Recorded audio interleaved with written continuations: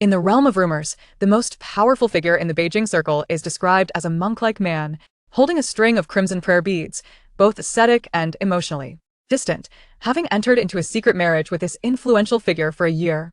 Shi Jingye finds herself seeing only substantial monthly bank transfers from him, never the man himself. On Valentine's Day, while engaging in a game of daring at a bar, she drunkenly loosens her belt, only to discover that the man before her is none other than her elusive husband. Chapter 1. The fiery kiss of the Beijing night. As night falls over the capital, a cool breeze stirs.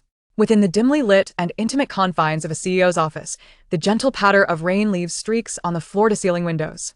A single beam of light refracts through the glass, casting blurred yet overly intimate silhouettes of entwined bodies.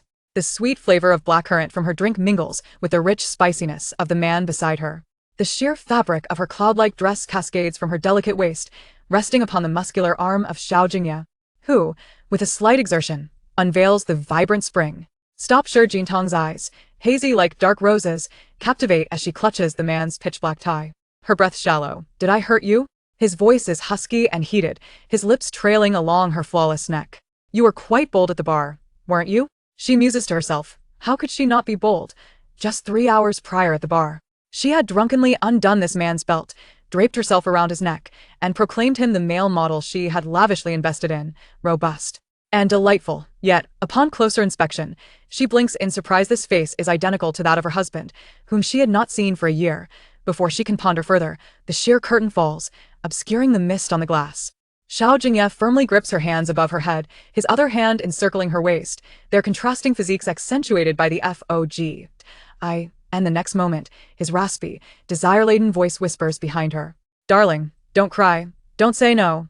Crying won't help, nor will saying no, he adds, the sound of his crimson prayer beads clinking against glass mingling with the cool evening breeze, heightening her senses. Shi Jingye's lips part slightly, ready to speak, when she suddenly hears someone calling her name. Jingye? Wake up, it's almost time for you to go on stage and present the award, hurry up. At the sound of her manager, Fu Wan, her eyes flutter open. After a deep breath, she looks at him, relaxing against the sofa's back, trying to steady her emotions. Another dream over the past 2 months, she has repeatedly dreamt of that wild night. The heat of his body in her dreams starkly contrasts with the chill of that rainy night, lingering in her mind. Are you okay? Still feeling unwell? Fu Wan inquires, concern etched on his face as he hands her a pill from a bottle. You need to take folic acid in early pregnancy. Hurry and take it. Instinctively, her hand rests on her abdomen as she accepts the pill and places it in her mouth. I accidentally fell asleep, she replies, rubbing her temples. It's nothing, just a nightmare. This organizer is truly despicable. Fu Wan remarks coldly, glancing at his phone. How could they have you present an award to that scheming Qi Xuema? They know she used her financial clout to snatch your award, yet they proceed like this. As Shi Jingye applies her makeup, she pauses, taking a deep breath before smoothing her silken hair, a flicker of frost passing through her eyes. Well, let's see if she has what it takes to hold onto this trophy. At that moment, the host's booming voice interrupts her thoughts, and the live camera focuses on Shi Jingye. Congratulations. Now, let us welcome our award presenter, Shi Jingye, to the stage to present the trophy to the winner. In that instant, as she faces the camera, the darkness in her eyes dissipates, replaced by a frosty yet alluring smile that graces her exquisitely made-up face. She gracefully lifts the hem of her red velvet gown, her every movement accentuating her perfect curves, her superior height and slender waist, making her long legs glisten as they glide across the stage. Wow, Shi Jingye is breathtaking. She truly lives up to the title of the pinnacle of beauty among entertainment stars. What good is beauty if she didn't win an award, merely a presenter to ride on someone else's coattails? Yet, Qi Xuema's latest drama is so cringeworthy. I think Shi Jingye's performance in The Duel Feast was exceptional. Why wasn't she the one to win? Qi Xuema has powerful backing. Poor Shi Jingye, finally with a worthy piece of work, yet it was snatched away. As Shi Jingye walks past the audience, she hears their murmurs clearly, maintaining her composed demeanor while a bitter taste lingers in her heart. You've lost to me. At that moment, Qi Xuema's triumphant voice reaches Shi Jingye's ears. Oh, lose to her. Shi Jingye entered the entertainment industry at 17, debuting in a girl group as the center, with awards in singing and dancing that could fill a small mountain. However, after a leg injury 2 years ago prevented her from dancing, she transitioned into acting. Her dramas had faced ridicule until early this year when she achieved a minor breakthrough. All her co-stars from the same production received accolades, and Shi Jingye believed she could finally make her mark as an actress with this drama, only to find that the award had already been claimed by another. The news stated that the award was given to her arch-nemesis, Qi Xuema, by the investors, and those investors are Shi Jintang's secret husband. But soon, that will change. You truly deserve this award, Shi Jintang says, her voice clear yet soft, laced with admiration. After all, you knelt before Xiao Jingye for this trophy. If I were him, I would reward you for such submission, Shi Jintang. Don't twist the truth, it's clearly. However, you are right in terms of servitude. I admit I have lost you. Shi Jintang rises slowly, looking down at the shorter Qi Xuema with a detached smile. After all, Xiao Jingye requires me to do his bidding. Relax, okay? I beg you, though she has only asked once. You're only good with that sharp-tongued Qi Xuema grits her teeth, maintaining a smile for the cameras on stage. Thank you, Shi Jintang. The host beams after the trophy is awarded, engaging her in conversation. It's well known that your work The Dual Feast is quite remarkable, and we can see significant progress in you. Thank you, Shi Jintang nods graciously. Now, with so many interactions and amusing moments on set, could you share what performances from your co-stars are worth emulating? Teacher Qin's emotional scenes are truly commendable. Holding back tears until they drop is incredibly challenging, as well as Sister Yu's action sequences. Shi Jintang earnestly praises her seniors, pausing when it comes to Qi Xuema. What do you think of Teacher Kai's performance? This Shi Jintang's difficulty is evident to all. It's quite difficult to evaluate him. At that moment, she can barely suppress the urge to retch. Shi Jintang, are you okay? The host's smile falters, a look of concern replacing "I-T-U-M." Shi Jintang's face betrays her discomfort as she covers her mouth, retching once more. Meanwhile, the live broadcast comment section erupts. This is hard to evaluate. I'm about to vomit. Haha. Shi Jintang is totally me. Qi Xuema's financial clout to steal the award is utterly disgusting. Ha. At this moment, not securing the Jintang award has led to some awkward theatrics. What qualification does her abysmal acting, which even causes her to flutter her eyelashes whilst portraying a corpse, have to ridicule my beloved Xuemo? My dear Tang Tang has merely been unwell lately, alright? Just yesterday, while promoting her new drama, she was photographed vomiting. Does that mediocre actress, Qi Xuemo, truly merit my Tang Tang scorn? Surely, she is intentionally mocking Qi Xuemo. Otherwise, what an uncanny coincidence it is for her to retch here. Is she perhaps pregnant, experiencing morning sickness? Chapter 2. Are you pregnant? Don't say it really. Just a few days ago on the variety show, she kept throwing up. Could it be that her private life is so chaotic and she is pregnant before marriage? Stop spreading rumors.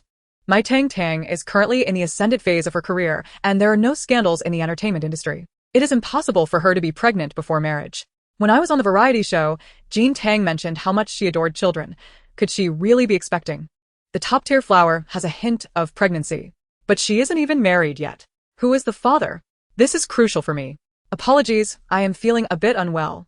Shi Jintang endeavored to maintain an appearance of normalcy before extending her congratulations to the awardees.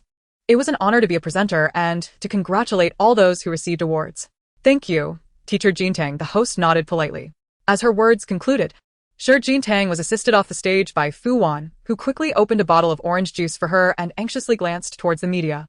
Oh no. These reporters couldn't have truly guessed that her little goose was pregnant, could they? Ah! Suddenly, Qi Xuema shouted and unexpectedly leaned forward, tumbling to the ground, her trophy slipping from her grasp and shattering upon impact. Crash! The glass trophy shattered into countless pieces, beyond repair. At that moment, tears welled in Qi Xuema's disheveled eyes as staff rushed to help her. This was not an award that Qi Xuema deserved. And it was best that she had dropped it herself. Meanwhile, not far away, a man leaned slightly against the metallic railing of the loft, his impeccably tailored suit accentuating his broad shoulders and trim waist. The aura of elegance and nobility radiated under the lights, while his piercing gaze, hidden behind gold-rimmed glasses, fixated on Shi Jintang with an insatiable yearning. The family doctor mentioned that she hadn't undergone a physical examination in the past 2 months.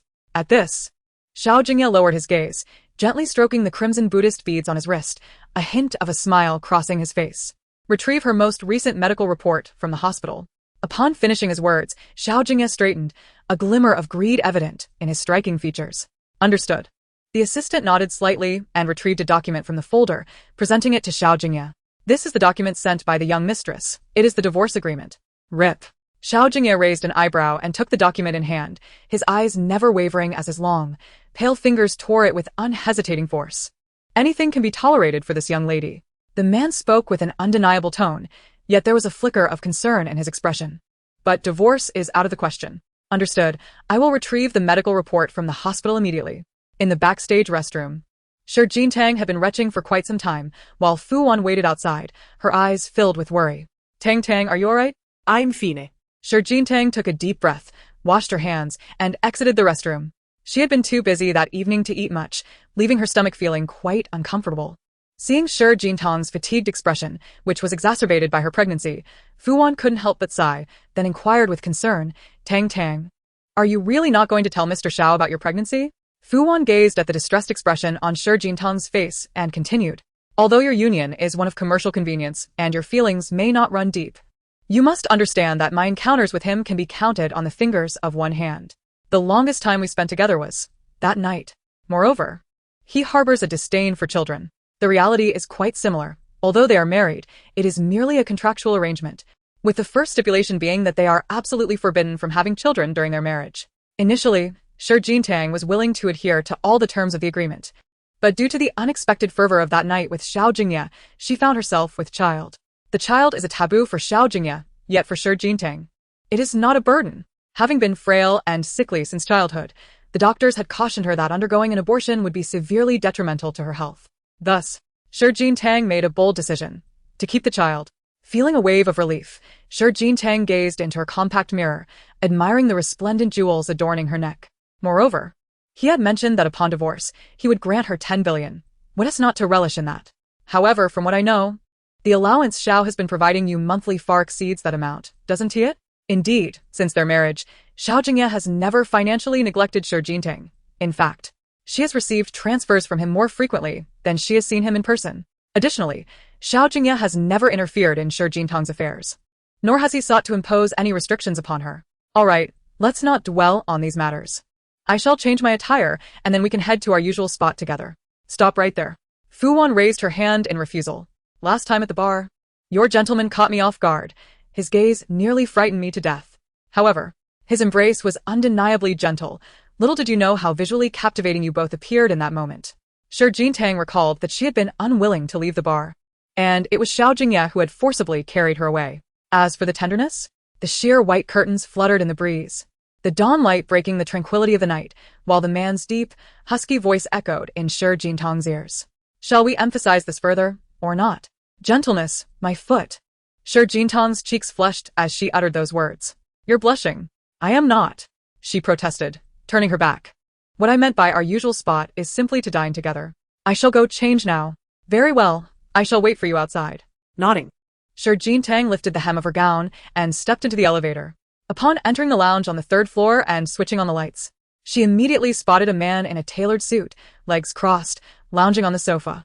He reclined lazily against the backrest, his arms resting nonchalantly, fingers idly toying with a crimson bead that he would often wear. His striking profile was enough to enthrall anyone.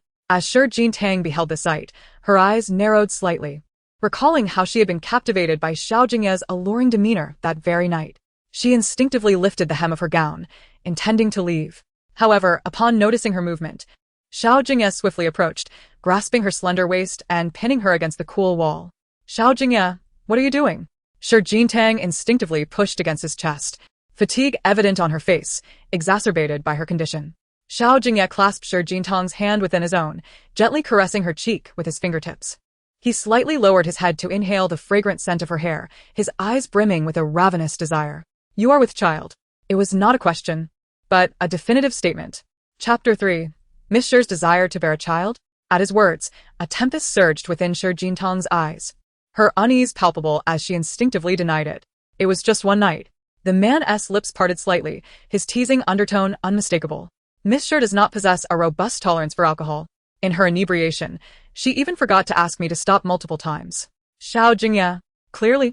Shi Jintang could no longer maintain her composure.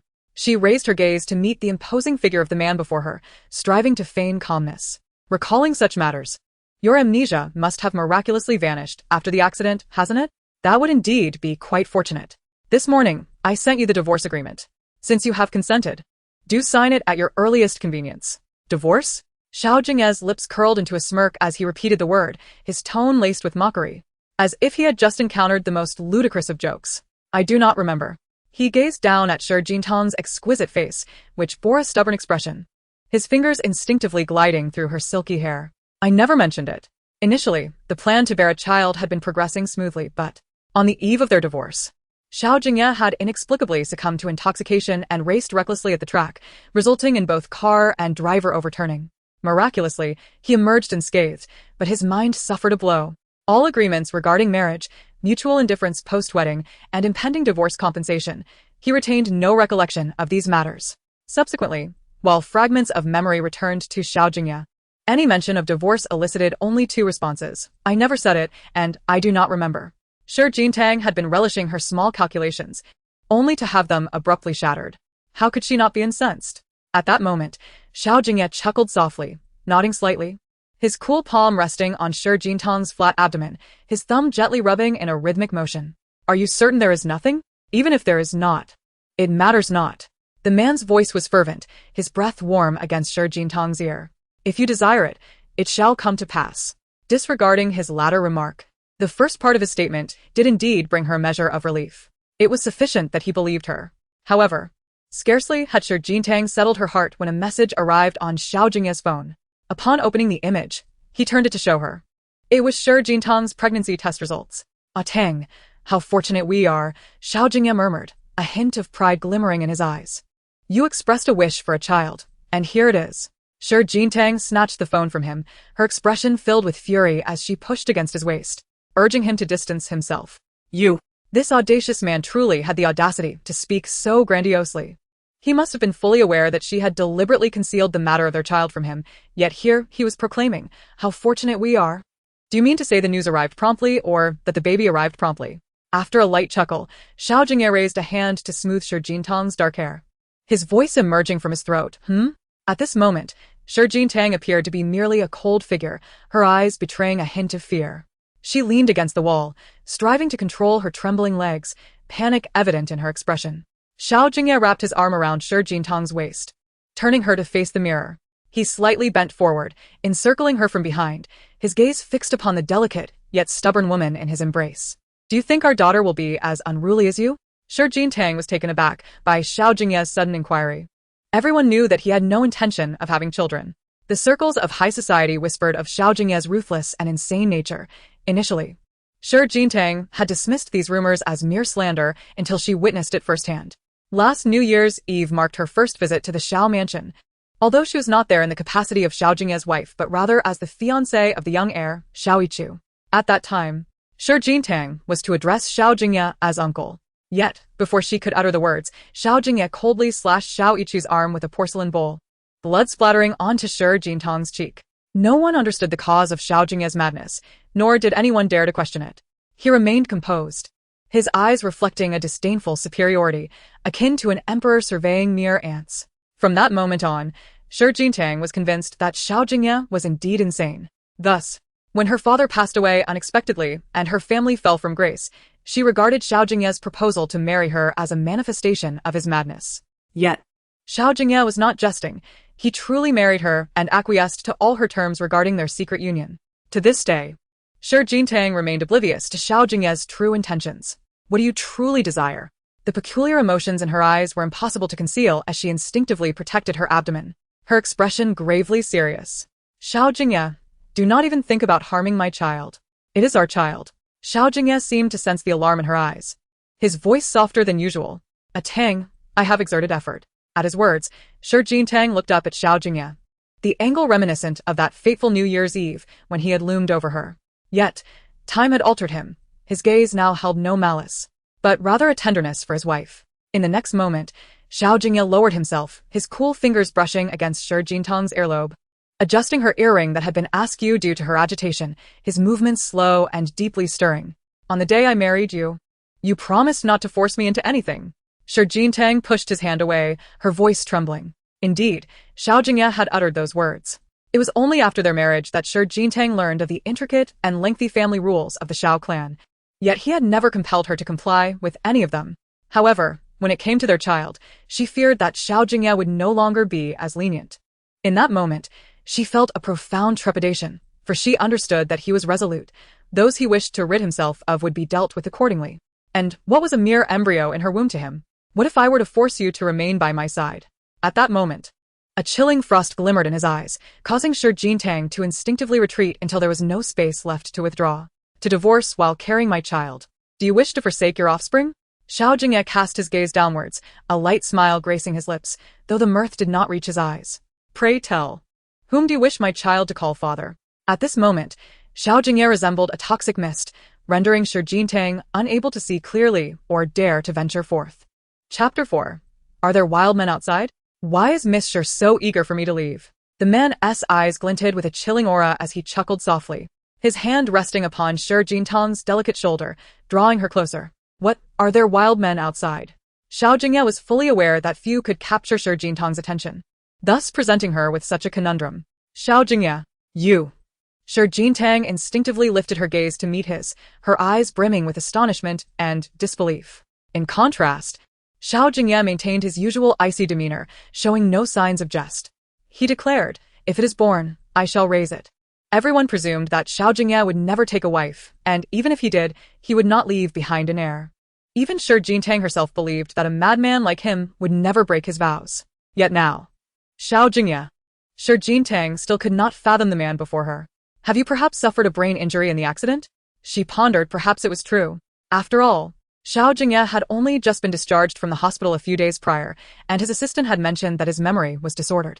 No wonder he would complain of a headache at the mere mention of divorce, claiming to have never spoken of it or simply not remembering. Upon hearing Shi Jingye's words, Xiao Jingye leisurely removed his gold-rimmed glasses. He gently supported the woman's back, pushing her against the wall. In her flustered state, Shi Jingye inadvertently hit the switch for the lights. The lounge was engulfed in darkness, with soft moonlight streaming through the pristine glass, caressing Xiao Jingye's profile. Do you know why I had the accident? His voice was husky, mingling with warm breath that danced around Shi Jingye's ear, intoxicating in the stillness of the night. Hearing his voice sent a shiver through her, and she unconsciously tightened her grip on her dress, a hint of tension permeating her breath. Only a madman would dare to drink and drive. The first time it was in the car, Xiao Jingye murmured. His gaze filled with infinite affection as he lowered his head, burying his lips in the crook of her neck. I thought of you while speeding. I was too vigorous. I apologize, my strength was excessive. Suddenly, Shi Jingye recalled his words. Though he uttered an apology, his tone was steeped in pride, devoid of any true contrition. With this thought, her cheeks flushed in an instant, the coolness of his lips against her neck bringing forth memories of their wild night together. The cacophony of the bar, the reckless abandon of drunken revelry, the possessive kisses, and his austere suit, the heated car seats, and the genuine leather sofa in his office. Day and night of indulgence. Chaos for the mind and spirit. At this moment, the moonlight was as soft as silk, echoing the same allure that whispered in Shi Jingye's ear. The atmosphere thick with the same ambiguity as that fateful night. You truly are consumed by desire. Shi Jingye's voice was softer than usual, yet it resonated with clarity. She pushed against Xiao Jingye's waist with force, then reached for the light switch again. The lounge brightened once more, allowing Shi Jingye to behold Xiao Jingye's striking features. His demeanor was composed, his thick brows hinting at a trace of joy, his gaze tender and affectionate. Even his elegantly chiseled nose and thin lips were adorned with a subtle smile. This seems to be the first instance where Shi Jingye witnesses Xiao Jingye bearing such an expression. Previously, he always maintained a stoic demeanor, speaking no more than 3 sentences during their conversations. However, he appears to have undergone a significant transformation since the accident. In any circumstance, I could not afford to offend Miss Shi's dignity. Xiao Jingye, lost in his own thoughts, raised a hand to adjust the misaligned necklace of Shi Jingye, asserting, "What you ask for, I must provide. Anything?" Upon hearing this, Shi Jingye let out a cold smile, her elegantly curled eyelashes lifting slightly, her gaze as frigid as frost. In the presence of Mr. Xiao, it seemed that Miss Qi held greater sway, as her disposition was notably pliable. Although Xiao Jingye did not coerce her into terminating her pregnancy, Shi Jingye could not forget the humiliation she endured that evening. The reason this award was snatched away was due to the interference of the investors, namely the Xiao family, who designated that the only recipient could be Qi Xuema. It must be quite a burden for Mr. Xiao to lower himself to meddle in the entertainment industry. As far as Shi Jingye knew, Xiao Jingye, as a distinguished figure at the pinnacle of the business realm, oversaw numerous subsidiaries under his group's vast umbrella. While he dabbled in various industries, the entertainment agency was of little concern to him, leaving its affairs to subordinates. Yet here he was, inexplicably entangled in the affairs of a trivial award, all for the sake of that pure and innocent Qi Xuema. The absurdity of it made Shi Jingye want to laugh in frustration. She could kneel 10 times. Yet it would never equate to a single word from him. Xiao Jingye discerned the disappointment in Shi Jintang's eyes. His voice remained calm, yet emotions surged within him. I will send someone to investigate and provide you with an explanation. In the past, Shi Jintang had expressed her desire for Xiao Jingye to refrain from involving himself in her work, and thus he had respected her wishes, never prying into her affairs. Today, it seemed that the young lady of the Shi family was considerably agitated, compelling Xiao Jingye to take notice. Upon hearing his words, Shi Jintang's eyes widened in astonishment, only to feel her waist tighten as Xiao Jingye effortlessly lifted her and placed her on the sofa. Before she could fully comprehend the situation, the man knelt before her, awkwardly assisting her in removing her high heels. What are you doing? The sight of the considerably taller Xiao Jingye suddenly kneeling down felt quite unfamiliar to Shi Jintang. Those two words rendered her momentarily speechless. Home. Did she still possess a home?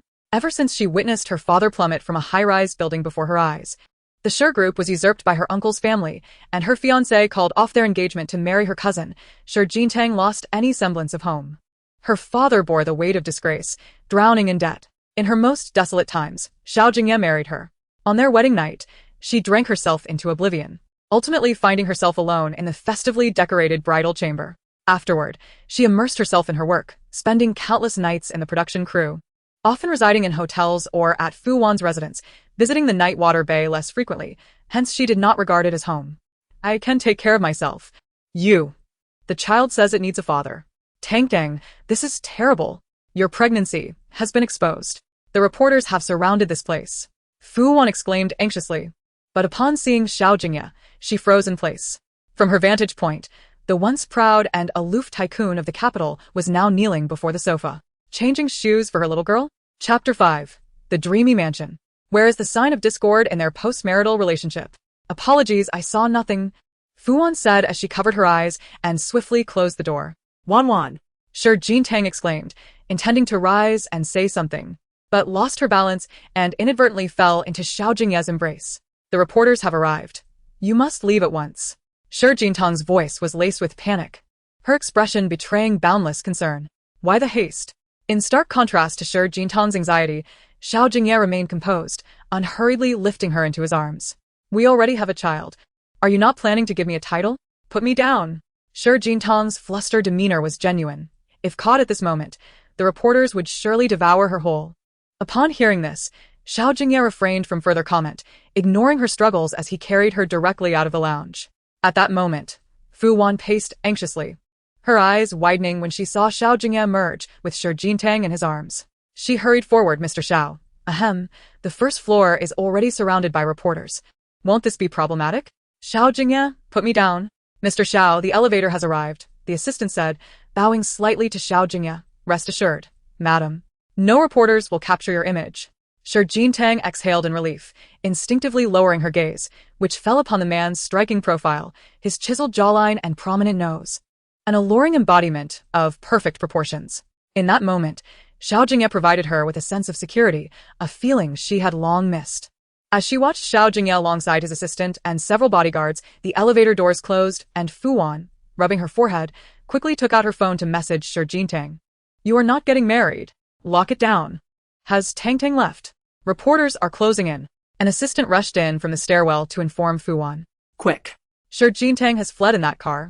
Despite the reporters' relentless pursuit, they were only left with the fleeting silhouette of a sleek black luxury vehicle racing away. Damn. When did this little girl become such a fast runner? What a pity.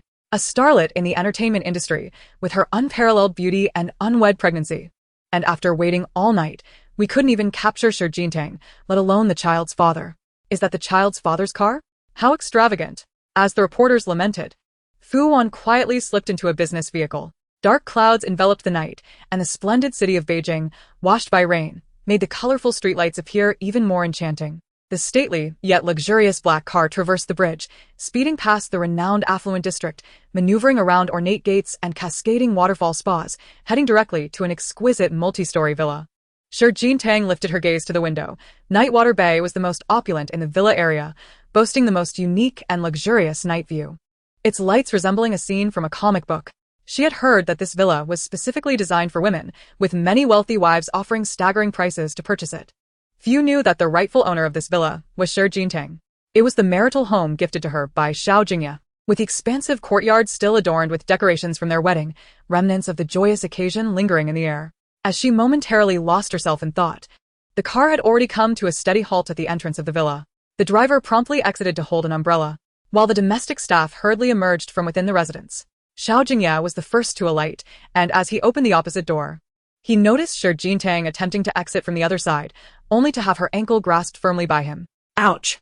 Xiao Jingye exclaimed, and in the next instant, she found herself pulled into his embrace, his strong arms encircling her slender waist, shielding her delicate skin from the slightest drop of rain. "Thank you, Sister Su. I happen to be quite hungry." Xiao Jingye expressed her gratitude with a smile before turning to walk away. "Where are you going?" Xiao Jingye inquired leisurely, while unbuttoning his suit jacket. "Of course, to the dining room, unless you are not hungry." "Madam, the dining room is this way," a maid interjected, guiding Xiao Jingye forward. "Please, after you." Coughing softly, Xiao Jingye lowered her gaze, and Xiao Jingye chose not to comment further, instead walking alongside her with his arm around her shoulders towards the dining area. Inside, the crystal chandelier radiated a brilliant light, illuminating a variety of exquisite dishes. Xiao Jingye took his time serving her, methodically placing food on her plate, yet she barely touched her meal. "Not to your taste?" Xiao Jingye instinctively turned away, but due to her lack of appetite, it only resulted in her eyes reddening as she retched.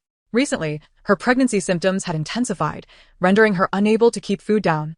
And even when she managed to eat, it often ended in a bout of vomiting. Observing this, Xiao Jingye supported her back and brought a glass of juice to her lips, then commanded, "Replace the dishes. Prepare them anew." Noticing Xiao Jingye's demeanor, the maid nodded slightly and stepped forward to assist Xiao Jingye. "Madam, let me escort you to your room." As he watched her retreating figure, Xiao Jingye set down his glass, loosened his tie, and unbuttoned the first button of his shirt. He reached for a cigarette from the pack, but paused before lighting it. Upon reflection, he discarded it into the trash. "We have a pregnant lady in the house. She cannot endure the scent of smoke. Arrange for several doctors experienced in caring for expectant mothers to come to the house," he instructed, leaning back in his chair to rest his eyes. "Additionally, bring over a few capable chefs and nutritionists." "Madam is pregnant?" Sister Sue's eyes widened in astonishment. "Young master, does she intend to carry the child to term?"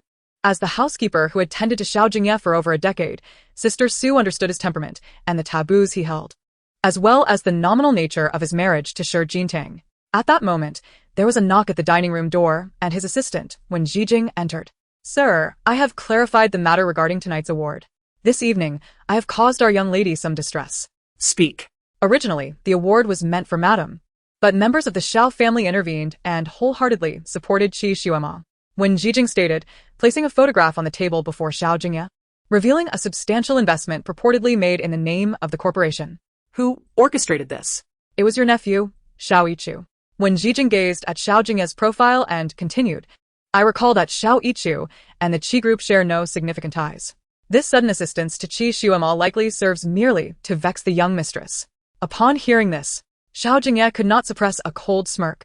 The golden-rimmed glasses he wore glimmered with a chilling sheen, and his eyes, sharp and frigid, exuded an air of frostiness. He had been preoccupied with dealing with the remnants of the Xiao family abroad, momentarily forgetting about this insignificant pest. Xiao Jingye turned his gaze to the expansive window. Despite the rain-soaked night, the view of Yeyue Bay was exquisite. The rain had likely enhanced the beauty of the night scene at the back mountain of the mansion. "You should personally invite that young prince of the Xiao family to the back mountain to appreciate the scenery," he instructed. "Understood," Wen Zhijing replied with a slight nod, then glanced at her wristwatch. Standing in the rain and enduring the cold wind from midnight until dawn, it seemed that the young prince would find little peace tonight. Ultimately, it was she who had to bear the burden. Xiao Jingye rubbed his temples and notified all affiliated agencies that such an incident must not occur a second time. "Yes." Wen Zhijing sighed before continuing, "I just met with the young mistress's manager, Fu Wan. She mentioned that the recent award snub has greatly affected the young mistress." At this, Xiao Jingye massaged his brow, raising his hand slightly. After Wen Zhijing nodded, she turned to leave. On the third floor of the villa, within the master bedroom, the lights remained off, illuminated only by the warm yellow glow from the walls, dim yet sufficient. After a brief pause, Xiao Jingye emerged from the bathroom, instinctively covering herself with a towel upon catching sight of Xiao Jingye's back. "I had someone heat up milk for you. Drink it to soothe your nerves." "Thank you." The man was clad in a bespoke white shirt and black trousers, the cuffs rolled up several times, revealing the defined lines of his arms even in the dim light. From Shi Jintang's perspective, Xiao Jingye, standing nearly 6 feet 3 inches tall, had broad shoulders and a narrow waist, his long legs accentuating a subtle allure with his slight upward tilt of the head. Has Xiao Yichu caused you any distress lately? After a prolonged silence, Xiao Jingye turned his head to inquire, his voice revealing neither joy nor anger. Since marrying you, I have not seen him, Shi Jintang replied, shaking her head slightly. He does not deserve to trouble me. Undoubtedly, Shi Jintang harbored a deep resentment towards Xiao Yichu. Despite having shared a blissful university life and a 2-year romantic engagement, the blow she endured from her father's death was compounded by Xiao Yichu's betrayal. Jintang, let's break off the engagement. You know the Xiao family's strict rules. My father and grandfather would never allow me to marry a girl like you to be the young mistress of the Xiao family. I am sorry. But I prefer Shi Yunan. We are already together. The Xiao family would not tolerate a woman like him, yet Xiao Jingye had married her. Preferring Shi Yunan? That was his uncle's daughter, who had always enjoyed competing with Shi Jintang for toys. Little did Shi Jintang know that Shi Yunan had taken an interest in Xiao Yichu. Nor could she have anticipated Xiao Yichu's treachery. It was he who orchestrated tonight's events. Xiao Jingye's voice cut through Shi Jintang's thoughts, prompting her to rise in indignation, her eyes blazing with fury. Despicable. Such an occurrence shall not transpire again. Xiao Jingye turned to face Shi Jintang, leisurely raising his leg to approach her. I've been too busy lately and have neglected you. In the next moment, Shi Jintang felt a sudden chill on her wrist, instinctively looking down. It was a bracelet crafted from exquisite pink diamonds, each dazzling gem radiating a brilliant light, intertwining like a dance of luminescence, showcasing an extraordinary elegance. As it swayed gently on her wrist, it resembled a charming pink Roland, both playful and intoxicating, like a kiss. It seemed perfect for you, at first glance. How beautiful, she thought. Although Shi Jintang, as one of the entertainment industry's leading ladies, had endorsed luxury jewelry before, this bracelet surpassed any she had ever seen. This evening, I've put my dear miss through some distress. Xiao Jingye's voice was low and steady, as he tenderly caressed her cheek with his fingertips. If you like the gift I have brought, you won't be upset. His husky tone, coupled with exquisite gentleness and alluring gestures, was captivating. Shi Jintang raised her gaze to meet Xiao Jingye's features. His deep-set eyes were shrouded in darkness, concealing his true emotions, yet his visage was enough to leave one spellbound. Lost in a trance. Shi Jintang, she called his name, stepping slightly closer. After the accident, have you truly forgotten anything? In response to her inquiry, Xiao Jingye's strong arm encircled her waist, leaning forward to protect her abdomen as she naturally reclined onto the soft sofa. Are you really interested in discussing what I recalled while driving? Not at all. In the dim light, Shi Jintang's cheeks flushed once more. I'm tired and need to sleep. Xiao Jingye allowed her to escape his embrace, leaning back on the sofa, watching her retreating figure with a soft chuckle. In the distance, Shi Jintang sat before the vanity, drying her long, dark hair with a hairdryer, which soon found its way into Xiao Jingye's hands. His movements were somewhat clumsy, occasionally causing her discomfort, yet he became more cautious upon hearing her gentle protests. After a while, Shi Jintang wrapped herself in a soft blanket and closed her eyes. Just as Xiao Jingye was about to leave the bedroom, he heard her voice. Xiao Jingye, thank you. He paused, turning slightly to gaze at the small mound formed by her blanket, pondering thoughtfully. On their wedding night, Shi Jintang was intoxicated, struggling to ascend the staircase while murmuring another man's name, Xiao Yichu. That night, Xiao Jingye left Nightwater Bay, engulfed in a haze of smoke in his office. Unable to find sleep. A year later, on the same day, in the same place, shadows intertwined in the dim light, indulging in their desires day and night. Shi Jintang softly called out his name. Xiao Jingye, I don't want this anymore. A tang, good night. That night, Shi Jintang slept soundly, but was awakened early by a phone call from Fu Wan. My esteemed little princess, did you sleep well last night? However, your dear manager did not fare as well, for the news of your pregnancy is already trending. Despite Fu Wan's humorously sardonic tone, it jolted the groggy Shi Jintang awake, sitting up in alarm. My pregnancy has been exposed. Chapter 7, trending at the top? The topic had dominated the trending charts for an entire night. Fu Wan lamented, resting her forehead in dismay. Despite the studio's considerable investment, the fervor was insurmountably high. Upon hearing this, Shi Jintang resigned herself to fate and once again collapsed onto the bed, absently running her fingers through her long hair. Wan, have I truly made a grave mistake? She pondered, a look of regret washing over her. How much will I have to compensate the brand now? Miss Shi, the president requests your immediate presence, came the stern voice of the secretary over the phone. Get up and come to the company. I will first face the president. Fu Wan took a deep breath, ready to embrace her fate. Wish me luck. After quickly setting her phone aside, Shi Jingye made her way to the bathroom. Once she had completed her simple morning routine and emerged, she encountered the newly arrived housekeeper. Su Xiao. Madam, you are awake, the housekeeper said with a slight bow and a smile. Breakfast is prepared in the dining room. And the young master has sent me to invite you. All right, I will change my clothes first. Please lead the way, Shi Jingye replied. Knowing that she was still unfamiliar with the place, Su Sa kindly guided her. Shi Jingye vaguely remembered visiting this wardrobe a few times, but each time had been in haste. This was her first time pausing to truly observe it. It resembled a fairyland for young girls, with a ceiling painted in a serene blue sky dotted with clouds.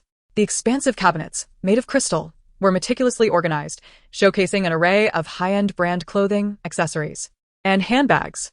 A diamond-studded full-length mirror exuded opulence. Whenever the seasons change or new collections arrive, the young master instructs me to refresh your wardrobe.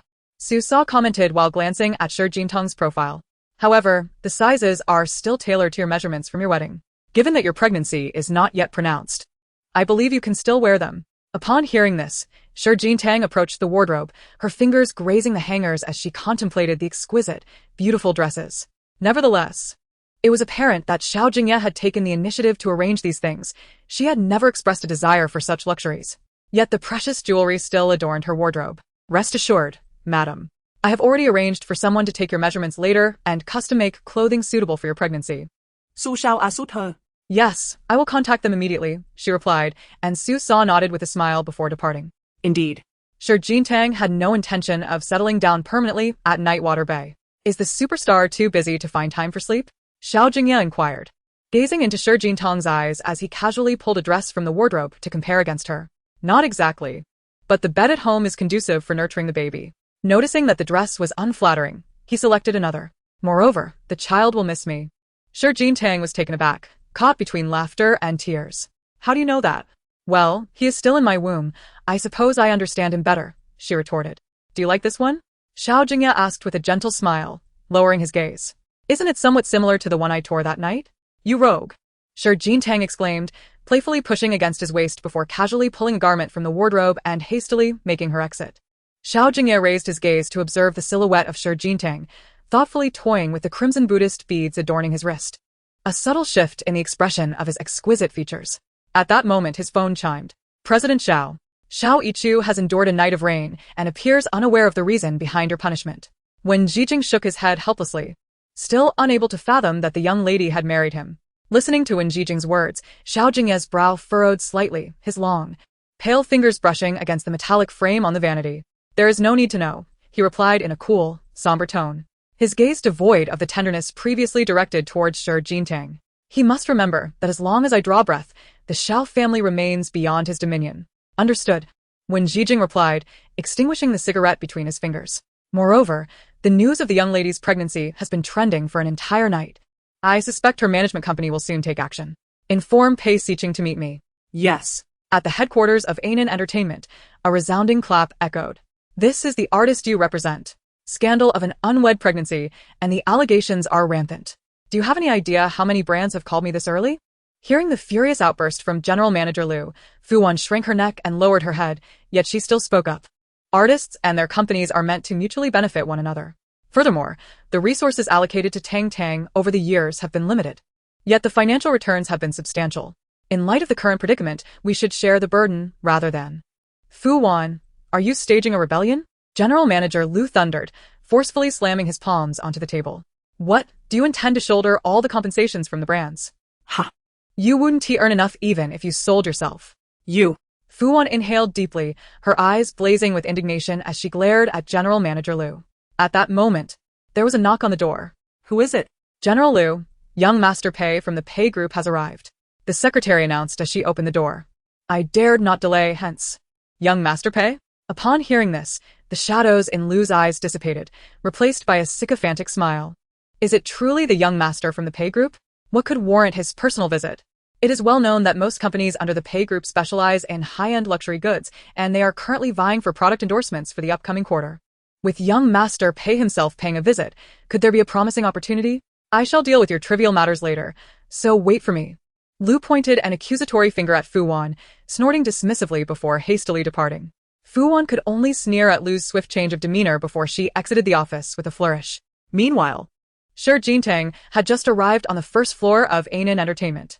As she stepped into the elevator, a meticulously dressed and charming woman followed closely behind. At the moment the elevator doors closed, Xiao Jingye heard the woman's provocative voice. Ruined by an old man, pregnant before marriage. Xiao Yunan observed Xiao Jingtang's profile with a cold smirk, her youthful visage displaying a sharp demeanor. You will surely become an object of scorn in the entertainment industry, sister. Your fall from grace will only make each who regret ever courting a woman like you. Chapter 8. Reclaiming what is rightfully hers. A fallen woman. At this moment, Xiao Jingye raised her hand to remove the sunglasses from her face, her eyebrows arching with curiosity as she gazed at Xiao Yunan, a playful smile gracing her lips. Are you introducing yourself?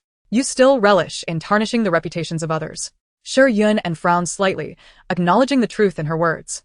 After all, it was common knowledge within the Xiao family that she had inherited her mother's notorious lack of decorum.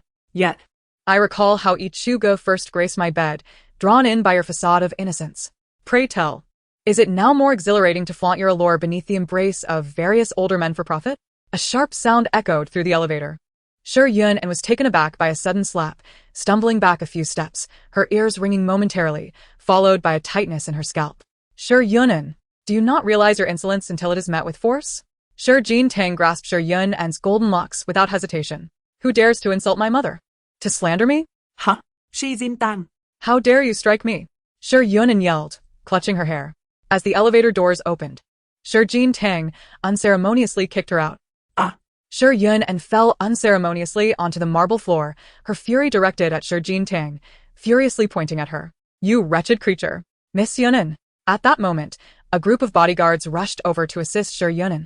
What happened to you? Arrest this wretch. She had the audacity to strike me. As she spoke, Xiao Yunan stepped forward, raising her arm to strike again.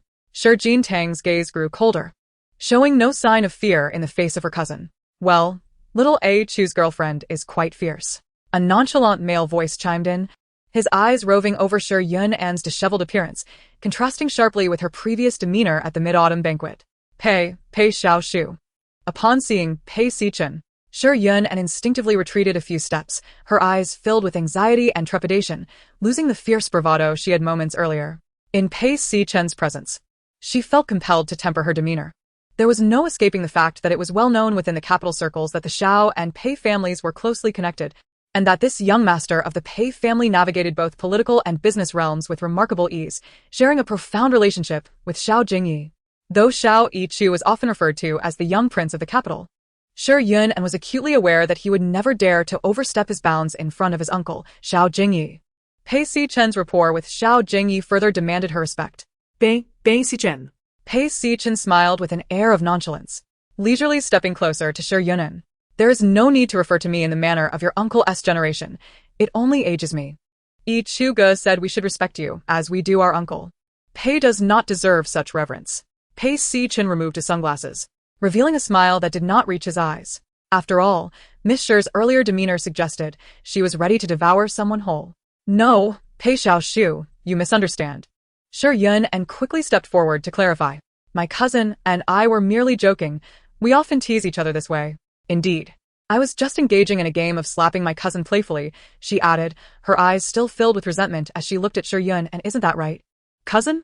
Pei Sichen could not help but chuckle at the words he heard, his bright, peach blossom-like eyes sparkling with amusement, making the distant Xiao Yunan appear almost comical. It seemed he had not wasted his trip on that icy figure, Xiao Jingye. This unfolding drama was one he relished. Ah. It appears the esteemed Pei Xiao has arrived at an inopportune moment. Cousin, is it not my turn to fan you? Xiao Yunan glared at Xiao Jingye, her grip tightening around her limited edition handbag, her nails leaving marks on the luxurious crocodile leather. Xiao Jingye, you, are you not? Xiao Jingye interrupted, a playful smile gracing her lips.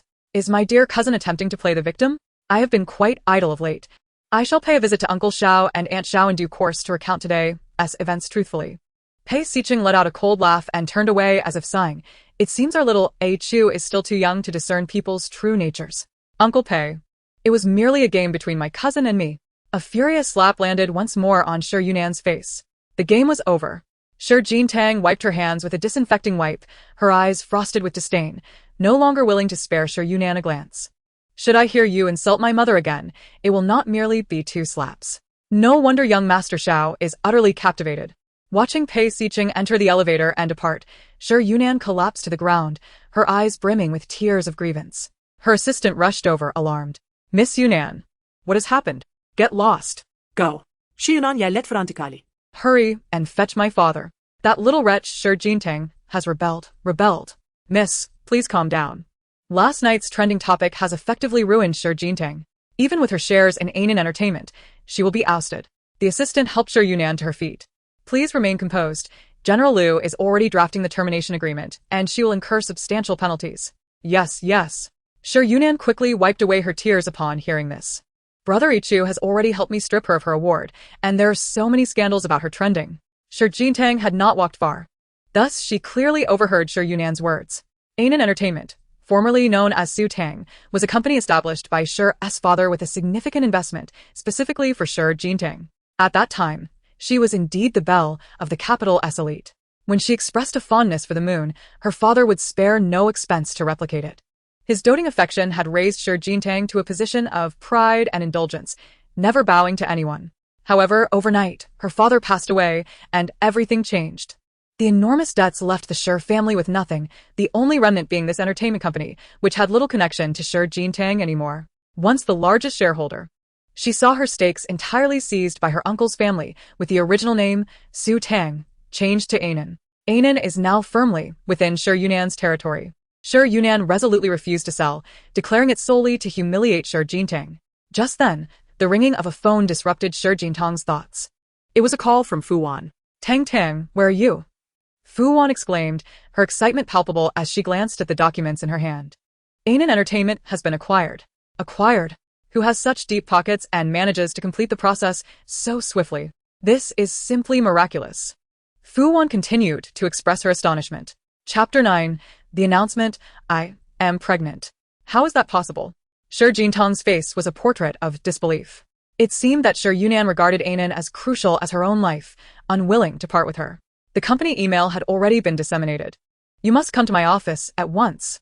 Upon hanging up the phone, Shi Jingye hurried towards Fu Wan's office, noticing the whispers among her colleagues as she passed through the workspace. As soon as she entered Fu Wan's office, Fu Wan eagerly showed her the email. Look, Humph. Just a moment ago, General Manager Liu was lecturing me. Fu Wan exclaimed, her irritation palpable, though she was oblivious to the identity of the acquiring party. Nonetheless, anyone would be preferable to Shi Yunan's family. It's Pei Xiqing, your brother? After perusing the email, Shi Jingye raised her gaze to Fu Wan, a hint of confusion in her eyes. Why would he suddenly? Who? Fu Wan scrutinized the email closely, her brows furrowing upon seeing Pei Xiqing's name. It must be a coincidence. You know my relationship with my stepbrother is far from amicable. Fu Wan expressed no doubt about this.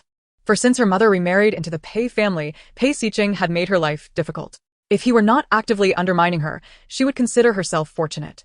How could she expect that young master to lend her a hand? However, this matter was not the primary concern. The online discourse was spiraling out of control, necessitating a strategic public relations response. Fu Wan lamented, massaging her temples in distress. I will handle it myself. Shi Jingye took a deep breath, gazing out the window. To me, a child is not a burden. Just then, a knock echoed at the office door. Come in. The visitor was a sharply dressed man, Pei Xiqing as assistant. Mr. Pei instructed me to deliver this to Miss Fu. The interview team will arrive in 10 minutes. Fu Wan accepted the folder with skepticism, glancing through it and revealing a look of astonishment.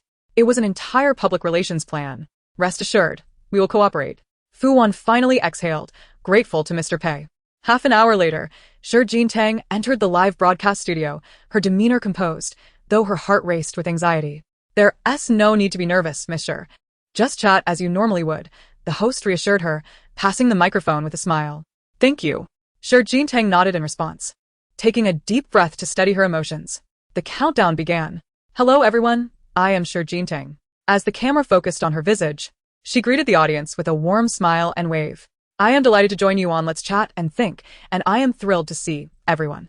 Meanwhile, the live stream's comments surged chaotically. No way, it's likely that my Tang gang is unwell, right? Just because she vomited, she's pregnant? That's overly sensitive. Exactly, and sure Jintang might just be alluding to the one who won the award yesterday. After all, her performance was dreadful, yet she still received accolades. My Tang Tang is no longer an idol. Even if she is pregnant, it's her freedom to love as an actress. Why are the haters so nosy? Come on, just tell us whether she is pregnant or not. The spectators are dying of curiosity. It is evident that our live stream fans are quite animated today, with a gentle nod and a smile. I glanced toward Sir Jintang. Everyone seems puzzled about yesterday's trending topic. Surely, Jintang feels the same? Indeed.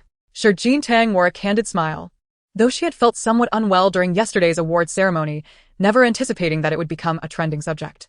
I noticed everyone discussing my bout of nausea, which is undoubtedly due to pregnancy. Sir Jintang nodded slightly, her demeanor warm and graceful, revealing, I am with child, already 8 weeks along. The host, taken aback by this revelation, saw the comments in the live chat surge rapidly. It's alright. No need to worry. No way. This must be a joke. My goodness. She is truly married and pregnant? My idol. What? The epitome of beauty in the entertainment industry is expecting? Is this even in Chinese? Ahem. I'm more curious about who the father is. Could it be the princeling Xiao Yichu? They were so sweet on that dating show. Step aside. Don't drag Xiao Yichu into this. They broke up long ago. Who is the father? Who? Who has made our goddess pregnant? Congratulations to Jintang on her impending motherhood. I smiled and nodded in blessing, reminding her not to forget to share the sweets with me. Absolutely. It is clear that our viewers are quite interested in the identity of the child's father. I ventured to inquire again. Would you like to discuss your husband, Jintang? The father of my child is a wonderful man. As Sir Jintang spoke of Xiao Jingye, a blush crept onto her cheeks. When I found myself in a predicament, unsure of how to proceed, he chose to marry me. In the next moment, Sir Jintang showcased her wedding ring before the camera. What a stunning diamond ring. For various reasons, we opted for a secret marriage. However, this does not affect our union, and I appreciate everyone's concern. With a twinkle in her eyes, Sir Jintang expressed her gratitude to her fans for their unwavering support, promising to continue delivering cinematic works. She also felt honored to be invited by the host, Xiang. My goodness, they've been secretly married for a year?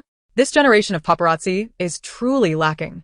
I'm so anxious. Internet users, let us mobilize. In 1 minute, I require all information on Sir Jintang's child's father. Still don't understand why they kept it a secret? Clearly, the father must be unattractive and greasy. And Sir Jintang fears embarrassment. How dare you insult my dear Jintang's privacy? To hell with your malicious comments. Could it be that the father is the princeling Xiao Yichu? After all, they were so sweet on that dating show. Enough. Don't drag Xiao Yichu into this. They broke up long ago. Could it truly be Xiao Yichu? The pinnacle of beauty in the entertainment world paired with the princeling of the capital? Imagine how beautiful the child would be. Just then, I expressed my preference for a robust and lively husband. Ahem. Fu Wan, upon hearing Sir Jintang's words, hastily coughed loudly, looking at her with utter confusion. What on earth is this talk? Chapter 10. Xiao Jingye, your wife is teasing you. When did Sir Jintang become so audacious? How could she possibly be unaware? Upon hearing Fu Wang's deliberate cough, Sir Jintang lowered her gaze and smiled faintly, then gently rubbed her forehead. In any case, I am not well acquainted with Xiao Yichu. Ha ha ha. Is my Tang subtly implying that Xiao Yichu is insincere? My dear sister, is that permissible? Deservedly so. Who told Xiao Yichu to flirt with other female celebrities while still in a relationship? Doesn't he seem all that impressive to me? Hee. Perhaps Sir Jintang's husband is a short, unattractive, and impoverished man, leading her to sour grapes. It must be some greasy middle-aged tycoon who has illicitly entangled with Sir Jintang. Such unspeakable matters are certainly difficult to disclose. The people upstairs seem rather familiar with this line of business. Are you, perchance, engaged in this type of work? What basis do you have to slander Sir Jintang without evidence? I'm dying of curiosity. Who exactly married my white moonlight? I'm waiting online, anxious. It appears that everyone is quite intrigued by the father of my child. Sir Jintang cast a gentle smile at the live stream camera, suggesting that it might be best to wait until the baby is born to see whom he resembles. Indeed, I am just as curious as the fans prior to the live stream. Reflecting on this, it was agreed that in the past, we likened Tang Tang to a flower on a high peak. Now that the prized flower is claimed, the fans are, of course, thrilled. Let us anticipate the arrival of Jintang's baby together. That concludes today's session. We shall meet again next time. Thank you all. Sir Jintang slightly bowed her head in gratitude while holding the microphone. As the live stream ended, Fu Wenk finally breathed a sigh of relief. In the office, after closing the door, Fu Wenk couldn't help but chuckle as she watched Shi Jingtang pour herself a glass of water. Ha ha ha. The way you subtly criticize Xiao Yichu. Wouldn't he be furious upon seeing that? The award that Qi Xuemal won was manipulated by him. After taking a sip of water, Shi Jingtang continued, only implying that once is quite generous of me. Is that despicable creature behind this? Fu Wenk's brows furrowed, and then she exhaled in relief. As long as it isn't Xiao, my fondness for him has increased ever so slightly. I thought he had been rather cryptic with him yesterday. At this point, a flicker of regret appeared in Shi Jingtang's eyes. But wait. Fu Wenk straightened up and addressed Shi Jingtang. Isn't it possible that he knows about your pregnancy? What if he pressured you into terminating the child? As she spoke, Fu Wenk began pacing anxiously. This absolutely cannot stand. We must not remain passive. If you wish to flee, I will immediately plead with Madame Pei. He stated, give birth to the child. I will provide for it. Shi Jingtang set down her cup and gently shook her head. I do not know what prompted such a rapid change in him, but his expression certainly does not appear insincere. Give birth? He no longer dislikes children? Fu Wenk grasped Shi Jingtang's hand, saying, if that is the case, then it is a joyous occasion for all. There is no need for divorce. Moreover, I observe that he treats you quite well. Do you think he may have sustained a head injury in the car accident a few days ago? Shi Jingtang queried curiously. He seems different lately. I heard that his accident was quite severe and that he even experienced amnesia. Fu Wenk's brow furrowed slightly. Have you asked him about it? As the evening descended, a wave of panic washed over Shi Jingtang at the thought that if he desired a child solely due to his amnesia, what would happen if, one day, he regained his memories? Would he compel me to terminate the pregnancy? This unsettling notion caused her wrist to weaken, causing the cup in her hand to tumble onto the table, spilling water that soaked her ink-painted qipao. Tang, do not let your thoughts spiral, Fu Wan swiftly reassured her, dabbing at the dampness on her attire. Years ago, my father was involved in a car accident while I was in the vehicle. He sacrificed himself to protect me. Fu Wan's voice tightened as she recounted, shaking her head slightly. I was 18 then, and I had vowed never to marry anyone but that particular person. However, after the accident, it felt as though I had brushed against death, and my perspective shifted dramatically. Perhaps, like me, Xiao Jingye came to some realizations during that harrowing moment. Fu Wan mused with a gentle smile, reaching up to smooth Shi Jingtang's disheveled hair. You are expecting a baby now, so try not to dwell on such thoughts. Shi Jingtang embraced Fu Wan, her eyes a tumult of emotions, particularly gratitude towards her friend. Thank you, Wan. What else there to think? Haven't we already faced hardships together? Fu Wan replied with a smile, continuing, though at the onset of the live stream. I thought you were going to reveal that you had married the only magnate in our circle. Impossible. Shi Jingtang shook her head with a hint of exasperation. Have you forgotten? The one who opposed my career in the entertainment industry the most was Xiao Yichu. So? He once told me that the Xiao family has strict rules. Daughters may engage in business, but not in the performing arts. Thus, Shi Yunan hesitated to debut, fearing she could not become Mrs. Xiao. Taking a deep breath, Shi Jingtang continued, similarly, should our relationship be made public, the Xiao family would undoubtedly pressure Xiao Jingye. I do not wish to put him in a difficult position. Now I understand, Fu Wan nodded in acknowledgement. I have met the elder of the Xiao family. He is indeed a formidable figure, uncompromising and unyielding. Keeping Xiao Zong's identity under wraps is prudent. At least you can still participate in those variety shows that were filmed prior. Just then, a light knock at the door interrupted them. The young assistant burst in, clutching a notebook, her face alight with excitement. It's trending. Wan, Tang. It's trending. What? What's trending? Fu Wan asked, covering her mouth in disbelief. Has the father of the child been exposed? Which media outlet uncovered this? I mean the trending search terms. Look, the assistant exclaimed, thrusting the notebook towards Shi Jingtang and Fu Wan. Explosive. Entertainment industry goddess Shi Jingtang officially announces her pregnancy secret marriage? Shi Jingtang admits the father of her child is strong and capable. Can this be said? 3 minutes. I want all the information on Shi Jingtang's baby daddy. Dog emoji. Ha ha ha. Fu Wan laughed heartily upon reading the second item. Tang. This is hilarious. Shi Jingtang, however, stared at the trending topics, her expression darkening. Help. How can such nonsense make it to the trending list? Am I insane, or is the trending list out of its mind? She stood frozen, rubbing her eyes in disbelief, confirming once more that indeed, her outrageous words had been splashed across the trending topics. Meanwhile, within the opulent heights of the SH Group's presidential office, situated atop the most luxurious edifice on Lingyun Poetry Avenue in the capital, A man absent-mindedly grazed the icy cubes within a crystal glass with his fingertips. As he perused the trending search terms, Xiao Jingye lounged elegantly in an extravagant office chair, a soft chuckle escaping his throat. He was well aware that Shi Jintang never hesitated to express herself. After all, she had once tugged at his belt, declaring that unless the car was thoroughly shaken today, no one would be permitted to leave. At that moment, Pei Xiqing, leisurely sipping coffee on the sofa, also caught sight of the trending topic. Xiao Jingye, your wife. She's teasing you. Chapter 11. There's no reason for him not to go mad. Teasing. Xiao Jingye silently repeated the word, his expression softening like an iceberg melting, a hint of self-satisfaction evident in his demeanor. He was accustomed to it. It was not the first time she had playfully provoked him. Pei Xiqing, noticing the change in Xiao Jingye's expression, leaped over the back of the sofa and approached the desk, leaning in closely to observe him. Xiao Jingye, do you want me to fetch a mirror for you to see your current self? Pei Xiqing's eyes sparkled with mischief. Is Shi Jintang a seductress? Has she ensnared your very soul? Unless there's something of importance, you may take your leave, Xiao Jingye replied indifferently, his focus unbroken as he opened a folder on the desk. Do you have a heart? I rose early to tidy up the mess left by that little seductress of yours, and just as I settle in, you're pushing me away? Pei Xiqing jabbed at the folder beside Xiao Jingye, exclaiming, what an ungrateful act. You're helping your sister Fu Wan. What does that have to do with me? Xiao Jingye remained impassive, engrossed in the documents before him. Helping her without her knowledge. What's your motive? Pei Xiqing leaned slightly, chuckling. You've suddenly become so compliant. I'm not accustomed to this transformation. We are one in marriage. There is no distinction between helping and not helping. Xiao Jingye's lashes lowered as he caressed the wedding ring on his fourth finger, a gentle smile gracing his lips. My young lady has been with me since her 20s. I have no reason to let her suffer. Thus, you're willing to forget the events of the past and leave an heir? Pei Xiqing's astonishment was palpable.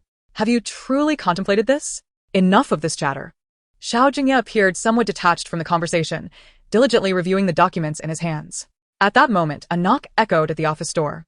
Come in, Mr. Xiao. When Jijing stepped forward to the desk, the old gentleman and the second master have both called, inquiring about the reason for punishing Xiao Yichu. Xiao Jingye did not even lift his eyelids, displaying evident indifference. It was only after a few minutes, having set aside the documents, that he took the phone from Wen Jijing's hand. Speak. Jingye? An elderly voice resonated from the other end of the line. Yichu is still young and naive. The punishment has been dealt. As her uncle, you should temper your anger. Is that all? Xiao Jingye irritably toyed with a lighter in his hand, impatience seeping into his tone. Hang up. I heard the little girl you married last year is pregnant? The elder hastened to add, coughing lightly. Now that your heart is unburdened and you wish to have an heir, a child may have me as their father, but not you as their grandfather. Xiao Jingye's demeanor was as if cloaked in a layer of frost, his words sharp and incisive. Just as I would never utter the word father to you. Jingye, cough. Cough. Do not. Before the elder Xiao could finish his statement, Xiao Jingye unhesitatingly ended the call and returned the phone to Wen Jijing. By the floor-to-ceiling window, the man stood tall, his gaze fixed on the endless splendor outside, yet he closed his eyes in agitation. After a moment, he lit a cigarette, the smoke curling around him, obscuring his expression. Mr. Xiao had dominated the business world for half a lifetime, his intelligence unmatched. Pei Shirchen observed Xiao Jingye's silhouette, shaking his head with a sense of helplessness, pondering how, after all these years, he remained oblivious to the reasons behind such behavior. In earlier years, the Xiao family would chastise Xiao Jingye, declaring that he was a spoiled child, the result of Mr. Zhao's late-life parenthood. Spoiled? Ha! Only Pei Shirchen understood that Xiao Jingye had never truly been pampered. The only person who loved him, his mother, had succumbed to poison when he was merely 10 years old. In that dilapidated, perilous warehouse, a specially concocted poison tormented his once resilient mother, her eyes turning crimson, as she coughed up dark blood that soaked Xiao Jingye's garments. Despite her suffering, she strove to protect her child. Yet, at that moment, no one could save her. Xiao Jingye watched as his mother fought in agony, her breath becoming shallow. Ultimately, in his embrace, she closed her eyes forever. That scene was like a tempest in the night, ruthlessly engulfing a tender heart, tormenting him day and night. In the ensuing years, Xiao Jingye walked on eggshells, living a life worse than death. How could he dare to speak to me of children?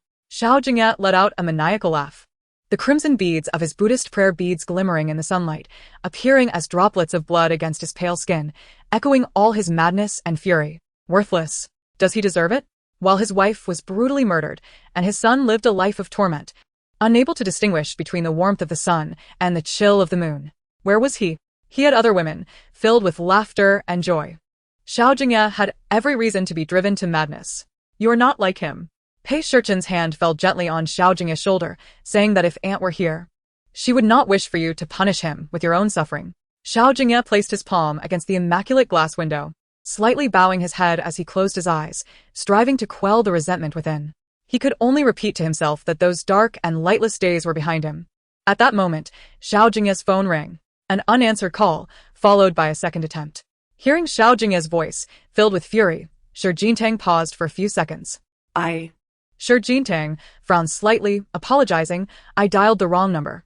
Upon hearing Shi Jintang's voice, Xiao Jingye finally glanced at his phone screen. I said dog. After a moment's hesitation, he added, there was suddenly a ferocious dog in the office. I yelled at it, not at you. Pei Shichen could no longer suppress his laughter. Xiao Jingye, are you experiencing a split personality? This voice, is it Pei Shichen? Shi Jintang's gaze fell once more on the email, confirming that the acquirer was indeed Pei Shichen. Earlier, during her conflict with Shi Yunan, it seemed that Pei Shichen had been subtly aiding her. Rumors in the capital suggested that Xiao Jingye and Pei Shichen shared a deep connection. It must be that Xiao Jingye was assisting her. As she contemplated this, Shi Jintang's eyelashes fluttered slightly. After a moment's hesitation, she spoke. In the evening upon hearing those words from Shi Jintang, Xiao Jingye interjected, inquiring what she desired for dinner, assuring her that he would have sister Su prepared in advance. Wow. The trending data. Fu Wan excitedly burst into the room. Tang Tang, come and take a look. After hanging up the phone, Fu Wan placed a cup of warm milk on the coffee table before Shi Jintang and eagerly gazed at the data on the computer. The endorsements for baby strollers, infant formula, and baby cream had drawn numerous brands to her within mere hours. Fu Wan gently caressed Shi Jintang's abdomen, exclaiming, who could have anticipated this? My dear friend is expecting a little treasure. Shi Jintang, taken aback by the revelation, was nonetheless captivated by the figures on the screen. Chapter 12. The Blossoming of the West Courtyard. The topic surged in popularity, with her fanbase skyrocketing as the entire internet sought out the identity of her child's father. All she had done was conceal her marriage and embrace pregnancy, and she had unexpectedly gained fame from it. Could this be real? After taking a deep breath, Shi Jintang touched her abdomen. The nation's little sister is secretly married and pregnant. I was utterly intrigued when I first heard you mention it.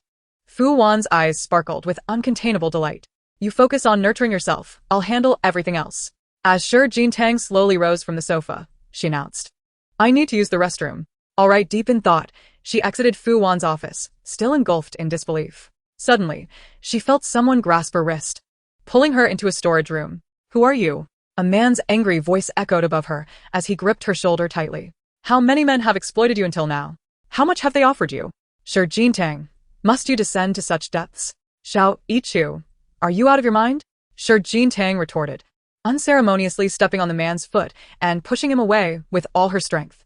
Soaked from the rain, the once formidable and captivating man now appeared visibly weakened. Due to his lack of strength, he stumbled back a few steps from her kick. If you're ill, go to the hospital. Don't die here. I want to be responsible for your corpse. A layer of cold frost enveloped her features as she nonchalantly arranged her hair. As for descending? Is there anyone more debased than you, Prince Xiao? You're nearly drained yet still peddling yourself? Shi Jintang, young master, the bodyguard, hearing the commotion, hurriedly knocked on the door. Young master, are you alright? Get lost. Xiao Yichu's eyes were bloodshot, and the discomfort coursing through him made him feel as though he were plummeting. Who is that old man? A year prior, someone had cleared the substantial debts left by Shi's father in one fell swoop.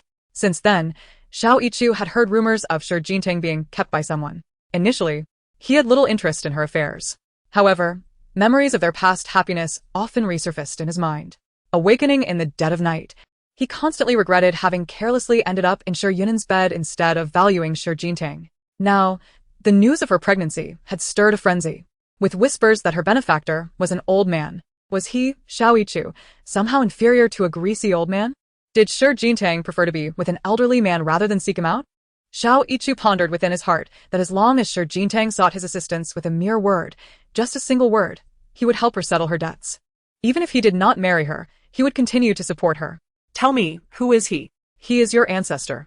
Shi Jintang regarded Xiao Yichu's frail appearance with a disdainful smirk. He is infinitely superior to you. At that moment, Shi Jintang looked at Xiao Yichu as if he were refuse. In the next instant, She decisively opened the door and strode out, her steps quick and unwavering. Upon hearing a voice, Xiao Jingye paused, turning around in a daze. Your family, the head of the household? Her eyelashes fluttered slightly, and she spoke slowly, Xiao Jingye. It was evident that Xiao Jingye was punishing Xiao Yichu on her behalf. Coughing violently, Xiao Yichu's knees buckled, and he collapsed to the ground. Young master, call an ambulance quickly. Xiao Jingye coldly observed the utterly weakened Xiao Yichu. Her mind drifting back to the question Xiao Jingye had posed to her the previous night. Has Xiao Yichu ever made you unhappy? It turned out he was not merely asking out of curiosity. Was it Xiao Yichu who was being carried away? At that moment, Fu Wan watched the imposing procession approach, wondering how Xiao Yichu had been so thoroughly harmed by Shi Yinan. He appeared as frail as if he had endured the burden of 7 lives. Where was the harm inflicted by Shi Yinan? Shi Jingye let out a soft laugh, her exquisite visage adorned with eyes as bright as stars, while her delicate hand, adorned with a resplendent ring on her 4th finger, rested on her abdomen. He is the father of my child. That night, a gentle rain began to fall in the capital, the dazzling neon lights piercing through the darkness.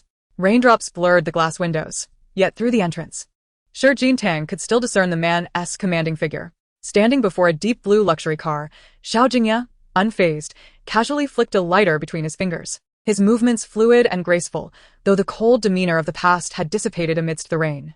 Noticing someone gazing at him, Xiao Jingye lifted his eyes and immediately spotted Shi Jingye. He then handed the umbrella to the driver, deftly unbuttoned his suit jacket, and stepped forward.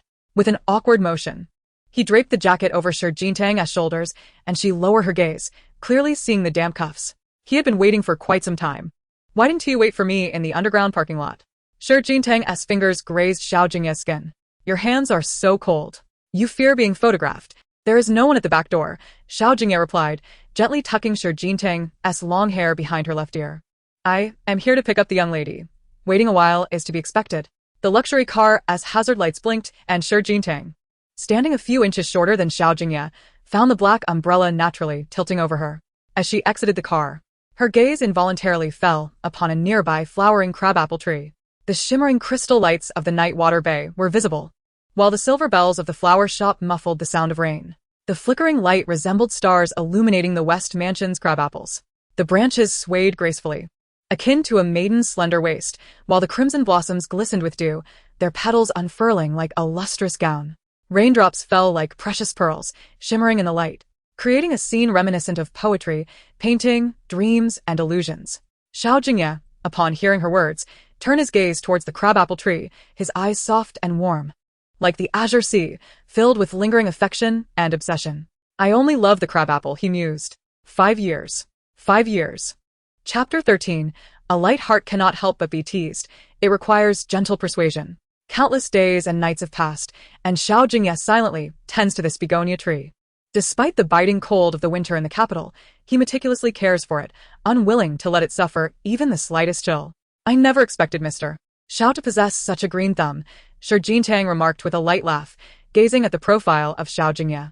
Indeed, it is a practice of self-cultivation, he replied, his tone lifting slightly. Shi Jingye, aware of Xiao Jingye's unpredictable temperament and his scant patience for others, was taken aback to see such tender care for a begonia tree bearing tart fruits. Self-cultivation? Xiao Jingye mused, his voice tinged with amusement as his fingers brushed against Shi Jingye's silky, raven hair. Yet you have not failed to irritate me. 1 year, the begonia tree bloomed resplendently, captivating countless admirers beneath the spotlight. That same year, Shi Jingye's romance with Xiao Yichu was the talk of the town. Indeed, Xiao Jingye's patience for people and matters was limited. However, all that he possessed was devoted entirely to Shi Jingye. As he observed her delicate silhouette, his gaze shifted once more to the begonia tree nearby, his brows lifting with an indescribable joy. This year, the fruits would surely be less sour. The depth of this sentiment was known only to him. In the restaurant, Shi Jingye sat listlessly at the dining table, her attention drawn to the television screen, which was broadcasting the news. It has been reported that the young heir of the Xiao family, the wealthiest in the capital, is soon to be wed. Recently, the elder of the Xiao family made an appearance at the launch event of the Shixiang Group's new product, personally endorsing his granddaughter-in-law. The reporter continued. But before Shi Jingye could absorb it all, the screen suddenly went black. Eat properly, Xiao Jingye instructed, lifting a spoonful of soup to serve her. Spend more time looking at me. I am healthier than he is. Cough, cough. Shi Jingye abruptly paused, choking on her juice. What on earth? She exclaimed, momentarily caught off guard by Xiao Jingye's teasing, which echoed her own past indiscretions online.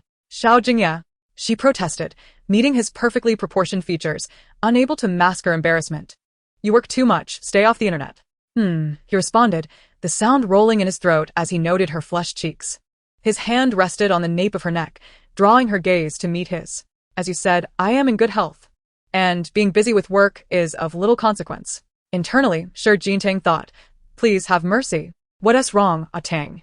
Are you concerned for me?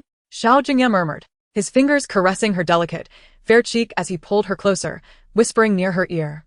It's nothing, if I move a bit more, you will feel better.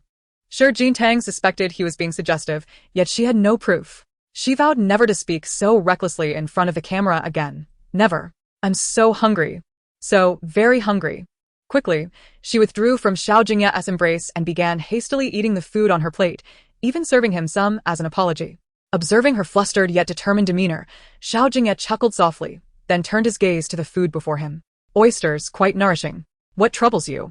As Shi Jingye gazed at Xiao Jingye, she blinked, but her smile froze upon seeing the contents of the dish. Who has a crush? Who told him to make up for it? Who said anything about coughing up? I never said that. In the face of Shi Jingye's flustered demeanor, Xiao Jingye merely raised an eyebrow, his expression brimming with amusement. That's not what I meant. Shi Jingye looked into Xiao Jingye's eyes and then glanced at the food on the plate. I. She was acutely aware that beneath the gold-rimmed glasses, his deep-set eyes held a hint of flirtation, rendering her powerless against him. Rogue. Shi Jingye, exasperated, pushed Xiao Jingye's hand away and attempted to rise and flee, only to turn around in indignation and face him again. Xiao Jingye sat languidly and elegantly, having removed his tie at home.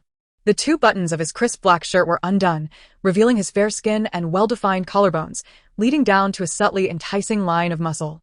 Under the spotlight, his slightly flushed lips complemented his allure, creating an exquisite charm. Xiao Jingye, Shi Jingye thought, rolling her eyes before letting out a light laugh. The belt is undone. The servant at the restaurant entrance widened her eyes slightly at this remark, quickly lowering her head. Shi Jingye thought she had avenged her teasing. But just as she was about to leave, she heard Xiao Jingye's calm, deep voice. Don't take it to heart.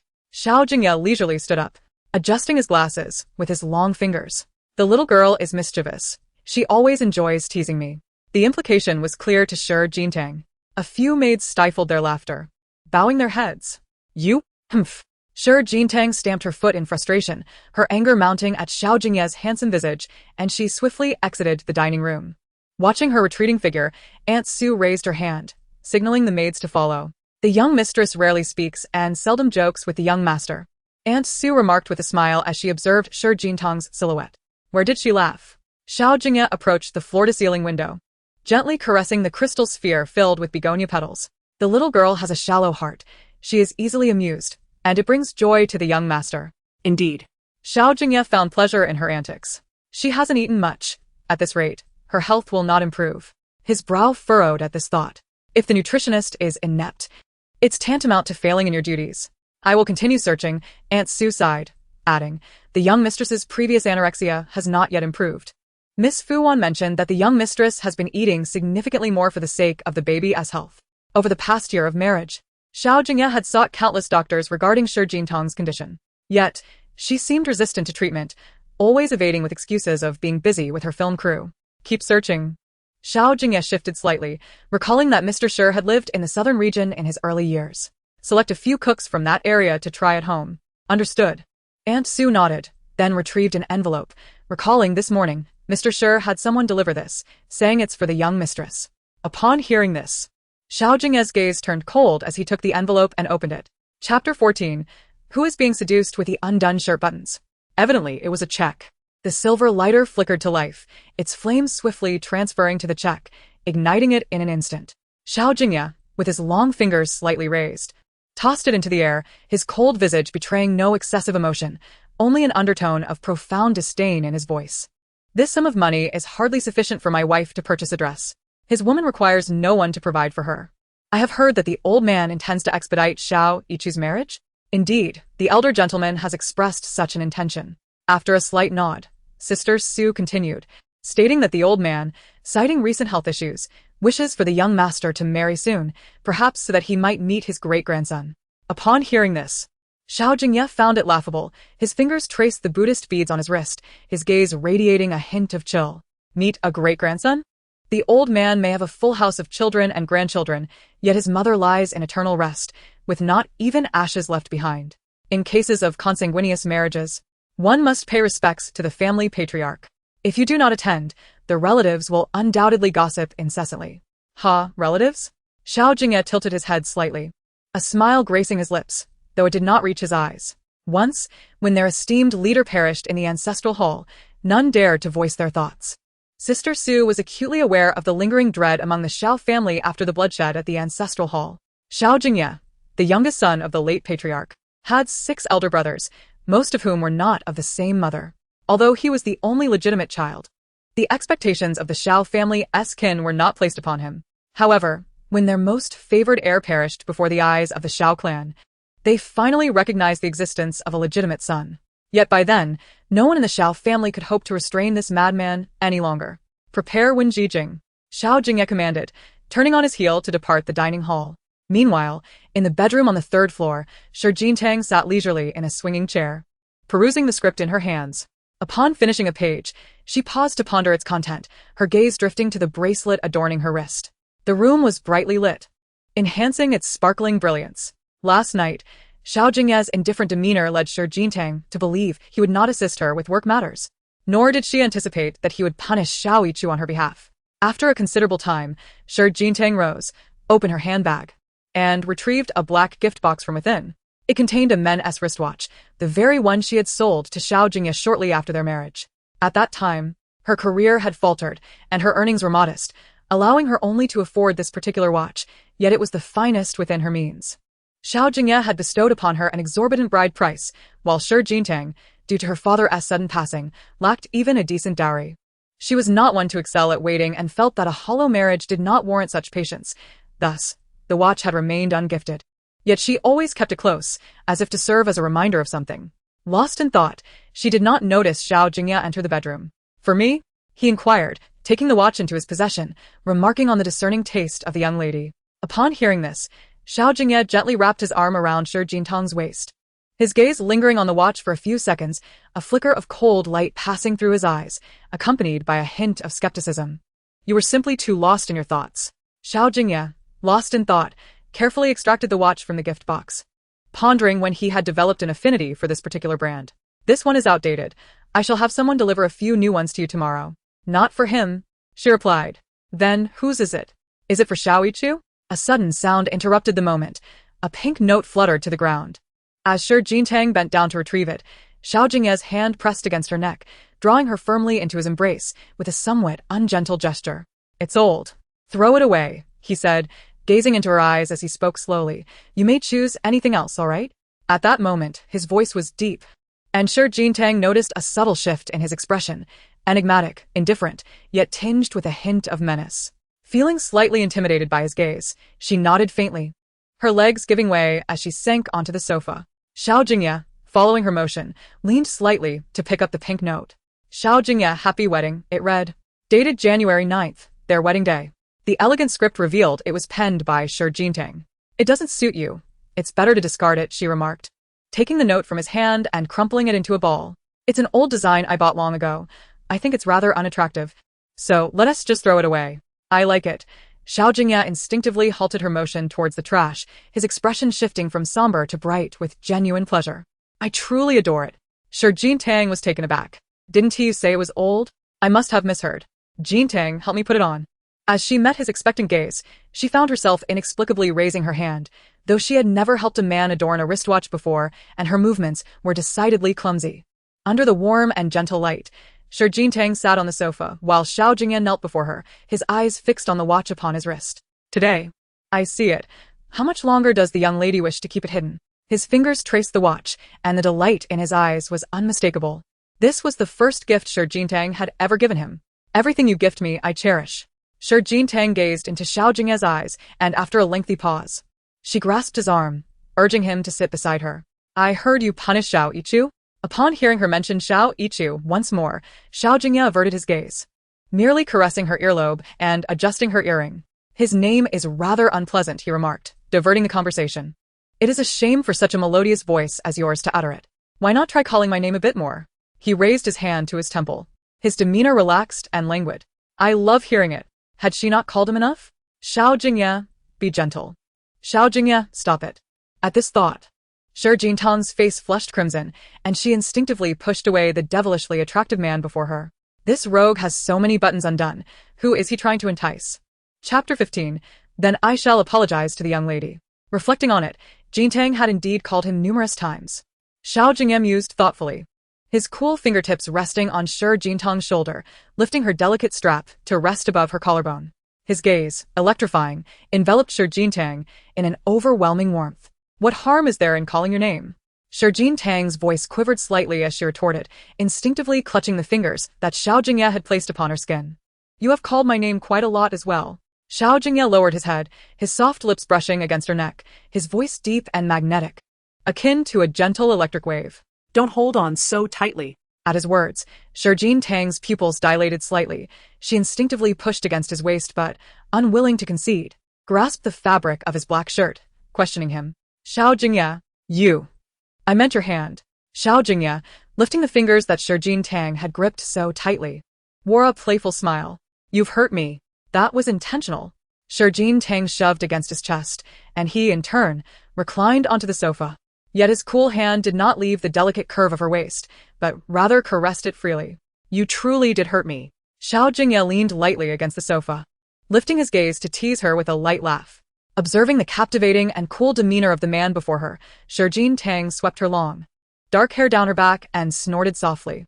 Xiao Jingye, you are indeed quite delicate. Delicate? It was the first time anyone had used that term to describe Xiao Jingye. As Xiao Jingtang made a move to stand, his cool hand fell upon her slender white leg, causing her to unexpectedly tumble onto him. You're insufferable. In a fit of anger, she pushed against his chest, while Xiao Jingye gazed at her with a brazen look, the longing in his eyes unmistakable. Are you truly angry?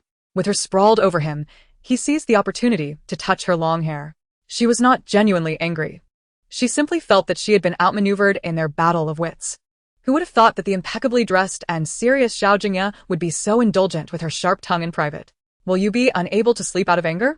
He asked, half smiling. What if I say that I will? Then I shall apologize to the young lady. Xiao Jingye chuckled softly, but his eyes were sincere as his fingers traced the necklace around Xiao Jingtang's neck, his movements both nimble and gentle. At his words, Xiao Jingtang instinctively looked into his eyes, her own filled with a hint of surprise. She had not expected him to say such a thing. You. Apologize? Why would you need to apologize? As she spoke, she quickly rose to her feet and hurriedly drank a glass of water. My young lady has a bit of a temper, so it is only natural that I bear the burden. Xiao Jingye regarded her profile, his voice low and magnetic. This time, I am quite pleased. Pleased about what? In the past, you did not allow me to interfere with your work, and I acquiesced. Xiao Jingye glanced at his watch before continuing, but I hope that in the future you will speak up when you have matters to discuss. Shouldn't he be punished? Xiao Jingye did not shy away from the topic. The nature of your acquaintance does not warrant me being lenient with him. I have no ties with him. Xiao Jingtang smiled lightly after shaking her head. Thank you for helping me once again. The first time was when her father passed away, leaving her with a mountain of debt. The second time was yesterday. Listening to Xiao Jingtang's words, Xiao Jingye slowly rose from the sofa and approached her, his cool palm enveloping her hand. The height difference compelled him to lower his head. Miss, please smile more, he said, gazing into her eyes with a tenderness that could easily mislead others. I shall handle those insignificant characters. They do not deserve your disdain. You are remarkable, unmatched by any woman. Xiao Jingye, you are selfish, arrogant, and aloof. You won't even kiss me in this relationship, with all your petty cleanliness. Sure, Ichu retorted. What is there about you that I could possibly admire? Some hold you like the moon in the sky, while others trample you like sand in the mud. Today, Xiao Jingtang finally comprehended the meaning of those words. Xiao Jingye, she called his name slowly after a prolonged silence. Yes, he replied. Do you prefer boys or girls? Whichever you bear, I shall adore, he responded, his eyelashes casting a shadow as he mused that a daughter would be splendid, resembling her. He thought, as long as she did not resemble him, for throughout his life, he had heard countless people claim he was a wretched man. His hands were stained with the blood of too many loved ones. Despite years spent in the serene confines of Buddhism, he could not erase the scales of resentment that clung to him. At that time, He believed he would never leave behind an heir. Yet now, Shi Jingye was pregnant. In a few months, he would become a father, vowing not to indulge in reckless behavior as he had in the past. He would be obedient. Shi Jingye's eyes sparkled with anticipation, envisioning a child who would dance around them, cherishing games and filling their lives with laughter. The life she described was one Xiao Jingye had never experienced, and how he longed for it. Upon hearing her words, he gently ruffled her hair, his gaze reflecting a newfound hope for the future, simply because she spoke of us. The following morning, the television drama Plunder, in which Shi Jingye played the second female lead, announced its premiere date, and the cast and crew participated in a promotional event. Tang tang. Wow, that's Shi Jingye. She's so beautiful. Hurry, I want her fan merchandise. I'm going to. Ha, these bumpkins. At that moment, Shi Yunan sat in the manager's office, watching the throng of employees with a cold smile, utterly baffled by the admiration for that worthless girl. Isn't it just because she's pretty and can play the piano and dance? What else can she compare to Miss Yunan? The secretary scoffed nearby, remarking that Shi Jingye was merely a lost dog, and that everything in the Shi family was still dictated by Miss Yunan. Shi Yunan understood all too well that she was inferior to Shi Jingye in those aspects, and the so-called family status was something her father had snatched from Shi Jingye's father. Slap. Thinking of this, Shi Yunan rose abruptly and struck the secretary. Talkative fool. A traitor from within. Clearly, she was incensed by the secretary's words. Beautiful? Isn't that a gift from her promiscuous mother? A harlot's offspring can only boast a beguiling face. The secretary, stunned from the slap, could only cover her face and bow her head, no longer daring to speak. My dear daughter, why are you angry again? At that moment, Madame Shi entered, observing the affection in Shi Yunan's expression. Mother, look at that wretched Shi Jingye. She infuriates me. Shi Yunan exclaimed, her eyes filled with resentment as she gazed at Shi Jingye's profile outside. You are about to become the fiancé of the young master of the capital. What is she in comparison? Upon hearing Madame Shi's words, Shi Yunan instantly regained her composure. She glanced at her reflection in the mirror, calmly arranging her disheveled hair from her earlier altercation with the secretary, a knowing smile gracing her lips. Indeed, the man Shi Jingye adores is soon to be my fiancé. Shi Yunan's crimson lips curled upwards, while she mused about Shi Jingye, who was shamelessly flaunting herself beneath the thumb of a greasy old man. If her father could be driven to despair by her father, what formidable character could she possibly be? Madame Shi's eyes glimmered with satisfaction. After the engagement banquet, you will have one foot firmly planted in the Xiao family. Once you become Mrs. Xiao, would it not be a simple matter to ensure she does not fare well? Mother, you are indeed clever. Very well. Anan, Madame Shi continued, retrieving a check from her purse. This is from your father. Take it to purchase some clothes, jewelry, and bags that you fancy. Thank you, mother. Good girl. As she watched Madame Shi's departing figure, the obedient demeanor of Shi Yunan began to dissipate. You say Shi Jingye is quite beautiful? She inquired, tucking the check away while casting her gaze toward the secretary, who was bowing her head not far away. A glint of malice flickered in Shi Yunan's eyes. Let me show you just how much more beautiful I am. The secretary, taken aback, lifted her head and began to listen attentively to Shi Yunan's words. After a moment, the secretary nodded slightly.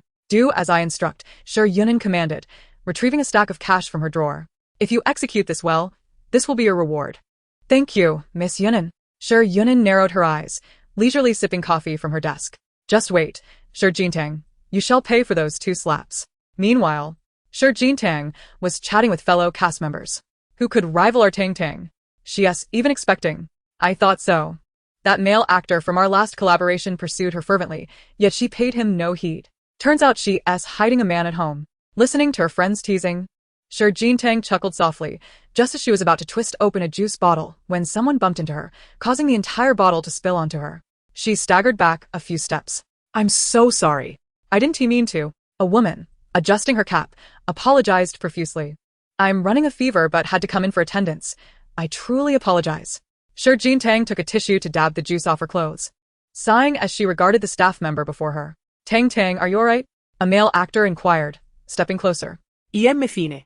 It's just my clothes that are stained. Forget it. Just be more careful next time, and don't bump into a pregnant woman. Her friends, relieved to hear she was unharmed, urged her to leave. Thank you, Miss Shi, and thank you, Miss Shen. As the woman took a few steps away, she turned back, saying, Miss Shi is pregnant. Wearing wet clothes for too long could lead to a cold. I have some spare clothes from the event organizers. Would you like them? No. Thank you. Shi Jingye was truly unaccustomed to wearing someone else's clothes, thus, she resolutely declined. I will ask my agent to assist with delivery. You all continue your conversation. I shall make a phone call. Very well. Shi Jingye approached the window, and Fu Wan quickly connected the call. Is the clothing dirty? Yes. The business vehicle has provided many options. I am currently handling a document. Could you please hold on for a moment? Hurry up, Tang. We need to prepare for the next floor. At this moment, a colleague reminded Shi Jingye. We are heading to the next floor. I can fetch it myself. Allow me to retrieve it for Miss Shi. A woman hurriedly stepped forward, apologizing. I truly regret what just happened. Very well, Miss Shi. You can rest assured. Thank you. After expressing her gratitude, Shi Jingye moved towards the host, while the woman behind her raised her head, secretly sneering at Shi Jingtang's retreating figure before swiftly departing. 10 minutes later, Shi Jingye acquired a clean outfit, quickly changed in the lounge, and hurried to the venue. Observing Shi Jingye entering the elevator, Shi Yunan's secretary emerged from the shadows and handed several banknotes to the individual. You performed admirably. Here is your remuneration. What was that substance you made me apply to the clothing? The woman, now somewhat apprehensive, wondered if it could be lethal. You are not yet qualified for such deadly tasks. The secretary snorted coldly and warned, it is merely a bit of peach pit powder. There will be no harm. Take the money and keep your mouth shut. Yes. The secretary touched her bruised cheek, a malicious smile curling at the corners of her lips. If it weren't for Shi Jingye, she would not have endured such punishment. She eagerly awaited the day when Shi Jingtang's disfigurement would grace the headlines. After nodding in acknowledgement, Shi Jingye exited the vehicle. Thank you, Assistant One. You are too kind, madam. Are you hungry, madam? I had many pastries prepared today. Would you like to try some? Very well. After nodding, Shi Jingye walked into the hall with Sister Su. Sister Su, I will take a shower first, and then come down to eat. Very well. I shall send someone to assist you upstairs. The maid, noticing Shi Jingtang's unsteady movements, quickly stepped forward to support her. Madam, what seems to be the matter? In the bedroom on the 3rd floor, Shi Jingye quickly took a shower, but upon exiting the bathroom, she suddenly felt drowsy. Lying on the bed, she felt increasingly uncomfortable. Which outfit would you like to wear? I will prepare it for you. No need, I am tired and wish to sleep for a while. Shi Jingye closed her eyes, feeling warm all over, and turned the air conditioning to a much cooler setting. Very well, then you may rest, madam.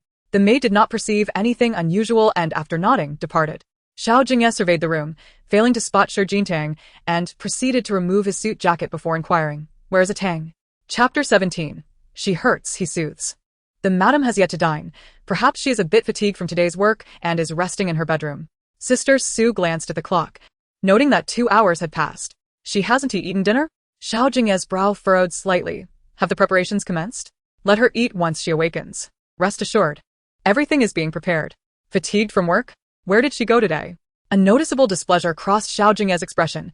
What is Pei Xiqing doing? It seems that the young mistress has gone to promote a new drama. As far as I know, her workload is not particularly heavy. When Jijing then continued, stating that he would contact Pei Xiao and ask him to inform the company. Xiao Jingye said nothing further, instead heading straight out of the living room and into the elevator. Only after entering the bedroom did he lighten his footsteps. The moment he stepped into the room, his brow furrowed tightly. It is well known that he is a person who thrives in coldness. Throughout the year, the air conditioning in his room is perpetually on.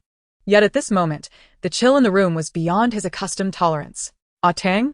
Xiao Jingye swiftly approached the bedside, grasping the air conditioning remote to turn off the cold air. His palm rested gently against Shi Jingtang's cheek.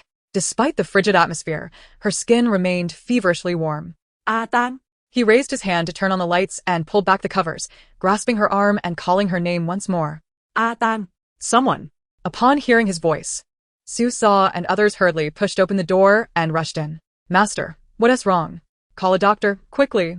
At this moment, Shi Jingye began to awaken, her body racked with a burning pain that caused her brow to furrow. She clutched the blanket, curling her body. I feel so uncomfortable. Where does it hurt? What is wrong? Xiao Jingye embraced Shi Jingtang's shoulders, pulling her into his arms. Tang, tell me, where does it hurt? Everywhere hurts. Her voice trembled with the threat of tears, her head lowered, the words barely audible, yet filled with helplessness. I'm so hot, too hot. The doctor is coming. Hurry. With a sweeping motion, Xiao Jingye summoned help, his eyes brimming with anxiety and concern. Several female doctors quickly approached, unbuttoning her nightgown to expose her back, revealing a shocking expanse of red. "Give me the reagent," one doctor instructed the nurse. "Pregnant women cannot receive injections. We need a special formulation. Hurry." Yes. Ah. Shi Jingtang clutched Xiao Jingye's hand tightly, tears slipping down her cheeks due to the pain, landing on his pale skin. "It will be all right, don't cry." Witnessing her tears, Xiao Jingye felt his heart twist painfully, and he could only patiently comfort her. "Ah Tang, no more tears.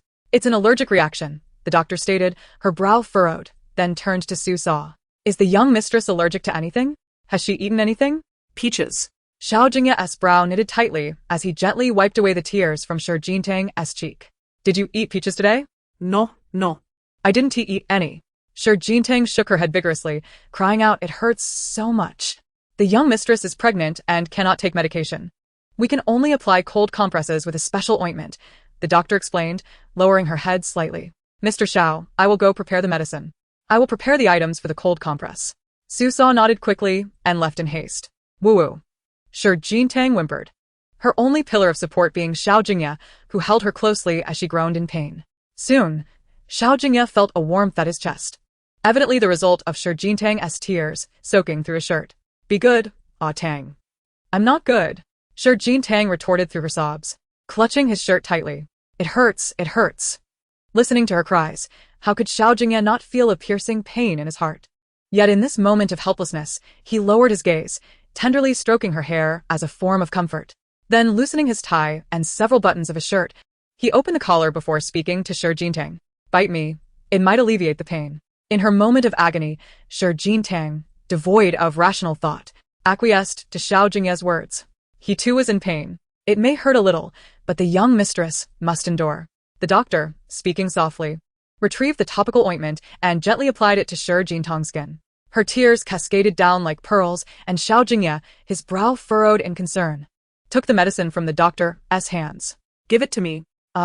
Be gentle, please, with utmost care. Xiao Jingye lightened his touch, pausing to comfort her for a considerable time upon hearing her whimpers. Even after the ointment was applied, Shi Jingtang continued to weep, prompting Xiao Jingye to use an ice pack to gradually soothe her discomfort. It was already 4 in the morning when Shi Jingtang finally succumbed to sleep, cradled in Xiao Jingye's arms as if she were a child. The pain etched on her skin caused tears to occasionally escape the corners of her closed eyes. Even in slumber, observing her peaceful repose, Sister Su felt a sense of relief and spoke softly. "Young master, you haven't slept all night. You should rest. I will keep watch over the young mistress." "No need." Xiao Jingye wiped away the tears from the woman in his embrace and instructed, "Have someone prepare some light meals for her. After crying all night, she will be hungry upon waking." "Understood. I shall arrange that immediately. Additionally, investigate the source of the allergen. Rest assured, I am already looking into it." Sister Su glanced at the allergic marks on Shi Jingtang's back, knowing that the young mistress had endured a night of suffering and deserved an explanation. "You may go now." Yes.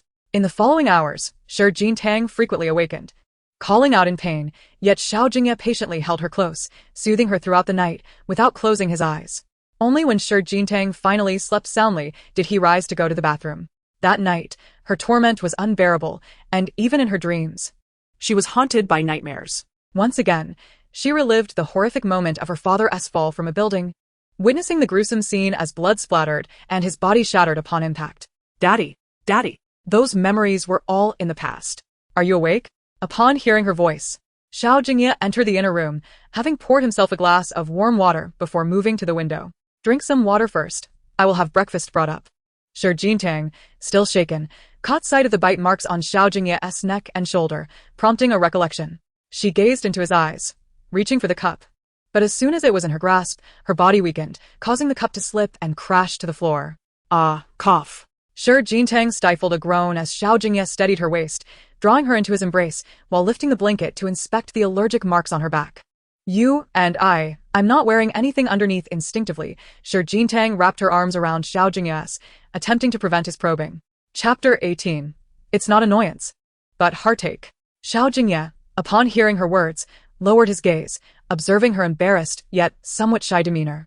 He refrained from pulling the blanket away, instead rising to pour another glass of water and bringing it to her lips. "Drink some water." After a brief moment of hesitation, Shi Jingtang followed his lead and sipped the water. However, she felt uncomfortable leaning against him, instinctively wanting to shift. Yet the pain in her back caused her brow to furrow. Let me see. Good girl. Last night, it was Xiao Jingye who cared for her throughout the night. He had gazed upon her countless times, yet even in such a state of clarity, the face of Xiao Jingye began to flush ever so slightly. Be gentle. Xiao Jingye moved with utmost caution, observing the once fair back of Xiao Jingye now marred by numerous red marks. And the bloodstains from her scratching due to pain and itchiness were distressingly vivid, causing a chill to rise within his eyes. He still had not taken proper care of her. In the next moment, Xiao Jingye retrieved some medicine from nearby, applying it delicately with his fingertips onto her skin. Despite his gentle touch, Xiao Jingye winced in pain, gripping his arm tightly. No more, don't rub it anymore. Helplessly, Xiao Jingye shook her head, the pain too overwhelming. If it hurts, then don't apply it. Xiao Jingye softly caressed the top of her head, his heart aching at the sight of her tears. Hearing his words, Xiao Jingye sniffled, wiping away her tears, yet the pain still compelled her to lower her head. After a few moments, Xiao Jingye grasped an ice pack, warming it in his palms until it became cool, then gently rubbed it against her back, using his chill to counter her heat, thus alleviating her suffering. Xiao Jingye instinctively turned her head slightly to gaze at Xiao Jingye's face. His brow was furrowed, yet his eyes were filled with concern and tenderness. His movements cautious, as if he feared causing her any further pain. For a fleeting moment, Xiao Jingye found herself lost in thought, forgetting how long it had been since she had received such attentive care. After a long pause, a tear fell from her lowered lashes onto the silk sheets. Yet the sorrow within her eyes remained undiminished. Does it still hurt? Seeing her cry again, guilt surged within Xiao Jingye. I'll be gentler, if that is all right. Xiao Jingye shook her head as she looked into his eyes, wrapping her arms around his, resting her head on his shoulder, her voice small and slightly hoarse. Thank you. Xiao Jingye. I know the young lady is polite, he replied, taking a cotton ball to gently massage her red marks, but this politeness is enough for outsiders. I am your husband. Next time you should say, Xiao Jingye, you must listen to me. At his words, Xiao Jingye's eyelashes trembled, her grip tightening around his arm. Just as she was about to speak, she suddenly felt a chill at her waist. Why is my waist so soft? She murmured, both trusting and fearful. Xiao Jingye's fingertips brushed against her cheek, recalling how previously, playful banter would merely provoke a pout, but now it made her cry. When you cry, it pains me. So Xiao Jingye felt a pang of heartache for her. Xiao Jingye swallowed, her silence betraying a myriad of emotions dancing in her eyes, and nestled within Xiao Jingye's embrace. She found an infinite sense of security. At that moment, a knock sounded at the bedroom door. Come in, Xiao Jingye said, setting down the cotton ball. You haven't eaten all night. I had someone prepare something light for you. I don't want to eat, Xiao Jingye replied, shaking her head slightly. The young lady is with child. You must eat a little, Su Sa continued, observing Xiao Jingye's profile. I made some light red bean porridge and a few special vegetables, along with some delightful little pastries. Would you care to try? All right. Upon hearing this, Su Sa nodded eagerly and promptly took the dishes from the maid. Young master, allow me. No need. Xiao Jingye took the red bean porridge, carefully blew on the spoon to warm it before bringing it to Xiao Jingye's lips. Sister Su, observing his actions, could not help but feel astonished. She had served the Xiao family for 16 years and had never witnessed such attentive care from Xiao Jingye towards anyone, let alone with such patience. Xiao Jingye, however, had a small appetite and shook her head after only a few bites. You must feed the little one inside you, Xiao Jingye remarked, placing the porridge down and reaching for a nearby pastry. Try this. Upon tasting, Xiao Jingye lowered her head and took a bite. The fragrance of osmanthus spread across her lips, sweet and delightful. Delicious, she replied. Xiao Jingye, pleased, gently caressed her cheek with his thumb before feeding her the dishes Sister Su had brought one by one. During breakfast, Xiao Jingye consumed a considerable amount with Xiao Jingye's assistance, and afterward, she dozed off again, a bit dazed. Sister Su, careful not to disturb her, collected the utensils and sighed in relief at the sight of her sleeping face. This is the first time the young lady has eaten like an ordinary person. Sister Su commented softly, glancing at Xiao Jingye. Young master, you have also worked through the night. I arranged breakfast for you. No need, Xiao Jingye replied, having covered Xiao Jingye with a blanket before rising. What about the matter you were investigating? Assistant Wen is already waiting for you in the study. Understood.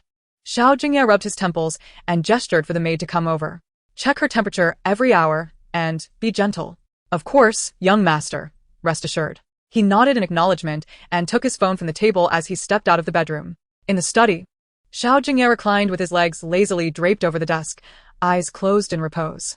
The smoke from the cigarette between his fingers obscured his features, and his black bathrobe revealed the lines of his chest, glistening with droplets of water. You haven't slept all night? Wen Zhijing inquired, observing Xiao Jingye's profile. How is the young lady? She cried from the pain until dawn. It has been a long time since I felt so powerless, Xiao Jingye replied, raising his gaze to extinguish the cigarette. What have you found? I noticed that the redness from her allergy is concentrated on her back. So, I don't believe it was caused by the peaches. I checked her clothing and personal items. Sister Su explained, taking the white dress from the maid's hands. It is this garment. A small amount of peach pit powder was found on the back. Hearing this, Xiao Jingye narrowed his eyes, lightly touching his brow before speaking. Chapter 19. Lack of restraint? I recall she did not wear this dress when she went out yesterday. Fu Van. I have encountered Miss Fu one a few times. She knows the young lady well and is cautious in her actions. She would likely not harm her, Wen Zhijing continued, observing Xiao Jingye's profile. Moreover, she is the younger sister of Pei Xiao. Pei Xiao is quite protective of her. If she intended harm, I care not whose sister she is. Xiao Jingye interrupted, his expression cold and devoid of sentiment. If it was her, even if it were unintentional, she must face the consequences. Whoever caused Shi Jintang such suffering shall not be spared. Understood. Wen Zhijing dared not contest Xiao Jingye's decision. I will have someone investigate the real-time surveillance. Xiao Jingye merely waved his hand in response, and Wen Zhijing along with Aunt Su bowed their heads slightly before departing the study. At that moment, a knock resounded upon the study door once more. Guomin. I waited for you at your company early this morning, and upon finding no one, I surmised you must be lingering at Nightwater Bay. Pei Xiqing remarked as he placed the documents on the desk. Here is the project proposal for New Moon City that you requested. Xiao Jingye did not hasten to examine the documents. Instead, he nonchalantly lit a cigarette. Ah. So you fought through the night? Pei Xiqing's keen gaze caught the bite mark on Xiao Jingye's neck. I recall that girl at home is with child. Yet you still indulge in such frivolities? Get lost. Xiao Jingye flicked the ash off his cigarette with a slight motion of his finger. His eyes regarding Pei Xiqing with a cold and disdainful demeanor. She is unwell. Do you think I am a beast like you? Xiao Jingye tossed the folder back to Pei Xiqing. While I have yet to lose my temper, it would be wise for you to distance yourself. Xiao Jingye, you are indeed concerned. Pei Xiqing wore a teasing smile. If I were as infatuated as you with a single woman, I would be pained even by her slightest injury. The pain that Shi Jintang endured was far beyond a mere scratch. Her tears fell, and Xiao Jingye's heart ached profoundly. Throughout the night, he was consumed by guilt, reminiscent of the dilapidated warehouse from years ago where he failed to protect his family and the mother who cherished him most. Now, witnessing Shi Jintang in distress, he felt powerless, left only to console her. Yet, having interacted with but a handful of women over the years, how could he comfort his wife as a devoted husband ought to? Xiao Jingye, lacking in eloquence, could only remain by Shi Jintang's side, holding her in an attempt to alleviate her suffering. If I cannot even care for her, how am I deserving of a child? He ignited another cigarette, his eyes betraying guilt and anxiety. Perhaps he fearful of being as helpless as that day, unable to protect anyone. At that moment, the study door was knocked upon again. And when Zhijing entered, President Xiao, I have discovered the truth. Who? It is Xiao Yichu's fiancé, Shi Yunan. When Zhijing's eyes glimmered with a hint of anger. Shall I go to the Shi family personally to extend my regards? Just then, Xiao Jingye's phone rang. He touched the screen and answered. Uncle, it's me. On the other end, Xiao Yichu's voice was devoid of illness, clearly having recovered. Grandfather said he will soon arrange my engagement, so he asked me to bring my girlfriend to the old residence for dinner. I thought, as the head of the family and my elder, I should inquire if you are free this evening. Xiao Yichu set down his cup and continued, I heard that my aunt is expecting. It occurred to me that I have yet to visit her, so perhaps. Xiao Jingye hung up the phone, casually inserting the cigarette but into the crystal ashtray, and glanced at Wen Zhijing. Such matters should be handled by me personally. Indeed. Wen Zhijing nodded, fully aware that tonight's family dinner would not be tranquil. The New Moon City project is yours. Xiao Jingye stood up, idly observing the bite mark on his neck in the mirror, his expression revealing little change. Yours? Have you lost your mind? Pei Xiqing gazed in disbelief at the retreating figure of Xiao Jingye. Your nephew has labored for half a year on this project, and you simply hand it over to me? You don't want it? Of course, I do. As he spoke, he snapped his fingers in inquiry. But what has that boy done to provoke you? Fu Van? Pei Xiqing's brow furrowed at the mention of her name. She is young and inexperienced. If she has erred, I implore you to be lenient for my sake. I have another candidate in mind for Shi Jintang's management, he added. Ah Yi, I advise you to abandon this notion. Pei Shichen stepped forward, emphasizing that Fu Wan had grown up alongside Shi Jingye and only ventured into management because of her. Fu Wan has never dared to contradict me, yet she was bold enough to confront me regarding Shi Jingtang's affairs. To this day, Pei Shichen had not forgotten how the usually timid little rabbit had delivered a stinging slap when provoked. At that moment, Pei Shichen's words seemed to awaken Xiao Jingye. He recalled his promise to Shi Jingtang not to interfere in her work. Xiao Jingye was willing to fully respect her wishes. That night, at the Xiao family's ancestral residence, Mingxi Mansion, the opulent castle exuded grandeur. The soaring foyer and circular arched windows showcased a blend of Eastern and Western aesthetics. The intricate dim lighting illuminated the desolate corridors, where hanging masterpieces held profound significance. Rows of towering bookshelves imposed an inexplicable heaviness, yet one remained captivated by the resplendence. As one entered the vast drawing room, the fragrant aroma of tea wafted through the air. An elderly gentleman sat on an antique sofa, gazing intently at the chessboard before him, lost in thought until the butler approached and addressed him. "Sir, the young master and Miss Yunan have arrived." Without lifting his gaze, the old gentleman raised a wrinkled hand, placing a white piece on the board before inquiring, "The seventh young master has yet to arrive. I have already instructed the kitchen to prepare. Grandfather, I saw a beautiful bracelet while shopping yesterday, and I thought it would suit you perfectly." Shi Yunan exclaimed, eagerly presenting her gift. "What do you think?" The others turned their attention to the gift box in Shi Yunan's hands. Inside lay a string of blood-red agate beads, exquisitely carved with Buddhist scriptures, evident in its significant value. However, all eyes were drawn to the most prominent character inscribed upon it, Ling Presumptuous. A sharp female voice pierced through the air as a middle-aged woman strode forward, snatching the gift box and violently hurling it to the ground. Shi Yunan recoiled in fear, retreating behind Xiao Yichu. "How dare you offend the seventh young master?" the woman accused, pointing an accusatory finger at Shi Yunan. "Someone, take her away. She did not mean any harm. Grandfather, please forgive her. She did not understand the implications and did not intend to offend her uncle." Xiao Yichu instinctively lowered her head, fear evident in her expression. The Ling family has been gone for many years. Why is Xiao Jingye still being so theatrical? A middle-aged man descended the staircase. A look of disdain etched across his face. "Yichu, Yunan, stand up straight." "Yes, father," Xiao Yichu replied, helping Shi Yunan to regain her composure. Throughout this exchange, the old gentleman remained focused on the chess game, his silence perhaps indicative of the thoughts swirling within his mind. A servant dared to speak imperiously to the future young mistress of the Xiao family. Zhao's father approached Xiao Yichu, casting a piercing gaze at Aunt Qin. "Who gave you the audacity?" "I did," came a cold, yet magnetic voice that resonated through the hall, prompting everyone to lift their eyes towards the entrance. The weather had turned cooler, and a man clad in an impeccably tailored black coat stood there, the expensive fabric slightly dampened by raindrops. Yet it did nothing to diminish his naturally regal demeanor. As Xiao Jingye passed through the crowd, he cast a glance at Xiao Yichu. A single look from him sending chills down spines. Is there a question of obedience? Though, in terms of bloodline, Xiao Yichu's father, being the second son, was technically Xiao Jingye's elder brother. For many years, Xiao Jingye had refrained from addressing him as such, opting instead to simply use his name or refer to his order of birth. obey. Zhao's father met Xiao Jingye's gaze, feeling both anger and restraint. However, since Yunan is about to marry into the Xiao family, I believe. As you mentioned, about to, Xiao Jingye interrupted, even if she marries into the Xiao family, she must adhere to my rules. The family head speaks wisely. Xiao Heir could only lower his head and grit his teeth at Xiao Jingye's brazen attitude, before turning towards Shi Yunan. "Yunan, apologize to your uncle." "Uncle?" Shi Yunan's voice was soft and barely audible, but before she could finish, Xiao Jingye had already turned and walked away, showing no regard for anyone present. Xiao Heir, incensed by Xiao Jingye's demeanor, stepped forward in an attempt to confront him. Xiao Qi. "You. Father, did you not see his arrogant demeanor? How much longer must I endure him? If you dislike him, then avoid him. Dad." Hearing this, Xiao Yichu grasped Xiao Heir's arm gently. "Uncle may just be having a bad day. He is merely 7 years my senior. Please be more understanding." "Humph." Xiao Heir scoffed, then quickly departed. "All right, let the kitchen prepare the meal." "Yes, sir." The butler nodded and made his way out. In the dining room, a large square table was adorned with an array of dishes, rich in color, aroma, and flavor.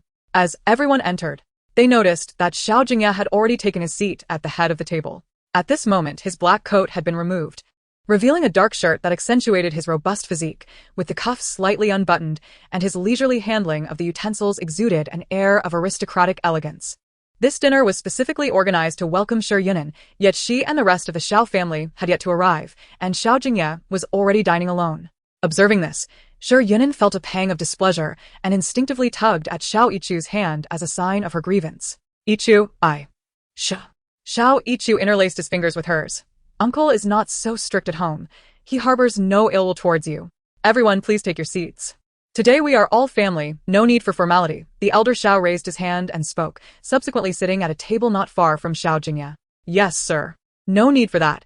You may keep it for yourself, Xiao Jingye replied without raising his eyes, his voice laced with impatience. After all, one cannot avoid feeling overwhelmed when managing numerous women. In the gathering, all present were close relatives of the Xiao family.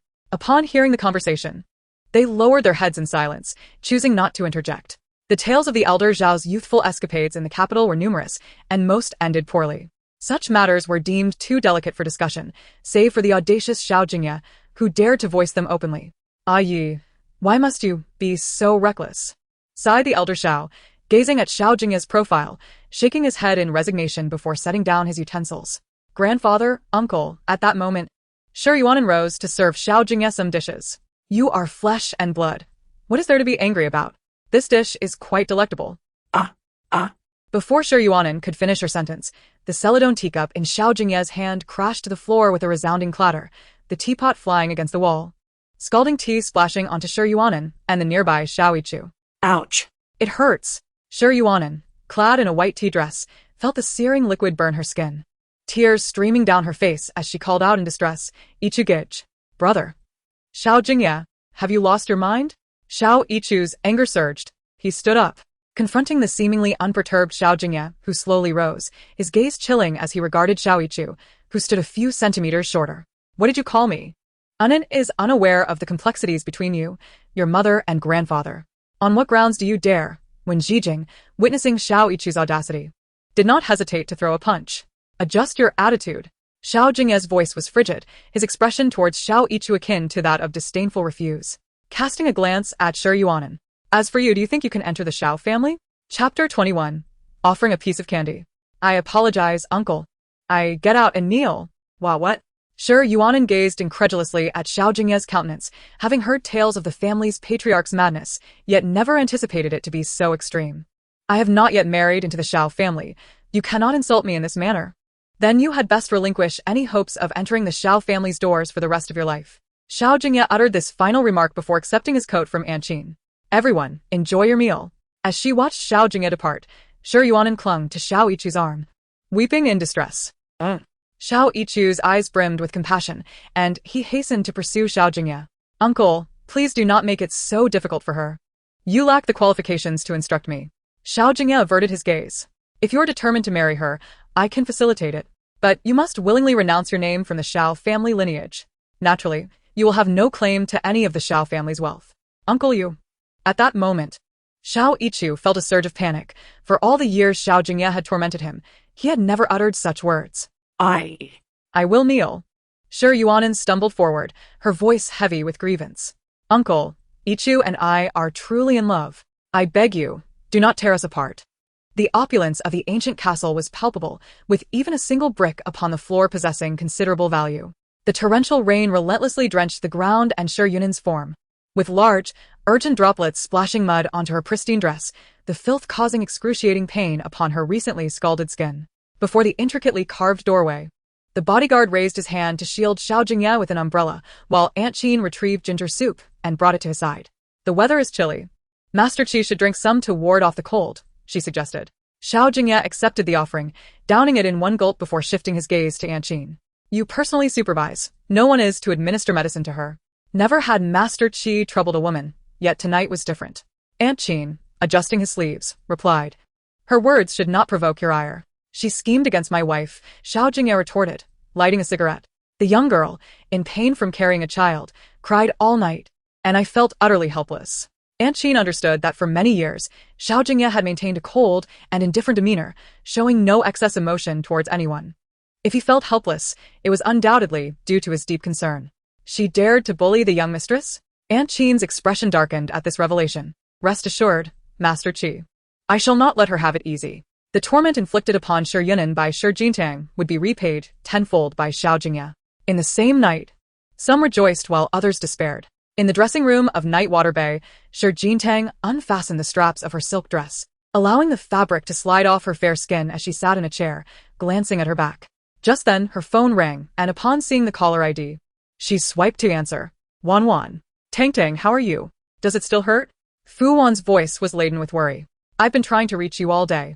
I was frantic. It's not too painful now, Shi Jintang replied, gently touching the red mark, which had improved significantly.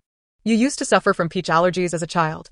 Now, while carrying a child, you endure this torment? Fu Wan sighed. When did you come into contact with peaches? Was it that dress? Realization dawned on Shi Jintang, furrowing her brow as she understood the woman's intentions in colliding with her and her overly eager assistance in fetching her dress. I will investigate that woman who brought you the dress, she declared. All right, Shi Jintang nodded in agreement. Just as Shi Jintang was about to give up, the door to the dressing room swung open. Instinctively, she turned to shield herself. Why are you up? Xiao Jingye asked, loosening the top buttons of his shirt as he approached her. Stay still, I'll handle it. Shi Jintang froze in place, feeling the coolness of his fingertips as they traced her skin, restoring her dress with delicate precision. Do not busy yourself with work for the next few days. Rest at home, he murmured, slightly bending to gaze at her reflection in the mirror. Is that all right? Yes, she nodded, catching a glimpse of a bite mark on his neck from her angle. Turning towards him, she gently pushed aside his shirt collar for a clearer view. 1, 2, 3. Marks all from her. I apologize, in my pain last night, I lost my reason, so. It doesn't hurt. Xiao Jingye spoke as he fastened a button on his shirt, a gesture he had previously playfully nibbled at, which I took as a flirtation. Here we go again. At that moment, when Shi Jintang lowered her gaze, she felt a sudden chill on her earlobe. Upon raising her eyes, she discovered Xiao Jingye meticulously adorning her with earrings. They were 2 budding begonia flowers, crafted from priceless pink diamonds, which dangled delicately from her ears, embodying a fragile beauty reminiscent of the freshness after a rain. Vibrant and alluring, his affection for her compelled him to offer her nothing but the finest. My dear young lady is so beautiful that she looks splendid in anything. Xiao Jingye's gaze was tender and lingering, his cool fingertips gently caressing Shi Jintang's earlobe. When did you become so adept at charming women? Shi Jintang mused. In the past, Xiao Jingye often had extravagant jewelry sent her way, yet he never praised her in such a manner. Since last night, he had been showering her with affection. Perhaps it began after her pregnancy. It was my dear young lady who allowed him this opportunity. Xiao Jingye leaned in slightly, his fingers teasingly playing with Shi Jintang's long, dark hair. Moreover, I truly cannot bear to see you shed tears. Shi Jintang opened her palm and, intertwining her fingers, peeled back the pink candy wrapper, raising her hand to Xiao Jingye's lips.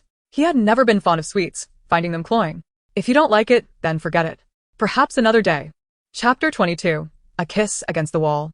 This was no mere snatching of candy. He had kissed her. A forceful kiss.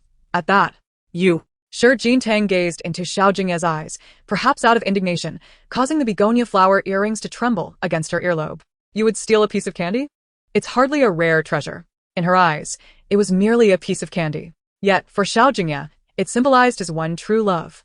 Observing Shi Jintang's flushed cheeks, he leaned in closer, drawing near enough that he could feel her breath, his fingertip brushed against her lips, tenderly caressing. It is sweet. Xiao Jingye, you are deliberately taking advantage of me. I meant the candy. Xiao Jingye playfully ruffled Shi Jintang's hair, laughingly retorting, Where does your mind wander, my lady? Very well, she exclaimed, exasperated. You insufferable man, pretending to be aloof, are you? What could I possibly be thinking? After taking a deep breath, Shi Jintang lifted her gaze to meet Xiao Jingye's defined jawline and alluring Adam's apple, her eyes sparkling. After all, my Mr. Xiao has no interest in women. No interest, yet you have a child in your womb? Hearing the acidity in her tone, Xiao Jingye glanced at her reflection in the mirror, catching the soft, pitiful look in her eyes, and couldn't help but chuckle softly. Shi Jintang's voice had softened considerably, and she instinctively grasped Xiao Jingye's hand. Could you help me take a look? At her request, Xiao Jingye's fingers hooked onto the strap of Shi Jintang's top.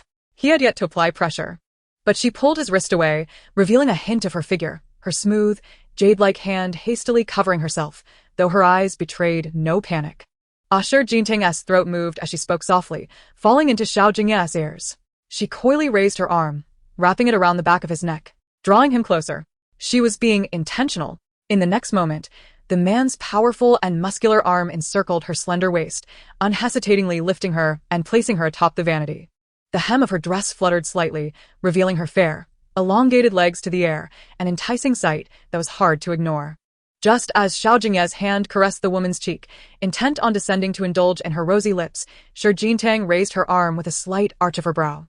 His lips met the diamond bracelet adorning her wrist instead. "Mr. Xiao, where's the sweetness in me?" Shi Jintang chuckled lightly, a triumphant smile playing on her lips, reminiscent of a cunning little fox. "Enjoy the candy well," she said, lifting her hands to cradle Xiao Jingye's face. "If it's not enough, come find me. I have an entire jar." Indeed, with just a beckoning of her finger, Xiao Jingye was drawn in. Tempting him, yet denying him a kiss, was nothing short of blatant revenge. Little trickster. Observing Shi Jintang's radiant smile, born from her victory over him, Xiao Jingye couldn't help but lower his gaze, a resigned smile gracing his lips. At that moment, her laughter rang like silver bells. She stood up, intending to leave. But her slender waist was once again ensnared by the man's hand, propelling her forward until she had nowhere to retreat, her back pressed against the wall. Ensconced in his embrace. "Xiao Jingye." Shi Jintang called his name, her palm resting against his chest, yet the disparity in their physiques was stark. Having just been fervently kissed, she now faced a forceful embrace. At that instant, Shi Jintang felt as though her soul had slipped away, her hands weakly struggling against him. Her curled eyelashes fluttered. The sensation of his roaming lips was indescribably enchanting, rendering her inexperienced kissing skills utterly defenseless. His lips trailed from her cheeks to the delicate nape of her neck, leaving behind the exquisite blossoms of a begonia after rain, alluring and vibrant. Ruthless only towards himself, he swiftly tore off his black shirt and tossed it aside. His hand resting on Shi Jintang's flat abdomen, his voice deepening into a husky whisper. "Shi Jintang, you should consider yourself fortunate to be with child. Otherwise, I would surely ruin that delicate waist of yours tonight." "Xiao Jingye, you." Shi Jintang's fingers brushed her lips. "You cheat." "I'm tired." Shi Jintang admitted candidly. "Isn't that enough?" This male fox spirit compelled her to close her eyes, declaring to herself, "I am a chaste little pregnant woman. I must not be tempted by this male fox spirit." Chanting her mantra, she drifted off to sleep.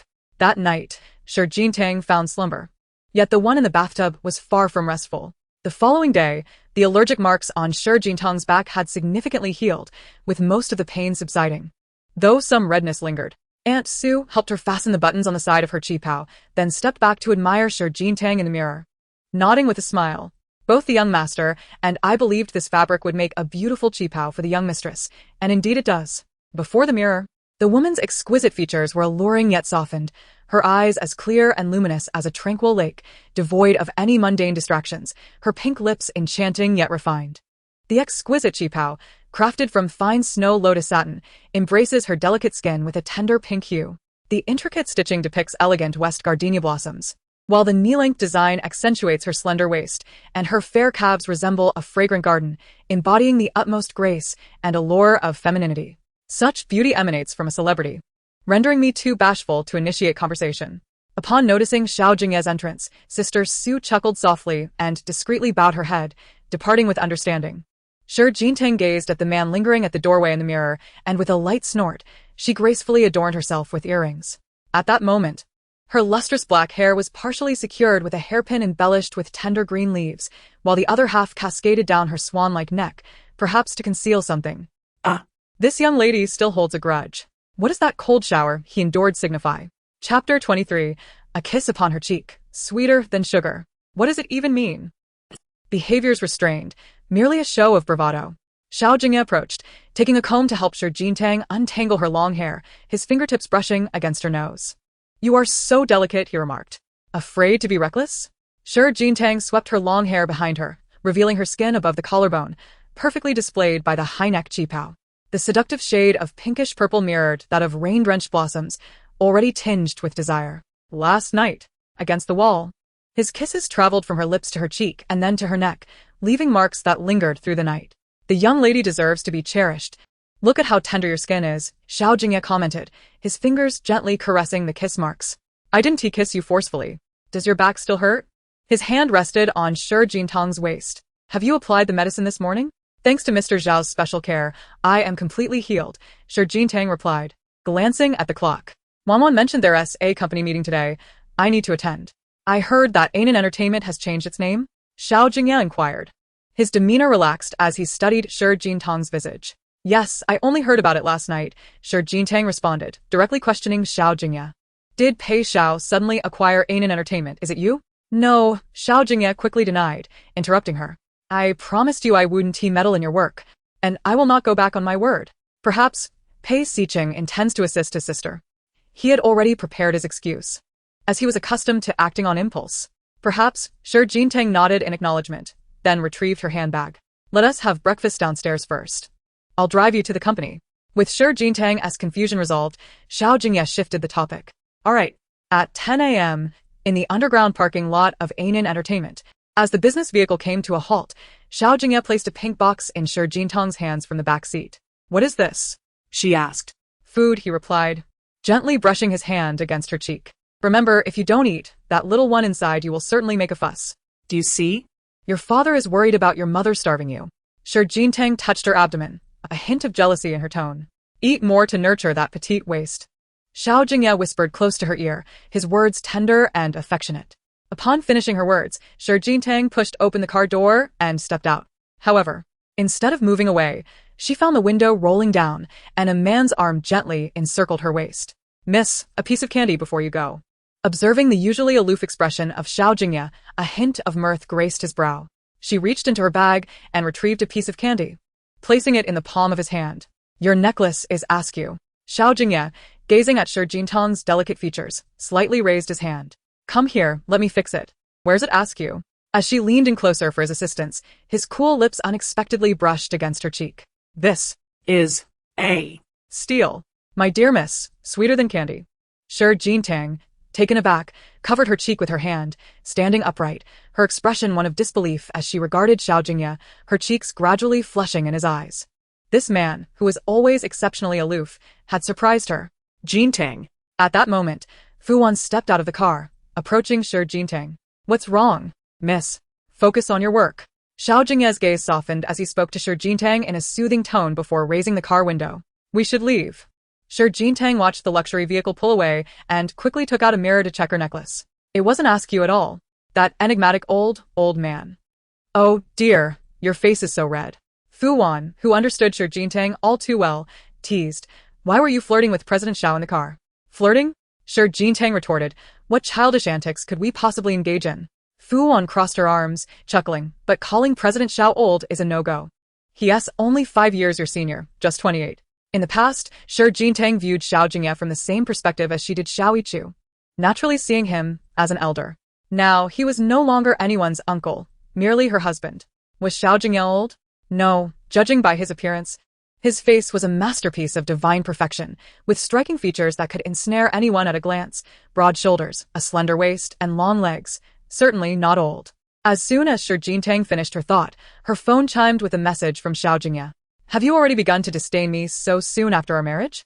Shi Jintang thought. How did he hear me? Confounded, she replied with the same words. I can read lips. Oh, dear, you seem quite reluctant. Fu Wan noticed Shi Jintang gazing after the departing vehicle and teased. Is your heart floating away? All right, you're teasing me again, Shi Jintang said, linking her arm with Fu Wan's. We should hurry, or we'll be late. By the way, I've looked into that woman who delivered your clothes. Fu Wan spoke with indignation. It's that pest, Shi Yunan, who just won't fade away. At the mention of her name, a surge of hatred flickered in Shi Jintang's eyes. When she was a child and suffered from a peach allergy, Shi Yunan had mockingly laughed at her. Stealing Xiao Yichu, taking away the original Su Tang company, was that not enough? After today's meeting, I must confront her on your behalf. Fu Wan vowed, her eyes flashing with fury.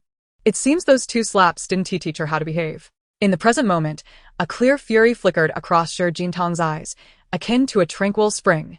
Wasn't she the one most concerned about Xiao Yichu, harboring thoughts of marrying into the Xiao family as a young mistress? Thus, I resolutely shall not allow her to fulfill her desires. Shi Jintang, seemingly having concocted a plan in her heart, thought it was time to proceed. Let us go. From the shadows, a man observed the departing figures of the 2 women, and then, with excitement, removed the mask from his face, swiftly flipping through the photographs he had just captured. Brother Wang, did you manage to photograph the father of Shi Jintang's child? Chapter 24. Tang Tang is trending again. Look, A reporter beamed with pride. This photograph alone is enough to keep us trending for several days. If this data takes off, we shall surely strike it rich. Both men were brimming with exhilaration as they quickly departed in their vehicle. Meanwhile, in the Anan Entertainment conference room, following discussions among the major shareholders, led by President Pei, it was decided that Anan Entertainment would henceforth be renamed to Crunchy Candy. The lawyer, holding the manuscript, continued, "If there are no objections, please sign the documents." Upon hearing this, Xiao Jingye's eyes were filled with confusion, and she raised her gaze to the lawyer standing at the forefront. "Excuse me, may I inquire who ultimately decided on this name?" "Hello, Miss Shi." "It was Mr. Pei," the lawyer replied. Why? Xiao Jingye pressed further. Mr. Pei expressed his discontent with the name Anan Entertainment and showed no interest in proposing a new one, so he simply reverted to the previous title, the lawyer patiently explained. "Do you have any objections, Miss Shi? I can relay your sentiments to Mr. Pei." "Thank you for your clarification. I have no objections," Xiao Jingye stated as she signed the document, her hand trembling slightly, her eyes reddening. In the capital circle, mere wealth is insufficient. One must also wield power. Although it was not currently in her possession, the name had returned to what her father had entrusted to her. Tang embraced Xiao Jingye, her eyes brimming with joy. At long last, it had reverted to the name that rightfully belonged to her, Crunchy Candy Entertainment. Moving on to the second item, General Manager Liu has resigned. Former General Manager Shi Yunan has fully divested her shares and will no longer oversee any company matters. The lawyer continued, "The new head is Mr. Li. Please extend him a warm welcome." Xiao Jingye and Fu Wan exchanged glances, both puzzled yet attentive as they listened to Mr. Li's address. Upon catching a glimpse of Mr. Li's face, Xiao Jingye's eyes sparkled, and a sudden realization struck her. Having worked in the entertainment industry for many years, Xiao Jingye had developed a knack for memorizing lines and faces, making her nearly incapable of forgetting anyone she had encountered. She distinctly recalled that night when she had left Xiao Jingye's office after an intense evening and she had encountered Mr. Li in the elevator. Given that Mr. Li had free access to the president's office, it was evident he was a senior figure within SH. "This is my plan for Crunchy Candy Entertainment over the past 6 months. I invite you all to review it, Mr. Li stated as he handed the document to his assistant. "It contains the artists and IPs I intend to focus on developing. Miss Fu, please pay particular attention." "Certainly," Fu Wan replied, taking the folder, her eyes widening in surprise as she turned to Xiao Jingye. Tang, look. Su Tang Entertainment places significant emphasis on nurturing its artists, with Xiao Jingye being the foremost among them. Previously, due to Shi Yunan's authority, Xiao Jingye found herself deprived of resources within the agency. The disparity in treatment was indeed stark. It is hoped that everyone will exert their utmost in collaboration, believing that Su Tang Entertainment will ascend to greater heights. Let's persevere. The meeting concluded, and after a brief nod from General Li, the attendees approached him for a handshake before departing the conference room. Xiao Jingye, too, returned her folder to General Li, offering a polite handshake and a slight nod of gratitude. "Thank you, General Li. No need for such courtesy, madam," General Li stammered, quickly covering his slip of the tongue with a cough. "Pardon me, what did you just say, General Li?" Xiao Jingye distinctly heard the term madam. She surmised that he intended to refer to her as lady, a title exclusively used by those close to Xiao Jingye. Even the senior executives at SH should not be privy to the fact that she and Xiao Jingye were married.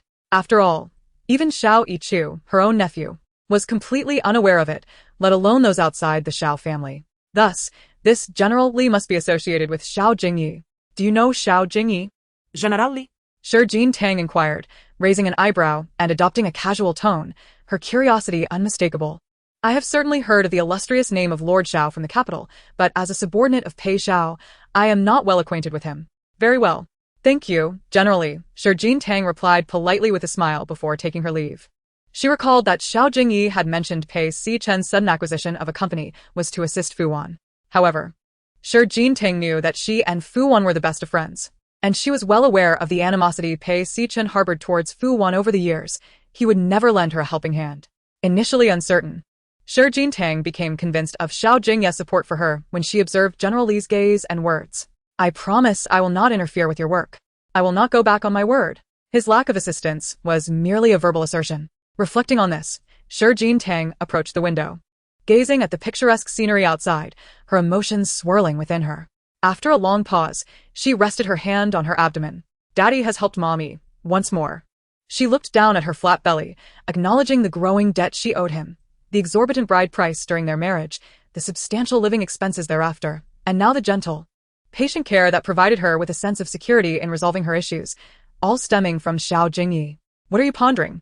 Fu Wan cheerfully trotted over, announcing. To celebrate the new appointment, there is a banquet tonight at the Insomniac Club. As the primary artist of Su Tang Entertainment, your presence is essential. All right. I will join you this evening. Those earrings are absolutely stunning. Where did you purchase them? Fu Wan inquired, leaning in for a closer look. They seem somewhat familiar to me. Oh. I recall now, these are the final masterpiece of the jewelry master Radiant. I can't believe the actual pieces have been released so soon. The renowned jewelry designer, Shi Jingye, has garnered some attention.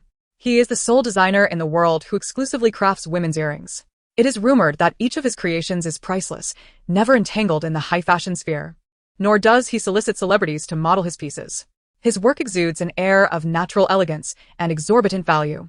At this moment, Shi Jingye instinctively touched her own earrings, surprise flickering in her eyes. Xiao Jingye always provided her with the finest, yet he never spoke of it. He simply gifted her items nonchalantly, complimenting her beauty. Suddenly, Shi Jingye's assistant rushed over, taking a deep breath before speaking to Shi Jingye and Fu Wan. No, this is bad. Tang is trending again. What have I done now? Shi Jingye asked in confusion, while Fu Wan quickly refreshed her phone to check the trending topics. Breaking news. Shi Jingye's child's father makes his first appearance. The child's father's hands are so beautiful. Who understands? The little pregnant woman is kissed at the waist. Fu Wan's heart sank as she read these trending topics, hastily clicking on one. The photos left her swallowing hard. Shi Jingye, are you really going to be this bold? This exclamation came from Fu Wan. What is going on? Curious about Fu Wan's expression, Shi Jingye took her phone to see for herself. The images were startling. In a parking garage, a man's arm, with skin pale and cool, showcased smooth muscle lines as his slender fingers caressed Shi Jingye's waist. She wore a stunning qipao that accentuated her perfect curves, slightly leaning towards the car window, creating the illusion that they were kissing. Scrolling down, the camera captured her blushing face, hiding it in shyness after the kiss. Even the rosy hue on her cheeks was recorded, every smile and frown captivatingly enchanting. And they claimed there was no flirtation?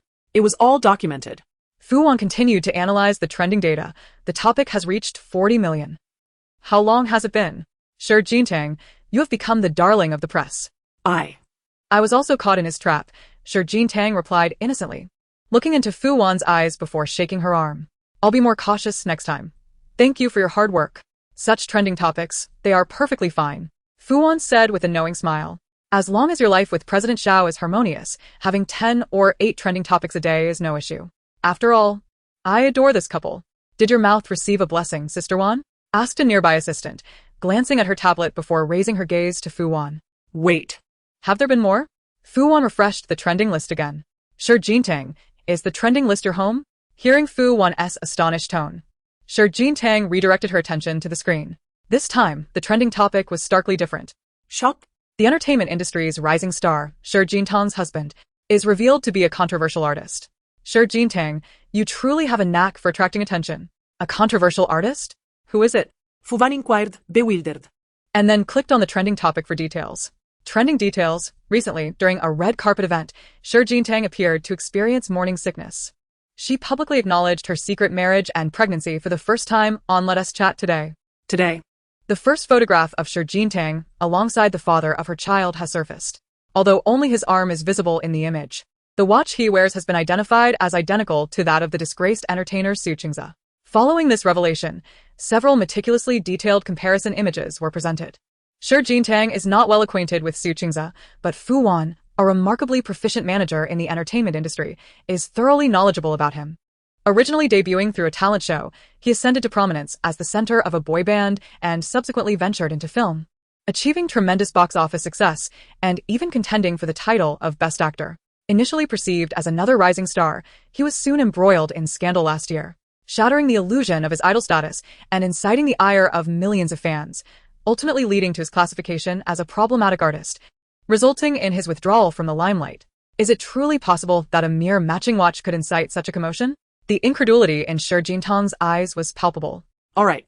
Sister Wan, I shall have someone prepare it immediately. The assistant nodded briskly and hurried towards the elevator. In the 9th floor live broadcast studio, the crew was diligently adjusting the lighting, and once everything was ready, they turned their attention to Shi Jingye. Good, she affirmed with a smile. Let us commence. Please disable the barrage. Tang Tang, you need not pay special attention, interjected a member of the production team. Given your condition, the remarks may be rather harsh. Not at all, Xiao Tang reassured them. Having traversed the entertainment industry for many years, she had grown accustomed to the vitriol hurled her way. All right, countdown to start, begin. Hello everyone, good afternoon. I am Xiao Tang. She greeted the camera with a cheerful smile. As the broadcast commenced, the viewer count surged to 100,000, and the barrage of comments flooded in rapidly. Shameless. How dare you even go live? After supporting you for so many years, you abandon your career for marriage. And to such a reprehensible artist. Oh Tang Tang, please do not descend into such depravity. That artist has serious character flaws. Can you not consider terminating the pregnancy and divorcing him? What a foolish fan above. How could Tang Tang possibly marry that man who sleeps with fans? She has severe cleanliness issues and would never wed a man with such a sordid history. Huh? I see that fox-like demeanor in Xiao Tang.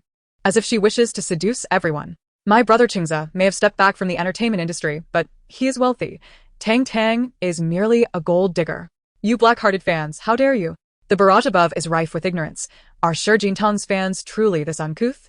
No wonder she is set to marry a problematic artist. Let us resist these flawed artists and collectively banish them from the entertainment industry. Out! Amidst the barrage, Xiao Tang was about to respond when her phone inside her handbag rang. It was Xiao Jingye. Instinctively, she considered ending the call, but distracted by the live comments, her finger slipped and she inadvertently answered. Darling, have you had lunch yet? She heard his deep, sultry voice resonate through the studio, accompanied by the affectionate term darling, which sent a tremor through Xiao Tang's heart. President, this quarter, Group A has witnessed a significant surge in performance, with the brand's commercial value increasing by approximately 1.2 billion. Apologies, President, I just realized you were on a call. Do have lunch soon. Don't let yourself get too busy and neglect your hunger. Xiao Jingye merely raised a hand to signal for the person to leave, asking if he should apply some medicine for the back pain. During the day, can a little pregnant woman withstand such pressure? Help! What audacious words is he uttering? Chapter 26. Who in the capital dares to marry her? This man, appearing cold and unfeeling, speaks flirtatiously with such ease. After uttering that remark, Xiao Tang promptly hung up the phone. At that moment, Fu Wan's inner monologue was, what should I do if my artist is flirting with her husband in front of a live camera? How can trending topics be salvaged? I have noticed today's trending topics and am aware that my fans are quite concerned for me. I hereby declare that I have never met Mr. Su, mentioned in the trending topics. Xiao Tang looked back at the camera to clarify. My husband is upright and of good character. Our acquaintance is entirely within the bounds of normal social interactions, leading to our marriage. As for the comparative image of the watch, it is purely coincidental. Xiao Tang continued addressing the live camera, stating that it was a watch I purchased a year ago, and he only started wearing it recently. Indeed. I knew Tang Tang would never marry a disreputable artist. Absolutely not. Wait, did someone just call Xiao Tang's husband president on the phone? Could it be that her husband is someone prominent in the capital? Get lost. Don't forget how Xiao Tang's father died, with the Xiao family's young heir around. Who dares to marry her? Wearing a watch worth hundreds of thousands does not make someone a figure of authority in the capital. He must just be some greasy old man. Xiao Tang is only after that little bit of money. Spreading rumors without evidence? I refuse to listen to such nonsense. Even if that man lacks capability, as long as Tang Tang loves him and he treats her well, that suffices. What? The voice of the father of the child couldn't possibly belong to an old man. And the things he said, oh my, this couple must be so affectionate privately. Let's ship them well. Initially, I believe the child's father may not hold a significant status, but goodness. That arm, that hand, and that voice, it's utterly intoxicating. Can this generation of paparazzi please step up their game? I'm genuinely frustrated. Meanwhile, observing Xiao Tang's radiant smile and the barrage of comments during the live stream, the man lit a cigarette, inhaling deeply, then leaned against the wall and closed his eyes. This moment evoked memories for Xiao Yichu of a torrential downpour in the capital last summer. Xiao Tang, once bright and dazzling, now resembled a wildflower in sorrow. Yet she spoke defiantly. Xiao Yichu, even if I were to die, I would never plead with you. Xiao Tang was proud. Even before the Xiao family fell from grace, when they were unable to reach the lofty heights of the Xiao family's century-old legacy, she never resorted to flattery. Yet now, she seemed so pleased with herself for marrying some insignificant, unknown old man, utterly contemptible. At this moment, a weak voice interrupted Xiao Yichu's thoughts. And upon hearing the voice, Xiao Yichu discarded his cigarette onto the ground, extinguishing it beneath his polished shoe, before hastily approaching the bedside. "And, do you feel unwell anywhere else?" Yun, feeling aggrieved, embraced Xiao Yichu and began to weep, her voice soft and delicate. "I am sorry for making you suffer. No, I do not feel wronged." Yun blinked her tear-filled eyes, asserting that as long as she could marry Brother Yichu, she would never feel aggrieved by anything. "Good girl, Anan." Observing the obedient and understanding Yun, Xiao Yichu tenderly stroked her hair. "Truly a good girl." For reasons unknown, at that moment, Xiao Yichu recalled Shi Jingye. No one in the Xiao family dared to challenge Xiao Jingye's actions. Only Shi Jingye had questioned him when she saw him injured. In Xiao Yichu's memory, no one had ever spoken to Xiao Jingye in such a manner. "I heard that cousin once visited when she was little, uncle?" Yun wiped her tears, noting that her cousin had a bad temper and would have surely caused a scene had she been present last night. "Anan, do not mention Shi Jingye." Although Xiao Yichu's expression remained unchanged, a flicker of annoyance surfaced in his eyes. "This is for you, see if you like it." As his words fell, a white gift box landed in Yun's hands. The moment she opened the box, her pupils dilated, her voice betraying her joy. "This is Radiant's final masterpiece, the Begonia's Wish?" Yun quickly cradled it in her hands. His works were precious and seldom sold. "Brother Yichu. He is supported by the Xiao group. All his works belong to the Xiao family." Xiao Yichu gently stroked Yun's hair. "Did you not say you liked it? I simply had to buy it for you." "Thank you, Brother Yichu." Yun joyfully kissed Xiao Yichu's cheek. "It's beautiful. I love it. I will have someone come in to apply medicine to your burns." As Xiao Yichu spoke, he rose. "I have matters to attend to at the company. I will visit you again this evening." "All right, I will wait for you." Yun held the pair of earrings as if they were a treasured gift, so delighted that she momentarily forgot the pain from her burns and the soreness in her knees from kneeling all night. Shortly after Xiao Yichu departed, Madame Shi knocked on the bedroom door. "Mother? Look, this is a gift from Brother Yichu. So beautiful." Madame Shi gazed at the scars on Yun's body with concern. "And does it still hurt?" "That Xiao Jingye is truly mad. I have heard that Yichu has suffered greatly under him. He is indeed a madman, quite terrifying." Yun replied, a hint of solace glimmering in her eyes. "But as long as Brother Yichu treats me well, that is all that matters. He is the only grandson of the Xiao family, and the family fortune will ultimately belong to him. My daughter is wise, understanding the value of enduring temporary discomfort." Madame Shi looked at Yun's countenance with satisfaction, though her brow furrowed slightly. "By the way, there is something I must tell you." "What is it?" What? Yun, disregarding her leg pain, stood up to question. How could father be so foolish? "Anan is merely a tool I use to insult Shi Jingye. How can you sell her for a mere sum of money?" "Calm yourself. Your parents did not wish for this, but the one who acted is Pei Xiao." Madame Shi spoke with an expression of distress, stating that the Pei and Xiao families were long-standing allies, both esteemed in the capital's elite circles, leaving her parents with little recourse. "Pei Xiao? Pei Xiqing?" Yun pondered, once again settling onto the bed, contemplating Madame Shi's words. On that day at the company, Pei Xiqing's untimely appearance seemed frivolous, yet his words subtly supported Shi Jingye. Days later, Pei Xiqing undertook the arduous task of acquiring an inconspicuous small company. Could it be? Chapter 27. Lingerie? Impossible.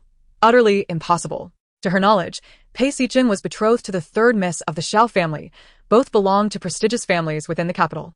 Pei Xiqing would never dare to forsake a long-standing engagement to marry Shi Jingye. "Anan, what troubles you?" Madame Shi instinctively grasped her wrist, noticing the alarm in Yun's expression. "Nothing really."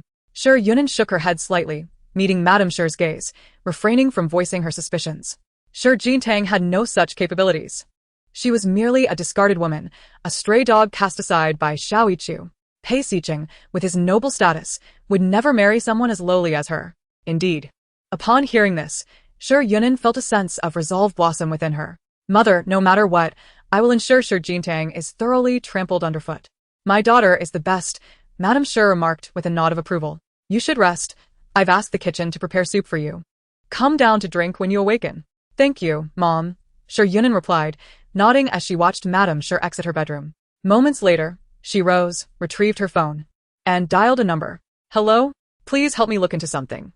As night descended, the moon shone brightly amidst the sparse stars. Following the announcement of Anan Entertainment's rebranding to Su Tang Entertainment, representatives from various affiliated brands attended the welcome banquet. "Here, orange juice," Fuwan said. handing a glass to Shi Jingye before surveying the room. Pei Xiqing is indeed ambitious about expanding the company, inviting so many guests. Oh my, look, is that Mr. Xiao? Which Mr. Xiao? The young prince? They've all come. Our company is so fortunate to be acquired by Pei Xiao.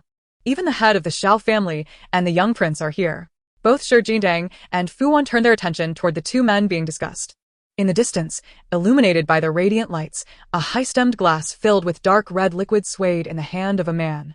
While his other hand languidly rested on the table, the wedding ring on his ring finger gleaming brightly.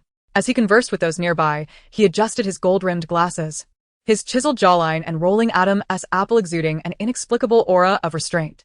The vixen, Shi Jingye, lowered her gaze and took a bite of a dessert nearby, casually remarking, "Ahem, look." Fu Wan tugged at Shi Jingye's wrist, urging her to lift her gaze. At that moment, a young woman dressed in an azure gown approached Xiao Jingye, bashfully smiling as she placed a square gift bag beside him, then took out a pen to write something upon it. What did that woman give? Fu Wan inquired, setting down her champagne glass in confusion. Lingerie? Recently, Shi Jingye had encountered a similar style at the mall, a mere scrap of fabric that, when worn, exuded an irresistible allure. In the next moment, she exchanged glances with Fu Wan. Did Xiao Jingye truly accept the invitation and leave a number behind? No, that cannot be the case.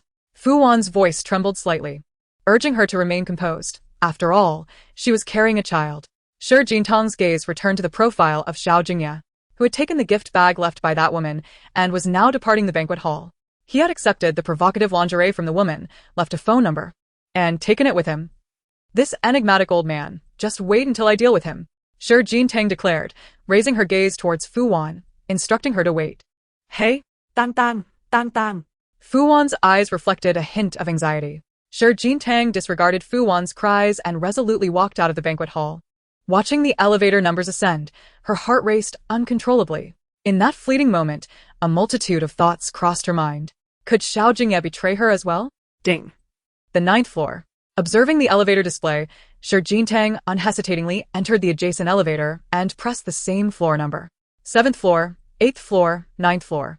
As the elevator doors opened, Shi Jingye stepped out briskly but paused, her footsteps faltering. This place was not the opulent splendor of the banquet hall below, but a different kind of intoxicating luxury, with a wine cabinet reaching the ceiling, an endless array of fine wines stretching out of sight. Was this a private club? How audacious of Xiao Jingye to indulge in such extravagance. Miss, may I inquire who you're looking for? Who is she looking for?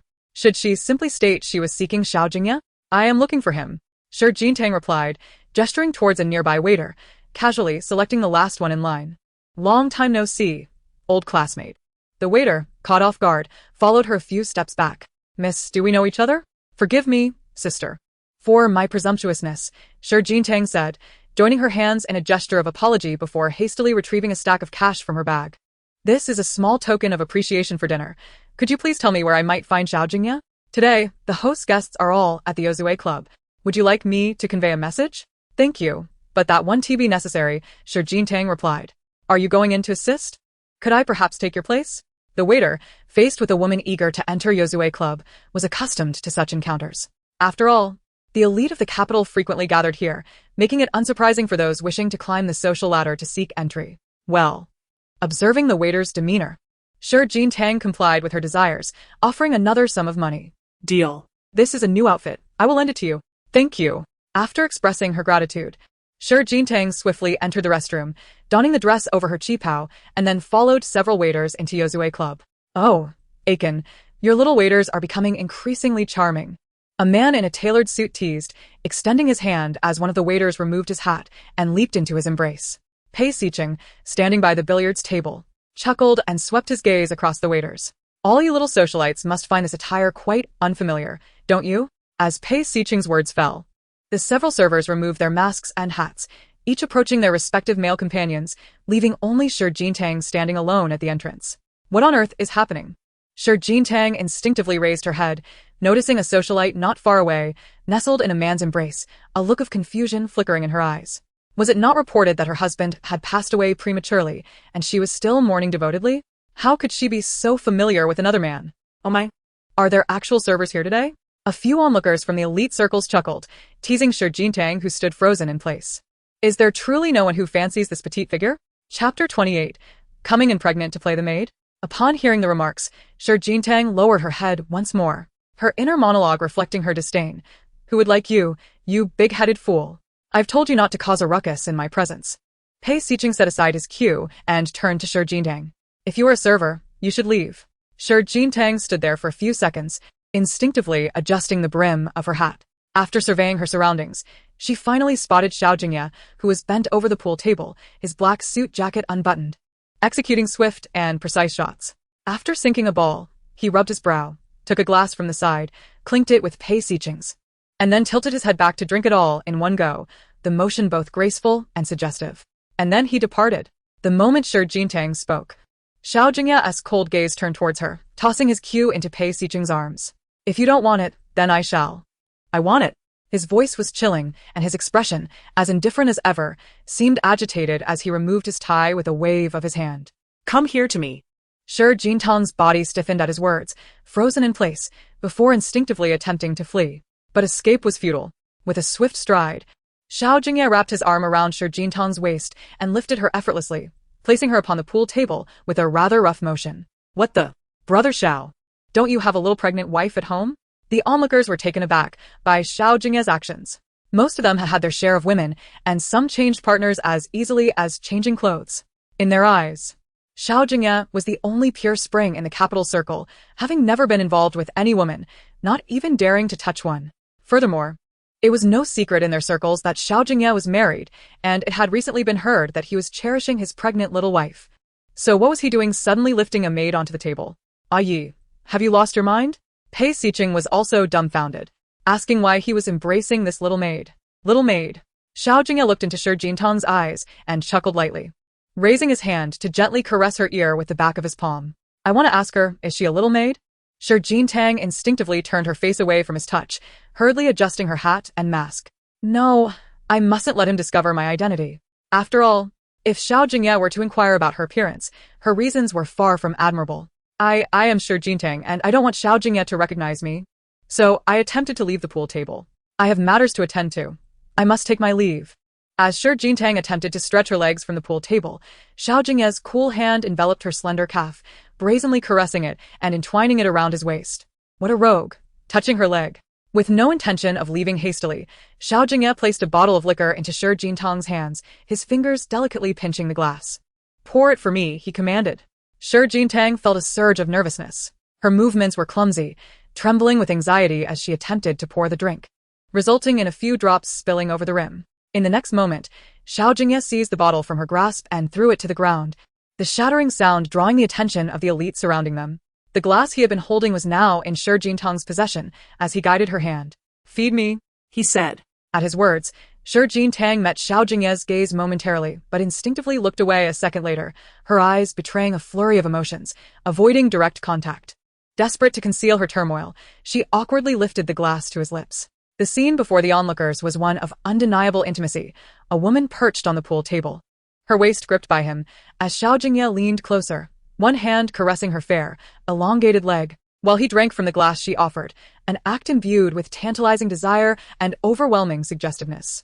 Amidst hushed whispers from the distant sofa, Xiao Jingye caught snippets of conversation. Perhaps his young wife at home has left him wanting? Though the voices were subdued, she could hear them clearly. In that moment, her wrist felt feeble as she let the glass slip, pushing against the man's chest. Can I leave now? Little maid, Xiao Jingye teased, his finger tracing her jawline, a playful smile dancing on his lips. Kiss me, and I shall let you go. Xiao Jingye. Xiao Jingye, overwhelmed by his audacious words, called out his name. Are you questioning me? Do you wish to rebel today? He mused, as he playfully wiped her jawline with the hem of her maid's dress, his movements beguilingly seductive. My lady? You recognized me early on, didn't you? How dare you? She thought, realizing he had known her identity all along, and was deliberately teasing her. Ah. Sister-in-law? I knew young Master Xiao must be under her thumb, too afraid to misbehave. Xiao, take care of yourself. Your wife is with child. Xiao Jingye felt a rush of heat beneath her mask. Flustered and exasperated, she pushed against Xiao Jingye's chest. Yet, he effortlessly lifted her off the table, and as her feet touched the ground, she covered her face, desperate to flee. This night, her dignity was utterly lost, irretrievable. Just as Xiao Jingye exited the establishment, The door closing behind her, Xiao Jingye, peeling shards of glass from his palm, took a handkerchief, unhurriedly tending to the cut caused by the broken glass. If you dare to act recklessly again, I'll ruin you. No one is allowed to touch my little hiding. No, I won't dare, Brother Xiao, I promise. Seeing this, Pei Xiqing glanced at his assistant not far away, speaking casually. Take young Master Shin to the hospital. Also, remove him from the list of patrons at Yuzueju. Understood. Unaware of the unfolding events within the room, Shi Jintang merely saw a man being carried out before Xiao Jingye swiftly wrapped his arms around her waist, leading her into a nearby room. She leaned against the wall, her face mask and cap swiftly removed by the man. With a firm grip that lacked gentleness, he seized Shi Jintang's chin and kissed her roughly. The unexpected kiss nearly caused Shi Jintang to falter, yet the stark disparity in their physiques allowed the man to effortlessly encircle her slender waist, holding her tightly in his embrace. The scent of mint lingered on her tongue, while Xiao Jingye's cool lips seemed to carry an electric charge, causing hormones to recklessly proliferate within the silent room, compelling her to succumb to him. With a swift motion, he tore away her maid's uniform, much like that fateful night, albeit with a hint of hesitation. His lips trailed down to the side of Shi Jintang's neck, attempting to be even bolder. Xiao Jingye, you're drunk. What are you doing here? Xiao Jingye buried his face in the crook of her neck, his eyelashes drooping slightly as he whispered in her ear. Who allowed you to stand with those women, At that moment, his tone and expression were chillingly stern, seemingly angered by Shi Jintang's actions. The kiss on her neck was forceful, causing her to gasp in pain. If you can come, why can't I? Shi Jintang pushed against Xiao Jingye's chest, covering her neck with her hands, her eyes blazing with indignation. Don't scare me. I'm not afraid of you. He had received a woman's risque lingerie and even retained her phone number, and he still had the audacity to argue? Not afraid of me? Xiao Jingye seized her wrist, pulling her into his embrace, gazing down at her defiant expression, and gently nipped her ear. If I were to tear your dress and have my way with you, would you be afraid? Xiao Jingye, you're a pervert. Shi Jintang attempted to shake off his hand, asserting that only a pervert would engage with such lingerie. No wonder someone said you are insatiable. Xiao Jingye was well aware of his lady's fiery temperament, which seemed to have intensified during her pregnancy. Just then, she broke free from his hold, picking up the torn maid's outfit from the floor and throwing it at him. Unfortunately, her slight frame and refusal to eat adequately rendered her strikes as mere playful taps. Though she hadn't witnessed Xiao Jingye with that woman, she had seen him accept the little garment, which he had tucked into his pants pocket. What nonsense is this little girl thinking? Xiao Jingye furrowed his brow, his eyes filled with confusion. Xiao Jingye, you truly are all bark and no bite. Shi Jintang observed his unwillingness to admit anything. After speaking, she stepped forward, reaching into his pants pocket to retrieve the small gift bag and tossing it against his chest. You accepted that woman's lingerie. What do you plan to do with her night? Xiao Jingye took the gift bag, glancing down at it. Lingerie? Does this little girl think this is lingerie? A pregnant woman with such a vivid imagination? The next moment, Xiao Jingye sighed and stepped closer to Shi Jintang, tearing open the gift bag and using the lingerie to wipe away the tears on her cheek. It's filthy, don't touch me. As Shi Jintang spoke, she pushed Xiao Jingye's hand away, the delicate fabric slipping into her grasp. With a flick of her wrist, it unfurled. Was that truly a piece of risque lingerie? No. It was a lilac silk scarf from a renowned brand, exquisitely designed and remarkably petite, a common adornment among affluent young gentlemen. Yet, one could hardly blame Shi Jintang. She had indeed encountered a similar item while shopping that afternoon. To play with such an object for amusement? Observing Shi Jintang's dazed reaction, Xiao Jingye leaned slightly forward and continued, I must admit, I am less worldly than our esteemed young lady. Shi Jintang avoided meeting his gaze, her mind racing to devise a suitable resolution to this predicament. Even if it were not lingerie, had Xiao Jingye not retained that woman's phone number? Turning the scarf over, she was met with the words that extinguished her fluttering heart. Yuzueju. At that moment, the young lady thought, I am truly exasperated. A melodramatic misunderstanding. An hour ago, I loathed you all. I shall never forgive you. Blame others for the misfortune. Refuse to internalize the conflict. Just as Shi Jintang lifted her foot to leave, Xiao Jingye grasped her wrist, pulling her to sit upon the sofa, standing before her, bending slightly to gaze into her eyes. Did you follow me because you saw me with Pei Shirchen's assistant scarf? He asked, his palm resting on the side of her neck, teasingly inquiring if she had come to catch him in the act. Shi Jintang thought, what if this cunning man has discerned my innermost thoughts? Xiao Jingye, gripping her chin to compel her to meet his gaze, queried, what do you consider yourself standing amongst those social butterflies? In his heart, Shi Jingye was his meticulously cherished little camellia. Marrying her was his means to provide better care for her, distinct from fleeting entanglements. She could never be equated with those socialites. Over the years, Xiao Jingye had cradled this delicate flower in his hands, forbidding anyone from tarnishing her inherent nobility. Shi Jingye lowered her head, feeling a twinge of guilt. I did not know, she murmured. I thought you, a noble lady. What harm could a slight fault do? Xiao Jingye dismissed the notion, unwilling for her to utter even an apology. I will not forsake you, he declared, looking deeply into her eyes, sincerity radiating from his own. As long as Xiao Jingye, draw a breath, I shall never abandon you. Uncertain of what forever truly entailed, he vowed with the vitality of his present existence, promising to remain steadfast as long as life permitted. At his words, Shi Jingye's breath caught in her throat. It was the first time she met Xiao Jingye's eyes directly. In the past, he had always been distant, his words to her rarely exceeding 3 sentences, let alone offering her a smile. Yet today, he professed that as long as he lived, he would not forsake her. In bygone days, Shi Jingye had known fear. Unable to tally the number of betrayals she had endured. Her mother had abandoned her and her father when she was 15, leaving without a word. The subject of much gossip and ridicule. At 22, she witnessed her father plummet from their family home, which was now lost to her forever. In the same year, the boyfriend she believed she was in love with betrayed her, entangling himself with her cousin. Overnight, Shi Jingye became the laughingstock of the entire capital. A stray dog without a path to tread. At times, Shi Jingye would ponder, was she truly so unworthy? Xiao Jingye, why? Grasping the edge of Xiao Jingye's suit, she slowly inquired, why did you marry me? Chapter 30, embracing a slender waist and caressing delicate legs. Why marry her? He only knew that the one he yearned to marry was Shi Jingye, who was just 18 at the time. Yet back then she did not even know his name. She was as regal as the most exquisite flower on the begonia tree, while he, consumed by madness, was as filthy as mud. He dared only to observe from afar, fearing that his own dirtiness would tarnish her delicate beauty. However, as fate would have it, Shi Jingye became his nephew's girlfriend. Their appearances together beneath the begonia tree, swinging in a loving embrace, painted a picture of perfect harmony that others admired as a match made in heaven. Yet, Xiao Jingye found no pleasure in witnessing such idyllic scenes. He harbored a greedy heart. His wickedness was apparent to all, yet regardless of the circumstances, he wished to shield Shi Jingye from the truth. Experiencing the sensation of being caught in infidelity was a first for Xiao Jingye. Shi Jingye, she murmured, lowering her head, this thing looks so much like that thing. And you know how pregnant women can be? Their eyesight isn't as sharp, miss.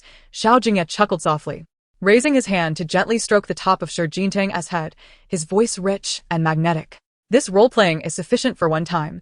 I want to grant you another opportunity to catch me in the act. Also, don't dress yourself in such garments haphazardly. Observing Shi Jingye clad as a little maid, he felt a pang of injustice for her. Shi Jingye scrutinized Xiao Jingye's expression closely. Lowering her head, she pressed her forehead and blinked, her demeanor reflecting a hint of disbelief. Was Xiao Jingye truly this composed? Suddenly, a moist sensation enveloped her ear. Instinctively, she reached up to touch it and then lifted her gaze. Was it blood? You're injured? She exclaimed, rising to grasp Xiao Jingye's wrist, her eyes widening in fear as she noticed the blood trickling from his right palm. Hastily, she pressed her silk scarf against the wound. How did you manage this? The cut is so deep. After tying the scarf, she urged, let us go to the hospital. Xiao Jingye paid little heed to the blood on his hand. Instead, he grabbed a tissue from the table to wipe away the blood droplets from her ear and the stains on her hands. I didn't mean to dirty you, he remarked, mindful of her aversion to blood and her obsession with cleanliness. Why are you still worrying about that at a time like this? Shi Jingye protested, refusing to let Xiao Jingye continue assisting her. I'll ask Wanwan to call a car. Let us hurry. It's nothing, Xiao Jingye replied nonchalantly, casually tightening the scarf to stem the bleeding, yet he couldn't resist teasing her. What's this, miss? Are you concerned for me? This wound requires proper attention. Shi Jingye insisted, observing Xiao Jingye's indifferent demeanor. Xiao Jingye, be obedient. Be obedient. Xiao Jingye, throughout his life, has always possessed a rebellious spirit and a defiant nature, seldom heeding the counsel of others. As Shi Jingye completed her words, she entwined her arms around Xiao Jingye's, leading him outside. When Jijing, noticing the door ajar, stepped forward. Mr. Xiao, I heard from young Master Pei that you injured your hand, so I came over. She glanced at Shi Jingye, who, recognizing the cue, graciously handed over the medicine box. I am rather clumsy when it comes to applying medicine. Would you be so kind as to assist, young mistress? Observing Shi Jingye deftly handling the cotton balls and ointment, Xiao Jingye leaned slightly forward. So skilled? In the past, I often sustained injuries while practicing dance all night in the studio, so I became quite adept at treating them myself. Shi Jingye gently grasped Xiao Jingye's hand, carefully tending to his wound. Please bear with me. It might sting a bit. I am quite resilient. There is no need for such caution. Xiao Jingye's gaze softened as he admired Shi Jingye's profile. This slight discomfort is nothing. Over the years, he had grown somewhat desensitized to pain. Perhaps the inhumane torment of his childhood had fortified both his body and spirit, plunging him into a quagmire while stripping him of the typical arrogance expected of a young master in the capital. I do not wish to see you in pain. Then, miss, would you soothe me? Soothe him? Shi Jingye met Xiao Jingye's gaze, which shimmered with a hint of desire and anticipation. She delicately wrapped her slender arms around his neck and leaned in to press her lips against his cheek. 1 second, 2 seconds, 3 seconds. In the darkness, a smile crept across Xiao Jingye's lips, radiating warmth to his eyes. Suddenly, the sound of a phone ringing pierced the air. Lamon, how are you? Are you all right? Mr. Xiao. He should be fine, cough cough. Upon hearing this, Shi Jingye quickly coughed and hastily resumed bandaging Xiao Jingye's wound. I will be there shortly. After hanging up, she ensured the bandage was secure before rising. You continue with them. Lamon is waiting for me. I'll head down first. Watching Shi Jingye flee in haste, Xiao Jingye leaned back on the sofa, chuckling softly, his gaze drifting to the neon-lit skyscrapers outside. Even the way he toyed with the beads on his wrist seemed lighter than usual. After a moment, Pei Xiqing knocked on the door, a teasing glint in his eyes. In such a chaotic place, don't expect me to come over again. Xiao Jingye shot him a glance, his eyes filled with disdain. Who would have guessed your little pregnant wife would chase you here? Pei Xiqing smirked, observing Xiao Jingye's profile. Let us interview our esteemed Xiao. What does it feel like to be under the thumb of a wife? In the past, Xiao Jingye was hardly recognizable as a person. He seldom listened to anyone and, when enraged, would even dare to stab himself with a knife. Now, at least he resembled a human being. Meanwhile, in the banquet hall on the second floor. Tang. How are you? Humph. Was I there to catch someone in the act? Shi Jingye fanned herself with a hand fan. I merely went to tease Xiao Jingye. With her waist embraced and her legs caressed, the dimly lit room was saturated with hormones, stirring her heart. I told you to keep calm. Fu Wan crossed her arms, eyeing the kiss mark on Shi Jingye's neck with a playful smile. It seems your teasing went quite deep. Shi Jingye, you truly are a wanton woman. At this moment, a voice laced with disdain emerged, the speaker casting a frosty gaze at Shi Jingye, delving into her eyes where a hint of sorrow lay hidden. Chapter 31. Splattering red wine. Even without lifting her gaze, Shi Jingye immediately recognized the source of this vulgar insult. Fu Wan, upon hearing the voice, furrowed her brows and turned around, only to see that it was Xiao Yichu standing a short distance away, which prompted her to cross her arms and scoff. The man, clad in a deep blue suit, appeared particularly affluent under the dazzling lights. With his golden hair and fair complexion, his facial features were sharply defined. His brown eyes glistened with clarity, and his nose was high and straight, though his slightly rosy lips curled into an impolite smirk. In the past, Fu Wan had felt indifferent toward this princely figure of the capital, never crossing the line of rudeness until he had become entangled with Shi Yunan during his courtship with Shi Jingye. Fu Wan would not remain silent. Xiao Yichu, are you not ashamed? Fu Wan gazed into his eyes, unflinching, and continued, and those words you just uttered, were you introducing me to your little mistress? Xiao Yichu gritted his teeth. In the capital, few dared to speak to him in such a manner. Do not think that just because your brother is Pei Xiqing, you can act so recklessly. Who was it that barked like a dog first? Don't you have any self-awareness? Fu Wan, having grown up unrestrained and carefree, lacked the airs of the elite of the capital, and thus her insults flowed freely. In contrast, Xiao Yichu, raised in privilege, was accustomed to people fearing his status as the young prince of the capital, making Fu Wan's words all the more jarring to him. Xiao Yichu appeared incensed, stepping closer to Fu Wan, seemingly intent on teaching her a lesson, when he heard Shi Jingye's voice. Xiao Yichu, when was the last time you bathed? At this moment, any trace of shyness she had previously displayed toward Xiao Jingye vanished, replaced by an icy demeanor, her words and gaze equally frosty. You're disgusting. Fu Wan couldn't help but chuckle at this, understanding the situation. After all, the young prince was. Suddenly, a woman in high heels strode swiftly to Xiao Yichu's side, raised her arm, and splashed a glass of red wine across Fu Wan's face. Fu Wan, control your mouth. Shi Yunan exclaimed, pointing an accusatory finger at Fu Wan. I usually don't take offense to your insults, but how dare you disrespect my brother Ichu?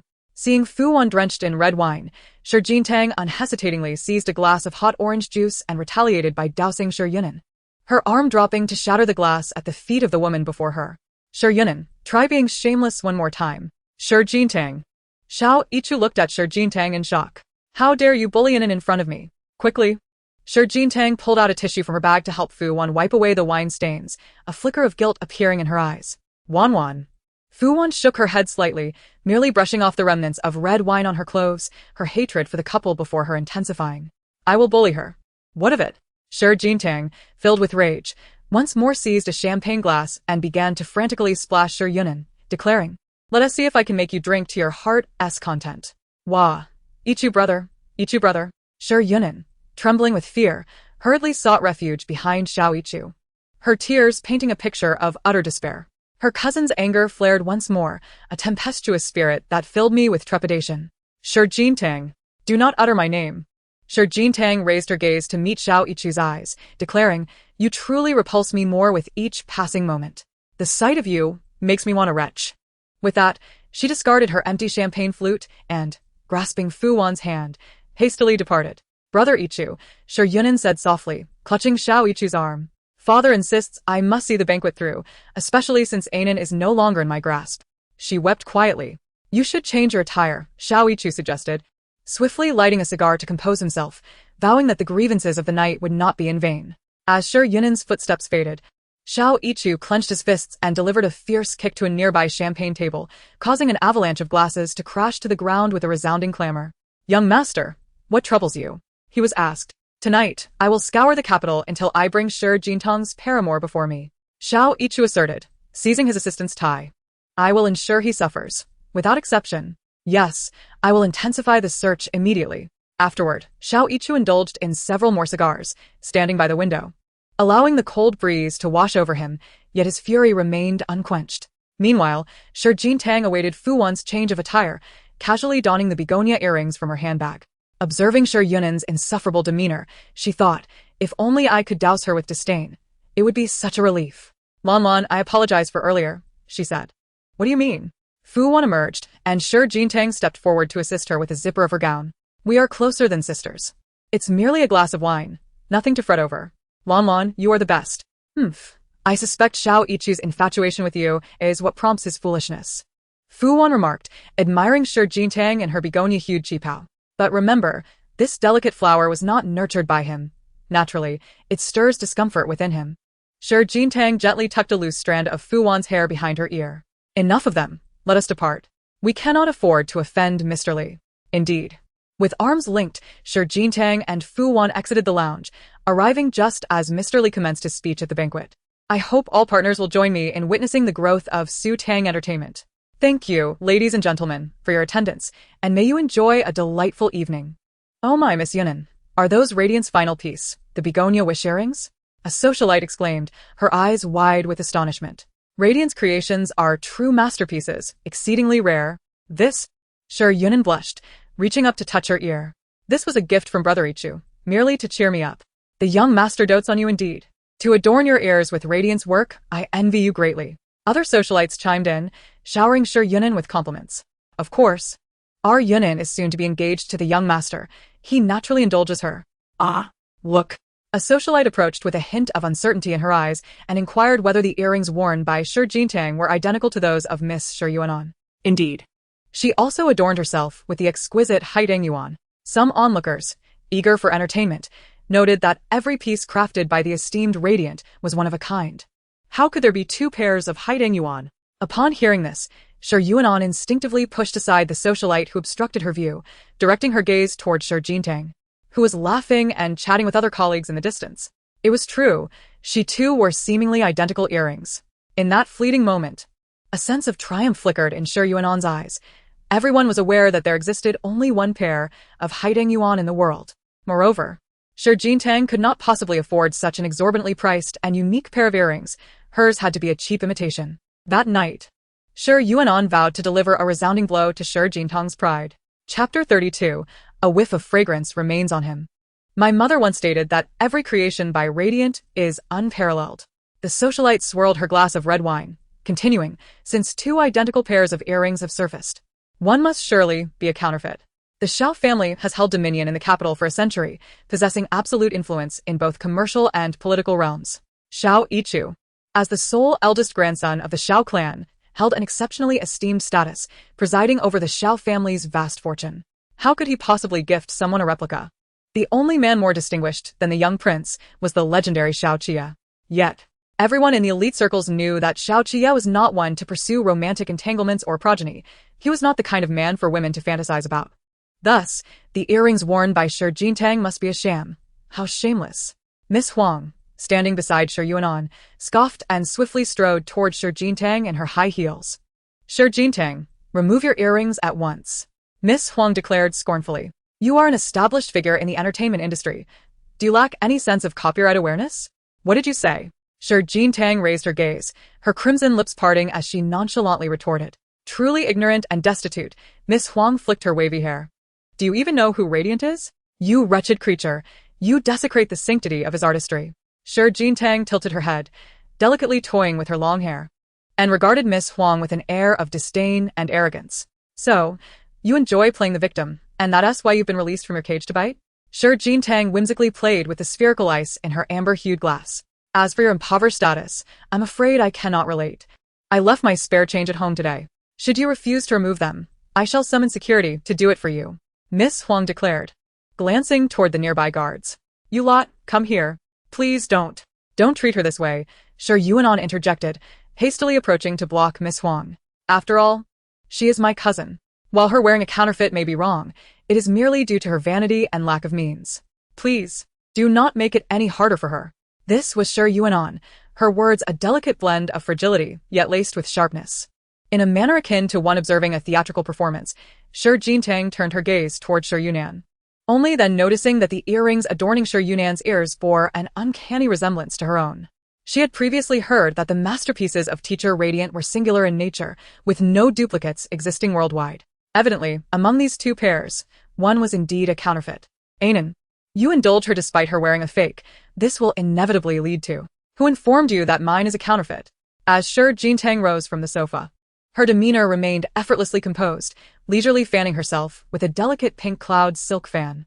So? She retorted nonchalantly, her voice imbued with an air of indifference. How could the young master, possessing a fortune in the billions, possibly gift a vulgar imitation? Miss Huang glared at the stunning visage of Shi Jingye. And you, having married an obscure older man, do you truly believe you deserve such an extravagant pair of earrings? Yet here they are, adorning my ears, Shi Jingye replied, her slender fingers brushing against her hair and earlobe, illuminated by the dazzling lights, her figure exuding allure, her skin fairer than snow. My husband claims I look exquisite wearing them. Indeed, Xiao Jingye had bestowed such compliments upon her. Observing Shi Jingye lost in her own world, Miss Huang's caustic remarks grew sharper. Next time, inform your husband that if he gifts you counterfeits, he should include some low-end items as well. With venom in her tone, Miss Huang spoke. This pair of earrings is Teacher Radiant's final masterpiece, and a gift from the young master to Anan. You are unworthy to wear even a counterfeit.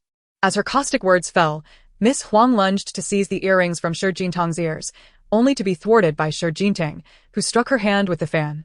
Remove your claws. Shi Jingye's expression turned icy in that instant, her voice tinged with a hint of anger. Do you assert that it is a counterfeit merely because you say so?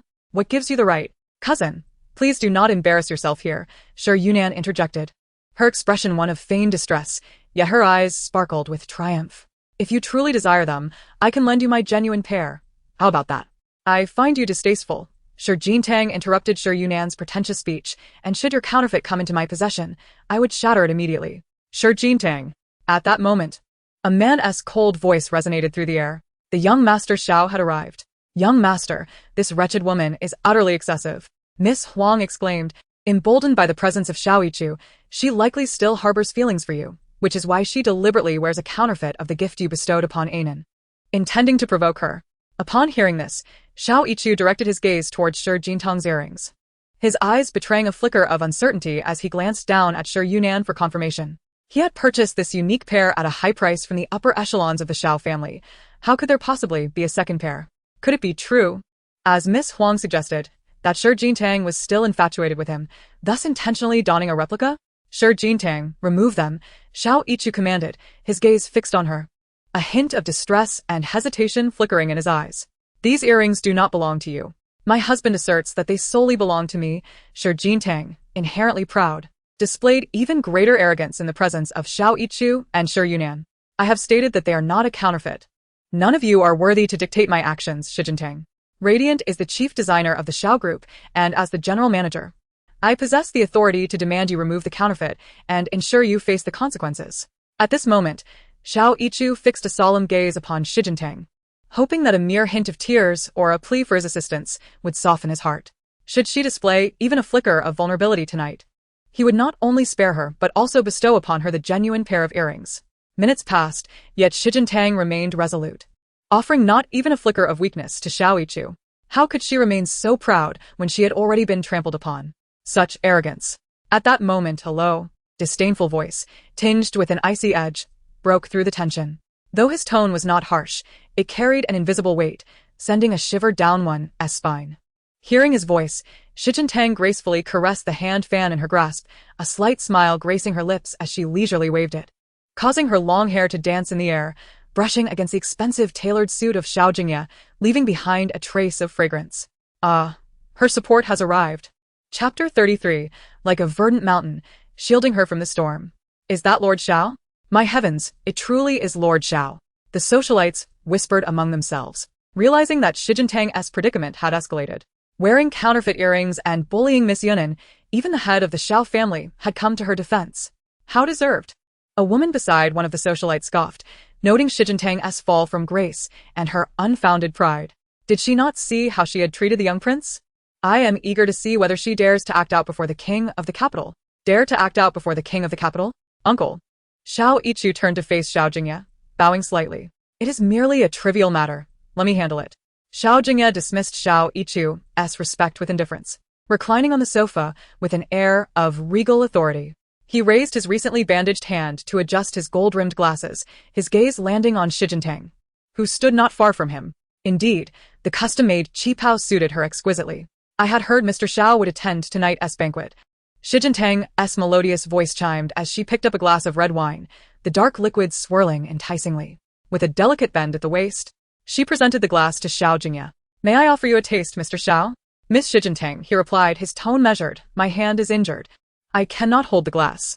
Implicitly suggesting that she feed him? Here, countless eyes were fixed upon them, and the banquet was teeming with reporters. Xiao Jingye, do not jest.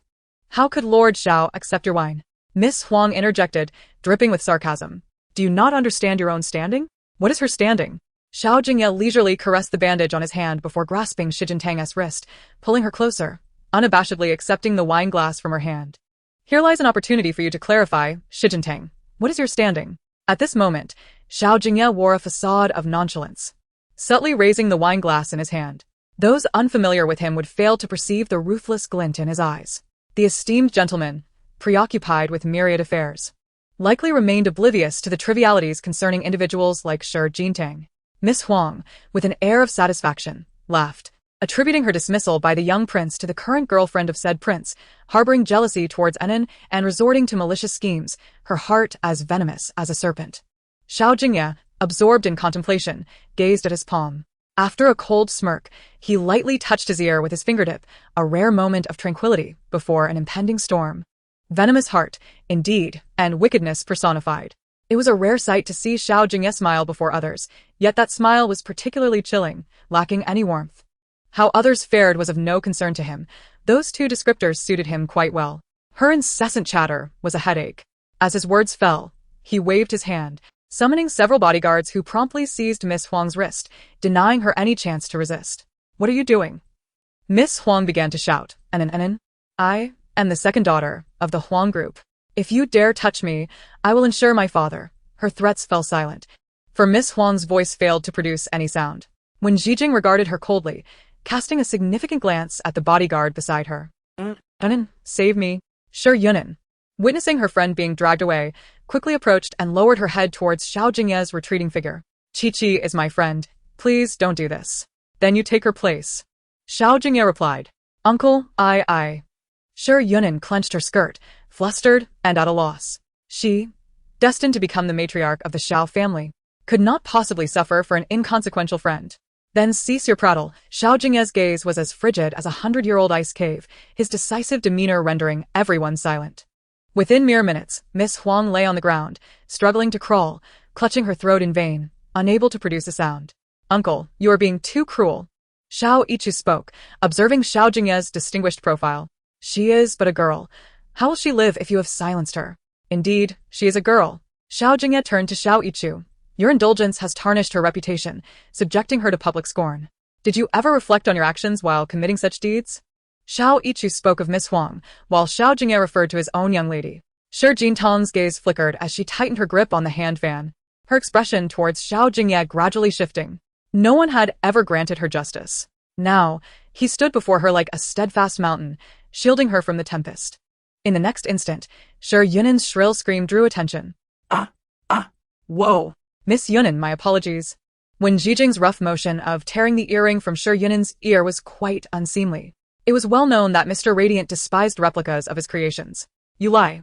How could this possibly be a replica? Shi Yunan exclaimed, wincing in pain while clutching her ear. This was a gift from Brother Yichu. Radiant is a designer of the Xiao Group. You must be mistaken. It is indeed Xiao Jingye who possesses the imitation. The master of the Xiao Group is not some young heir. When Zhijing slightly raised his chin, for Radiant is the chief designer of the Xiao Group. His creations are solely dedicated to his beloved wife. My esteemed Xiao, as the executive president of the Xiao Group, willingly honors Mr. Radiant's wishes. What? My heavens! Shi Jintang's husband is actually the chief designer Radiant? The socialite beside her was utterly astonished, and it was particularly unbelievable that Shi Yunan was wearing an imitation. Hush! Did you not notice how Master Xiao is subtly advocating for Shi Jintang? Speak out of turn again, and you'll find yourself in the same predicament as Miss Huang. Moreover, the Xiao Group will hold Miss Yunan legally accountable on behalf of Mr. Radiant. When Zhijing observed Shi Yunan's shocked and furious expression, nodding slightly. Prepare to receive a lawyer's letter. No, no. Shi Yunan cried, tears cascading down her cheeks, and in her anxiety, her shawl slipped from her shoulders, revealing burn marks on her skin that had yet to scab over. Brother Yichu, this gift you bestowed upon me could not possibly be a counterfeit. Shi Jintang's gaze fell upon the multiple burn injuries on Shi Yunan's skin, pondering deeply. She was well aware that the Shi family treated her like a princess, and that Xiao Yichu cherished her dearly. Who would dare to inflict such harm upon her? Meanwhile, Xiao Yichu looked at the earrings adorning Shi Jintang's ears, his expression one of disbelief. The older man she had married was, in fact, Radiant, the chief designer of the Xiao Group? Chapter 34. By the pool. Yet, whether in the past or during the subsequent years of Xiao Yichu's management, this individual conducted himself with remarkable secrecy. Even the eldest grandson of the Xiao family, who held substantial shares, had never encountered this Radiant. It was said that Xiao Jingye held him in high regard, personally negotiating all transactions for the Xiao Group's works. No wonder someone had mysteriously cleared all of Shi Jintang's father's debts overnight. Xiao Yichu had utilized numerous connections and searched for so long without a trace. It turns out this man had ties with Xiao Jingye. Considering the current situation, as the only eldest grandson of a prestigious family in the capital, how many dared to oppose him? There was but one, and that was the most fearsome presence for Xiao Yichu, Xiao Jingye. At that moment, Shi Yunan's cries interrupted Xiao Yichu's thoughts. Uncle, we were unaware. Shi Yunan, acutely aware that she could not withstand a lawyer's letter, softened her tone significantly. Unaware? Xiao Jingye's eyes resembled two of the coldest stars in the night sky, his gaze fixed upon Xiao Yichu's face, lips curling into a sardonic smile. That is a question you must answer. Were you truly unaware? Shi Yunan was not foolish. She could easily discern the implication behind Xiao Jingye's words. Did Xiao Yichu already know that these earrings were imitations yet still presented them to her? No, that was unacceptable. Previously, she had always subtly flaunted how much Xiao Yichu adored her within the socialite circles, and now he had gifted her a cheap imitation, causing a scandal known to all at the banquet. Was this not a severe blow to Shi Jintang's pride? It was, in fact, akin to lifting a stone only to strike one's own foot, rendering her the laughingstock of the capital tonight. I have no time to hear you recount your blunders. In matters of business, Xiao Jingye's patience lasts but 3 minutes. However, when it comes to Xiao Yichu, he evidently has no desire to entertain his incompetence. Clearly this evening, Xiao Jingye was resolute in his refusal to show leniency. This was merely to seek justice for Shi Jintang from years past. Cousin Shi Yunan was utterly terrified, her anxiety akin to an ant on a hot pan, shamelessly throwing herself before Shi Jintang. Your husband is radiant, is he not? Please, do not hold me accountable for this. Do you remember the walnut powder, Shi Yunan? Shi Jintang's stature clearly surpassed that of Shi Yunan, and she cast a cold, indifferent glance at her. You must pay the price. After tormenting her for an entire night, she dares to plead for mercy. Shi Jintang, you. Shi Yunan glared fiercely at Shi Jintang, who wore a calm demeanor. In order to maintain her facade, she gritted her teeth, stifling her venomous words. So, shall I leave this matter to Mr. Xiao? Shi Jintang casually waved her fan, her slender fingers resting on her abdomen. My baby is thirsty. I shall fetch some juice. Mr. Xiao is at your service, Miss Shi. Throughout his life, he had never heard Xiao Jingye speak to anyone in such a manner, never. As the man's words fell, he tossed the folder in his hand at Xiao Yichu, striding away with a demeanor as usual, yet his parting remarks stirred a tempest within Xiao Yichu. He had always known that Xiao Jingye showed no mercy to anyone. Indeed, the compensation stated in the lawyer's letter was exorbitant. Do not even think about the position of heir. The Xiao Group had been subjected to Xiao Jingye's whims, with several high-end brands transformed into low-cost ventures and years of substantial profits donated to charity, leading to half a year of continuous losses for the group. Had it not been for the Xiao Group's deep roots, it would have long been driven to ruin by Xiao Jingye. The Xiao family often remarked that Xiao Jingye took over the group merely to wreak havoc, predicting he would soon pass the company to the next heir. Xiao Yichu was the sole descendant of the Xiao family. In the eyes of the entire capital, there was no other candidate for the next heir but Xiao Yichu. Yet now, Xiao Jingye declared that the heir was not he? This revelation left Xiao Yichu in turmoil as he cast aside the folder and hastily exited the banquet hall in pursuit of Xiao Jingye. Ichugij! Ichugij! Shi Yunan exclaimed, picking up the folder, her pupils dilating in shock at the amount of the compensation listed. Such a vast sum? How can she afford this? Bang! Miss Yunan, Miss Yunan. Quickly, call for an ambulance. Miss Yunan has fainted. After the farce, the night ultimately returned to tranquility. Within the Nightwater Bay, illuminated by ethereal lights reminiscent of a comic world, the villa's swimming pool shimmered alongside Shi Jintang, who reclined on a sofa, perusing a magazine. Though her gaze frequently wandered to the robust figure of a man swimming nearby. Mr. Xiao certainly holds quite a reputation, Shi Jintang mused, lazily leaning against the cloud-like sofa, her fingertips gently caressing her earrings. I would like to interview Teacher Radiant. What inspired your design of the earrings? In the next moment, the man turned, spreading his arms to grasp a bath towel.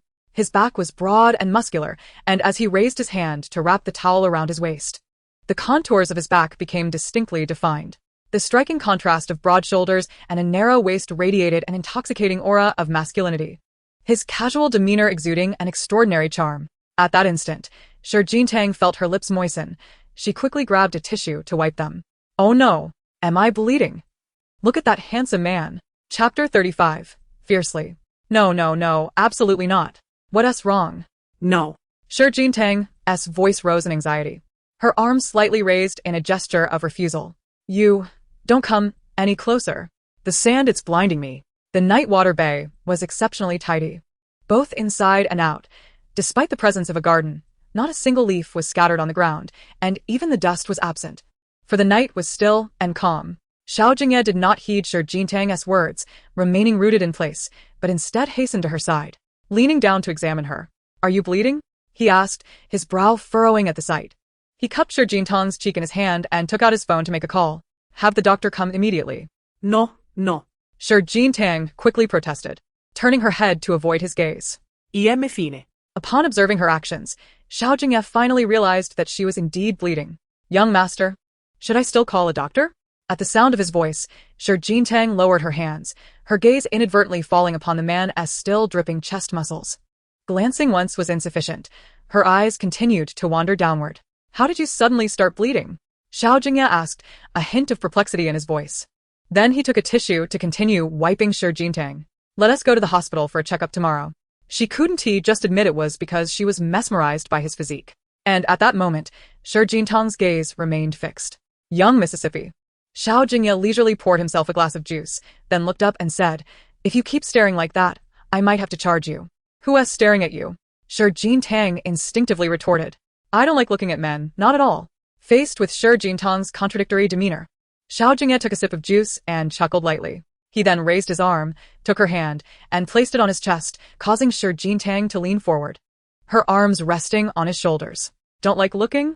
Then, how about touching? No, I don't like touching, although Shi Jingye verbally claimed she didn't enjoy touching. Her hand remained firmly in place. Who understands this sensation? Who understands? Moments later, Xiao Jingye held Shi Jingye's warm little hand and slid it downward. His body, having just emerged from the pool, transitioned from cool to warm, his gaze shifting from deep to fervent. Hearing Shi Jingye's excuse, Xiao Jingye let out a light laugh. His low chuckle holding a hint of desire, infused with an unmistakable vitality and zest compared to before. What are you laughing at? Shi Jingye exclaimed, opening her eyes and pushing against the man's shoulder. Xiao Jingye, you're deliberately trying to seduce me, aren't you? So, it's true that the moment I undress, you're so captivated that you start bleeding? Xiao Jingye teased, a playful smile gracing his lips, while an unspoken delight shimmered in his eyes. The noble little begonia finally condescended to cast a glance in his direction. Oh no, she had looked many times before. Not at all. Shi Jingye turned her back, feeling a bit flustered as her words came out incomplete. Who knows what kind of soup you fed me that day? For a pregnant woman, drinking too much nourishing soup, tea that bound to cause heatiness? That was my oversight. Xiao Jingye's hand gently caressed the top of Shi Jingye's head for a moment before he resolved to improve next time. I did not mean it that way. This matter has made you unhappy today. As he spoke, his fingers delicately removed the dangling earring from her earlobe, declaring, you don't need this. I shall buy you a new one another day. Furthermore, Teacher Radiant's creations are one of a kind, and I must cherish them dearly. As Shi Jingye spoke, she raised her hand to place the earring back on her ear. As long as you are fond of it, I can design something new for you, at any time. That night, Xiao Jingye's voice carried an inexplicable allure. My creations are solely dedicated to my one and only wife in this lifetime. Listening to his voice, Shi Jingye's gaze fell upon his shoulders, perfectly sculpted, yet marred by gruesome scars that would shock anyone who beheld them. Did I frighten you? Xiao Jingye noticed her gaze and instinctively reached for his shirt.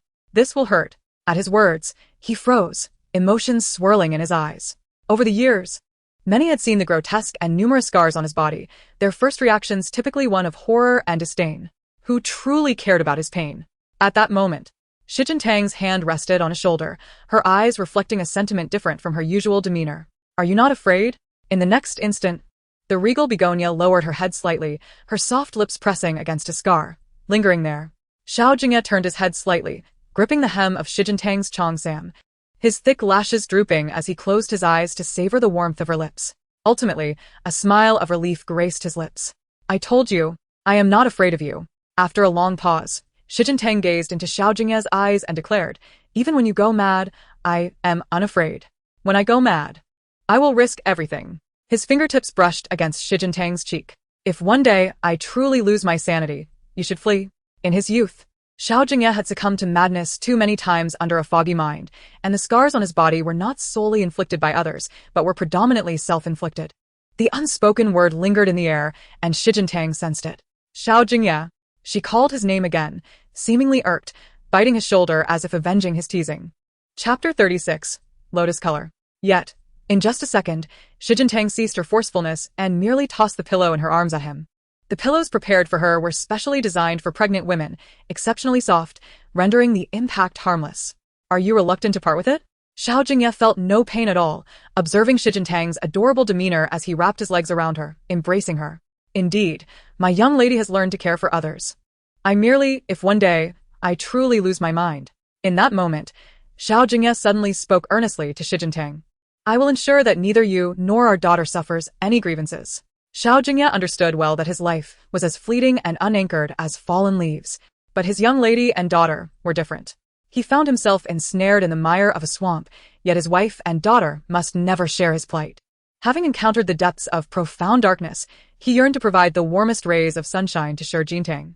As she listened to Xiao Jingye's voice, she cupped his cool cheeks with her hands, gently cradling his jawline. Her eyelashes fluttered, her voice soft yet resolute. Both baby and mother will stand by father, she reassured, smoothing away the furrowed lines of worry on Xiao Jingye's brow, alleviating his fears of the unknown. Upon hearing her words, he chuckled softly, his cool palm resting on Shi Jingye's abdomen, mindful not to chill her with his touch. Stars twinkled in the serene night sky above. The following day, at Su Tang Entertainment, Fu Wan stood by the window, smiling as she spoke on the phone. Oh, Director Zhang, how could I possibly disregard your feelings? She continued. resting her forehead. It's just that my Tangdang is pregnant now. Participating in a variety show would be too exhausting. Director Zhang, we are old friends. But the filming for this variety show is in Lingcheng and my Tangdang. At that moment, Shi Jintang gently knocked on the door and entered. All right. After hanging up, Fu Wan turned to the newly arrived Shi Jintang. This is for you, she said, presenting a luxurious white gift bag with both hands. One item was a dress identical to the one that had been soiled last night, while the other was something she felt would suit Shi Jintang perfectly. I just happened to pass by the mall and saw it. Shi Jintang sat down and inquired, whose call was that? Were they seeking my opinion? It was Director Zhang from Heartfelt for You. You remember him, right? Of course, Shi Jintang nodded. When my family faced difficulties, no director would cast me, but he invited me onto his variety show, which led to my receiving a film offer. My Wanwan always thinks of me. With a cheerful smile, Shi Jintang continued. Let's agree to Director Zhang's offer. I'm feeling well, and my pregnancy hasn't he shown yet, so participating in a variety show should be fine. Director Zhang wishes to invite you as a guest judge for a dating show, which lasts a month, Fu Wan remarked, reviewing the information. The location is in Lingcheng, but it truly isn't too strenuous. All right, I trust your judgment. Fu Wan reached out to gently touch Shi Jintang's abdomen.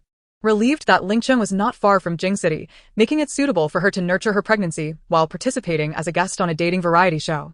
Yes. By the way, Fu Wan said, glancing at her watch, this morning, while buying coffee at the mall, I spotted an adorable children's clothing store. Shall we check it out after work? As the godmother, I must buy cute little outfits for my precious baby. Hearing this, Shi Jintang nodded with a smile in her eyes. In the evening, at the 24 Bridges Mall, Shi Jintang and Fu Wan exited the elevator and entered a baby supply store. Together, they marveled at the myriad of baby clothes, their eyes shining with anticipation. This one is so cute. And this one is beautiful.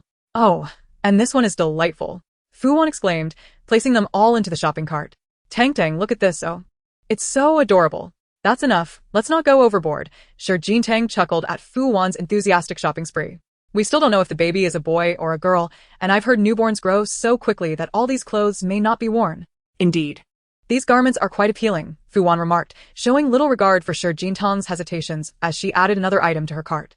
Once the baby arrives, these outfits will surely bring joy during your confinement period. She continued, her excitement palpable. I truly look forward to it. With your unparalleled beauty combined with Mr.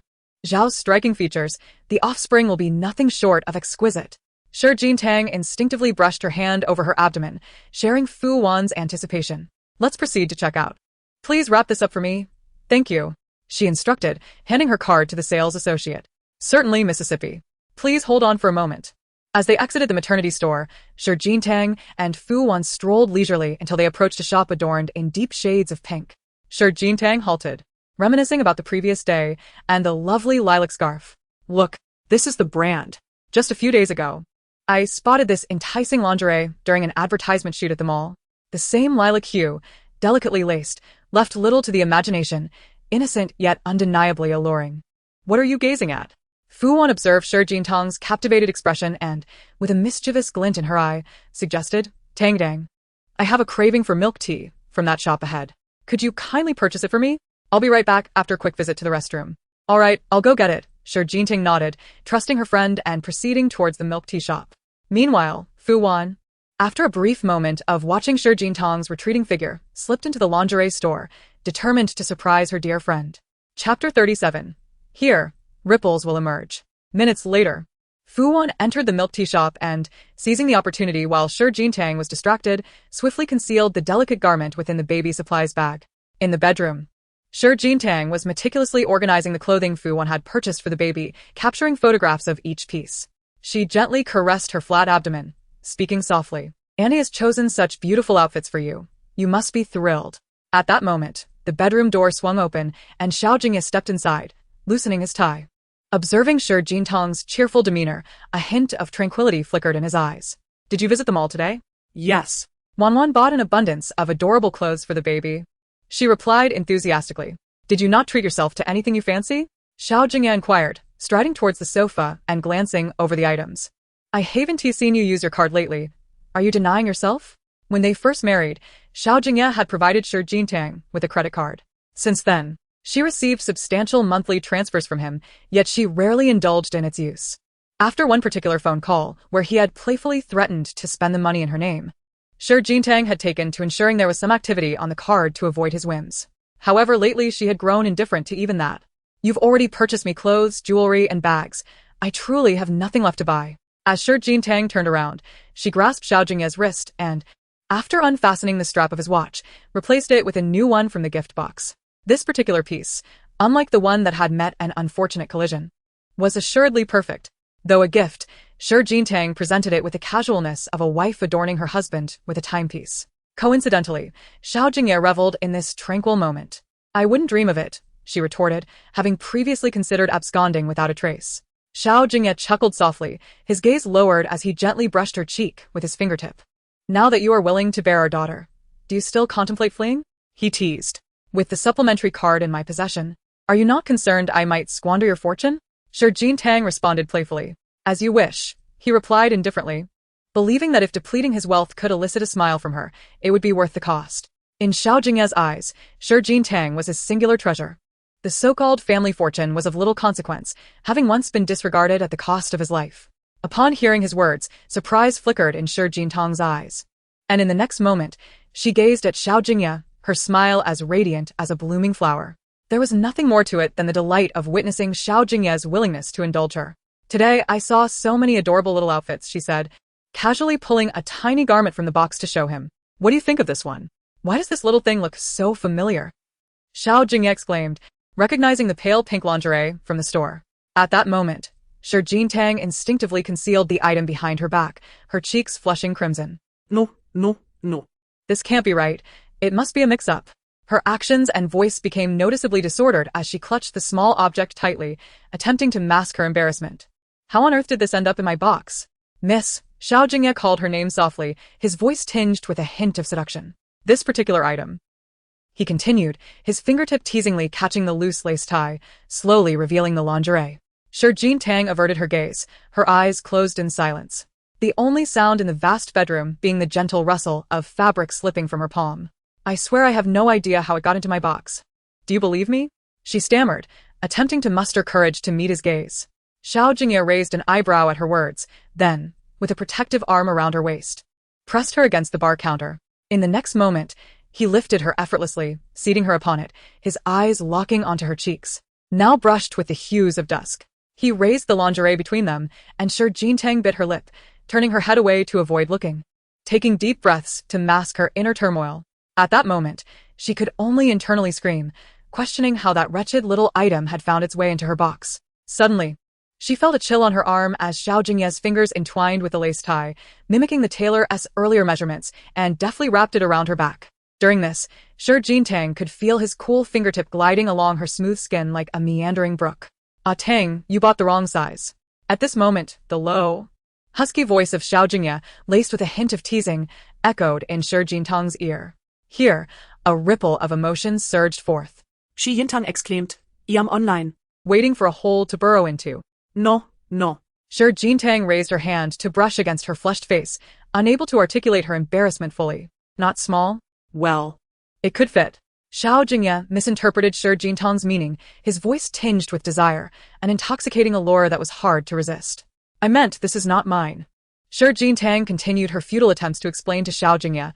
It truly is not, I assure you. In fact, she had no need for this trivial item. Xiao Jingye gently caressed the nape of Sure Jintang's neck, drawing closer, their lips nearly touching. I prefer to tear off A Tang's little dress. Sure Jintang was taken aback. This man, when driven by desire, was relentless and insatiable. At that moment, Xiao Jingye gazed deeply into Sure Jintang's eyes, his hand gradually tightening around the flowing white silk of her dress, as if on the verge of surrendering to his desires, his actions reckless. A soft sound resounded. At this juncture, Sure Jintang felt a warm drop trickle down her calf. You are bleeding again. Her eyes filled with concern as she instinctively clasped Xiao Jingye's hand. The wound hasn't scabbed yet. Why are you exerting such force? The reason for the bleeding was his reckless desire to tear her dress, to act out. Chapter 38. Into the bathroom. Onsu. Sure Jintang's voice was tinged with urgency as she hastily rose from the bar and rushed towards the door. Could you please fetch the medicine box for me? The young mistress is injured? Aunt Sue hurried over, worry evident in her tone. It's not me, it's Xiao Jingye's hand. Please wait a moment, I'll retrieve it right away. Hearing this, Aunt Sue let out a sigh of relief and swiftly descended the stairs to fetch the medicine box. Don't shake it. As Xiao Jingye saw Xiao Jingye dismiss the bleeding with a wave of his hand, she stepped forward to grasp his arm. You are being careless. You're bleeding, and yet you seem unaware of the pain. Here you go, young mistress. Just then, Aunt Sue entered the room briskly, placing the medicine box down. Thank you, Aunt Sue. After expressing her gratitude, Xiao Jingye quickly opened the box, skillfully tending to Xiao Jingye's wound. Observing her, Aunt Sue felt a sense of comfort and discreetly exited the bedroom. No more force, and don't let it touch water. Xiao Jingye looked up at Xiao Jingye's face and said, You're still clenching your fist despite the pain, and bleeding without care. It's nothing. Clearly, Xiao Jingye remained unfazed by the situation, for in his world, bleeding was as commonplace as the air he breathed, and pain was merely a fleeting discomfort. Xiao Jingye, could you please adopt a more serious demeanor? Xiao Jingye continued to apply medicine to his hand. What if this leads to a lasting injury? That is something to consider. Xiao Jingye seemed to heed Xiao Jingye's words, though his seriousness lasted only a fleeting moment. If I were to be left with a lasting injury, I wouldn't even have the strength to tear dresses anymore. You, calm down. A momentary truce was in order, considering the man's injured hand. This time, Xiao Jingye bandaged Xiao Jingye with even greater care, even fashioning a small ball to prevent him from clenching his fist and to spare him any embarrassment. She adorned it with a delicate butterfly clip. The essence of youthful innocence has unexpectedly manifested in Xiao Jingye. My dear young lady possesses remarkable dexterity. Xiao Jingye gazes at his palm as if it were a piece of art, and he cannot help but praise Xiao Jingye with a compliment. Observing her move towards the bar to pour water, he rises and follows closely behind, lowering his head to drink from the glass she has just filled. Understanding his discomfort, he quips, My hand hurts too much. Oh, has he become so delicate? Mr. Xiao, do you remember the other one? Xiao Jingye inquires playfully, holding the cup with a gentle smile. Should I injure this one as well? You mustn't. Xiao Jingye responds, both amused and exasperated, and she patiently raises the cup. Outside, he exudes an imposing and terrifying strength akin to a towering mountain. Yet at home, he affectionately calls her young lady and indulges her without restraint. The world may deem him a madman, but in this moment, he is not so in Xiao Jingye's eyes. Xiao Jingye's expression turns icy at her words, the smile on his lips vanishing, replaced by a hint of his former sternness. Previously, Xiao Jingye had always been quite reserved at Nightwater Bay, and he could tell that she did not enjoy their time together. You need not leave. I shall. Once again, Xiao Jingye makes the same decision. He desires for Xiao Jingye to have a home, a sanctuary. Thus, when any discord arises, he willingly opts to be the first to depart. As he turns to leave, Xiao Jingye's eyes reflect confusion. Where are you going at this late hour? She asks, stepping closer to his retreating figure. Take me with you. I want ice cream. Xiao Jingye is taken aback. Why does she insist on following him? With his back turned to her, he closes his eyes in irritation, striving to suppress his burgeoning resentment. Just as he steps towards the door, on the verge of exiting the room, Xiao Jingye hastily catches up and continues to chatter. The car keys he had just thrown now seem pitiful in the wake of her voice. The maid swiftly retrieves them and returns them to Xiao Jingye, who is on the brink of a breakdown. Yet, in an instant, he becomes compliant. I just dropped it, he states, his demeanor returning to normal as he turns to remove the hat Xiao Jingye had just put on. It's unsafe to drive in the dark. We shan't go out. But I want ice cream. Young madam, the doctor advises against consuming excessively cold items during early pregnancy, the maid gently reminds her. The pastry chef is still at work. May I ask him to prepare some desserts for you? All right, Xiao Jingye nods and stands alongside the maid. Let's go. As he watches Xiao Jingye and the maid depart, Xiao Jingye removes the crimson prayer beads from his wrist, spinning them in his palm. He reaches for his lighter, yearning for a cigarette, but ultimately refrains. Since learning of Xiao Jingye's pregnancy, he has prohibited anyone from bringing cigarettes to Nightwater Bay. He only indulges in smoking when he is truly agitated, typically in his office. His temper remains a challenge to control. Xiao Jingye is acutely aware that had Xiao Jingye's words come a moment later, he might have frightened her with his wrath. At this juncture, when Jijing, passing by the bedroom en route to the study, approaches upon seeing Xiao Jingye's silhouette. As Xiao Jingye fervently chased the blood-red Buddhist beads, when Jijing furrowed her brows and lowered her voice. Are you angry again? It's nothing. Xiao Jingye brushed his brow with the back of his hand and glanced at Wen Jijing. Recently, I have been personally overseeing the project in Lingqing. Lingqing? What suddenly drew your attention there? To pursue your esteemed young lady, Xiao Jingye remarked before striding away. Hearing this, Wen Jijing chuckled softly to herself. Indeed, it could only be for her. Xiao Jingye, are you washing up? Shi Jingye called out, reminding him to keep his right hand dry. Just as her words faded, the bathroom door swung open, steam billowing forth, and she was swiftly pulled into the embrace of a man.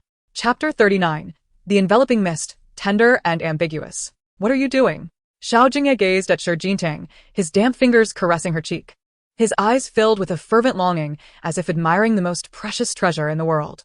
Ah Tang, he murmured, his voice low and husky, tinged with desire that tugged at the heartstrings. I want to take a shower. At that moment, Shi Jingye dared not lift her gaze to meet Xiao Jingye's. After all, the man was bare-chested, his alluring physique far beyond what a small pregnant woman like her could handle. Stay calm. Don't look. Don't touch. You want a shower? Then go ahead. Just keep your hands away from the water, Shi Jingye replied, nodding slightly. I've brought your share of dessert. Eat it after you finish. I'll step out first. Unable to look. Could she not escape? But just as she took a step to the left to leave, Xiao Jingye's strong arm blocked her path, pulling her into his embrace. Then tonight, I shall trouble the young lady, he chuckled softly, resting his chin against her hair. His gaze filled with a myriad of desires. Help me, he trailed off, words unspoken. Shi Jingye's eyelashes fluttered at his words. Her pink lips pressed together in contemplation, instinctively pulling away from his grasp, her fair cheeks flushing like a ripe apple. You, she stammered, closing her eyes. Xiao Jingye, you mustn't go too far. I am usually quite serene and detached. I absolutely would never engage in such things. Is that so? Xiao Jingye raised an eyebrow, inquiring softly. But I can't untie my belt. I can't shower. Shi Jingye was taken aback. It's just a belt, right? Listening to her bewildered tone, Xiao Jingye's hand rested against her neck as he looked down with a playful smile. What do you think? What did she think? Naturally, Shi Jingye believed he was asking for her assistance. Ahem, she feigned composure as she met his gaze, smiling. I thought you wanted me to help you take a shower. How could I possibly ask my esteemed young lady to serve me? Xiao Jingye's tone was one of utmost respect for Shi Jingye, devoid of any pretense. He would never allow her to cater to anyone, including himself. The young lady is to be cherished with both hands. At that moment, her delicate fingers brushed against the black leather belt, her movements painstakingly slow. Each second testing Xiao Jingye's patience as he pressed his palm against the wall, veins bulging as he endured her clumsiness. This is indeed more challenging to decipher than the previous one. Shi Jingye, however, remained wholly absorbed, paying no heed to Xiao Jingye's expression. Do not fret. It shall be done shortly, she assured. Xiao Jingye closed his eyes, deliberately avoiding her visage, yet the delicate fragrance of the begonia flower lingered tantalizingly in his nostrils. At that moment, a ferocious beast stirred within him, not seeking to wreak havoc upon the world, but merely desiring to ravage a single blossom. All right. Shi Jingye announced as she finished, lifting her gaze. I shall take my leave. The bathroom door opened and closed, and Xiao Jingye grasped the belt. Still warm from her touch, in his icy hands. Frigid water cascaded from the showerhead, drenching his hair and pale skin, as well as his trousers. The biting cold sent shivers through him, failing to cleanse the turmoil in his heart. He would never misplace the blame onto Shi Jingye for any matter, however. In this instance, he could only lament, little enchantress.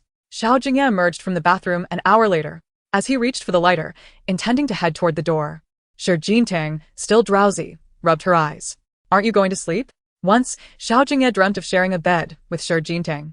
But now, did he dare? Listening to the sounds of the door opening and closing, Shi Jingye, clutching the blanket, cast a glance at the clock, her emotions shifting like the tides.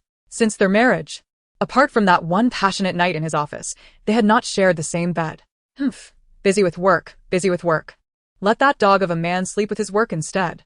She thought to herself, albeit reluctantly. The following morning, upon noticing the dark circles under Shi Jingtang's eyes, Aunt Sue hurriedly approached her. Madam, what has happened? She inquired, glancing at a maid nearby. Was the bedding in the master bedroom not properly arranged? Is the bed perhaps uncomfortable? Shall I have someone come to replace it? What sort of bedding does Madam prefer? Aunt Sue continued with genuine concern, placing a bowl of bird's nest beside Shi Jingye. Tonight, I shall have the chef prepare a soothing soup for you to aid your sleep. Aunt Sue intended to leave, but paused after taking a few steps. Madam, should you have anything to discuss, you may confide in the young master. He may appear cold, but to inquire of Xiao Jingye? To ask him why they do not share a bed? No. Shi Jingye could not bring herself to voice it. At least not now, as she truly did not know how to begin. If the opportunity arises, I shall, she nodded in response to Aunt Sue. At that moment, A knock sounded at the dining room door. Madam. When Jijing acknowledged Shi Jintang with a slight nod before stepping forward. Here is the supplementary card. President Xiao instructed me to deliver it to you. And him? Today, the Xiao Group has a routine shareholders meeting. President Xiao has already departed for headquarters. All right. Thank you for making the trip, Assistant 1. After expressing her gratitude and accepting the card with both hands, she hesitated. By the way, Xiao Jingye.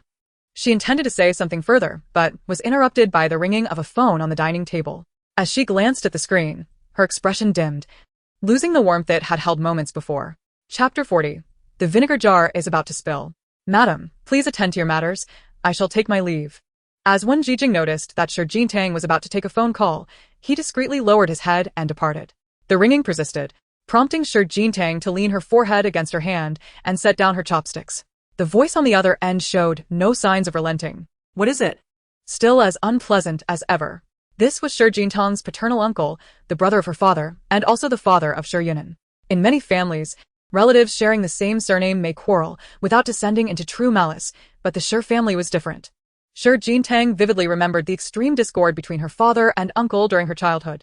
The Shi family had a long-standing tradition of crafting spices, yet in her father's generation, he alone possessed the requisite talent, leading the elder generation to favor him. Consequently, the two brothers became the most familiar of adversaries. Her uncle harbored a deep-seated resentment toward her father, and after her father's passing, he promptly seized control of the Shi Fragrance Company, shifting the enormous debts onto Shi Jintang. He declared, a daughter's debt must be repaid. Yet the sole family asset, the Shi Fragrance Company, was to be his alone. Therefore, over the years, her uncle had subjected Shi Jintang to considerable hardship.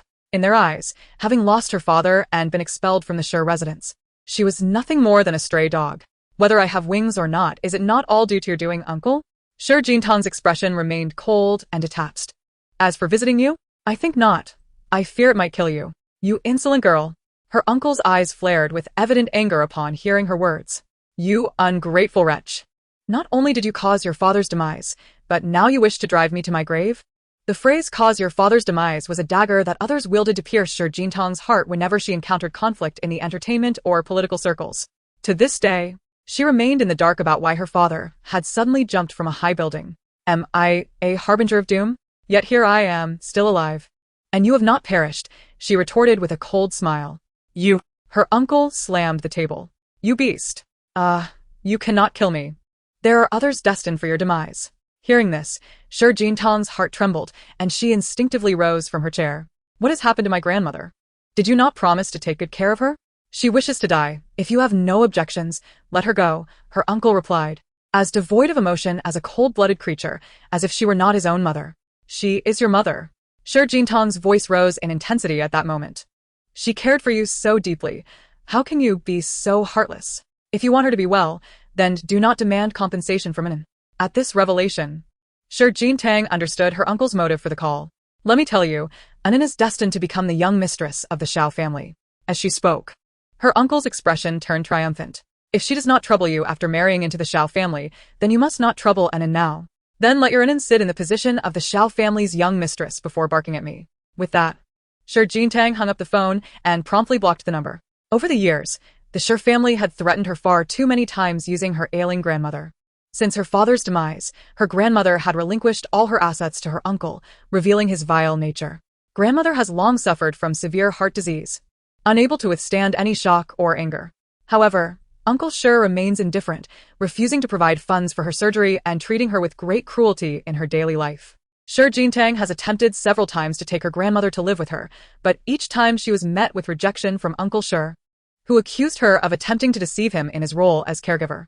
Aside from the baby in her womb, Shi Jintang considers her grandmother to be her only family in this world. With this thought, her brow furrows in concern as she retrieves her phone and dials a number. Xiao Tang. A gentle, sunny male voice greets her from the other end, calling her name as usual.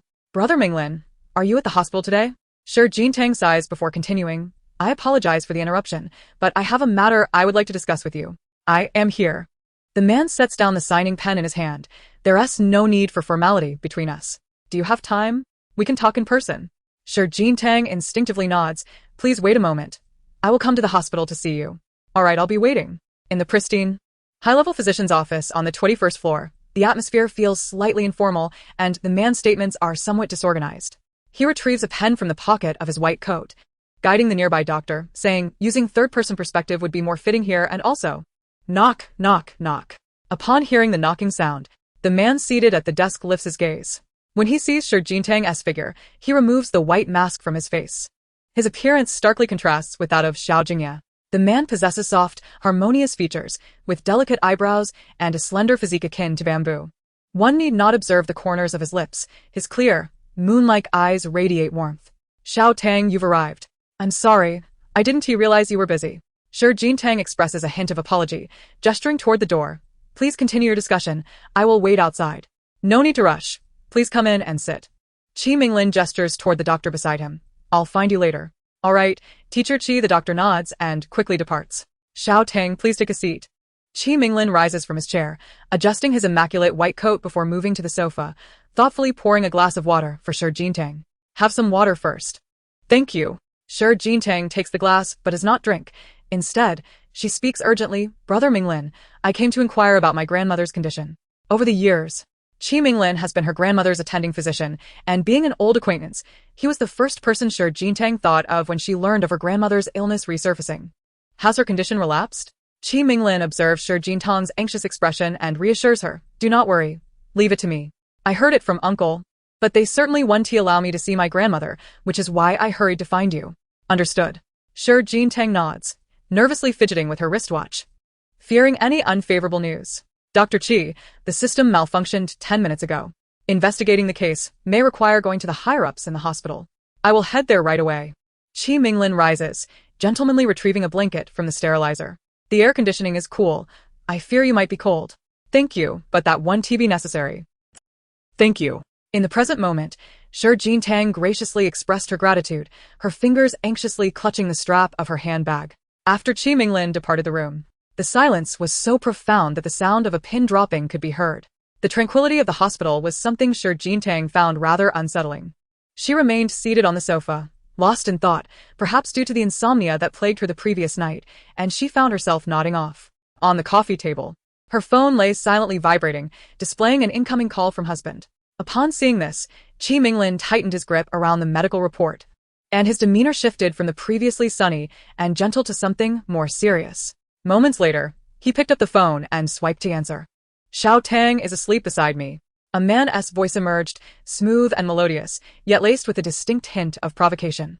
Xiao Jingye, upon hearing this, did not rush to respond. His sharply defined jawline tilted slightly upward, and as he spoke, smoke wafted from his lips, his gaze briefly falling on the cigarette between his fingers. Are you provoking me? The question was laced with sarcasm, and even those 3 words carried an inexplicable weight of pressure. For far too long, no one had dared to challenge Xiao Jingye with mere words or to incite his ire. There was no other reason, save for the fact that the subject of Qi Minglin's conversation was Xiao Jingye. Minglin Ye. At that moment, Xiao Jingye awoke with a start. Upon seeing Qi Minglin holding her phone at a distance, she quickly rose to her feet. Noticing her movement, Qi Minglin instinctively ended the call and casually returned the phone to her. I was just about to wake you. After looking at Xiao Jingye, the shadow that had previously clouded Qi Minglin's eyes dissipated, transforming from gloom to brightness. This person has called you numerous times. I was concerned there might be an urgent matter, so I answered. All right. However, just as Xiao Jingye turned to leave, she discovered that her phone had powered off due to low battery. Out of power?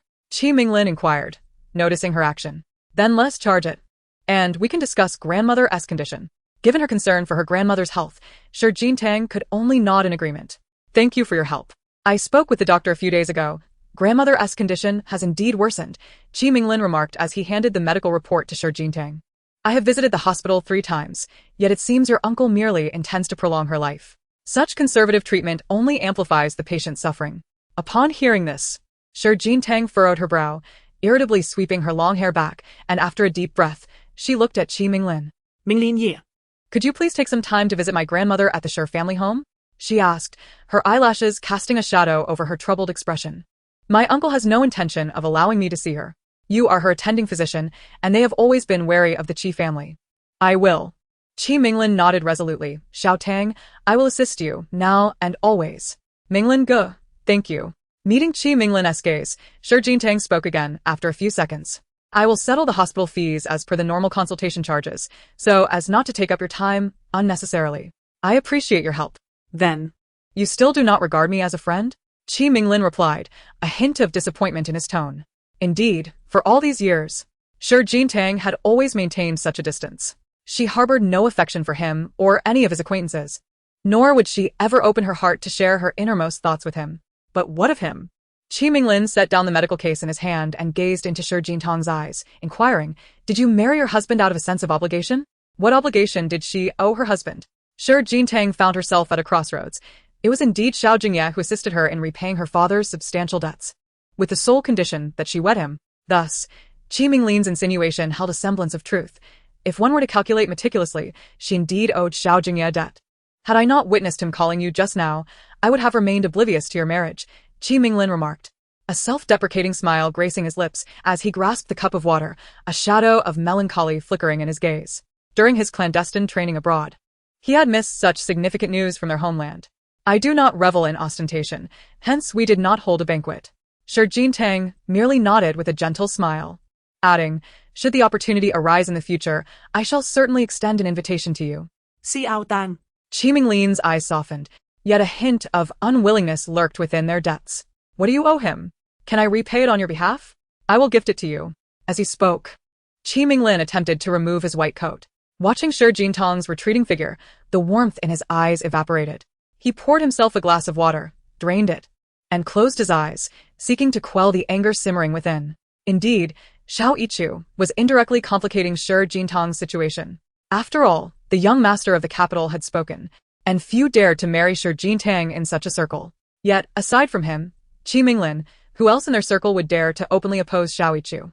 A seed of confusion took root in Qi Minglin's heart as he endeavored to unravel this enigma. Meanwhile, in the elevator, Shi Jintang, suffering from a lack of sleep, rubbed her temples while clutching the handrail.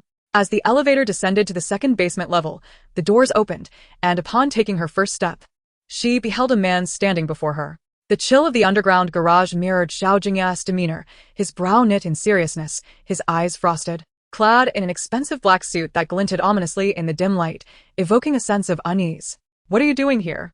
Shi Jintang asked, her eyes filled with confusion. Before she could utter a second word, the man grasped her wrist. Xiao Jingye, what are you doing? Let go of me, she protested, attempting to push his hand away, looking up at him in defiance. But then, before she could finish, he silenced her with a fervent kiss, his breath heavy and electric, wild yet restrained, demanding more with each moment, rendering her words mere fragments. This is the hospital's underground parking lot, bustling with people. We could be seen at any moment. Let go of me, Xiao Jingye. This time, Shi Jintang successfully pushed him away, only to be swept off her feet and into a business vehicle by the man's strong grasp. The door closed and locked, leaving her with no escape. Chapter 42. The Frenzied Kiss of Haidang. Xiao Jingye, you've lost your mind. Shi Jintang's lips, tender and throbbing from his fervent kiss, bore a hint of pain. Anger flickered in her eyes as she called out the name of the man before her, as if to chastise him. Listening to the voice of Shi Jintang, Xiao Jingye merely observed her furious countenance, a solitary calm after the storm. In the next moment his cold, pale fingers deftly grasped the neat tie around his neck, swiftly untying it as the first button of his shirt followed suit, revealing a tantalizing glimpse of desire at his throat. I want to leave, Shi Jintang declared, attempting to open the car door, only to find her slender waist pinned by the man. As she tried to push against his chest, her wrist was ensnared by the dark tie he wore, the knot intricately wound by his long, elegant fingers, both precise and complex. Within the frigid confines of the business vehicle, an atmosphere thick with dim possessiveness enveloped them. She felt as if she were a bird with clipped wings. Xiao Jingye, what are you doing? Shi Jintang protested, her brow furrowing as she called out his name. His cool lips brushed against her ear, his icy touch against her skin reminiscent of the coldest ice from a frozen cavern, yet with her hands bound, she found herself powerless to resist. Shi Jintang, kiss me, he commanded, his gaze fixed upon her features, his voice laced with desire as it lingered in her ear, his fingertips teasingly grazing her skirt with a rhythm that bore an unmistakable threat. He lost control, kissing her with an intensity that left her pained. No. I want to kiss you, she exclaimed, her exquisite features illuminated by a defiant brightness, her determination akin to a begonia tree unafraid of the tempest. Obstinately turning her head away, Xiao Jingye understood her nature. She could be as delicate and enchanting as a budding begonia, yet when resolute, as unyielding as the trunk of the begonia tree itself. Your little dress is truly beautiful, he remarked, gripping the nape of her neck to draw her closer. His fingertips caressing her fair cheek with reckless abandon, his eyes filled with a fervent admiration. He had previously torn apart a dress he had praised, and now Shi Jintang comprehended the implications of his words. Xiao Jingye, how dare you? She protested, struggling against her bound wrists, a flicker of fear igniting in her gaze until his hand slid down to her smooth, pale thigh. Xiao Jingye felt a rush of warmth to his cheeks as Shi Jintang's lips pressed against his. She had succumbed. Tears welled in her eyes, a single drop cascading down to land on the back of his hand, a scalding testament to her grievance. Seeing the sorrow in her eyes, Xiao Jingye felt a pang in his heart, his fingers brushing her hair, yet Shi Jintang turned her head away, unwilling to meet his gaze. His beloved lady, brought to tears by his actions. Do you despise me? If that is the case, then he began, cupping her face to compel her to look at him. If you dare utter those words, I shall ensure you remember it vividly. Shi Jintang recognized that Xiao Jingye was not merely attempting to frighten her. That day in the office, in a moment of confusion, she had hinted at wanting a divorce, and he had responded with a force that left an indelible mark on her memory. A dutiful pregnant woman would not fall victim to immediate misfortune, and so she wisely refrained from speaking. You only know how to scare me, she lamented, her eyes glistening with tears as she gazed at him. You frighten me and bully me. Xiao Jingye had studied extensively about pregnant women. He knew that they were emotionally volatile, quick to tears at the slightest hint of distress. Especially this young lady from his family, who is inherently a spoiled character. I am thoroughly aware of it. Xiao Jingye gently embraced Shi Jintang, expressing, I bully my little pregnant wife. I am a scoundrel. Xiao Jingye was not mad. He was merely incensed by a particular remark. However, before he could unleash his fury, it was extinguished by Shi Jintang's tears. Ah Tang, do not cry, he implored, holding her tightly, as if wishing to envelop her in his very bones, showering her with affection. I cannot bear your tears. Typically, Xiao Jingye understood Shi Jintang's volatile temperament and refrained from uttering harsh words towards her. Today, however, he did not anticipate that a few reckless kisses would provoke her tears to flow uncontrollably. My lips hurt. The lipstick is gone. Shi Jintang earnestly accused Xiao Jingye of his transgressions, even binding his hands, causing him pain, especially painful. It is my fault.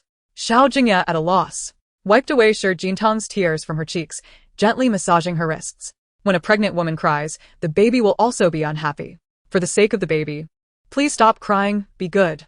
Ah Tang. The usually brash madman displayed a rare lack of confidence solely in the presence of Shi Jintang. In this moment, Xiao Jingye found himself at a loss, resorting to coaxing her with thoughts of the baby. Remember to pay the appearance fee, Q. It is also your father's fault. Shi Jintang pouted at Xiao Jingye, tugging at the corner of his suit to wipe her tears. He bullies mommy. At that moment, Xiao Jingye could not discern if Shi Jintang was being theatrical or genuinely aggrieved, so he could only softly console her. Just then, Shi Jintang's phone screen lit up, revealing an incoming call. Xiao Jingye. She had missed it while asleep, but it seemed Qi Minglin had answered. Little Tang, she is sleeping beside me. This statement would mean little to an ordinary person, but spoken by Qi Minglin to a woman noted in Shi Jintang's contacts as husband, it was undeniably provocative. Realizing this, Shi Jintang seemed to grasp why Xiao Jingye had hastily begun showering her with kisses. He was jealous. What else did Minglin say? Minglin, what an intriguing title. He likely did not mean it that way, Shi Jintang explained, glancing at Xiao Jingye's profile. He is my grandmother's attending physician. With her condition relapsing and being at my uncle's house, I cannot see her, so I had to ask Minglin to look after her. I can handle everything better than anyone else. Xiao Jingye wished for Shi Jintang to rely solely on him and was unwilling to hear mention of other men from her lips. You only need to trust me. Thus, Shi Jintang aimed to resolve matters herself. In the morning, after concluding a shareholders' meeting, Xiao Jingye received a call from Sister Su, who informed him that Shi Jintang was experiencing insomnia. A flicker of helplessness flashed in his deep, dark eyes as he gazed at Shi Jintang, who appeared as a delicate flower after weeping, both pitiful and radiant. His fingertip brushed over the blood-red prayer beads before he leaned closer to whisper in her ear. Chapter 43. Do you expect me to be indifferent? The young lady, with depths in her eyes as profound as a frigid abyss, concealed countless intricate threads of emotion. Her icy voice now enveloped in a veil of ambiguity. In my youth, I spent time in a monastery. Yet I had not reached the point of truly becoming a monk. In other words, I remain unfulfilled in my desires. At this moment, Tang Jing stands before me, her short spaghetti strap dress barely concealing her legs, and you expect me to maintain a heart devoid of desires? Xiao Jingye's heavy eyelids cast a shadow over his gaze, rendering the confined space of the car even more intimate. To say the least, that is an overestimation of my character. I am not being intentional, Tang Jing remarked while leaning back slightly, and I also did not know you were so. At this point, Tang Jing logically chose to silence herself. No. No, she was indeed aware, having witnessed the severity of Xiao Jingye's demeanor when he could be harsh. I shall send someone to handle matters concerning my grandmother. However, regarding the situation, you need only focus on your pregnancy. There is no need for you to worry about anything else. As Xiao Jingye spoke, he took a silk handkerchief to wipe Tang Jing's hand, asserting that the matter of finding your man need not involve any other parties. Xiao Jingye. As Tang Jing inched closer to him, her eyes, reminiscent of a cold yet bright moon, sparkled with curiosity. Are you perhaps feeling jealous? Do you remember what I just said, miss? Xiao Jingye deftly sidestepped Tang Jing's previous statement, countering with a question of his own. I did not hear it, nor did I remember. The moment Tang Jing's words fell, she suddenly felt a chill at the nape of her neck as the man drew near, their proximity nearly palpable. Xiao Jingye's voice held a magnetic quality, his fingers brushing lightly against her cheek, his tone as gentle as a warm spring. Yet, the words he uttered were quite the opposite. If you refuse to listen, then I shall grasp your neck and kiss you fiercely. You are trying to frighten me. Frighten you? Xiao Jingye's tone was playful, yet the two words that escaped his lips carried a seriousness. Do I not seem capable? Or is it your perception of my skills? I am not jealous. As he spoke, Xiao Jingye's fingers traced the safety belt beside Tang Jing, then glancing at her, he added, I merely wish to kiss you. Stubborn. You've shattered the jealousy jar beyond repair, yet you claim not to be jealous? Originally, Xiao Jingye was not one to speak insincerely. However, since Tang Jing insisted they were merely friends, he chose to believe her. From Suyun International Hospital to Nightwater Bay, Tang Jing nestled in Xiao Jingye's embrace, sound asleep. Observing this, he gently pulled a blanket over her and adjusted the air conditioning to a comfortable sleeping temperature. Only after ensuring Tang Jing was peacefully resting did Xiao Jingye quietly depart the bedroom. In the study, Wen Jijing handed over a folder upon seeing Xiao Jingye enter. This contains the case file of the elderly Mrs. Shi that I just obtained from the hospital. Wen Jijing spoke with a furrowed brow, evidently affected by what he had read. The elder Shi truly is a brute, treating his own mother with such cruelty. Xiao Jingye merely accepted the folder, skimming through its contents before tossing it onto the desk after about a minute. The elderly Mrs. Shi had required hospitalization for recuperation a month ago, and as her son, he had the heart to witness her suffering. Wen Jijing found this utterly incomprehensible, especially since they had refused to allow the young lady to visit Mrs. Shi, clearly not wishing for her demise, yet also not wanting her to live joyfully. How she ought to live remains uncertain. Xiao Jingye lifted his hand to pour himself a glass of ice water, holding it firmly in his grasp. The desire to prevent the elderly lady's demise is genuine, otherwise, what leverage would they possess against Shi Jintang? Wen Jijing slightly nodded in acknowledgement. The patriarch of the Shi family implied that the young madam must withdraw her lawsuit regarding the ear pendants from that evening before she could save the matriarch. Xiao Jingye, with his back turned to Wen Jijing, casually toyed with the cold emanating from the ice in his hand. Then grant him the opportunity to challenge the legal team of SH Group. The piece you designed, worn by that woman, is indeed a desecration of its nobility. When Jijing's gaze turned frigid, I will not let her off easily. After this, I shall intensify my efforts. Furthermore, you are to personally fetch the matriarch from the Shi family and ensure that the finest specialists from SH's affiliated hospital attend to her. As Xiao Jingye spoke, he turned around, emphasizing that this matter must not go awry. He feared that the young lady might suffer from insomnia again. Fear? When Jijing precisely seized upon that word spoken by Xiao Jingye and then chuckled lightly, teasingly. That word hardly seems fitting to emerge from your lips. In response, Xiao Jingye shifted the blood-red prayer beads to his wrist, then leisurely lifted a glacier cup, pouring the chilling water within into a cactus. With her, with a child, I am no longer as fearless as I once was, he mused, his eyelashes casting shadows as he gently caressed the soil. Only thus can I feel my heart beating. Now, home carries warmth. Even the bed is cozy. This was what Xiao Jingye longed for as a child, what he desired today, and what he would continue to seek in the future.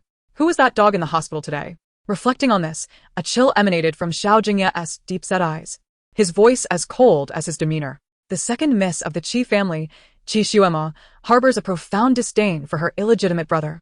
When Jijing stepped forward, Shall I? No need, Xiao Jingye retorted with a disdainful smile. I shall confront him myself. At that moment, a knock sounded on the study door. Come in. Sir, Assistant 1, the maid announced as she entered and slightly bowed. The young master of the Xiao family has arrived. He requests an urgent audience with you. In the past, Xiao Jingye had lent Xiao Yichu a semblance of courage, yet he never dared to come uninvited.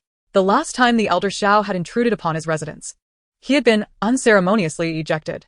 Today, however, Xiao Yichu had come to his door. It seemed he was truly desperate. Chapter 44. Your uncle will support you for a lifetime. He indeed possesses the audacity to come, Xiao Jingye said leisurely as he polished his gold-rimmed glasses, casting a glance at the maid by the door. Bring him to the study. Yes, sir. The maid nodded and retreated a few steps before departing. A few minutes later, Xiao Yichu entered the study, accompanied by an assistant bearing gifts. As he surveyed the warmly decorated room, reminiscent of the enchanting atmosphere of Yeshui Bay and the exhibition hall, curiosity filled Xiao Yichu's eyes. Pink begonia flowers, azure fountains, a dreamlike land of Oz, clouds of sunlight floating like bubbles, and a swing exuding youthful charm adorned the scene. Even within Xiao Jingye's study, there were books wrapped in pink covers, color-coordinated palettes, and an array of pastel-hued paints. Although Xiao Yichu had never lived with Xiao Jingye, she was well aware of his disdain for certain matters, which she presumed were preferred by his little wife.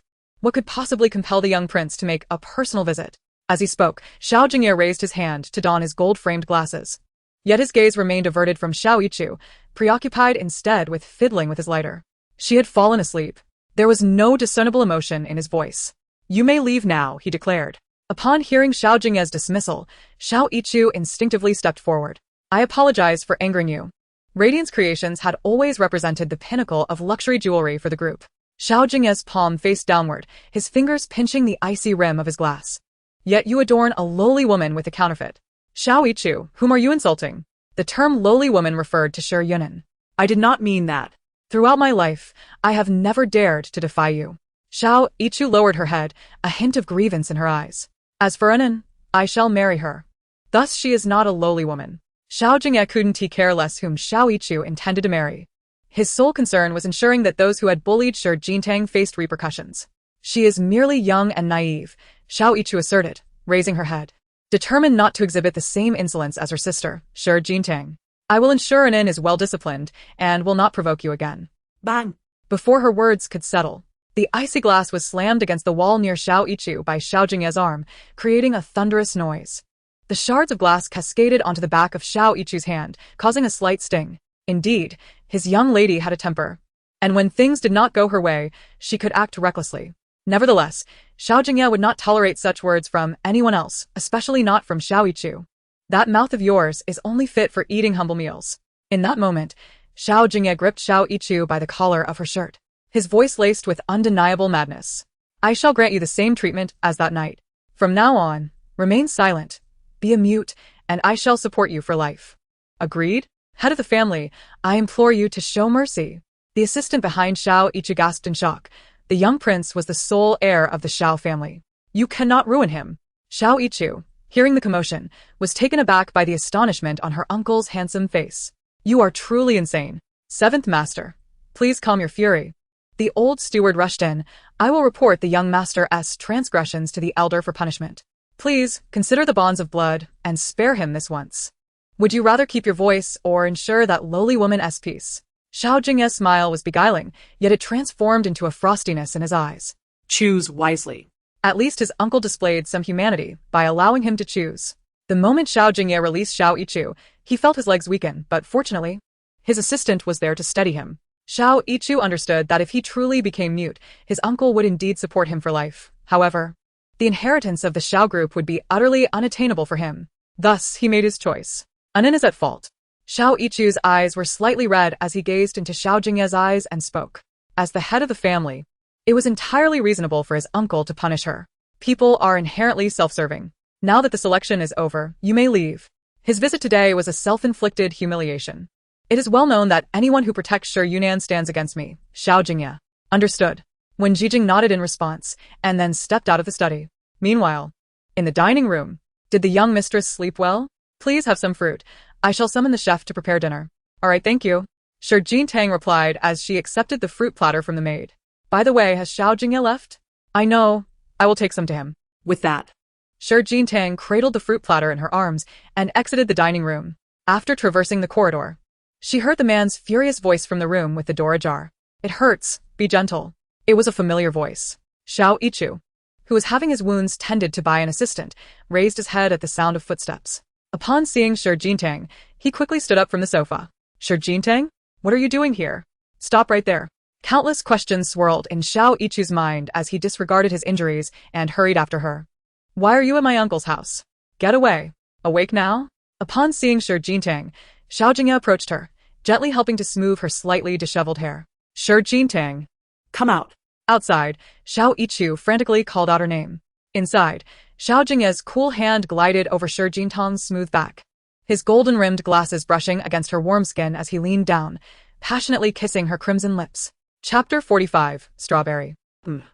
In that moment, Shi Jingye's pupils dilated, her arms tightening around the fruit platter.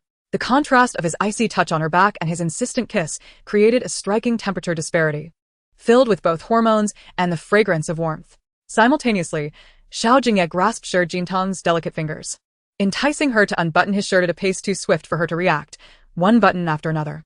"Make him leave." Shi Jingye felt her earlobes flush with warmth, her eyelashes fluttering as this warmth spread to her cheeks, his unique scent enveloping her, igniting her emotions and leaving no room for escape.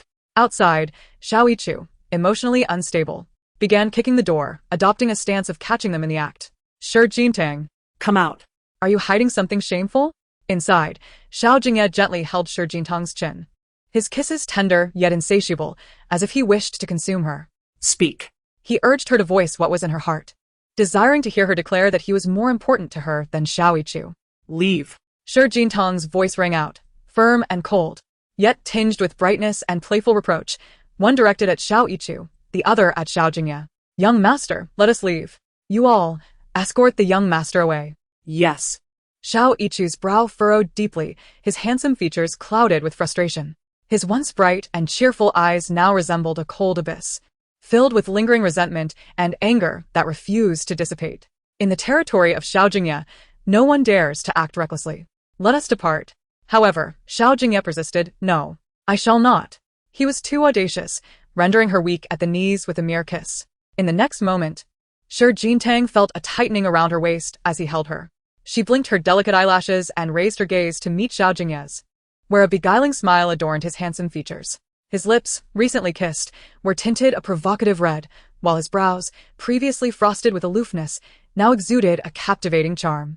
"My darling, you are truly remarkable." His voice resonated, deep and husky, akin to a magnetic blue spring from the depths of the sea, yet also reminiscent of fine gravel grinding seductively. "What reward do you desire?" Was he complimenting her and calling her darling?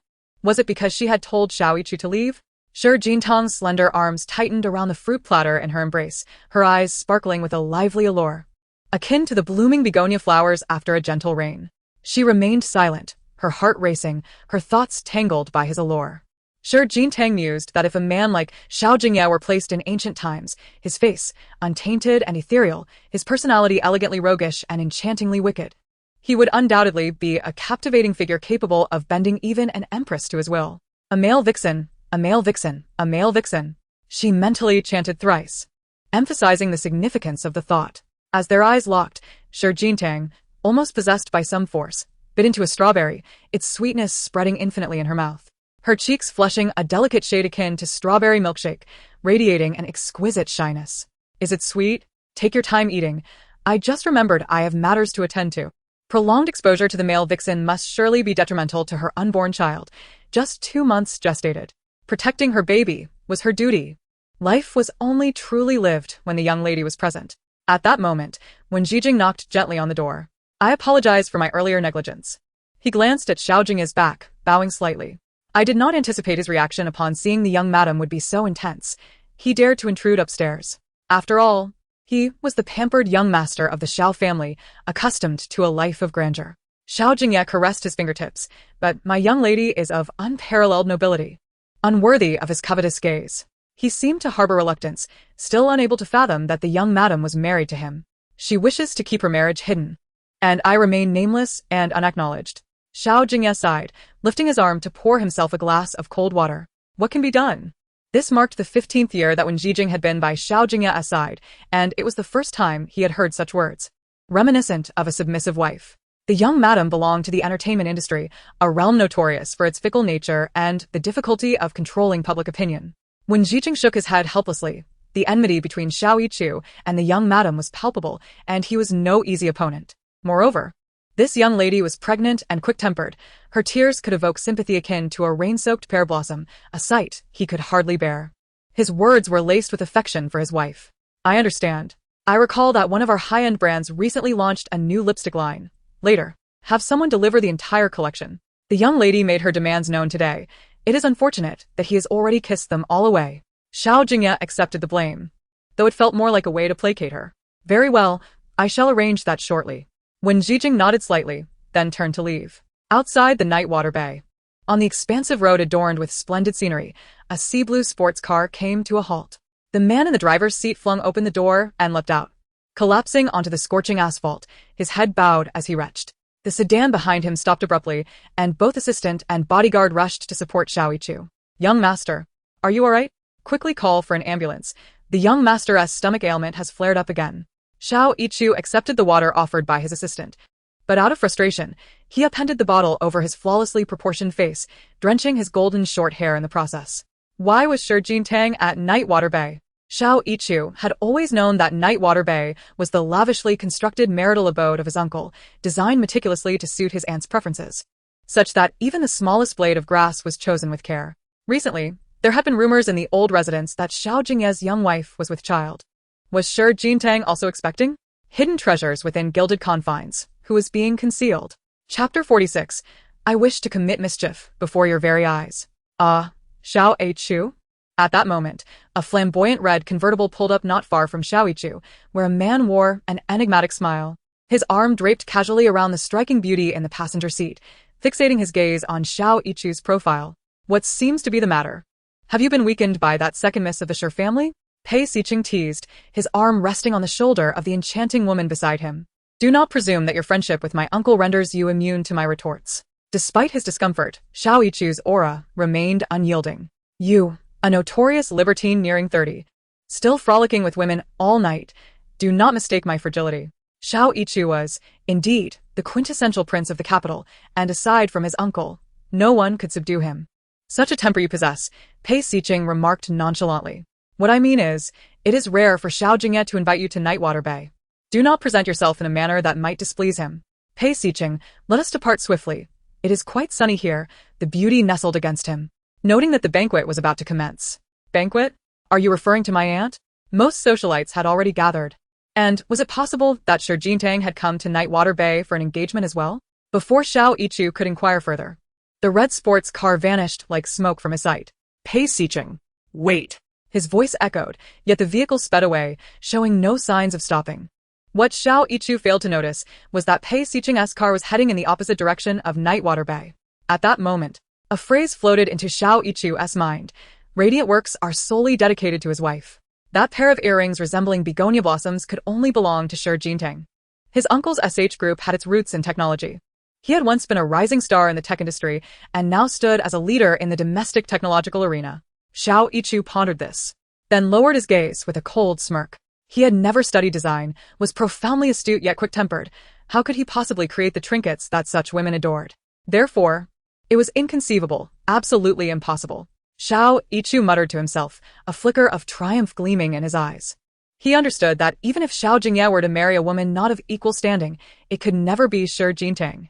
His younger uncle, a paragon of excellence, proud and aloof, was notoriously rebellious. Such a man could hardly desire a woman who had been cast aside by his own nephew. What are you saying, young master? Despite his speculations, he felt compelled to seek confirmation from his grandfather. After all, only his grandfather had met Xiao Jingye's betrothed. As evening fell, the sky over Beijing was once again shrouded in dark clouds, with torrential raindrops pelting the ground, creating a cacophony that starkly contrasted with the stillness of the hospital. Gazing at the frail visage of her grandfather in the intensive care unit, Shi Jingtang clutched her handkerchief tightly, tears of anguish streaming from her reddened eyes. The last time she had seen her grandmother, she was a robust matriarch, playfully engaging with her on set, taking photographs by the seaside and baking treats for her. But now, she lay with eyes firmly shut on the hospital bed, resembling a withered tree, its leaves long fallen, a heart-wrenching sight. Shi Jintang's eyes widened in shock. They brimmed with resentment towards the Shi family and deep sorrow for her grandmother, crystalline tears cascading down, mingled with self-reproach for her past helplessness. Over the years, she had signed agreements to cover her grandmother's living and medical expenses, yet her uncle had taken the funds only to further torment an elderly woman, descending into madness. Rest assured, as a premier international medical team, we are fully confident in performing the heart surgery for Mrs. Shi, the physician asserted earnestly. Mr. Xiao, it is a rare occasion for us to be summoned domestically. We shall not betray your trust. When can my grandmother awaken? Shi Jingye quickly wiped the tears from her face. I wish to speak with her. The physician seemed hesitant. The patient's emotional state is exceedingly unstable. She requires psychological support. Miss Shi, being with child, I fear. It's fine. My grandmother would never harm me. For Shi Jingye, apart from her deceased father, her grandmother was the only family member who had showered her with love since childhood. She will need to wait until after the surgery, approximately 2 weeks. Thank you for your help, Shi Jingye replied, lowering her head slightly. The physician waved his hand dismissively. Miss Shi, there is no need for such formality. Noticing the nuanced gaze Xiao Jingye cast upon Shi Jingye, the physician glanced at the individuals behind him. Mr. Xiao, unless there are further matters, we shall take our leave to prepare. Xiao Jingye merely gestured with his hand, then retrieved a handkerchief from his trouser pocket, gently dabbing the tears from Shi Jintang's cheeks. When you shed tears, it makes me feel. He tenderly brushed his fingers through her dark hair, his voice imbued with a sigh. I, Xiao Jingye, am a particularly inept man. Not at all. Shi Jingye instinctively shook her head, raising her gaze to meet his. In this world, you care for me the most. Am I considered a good person in your eyes? Xiao Jingye's long fingers played with Shi Jintang's raven locks, his eyes deep as a tranquil pool, glimmering with a hint of mischief. You're very good. Then, I suppose I must not disappoint my little pregnant wife. With a playful smile, Xiao Jingye tucked away the handkerchief he used to wipe Shi Jintang's tears, and then effortlessly lifted the petite woman with a contrasting physique into his arms. Among the elite of the capital, my reputation is the most notorious. Therefore, my dear lady, today I wish to engage in mischief before your very eyes. As Shi Jingye was carried out of the hospital, the bustling splendor of the city remained undimmed by the hazy night rain. The neon lights danced across the chiseled features of the man, casting a play of light and shadow upon his prominent nose. Gazing at him, even the sound of rain outside the car window seemed less intrusive. After approximately half an hour, the sleek black luxury vehicle shattered the tranquility and warmth of the affluent district. The night sky, shrouded in dark clouds, resembled a swirling vortex, from which erupted a mushroom cloud, followed by a dazzling display that illuminated the heavens in a riot of colors. Startled by the sound, Shi Jingye instinctively turned her gaze toward the source. It was a place she recognized well, her family home, the Shi residence. Had Xiao Jingye truly orchestrated an explosion at the Shi family estate? Chapter 47. Severe Pregnancy Reactions. Is there something wrong with the soup? In disbelief, Shi Jintang's enchanting eyes widened as she took a couple of steps forward, only to be encircled within the protective embrace of Xiao Jingye's arm beneath the umbrella. Feeling the constraint around her waist, she turned to meet his gaze, disbelief etched across her features. You caused the explosion at the Shi family? My lady, don't you find that fireworks on a rainy day are even more exhilarating? Xiao Jingye seemed indifferent to the origin of the ignition, his fingertips gently caressing Shi Jintang's earlobe as he whispered in her ear, just enjoy the view. Recently, the nights in the capital had been perpetually drizzled with rain. Who had the leisure to set off fireworks? Yet, amidst this cool, rainy night, Xiao Jingye ignited for Shi Jingye the most splendid fireworks she had ever witnessed. Vibrant colors piercing through the night's somberness, weaving a tapestry of endless affection. In that moment, Shi Jingye recalled Xiao Jingye's earlier words, I wish to engage in mischief before your very eyes. In other terms, I wish to avenge you. In the past, during every rainy night, Shi Jingye had been reluctant to step outside, feeling the chill. But now, the light gray coat, imbued with a unique sandalwood fragrance, enveloped her, while the black umbrella tilted unconditionally in her favor. Xiao Jingye. After a prolonged silence, she called out his name. Are you about to express your gratitude? Xiao Jingye looked down at his wife, who stood significantly shorter than him. He gently tucked a stray strand of hair behind her ear. You know I dislike hearing those two words. I merely intend to say. Shi Jingye shook her head slightly, her delicate fingers pointing towards the resplendent fireworks illuminating the night sky. The fireworks are beautiful. They are the most magnificent I have ever seen. If you enjoy them, then smile more. Xiao Jingye nodded subtly, his gaze fixed on Shi Jintang's visage, seemingly coaxing her softly. My lady's smile is more beautiful than the fireworks. As Shi Jintang listened to his deep, magnetic voice laced with affection, she allowed her lips to curve upwards, her eyes sparkling with a newfound sense of peace. I have never claimed to be a good person. Thus, it is only natural for me to embrace my darker side. At this moment, the warmth of the man's hand enveloped Shi Jintang's cool fingers, as if he could not bear to let her feel a chill. You endure enough hardship carrying our child. The rest should be my responsibility. In this moment, Shi Jintang's delicate arms encircled the man's broad back. Her eyelashes fluttered before she closed her eyes, savoring the warmth that belonged solely to him. Xiao Jingye is not a bad man. He is the best person in this world to me, she murmured softly, her voice nearly drowned out by the sound of raindrops striking the blue and white porcelain stones. Yet it still reached Xiao Jingye's ears. You are my wife, he said, lowering his head so that his jawline rested against her crown. Who else could I possibly care for but you? For many years, Xiao Jingye's heart and mind harbored no other woman but Shi Jintang. He had always regarded her as his one and only. The sound of fireworks gradually diminished, returning to tranquility shortly thereafter. However, just a few moments later, the clamor of voices erupted. Fire! Put it out quickly. Call an ambulance. Mr. Shi and Mrs. Shi are still inside. I will ensure they pay for what they owe. Xiao Jingye declared, unwilling to allow anyone else to bully the one he cherished. I will take care of the stage. The young lady may simply enjoy the performance. He was a powerful chess master, previously dismissive of lowly games, yet today, he sacrificed but one piece for the delicate hiding. This single move was a checkmate. I never consider myself a socialite of the capital. I am no one's daughter, Shi Jintang said, her eyes glistening, slightly reddened, yet smiling. Mr. Xiao, you hold me in too high regard. I must thank Miss Shi for granting this opportunity, he replied, fastening the collar of his light gray coat around her with a voice as deep as the ocean's blue springs, stirring her heart. I am merely honored. In this instant, Shi Jintang raised her slender arm to embrace the nape of his neck, and then, on her tiptoes, brushed her cool lips against his in a fleeting kiss. It was but a brief touch, yet it left Xiao Jingye momentarily stunned. Observing his momentary daze, Shi Jintang's eyelashes lowered slightly before she quickly spoke up. An hour later, at Nightwater Bay, the villa was ablaze with light. In the dining room, the table was adorned with an array of delicacies. Onsu apokeksi dintang. Serving a generous helping of dishes onto her plate, her eyes twinkling as she spoke. These were prepared by the new chef team. Do try them, young madam. Thank you. Onsu. Shi Jintang replied, picking up her chopsticks to taste a piece of fish from the clear banquet dish. She looked at Aunt Sue and nodded vigorously. Delicious. At that moment, a maid placed a bowl of soup beside her. Before she had a chance to savor more dishes, she took a sip of the soup. But with the second mouthful, she felt a wave of nausea. Ugh. Shi Jintang furrowed her brow, covering her lips, and swiftly made her way to the washroom. Ugh.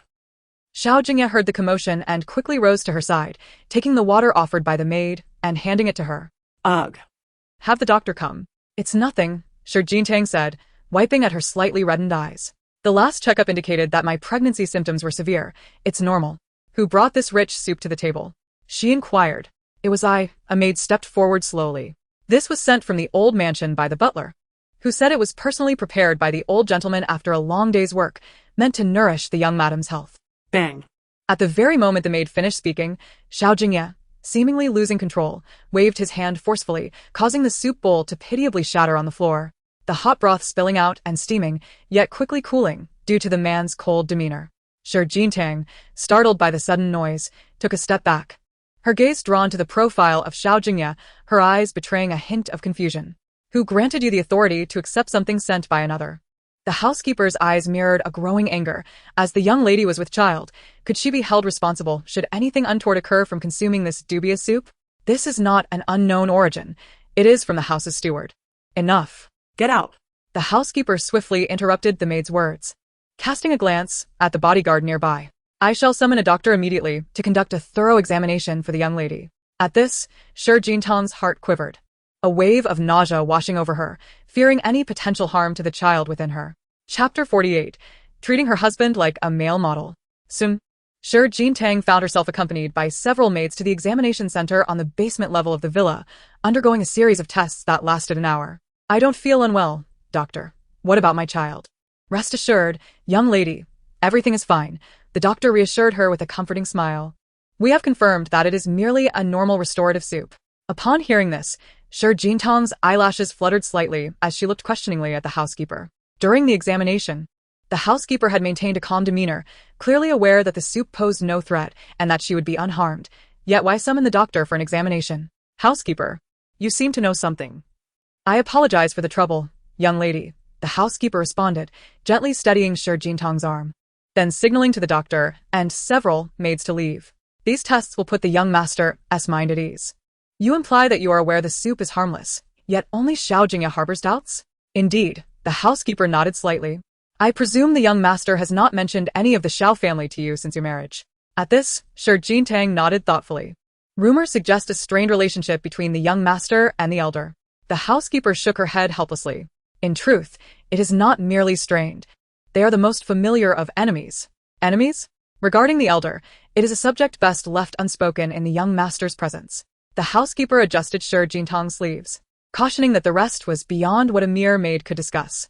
Having worked in the Xiao household for so long, she recognized the affection Xiao Jingye held for Xiao Jingye. Yet she also understood the unpredictable nature of that young man. When provoked, he could be merciless. She feared that Xiao Jingye, unaware of certain matters, might inadvertently strike a nerve with Xiao Jingye, inciting his wrath upon a pregnant woman. Thank you, housekeeper, I understand. Xiao Jingye replied with a slight nod, and before long, the two found themselves in the living room. On the sofa, Xiao Jingye lounged with his legs propped on the coffee table, idly massaging his temples. Upon noticing Xiao Jingye's approach, he opened his eyes and said, You didn't eat much earlier. I've instructed the kitchen to prepare some new dishes for you. I've just eaten and have no appetite at the moment. Beneath the ethereal glow of a white camellia lantern, a woman adorned in an exquisitely delicate pure white slip dress stood gracefully. Her lustrous, jet-black hair cascaded down to her waist, intricately braided in a loose twist to one side. The exquisite contour of her profile revealed a sharp jawline, and on her fair neck lingered a kiss mark, a token of affection left by him. The piano melody that enveloped the room was warm, healing, and imbued with a hint of romance. Xiao Jingye's gaze was irresistibly drawn to Xiao Jingye, unable to detach itself.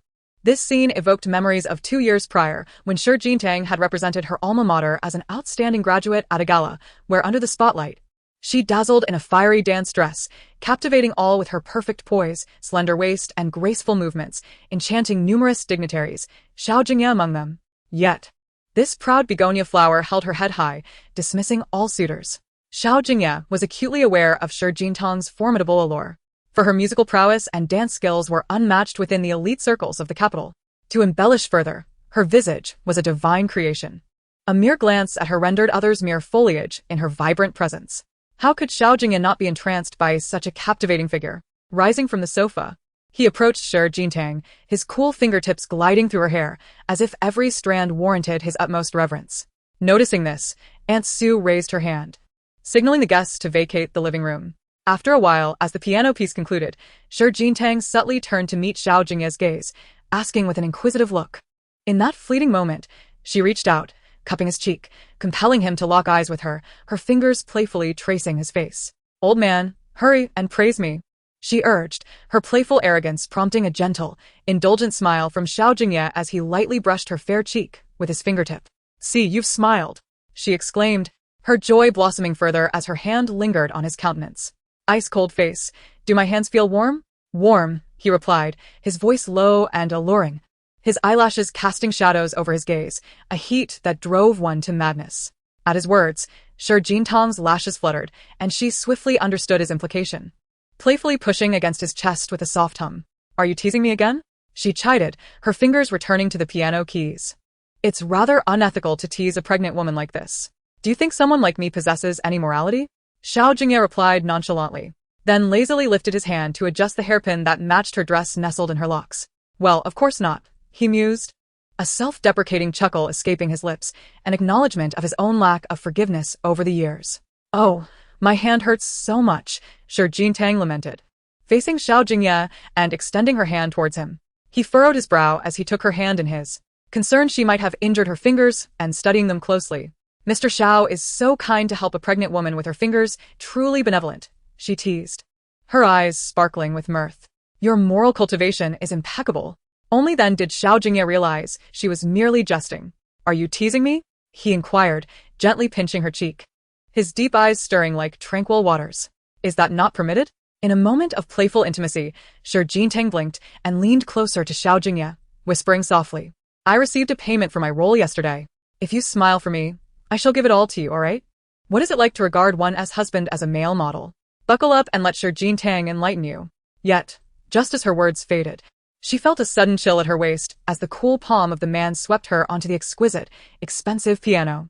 Her fair legs dangled, brushing against the white keys, producing notes imbued with subtle flirtation. You give me so much for just a smile? Xiao Jingye slightly leaned in, securing her in place. His lips curled into a faint smile, his eyes glimmering with a hint of affection. What if I were to kiss you instead?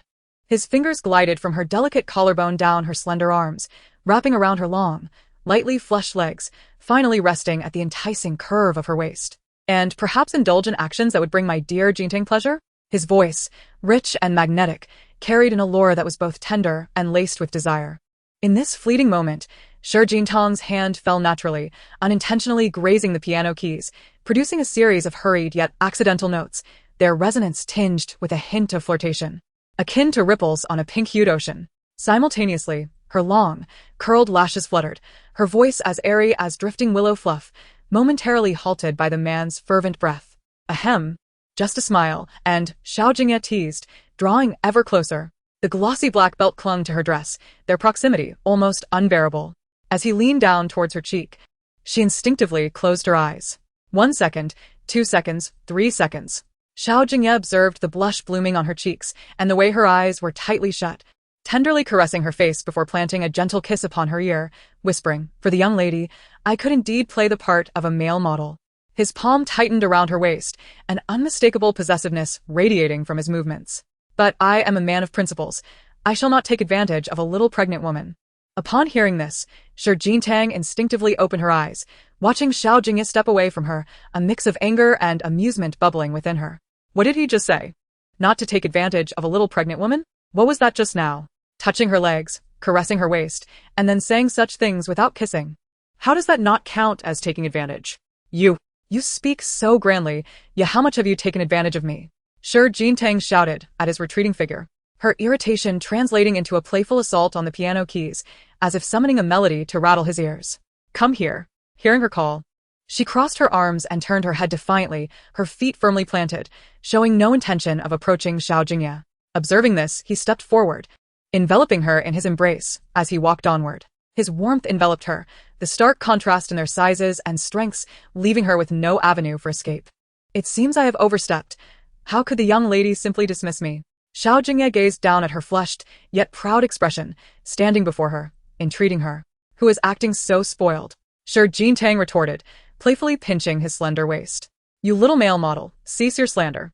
Xiao Jingye chuckled softly upon hearing her words, then wrapped his arm around Xiao Jingye's slender waist, effortlessly lifting her into his embrace. Concerned that her skirt might be too short, he adjusted her position slightly, prompting her to instinctively wrap her arms around his neck. The contrast of an older man and a youthful model danced in his eyes, devoid of the previous chill that once lingered.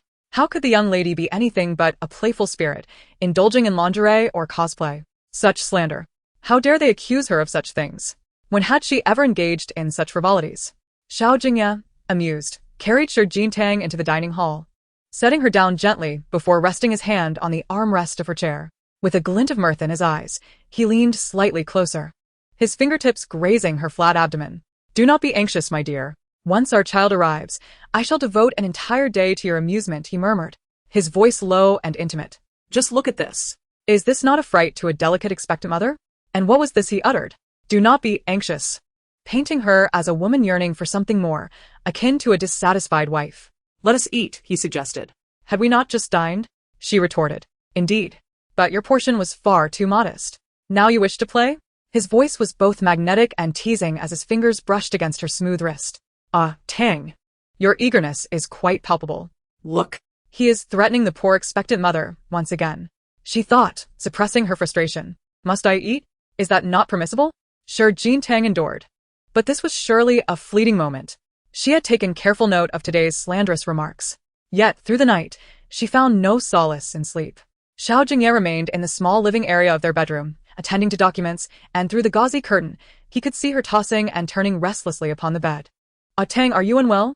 He inquired, concern evident in his tone. Is this better? Feeling discomfort. Tang. He called her name again, fearing she was indeed ill. I am the most pure-hearted and untroubled expectant mother in the world. Xiao Jingye is slandering me, Shi Jintang repeated fervently in her mind, wishing for her little wooden fish to strike and dispel her frustrations. That night, her thoughts swirled. The wretched man tempts me, lingers in my mind. Sleep escapes me entirely. Meanwhile, Xiao Jingye pondered, surely my clumsiness in front of Tang startled her. I must have wronged her once more. In another place, within a private club, darkness enveloped the hidden thoughts of patrons. The neon lights flickered between fingers, urging gazes upward, yet hearts dared not confront their own truths. Alcohol dulled desires. Yet the thrill of indulgence beckoned, as expensive spirits lured individuals into a trance. The man drank and poured again, seeking to calm the tumult within and find respite in slumber. Once, Xiao Ichu had deemed cigarettes and liquor as vices unworthy of his time. Sheltered under the protective wing of the Xiao family, despite the strict teachings of his tutor and the burdens of academia, he had never felt such profound sorrow.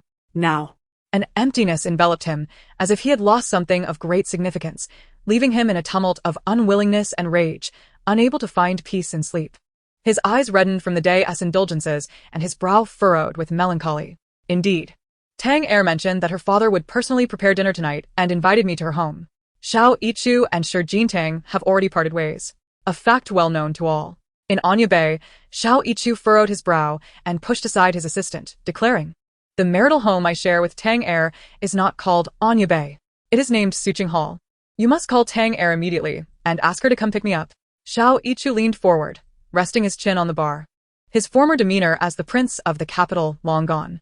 I find myself yearning for Shi Jintang. Chapter 50. A battleground. He is jealous. The assistant exchanged glances with the club manager, his eyes filled with concern as he observed Xiao Ichu inebriated, and he could only lower his head slightly to offer counsel. "Your Highness, you are truly intoxicated." However, Xiao Ichu paid no heed to his assistant's words. Instead, he supported his forehead and reached for his phone. "Get away. I shall call her myself." "My lord, you have already broken up with Shi Jintang." The assistant hastily interjected. "You told her that if you called again, you would be a fool." The alcohol did not numb Xiao Ichu, but rather emboldened him to be authentic. "A fool? I am weary of playing the prince of the capital. What harm is there in being a fool for once?" Ultimately, Xiao Ichu pressed the dial button. Unable to connect, out of service area. Time and again. He attempted to call Shi Jintang, only to be met with the icy sound of the automated message. Shi Jintang had already blocked him. In a fit of frustration, Xiao Ichu raised his arm and mercilessly hurled his phone to the ground, as if that did not suffice. He swept his hand and shattered all the nearby glasses and bottles. Shi Jintang. Xiao Ichu raised his leg and overturned the small tea table, smashing the glass holder of the aromatherapy with the bottle in his hand. "What does he possess that I do not? Why have you chosen him and cast me aside?" As his words faded, his knees buckled, and he collapsed onto the ground, surrounded by shards of glass, the intense pain failing to bring him clarity. "Your Highness! Your Highness! Quickly, call for an ambulance." The following day, Su Tang Entertainment. Shi Jintang entered Fu Wan's office, carrying a delicate pink paper bag, and promptly placed it before Fu Wan. "Your favorite rich tiramisu and coffee," she said, her hands pressed together. "I apologize.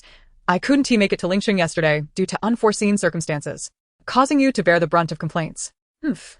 You still remember to bring me food." Fu Wan chuckled at Shi Jintang's playful demeanor. "Rest assured, I have already spoken with the director.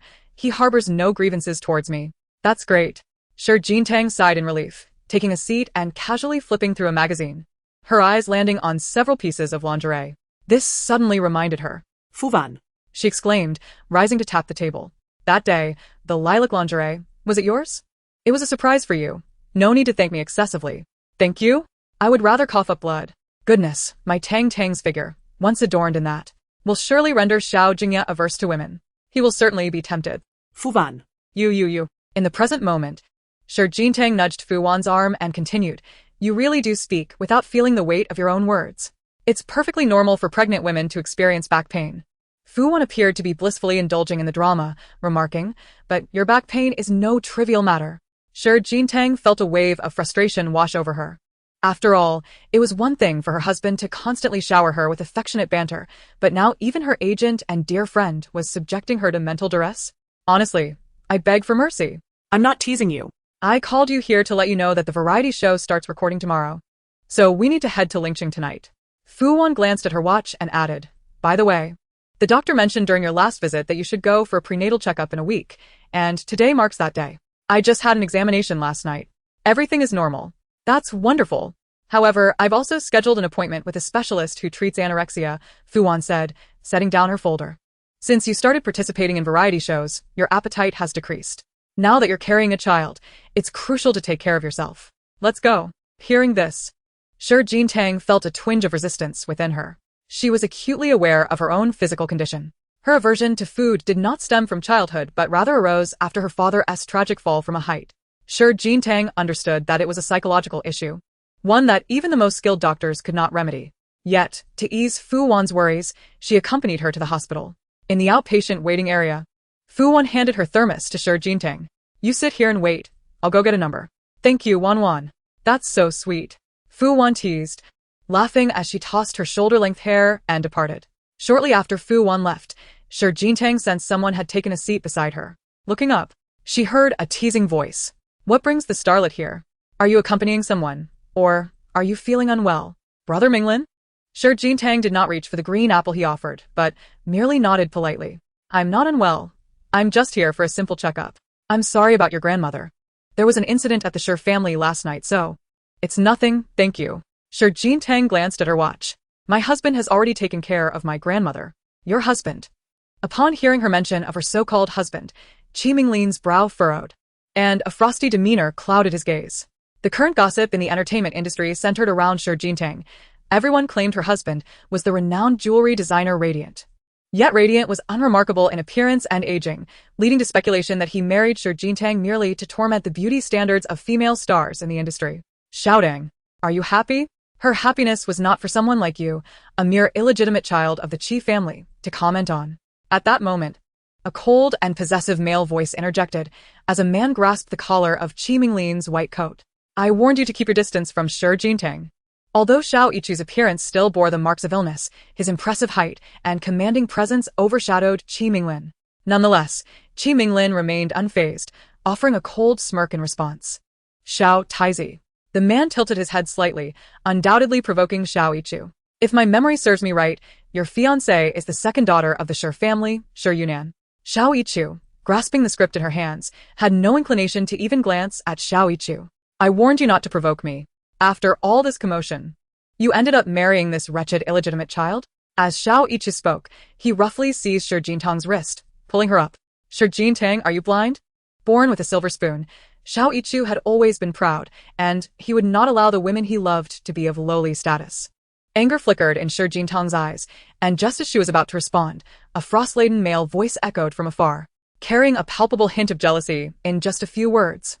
Ladies and gentlemen, what a delightful gathering. Xiao Jingye has arrived. Chapter 51. The Cost of Jealousy.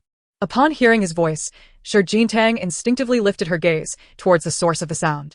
The man stood tall and lean, with broad shoulders and a narrow waist, his long legs exuding an undeniable tension. Yet at this moment, sunlight illuminated his finely chiseled, solemn features and the loose beige casual shirt he wore, imbuing him with an aura of righteousness. Uncle.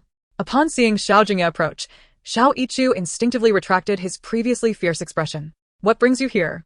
Xiao Jingye seemed disinterested in Xiao Yichu, his gaze sweeping over Shi Jingye, his thick brows arching slightly as if displeased with the proximity between her and Xiao Yichu. 1 second, 2 seconds. Shi Jingye merely observed the attire of Xiao Jingye, which was a stark contrast to his usual oppressive suits. Instead, it exuded warmth and gentleness in a soft beige.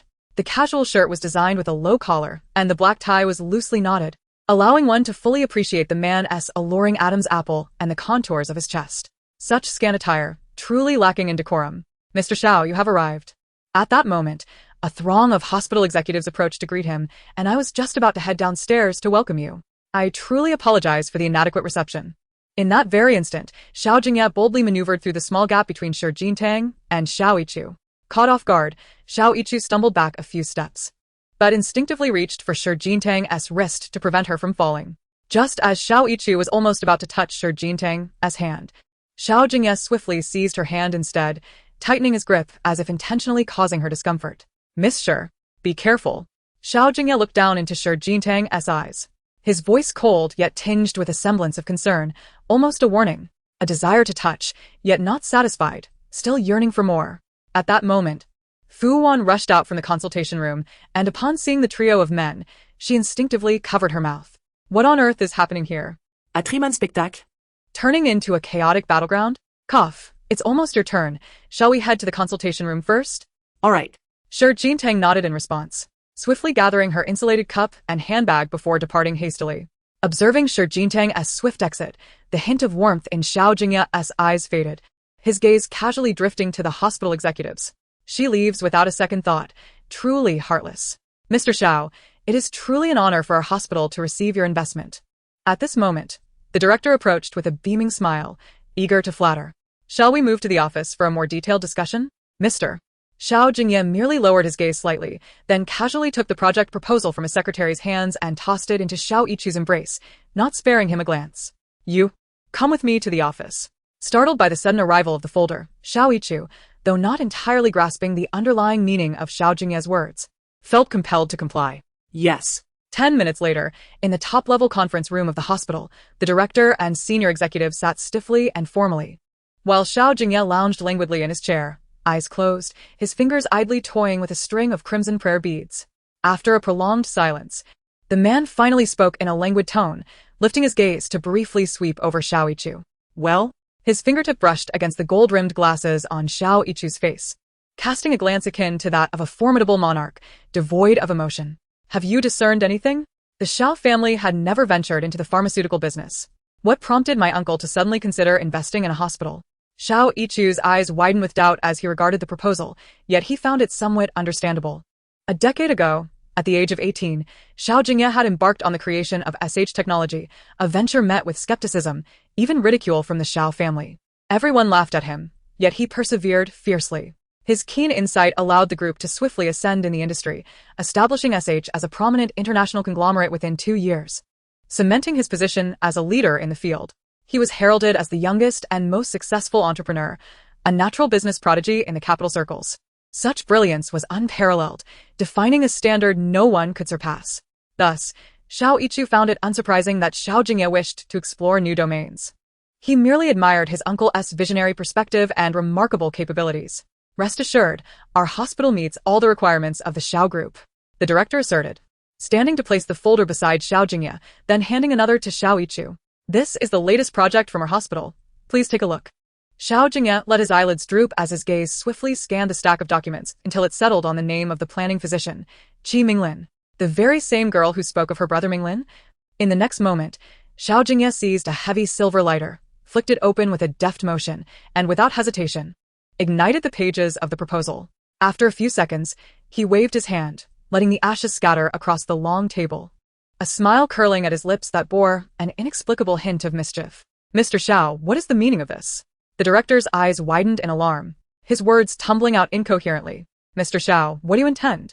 At that moment, Qi Minglin, witnessing Xiao Jingye's insulting act, rose to confront him, her gaze demanding an explanation. Xiao Jingye, however, could not be bothered to even cast a glance in Qi Minglin's direction. He busied himself elegantly cleaning his fingers, now soiled from igniting the paper, his demeanor both graceful and audacious. He had no inclination to elucidate. Oh no, if the one questioning him were that young lady, Xiao Jingye would indeed be inclined to utter a few words. Upon hearing this, Xiao Yichu's expression revealed a delightful astonishment. Throughout the years Xiao Jingye had overseen the Xiao family, he had only dealt with arduous tasks and projects that others had discarded. Thus, it was only natural that he would feel an extraordinary joy at suddenly being valued. All right. Thank you, uncle. Observing Xiao Jingye's towering figure, Qi Minglin felt an unprecedented sense of humiliation, compelling him to pursue his footsteps and seek clarity. Too inadequate. With his back turned to Qi Minglin, Xiao Jingye's strikingly handsome features exuded a captivating arrogance, further accentuating his unique charisma as a figure of power in the capital. Furthermore, those who dare to touch what belongs to me should first consider their own worth. Such a noble little begonia is beyond the reach of anyone. Your person? Qi Minglin's heart trembled at this, confusion flickering in his eyes. Who is your person? Could it be Chapter 52, An Unrestrained Infatuation with Crimson Lips. In response to this inquiry, Xiao Jingye turned with keen interest to face Qi Minglin. His gentle manipulation of the prayer beads in his hand revealing a moment of contemplation as he finally gazed upon Qi Minglin's visage. Bang. Qi Minglin was caught off guard by a sudden blow, staggering back repeatedly, disbelief etched across his face as he looked at Xiao Yichu, his fingers brushing against his lips. Now marked with a vivid red. That punch carried considerable force. What a trivial matter. Standing beside Xiao Jingye, Xiao Yichu regarded Qi Minglin from a superior vantage point. Are you not aware that we both bear the surname Xiao? The implication in Xiao Yichu's words was clear. My uncle's person is, of course, me. Qi Minglin glared at the duo in the distance, his eyes filled with fury. He had long known that the Xiao family's powerful figure, Xiao Jingye, was notorious in the capital for his unpredictability. A wolf's den cannot harbor a dog, so what good could the scion of the capital possibly be? Mr. Qi. Xiao Jingye absent-mindedly caressed the wedding ring on his ring finger, and at that moment, his gaze softened. In the future, you would do well to keep your claws in check. As the man's cold voice faded, he turned away, a sardonic smile lingering at the corners of his lips. His fingers caressing the prayer beads as if in remorse for yet another misdeed. Xiao Jingye had no intention of merely assisting Xiao Yichu with the project. Nor was it solely about insulting Qi Minglin. Inflicting pain upon Qi Minglin was an effortless amusement for him. Ensuring Qi Minglin's future discomfort merely required him to bestow a burden upon Xiao Yichu. A scion of the capital and the prospective heir of a medical family were both puppets in Xiao Jingye's hands, easily manipulated with a mere flick of his fingers. Two fools, how dare they covet my family's esteemed young lady? His long fingers lightly brushed against his hand, his gaze neither warm nor cold. Only I am worthy of desiring her. The elevator descended directly to the underground parking lot, and as the doors opened, Xiao Jingye stepped out to find Shi Jintang waiting by a luxurious car, leaning against it. When Zijing raised a hand, signaling his secretary and bodyguards to follow him away. Mr. Xiao, are you finished? Upon catching sight of Xiao Jingye, Shi Jintang's face broke into a smile, and she handed him the gentleman's coat she had been holding. Here, for you. Xiao Jingye's hand languidly rested below the waistband of his trousers, while the other rested against a car behind Shi Jintang, slightly leaning in to gaze into her eyes. As she coughed, Shi Jintang instinctively shrank her neck at the sight of the man leaning towards her. What are you doing? She asked. His delicate hand appeared alluring, smooth to the touch. Xiao Jingye's voice was intoxicating, yet tinged with a hint of obsession. How is it that my Tang is captivating in every way? Put on your coat. It's rather chilly, Shi Jintang suggested, attempting to hand him the coat she held. However, as she lifted her hand, he seized her waist, prompting her to stand on her toes. The coolness of his gold-rimmed glasses brushed against her cheek, causing her eyelashes to flutter as she instinctively lifted her gaze to meet his. There was no trace of mirth in his expression. His eyes were filled solely with a greedy possessiveness. Grasping Shi Jintang's slightly flushed hand in his palm, he lowered his head to press his icy lips against it, treating her hand as if it were a treasure of the world. His loosely buttoned shirt, the relaxed tie, the casual movement of his Adam's apple, and his thick eyelashes when he closed his eyes, all accentuated by the scholarly charm of his gold-rimmed glasses, created an overwhelming visual impact, igniting a warmth within Shi Jintang's heart. In that fleeting moment, she reached up to grasp Xiao Jingye's tie, her slender fingers gliding along his jawline. Clearing her throat, she spoke, "Cough, are you here seducing me, you fox spirit?" As she poked at his remarkably well-defined chest muscles, she asserted, "Don't think I'll fall for that. Humph. I am the world's most pure-hearted little pregnant woman, not easily swayed by male allure." Swayed? Xiao Jingye chuckled lightly at her words, planting a gentle kiss on her earlobe, his voice rich and resonant. "Miss, with such a prominent stature, wouldn't a little cosplay be enough to captivate your heart?" Was he insinuating something? Indeed, Xiao Jingye had not been unfamiliar with engaging in playful antics with Shi Jintang. "This is the male model I selected, robust and capable. Yes, ready to serve Miss Shi free of charge. Who would want to play that?" Shi Jintang instinctively refuted, then tugged at Xiao Jingye's tie. "I am nothing like you, wearing low-cut outfits and tying your tie like this. Alas, my wife does not care for me," Xiao Jingye lamented, leaning down to plant a soft kiss on her neck, his warm breath making her want to flee, but he held her waist firmly. Not even helping me tie my tie. "Oh, dear, you're putting on quite the act." It was as if Shi Jintang had subjected him to extreme torment, making him kneel on a washboard daily. Hearing such remarks, Shi Jintang felt compelled to defend herself. She then raised her delicate arm to help Xiao Jingye adjust his shirt, fastening the buttons and readying his tie. Yet, before it was fully done, she heard Xiao Jingye's deep voice. "Darling," he murmured, his palm gently caressing Shi Jintang's smooth back, his voice resonating with a captivating allure, yet laced with an inexplicable tension. "It's too tight. It's suffocating me." Shi Jintang. She genuinely suspected Xiao Jingye was leading her onto a fast track, but she truly had no evidence. "You're quite the delicate one," she remarked, observing his teasing gaze as she finished adjusting his tie. "See, this way you uphold male decorum." Shi Jintang glanced at the neatly arranged shirt she had just tidied, feeling satisfied for a moment, only to find herself captivated again by the allure of this male fox spirit. The previous moment was filled with a playful charm, and now it has morphed into a refined guise of feigned abstinence, both sufficient to captivate the gaze of the young pregnant woman. What is it? Observing the confusion and self-doubt reflected in Shi Jintang's eyes, Xiao Jingye tenderly caressed her hair. "I shall depart for Lingqing this afternoon to film a variety show." Shi Jintang raised her gaze to meet his, and in the depths of her eyes, he discerned a hint of reluctance. Thus, before Shi Jintang could finish her sentence, she felt her waist tighten as the man pressed her against the car, his kisses raining down upon her lips like an overwhelming tide. Xiao Tan? Caught off guard by the kiss, Shi Jintang was startled at the sound of someone calling her name. As she contemplated pushing Xiao Jingye away to see who it was, he enveloped her with his coat, his fervent kisses unabated. At that moment, Xiao Jingye, consumed by his desire for her lips, ensured that no one witnessed the blush on Shi Jintang's cheeks or her bashful demeanor. Chapter 53, A Beast in Fine Clothing, a Refined Scoundrel. Facing the encroaching darkness, Shi Jintang instinctively placed her hands against the man's chest, attempting to push him away. However, the inherent disparity in their physiques afforded Xiao Jingye an undeniable advantage.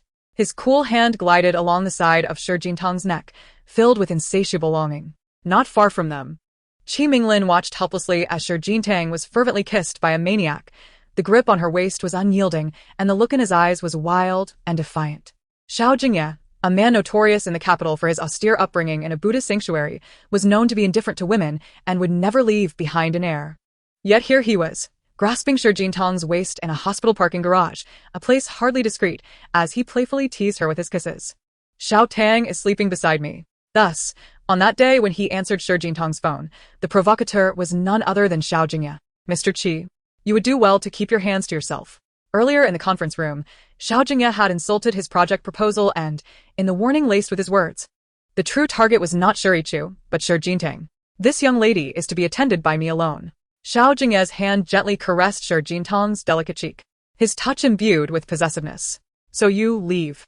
Shi Minglin felt his eyes redden, a stark contrast to the symbol of purity represented by his white coat. "Xiao Tang. Do you understand who he is?" Dr. Qi at that moment, when Zijing arrived behind Qi Minglin, extinguishing his cigarette with a wave of his hand, his low voice commanding enough to instill fear. "You ought to speak cautiously." In the capital, Xiao Jingye's audacious reputation was well known, and his nephew was equally unruly. Today, Qi Minglin witnessed firsthand that even a mere assistant dared to act with such impudence in public. In the next moment, the door of a sleek black luxury car swung open and shut. Qi Minglin could only watch helplessly as Shi Jintang was led away by the man, his hand firmly around her waist, compelling her to enter the vehicle, which then sped away. "Xiao Tang! Shi Jintang!" Qi Minglin shouted her name, instinctively wanting to pursue but suddenly feeling a chill at his neck, the glint of a dagger casting an oppressive shadow. "You ought to feel fortunate that I stand before you." When Zijing's brows lifted slightly as she chuckled softly. "If it were my esteemed Mr. Xiao, I fear your hands would no longer be able to wield a scalpel. Surveillance cameras abound. Do you dare to lay a finger on me?" Ah. The sharp blade grazed across the line of his jaw, causing crimson droplets to cascade down, one after another. Qi Minglin hastily covered his wound, gazing in disbelief at the man before him, who remained unfazed even after staining his hands with blood. When Zijing, "Mr. Xiao has stated that only blood can instill a sense of caution." When Zijing wiped the dagger in his hand, his face adorned with a delicate yet playful smile. "Should you dare to covet Miss Shi again, our next encounter shall not unfold in such a tranquil atmosphere." Qi Minglin involuntarily stumbled back a few steps, his hand still bleeding profusely, yet his gaze remained fixated on Wen Zijing's retreating figure, his anger palpable. The Xiao family, the most powerful and affluent clan in the capital. The elite of the capital? Qi Minglin's blood-stained fingers rested upon his lips, a bitter self-mockery crossing his mind. They are merely bandits who steal the affections of others. Xiao Jingye and his nephew Xiao Yichu. Are any of them worth a damn? Yet, Shi Jingtang followed Xiao Jingye without uttering a word. The once radiant and proud star, The woman he cherished and longed to treat gently had become a mere plaything of the so-called elite. This was utterly unacceptable to Qi Minglin, absolutely intolerable. Dr. Qi, what has happened to you? A nurse familiar with Qi Minglin rushed to exclaim upon witnessing the scene, calling for help. Dr. Qi. The bustling underground parking lot buzzed with concern for Qi Minglin's injury, yet he remained indifferent, merely fixated on the departing luxury vehicle. So, what if he is Xiao Jingye? Years ago, the scions of the Qi family were equally reckless, yet in the end, were they not sent to hell by his own hand? Meanwhile, an understated yet lavish vehicle glided along the wide road, the partition of the back seat lowered. Xiao Jingye leaned against the left side, draping a gentleman's coat over her head, her body turned away from Xiao Jingye as she scrutinized her reflection in a small mirror. Her lips, once impeccably adorned, had been ravaged, entirely claimed by that despicable man. Xiao Jingye bit her lip, glancing at her neck in the mirror, where clusters of vibrant red marks blossomed, all the result of Xiao Jingye's affections. She was to record a variety show this afternoon. How could she possibly proceed with such a neck full of love bites? Those unaware would mistakenly believe this little pregnant woman had indulged recklessly. In that moment, the man's hand settled on her shoulder, gently pulling her closer. The beast in gentleman's attire, Xiao Jingye covered her neck and looked unwaveringly into Xiao Jingye's eyes, declaring him a scoundrel, a refined rogue. What did you say? Xiao Jingye leaned in closer, his voice deep and rich, oozing with desire. I called you a refined rogue. Xiao Jingtang's words were abruptly silenced as his cheek brushed against her lips, the coolness of his gold-rimmed glasses grazing her skin. Before she could react, he withdrew. Ah Tang, you've made me feel cherished. Xiao Jingtang. It is evident that he has orchestrated this himself. Moreover, it was merely a fleeting touch. How could he possibly feel any pain? Xiao Jingye. Xiao Jingtang prodded Xiao Jingye's chest, accusing him of being a rogue. Just now, Minglin Ge called me and you heard it, yet you continue. Continue what? Xiao Jingye interrupted her, his long, agile fingers playfully tugging at the strap of her dress, carelessly caressing her skin. Who does he think he is to dictate my actions? His palm seemed to carry an electric charge, prompting Xiao Jingtang to instinctively retreat.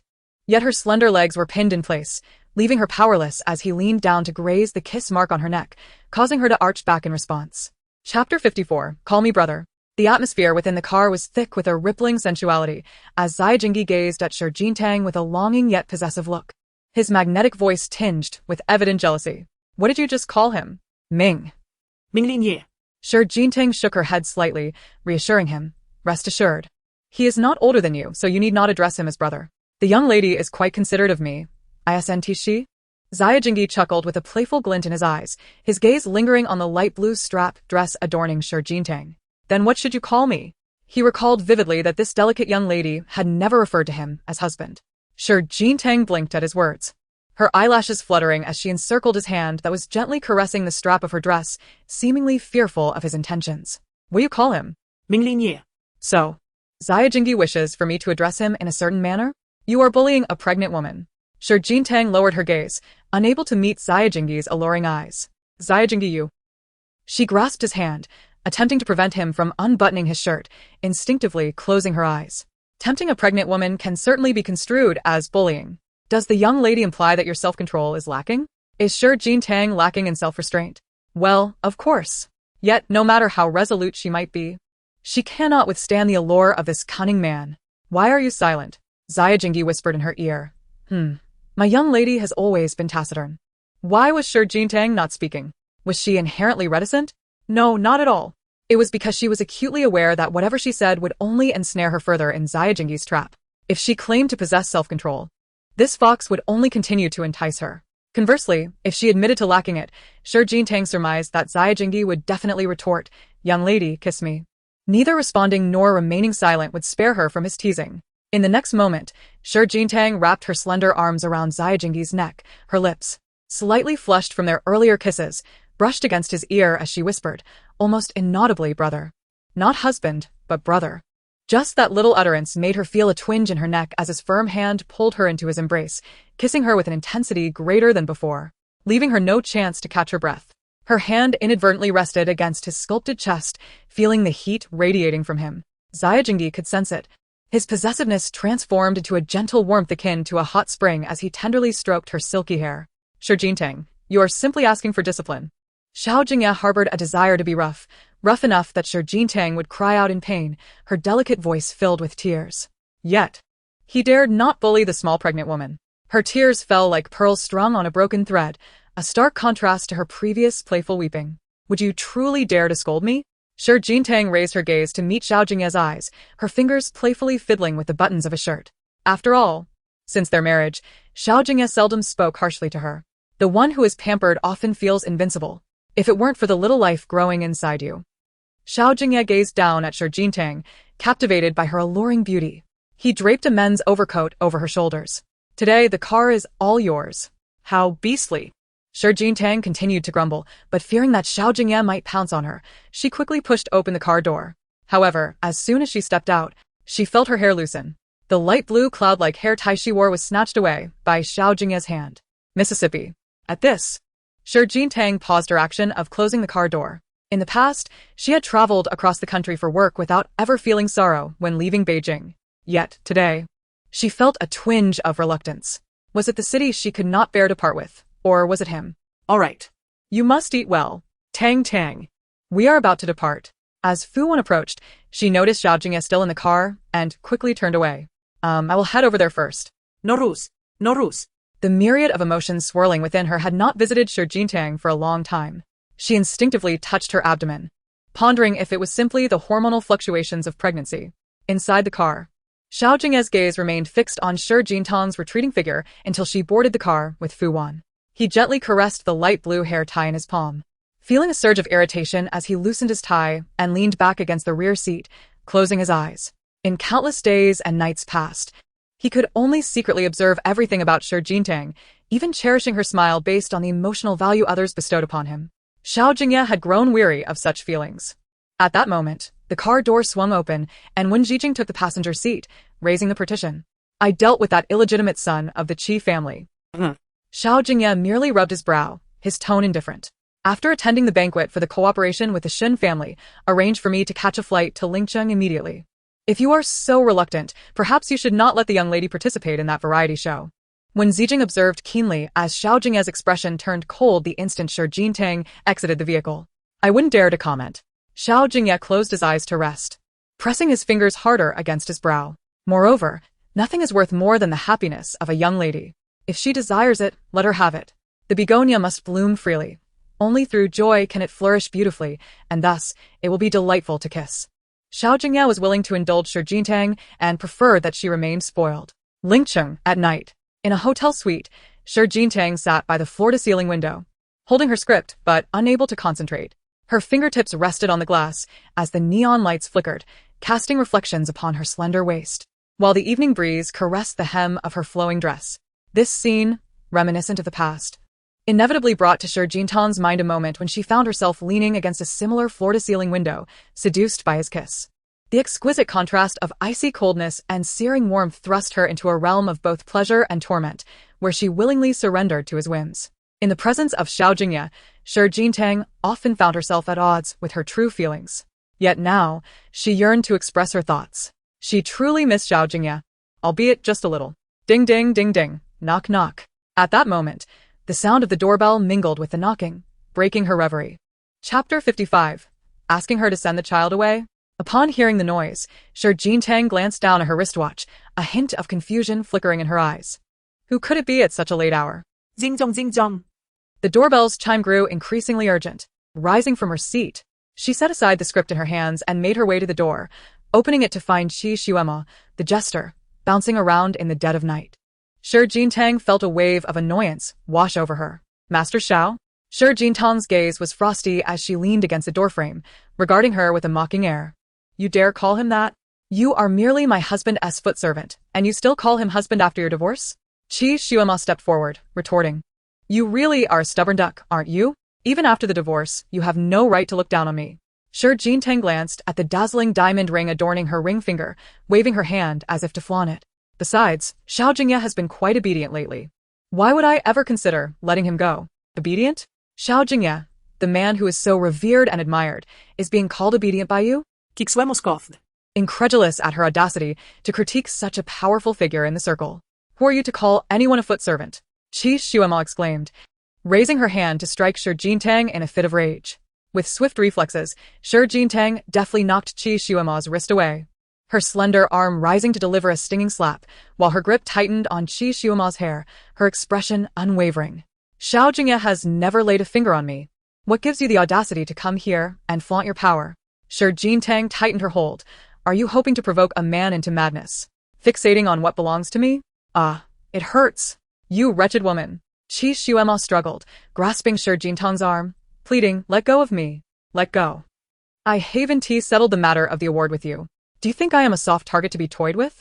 Shi Jingtang, in a particularly foul mood that day, refused to release her grip on Qi Xuema's hair. And you even sought Xiao Yichu's help for the award. How long did you kneel before him, You shameless woman. Qi Xuema winced, her scalp tingling with pain, only to be shoved away by Shi Jingtang. Landing on the ground, her designer dress now wrinkled and lacking elegance. You shameless harpy. How dare you strike me? How dare you? Qi Xuema cried out, her voice filled with indignation. And what of it? Shi Jingtang coldly observed Qi Xuema's disheveled state. You, who only knows to engage in petty rivalry among women, deserve to be struck. I'll tell my sister in the Xiao family. She is the true mistress.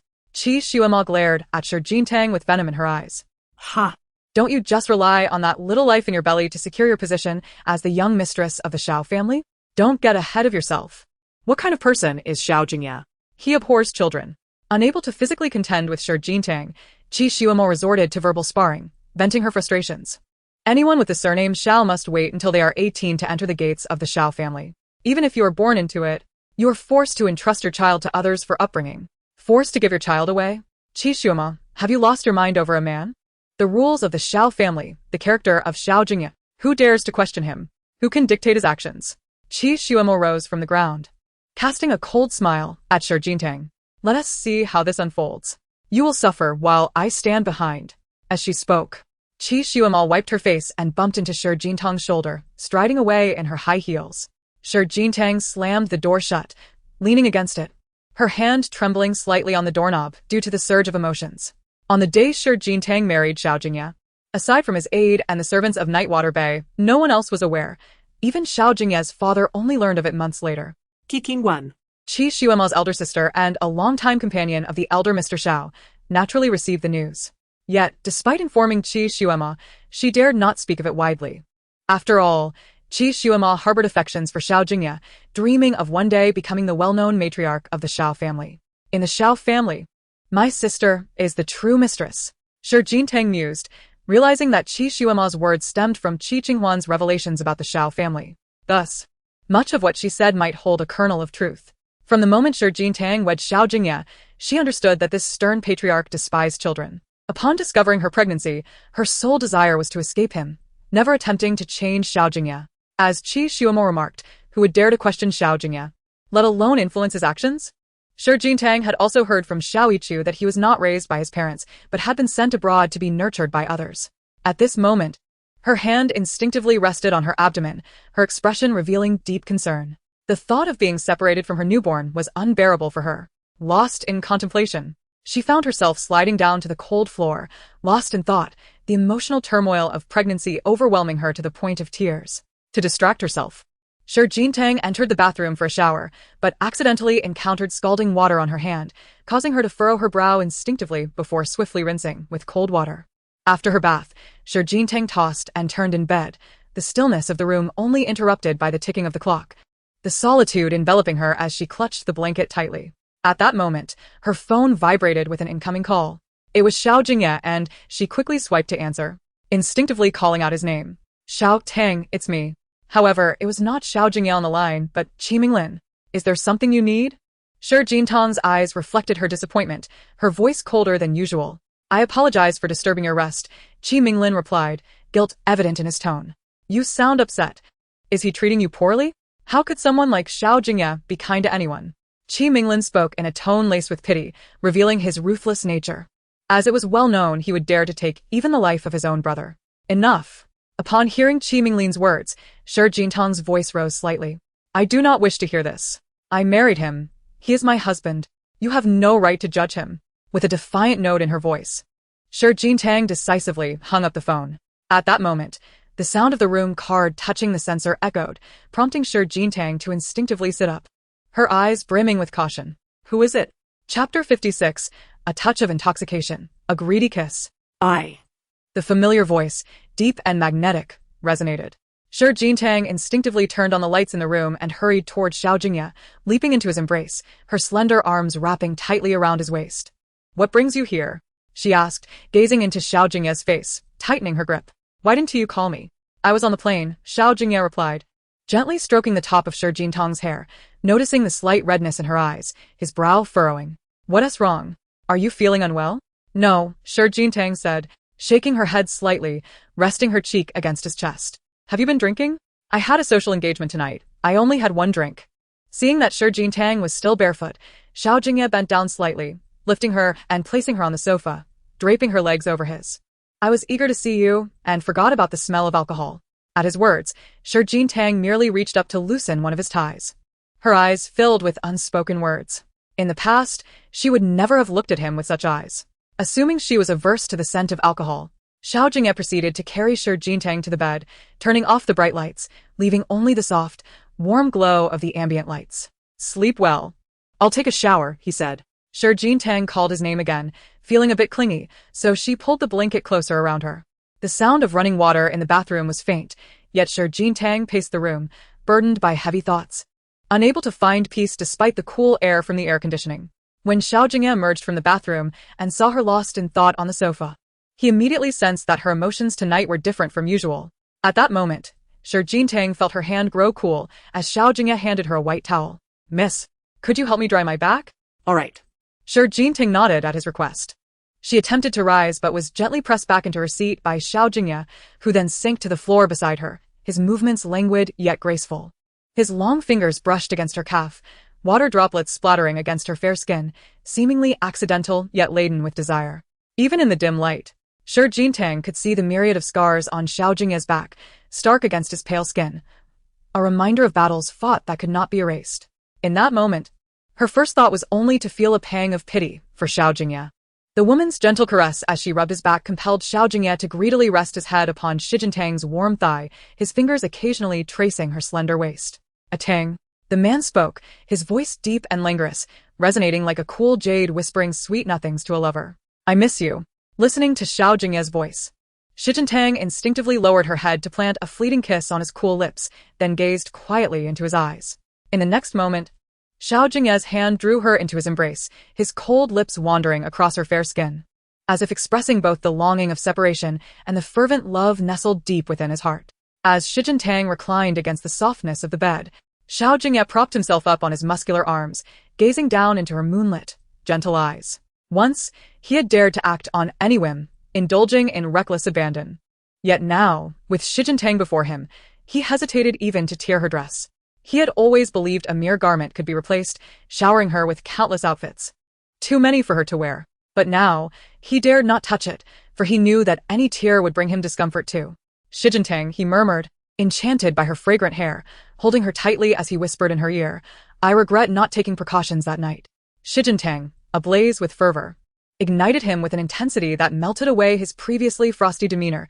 Even the chilled water could not cleanse this layer of desire. Do you regret having this child? Sadness flickered in her eyes as she instinctively pushed against his chest. Xiao Jingye, you. A sudden pang on her earlobe prevented her from finishing, followed by his whispered words. Laced with restraint. I regret that I let you go when you pleaded with me that night. In the dimly lit room, thick with an atmosphere of intimacy, Xiao Jingtang's hand found its way to the contours of his sculpted abdomen, tracing the droplets of water that had yet to dry. Xiao Jingye, you do not like children? She inquired, peering into his eyes. Then why are you willing to keep this one? Xiao Jingye lazily closed his eyes, enveloping her in his arms. Yet his actions remained subdued. It's merely a rumor, he replied, his voice low, the golden-rimmed glasses on his face adding an air of refined charm to his devilishly handsome visage. They say I do not like women. Yet, as you can see, I have not held back with you. As long as it is your child, I am willing to accept it, he declared, looking at her profile. I will protect you both. Xiao Jingtang simply grasped Xiao Jingye's hand, her gaze lowered in silence, as if drifting into slumber. However, Xiao Jingye perceived that something was amiss in her demeanor. His fingers brushed against the crimson beads on her wrist, the coolness of the beads mingling with her fragrant skin as he caressed her back. Who has spoken to you? He knew Xiao Jingtang well, Her proud and delicate temperament revealed her emotions plainly, and any discontent would be etched across her face. Her sudden inquiry about this matter indicated that someone had spoken words they ought not to have. "I marry you, to spend my entire life with you, my only man." Xiao Jingye gazed into Xiao Jingye's eyes and asked, "Is my lifetime not worthy of your honesty?" The young lady, accustomed to privilege, felt that her past was unworthy of comparison. Xiao Jingye was not being sardonic. He merely wished to shield Xiao Jingye from the sordid history he considered tainted. Yet, I do not share that sentiment.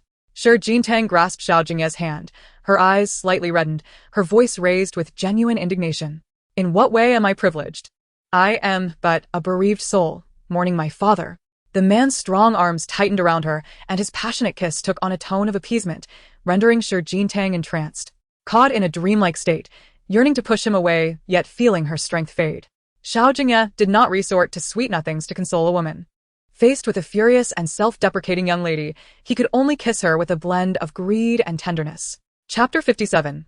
Ah Tang, feel for me.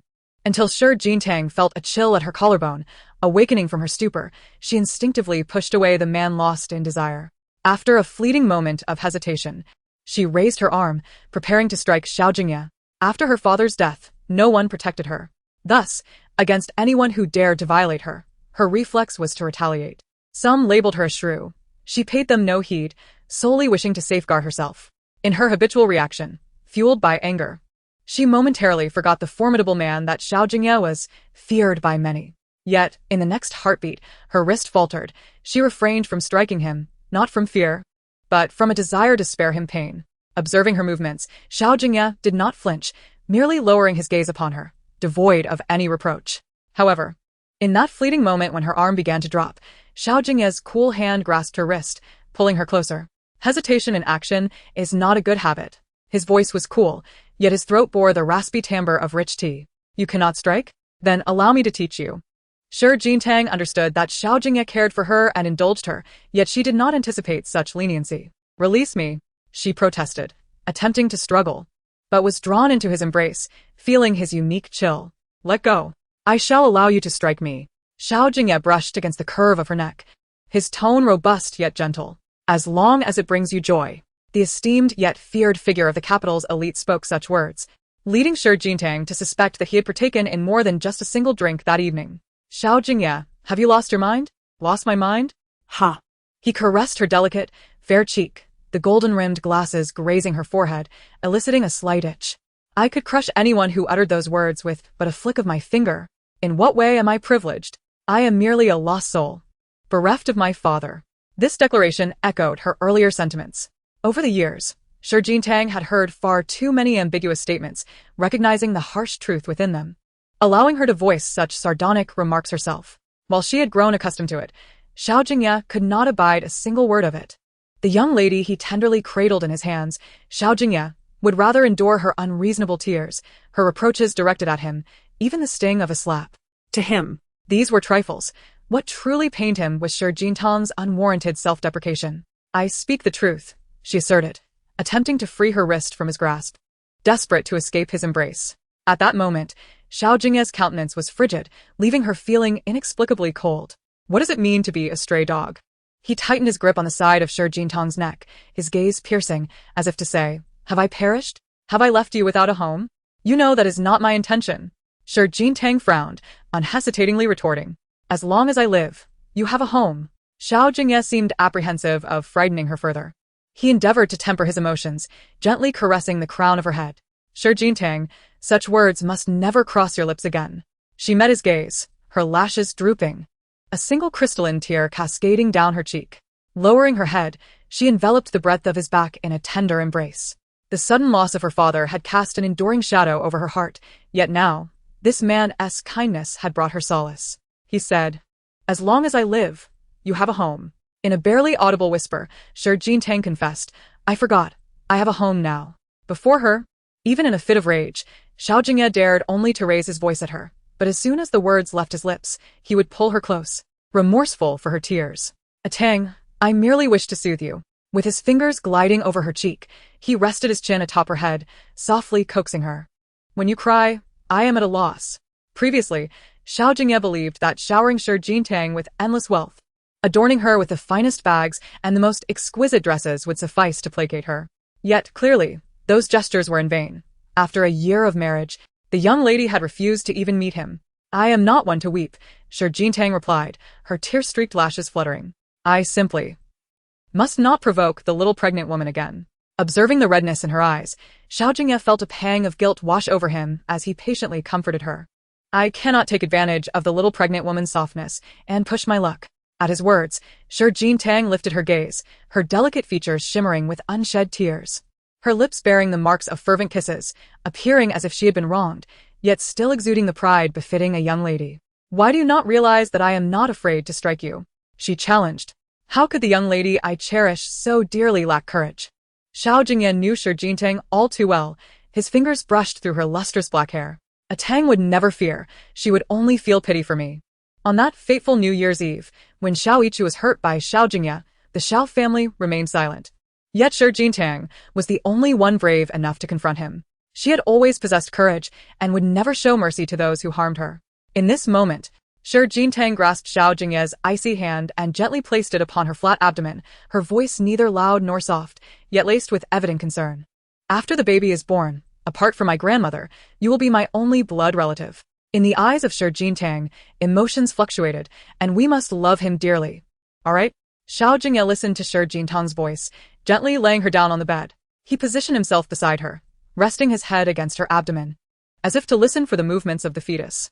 However, at just over 2 months along, all he could perceive was the warmth radiating from her belly.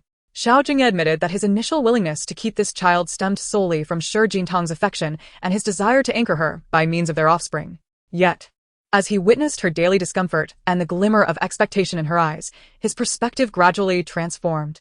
For Xiao Jingtang, this child would be her soul kin. In stark contrast, Xiao Jingye had never experienced a shred of familial affection within the confines of the Xiao family. "A Tang, I do not dislike children." This was a sentiment Xiao Jingye had never uttered before. The event from years past was the first instance he broached the subject. "I merely fear my inability to protect him." The crimson prayer beads on Xiao Jingye's wrist rolled across Xiao Jingtang's slender waist, invading her unique warmth, contrasting sharply with the icy timbre of his voice. Xiao Jingye nodded slightly, his elongated fingers playing with a strand of her hair. His voice as soothing as a cool spring, yet his words sent a shiver through her heart. "Years ago, my mother gave birth to twins. Alongside me was my elder sister." Xiao Jingye's obsidian eyes seemed to plunge into an abyss of despair. "When I was 10, she and my mother perished before my eyes." Upon hearing this, Xiao Jingtang tightened her grip on his arm, her eyes wide with shock and disbelief, intertwined with a profound empathy for Xiao Jingye, instinctively shaking her head. "I am sorry, my so-called father had numerous wives and concubines during his youth." Xiao Jingye's lashes cast shadows over his eyes, tinged with sarcasm. "I have approximately 20 half-siblings." The Xiao family had once devised a memory device that allowed one to foresee events, a sensation that captivated the nation of M. The man stroked the beads in his palm, reminiscent of caressing his own festering wounds. As the head of the family, he recklessly indulged, encroaching upon the fortunes of many. Yet, he remained inept, incapable of safeguarding his own wife and daughters. An indelible hatred flickered in Xiao Jingye's gaze as he recalled the torment and demise of his 9 illegitimate children, alongside his mother and elder sister. The youngest of them was merely learning to speak. "Enough," Xiao Jingye began, but Xiao Jingtang encircled his neck, holding him close, her voice laced with pain and apologies. "I'm sorry, I'm so sorry." It was widely known in the capital that Xiao Jingye harbored an aversion to children, not out of eccentricity, but rather from fear. Fear that he too might prove incapable of protecting his own child. Since assuming the role of family head, he had forbidden the Xiao heirs from residing in the ancestral home, instead discreetly placing them in secure locations for upbringing, determined to shield them from any harm. Rising from a pile of corpses, Xiao Jingye had once lived solely for the purpose of avenging his mother and sister. Yet, after achieving his vengeance, he found himself grappling with profound psychological turmoil. He was paranoid, quick-tempered, and fiercely volatile, at times even plunging a knife into himself, contemplating the worth of his own life. During his moments of desolation, when his existence seemed precarious and teetering on the edge, Xiao Jingtang appeared by his side. At that time, she was like the resplendent moon in the summer night sky, while he was mired in the muck, lacking the will to extricate himself. "A Tang, you and I share the same yearning for this life." Xiao Jingye's hand rested upon Xiao Jingtang's silken hair. "I shall protect you and your daughter." Xiao Jingtang held Xiao Jingye tightly, From this vantage point, she could see the scars on his back, gently touching them as if attempting to soothe the wounds within his heart. Xiao Jingye, it hurts, doesn't it?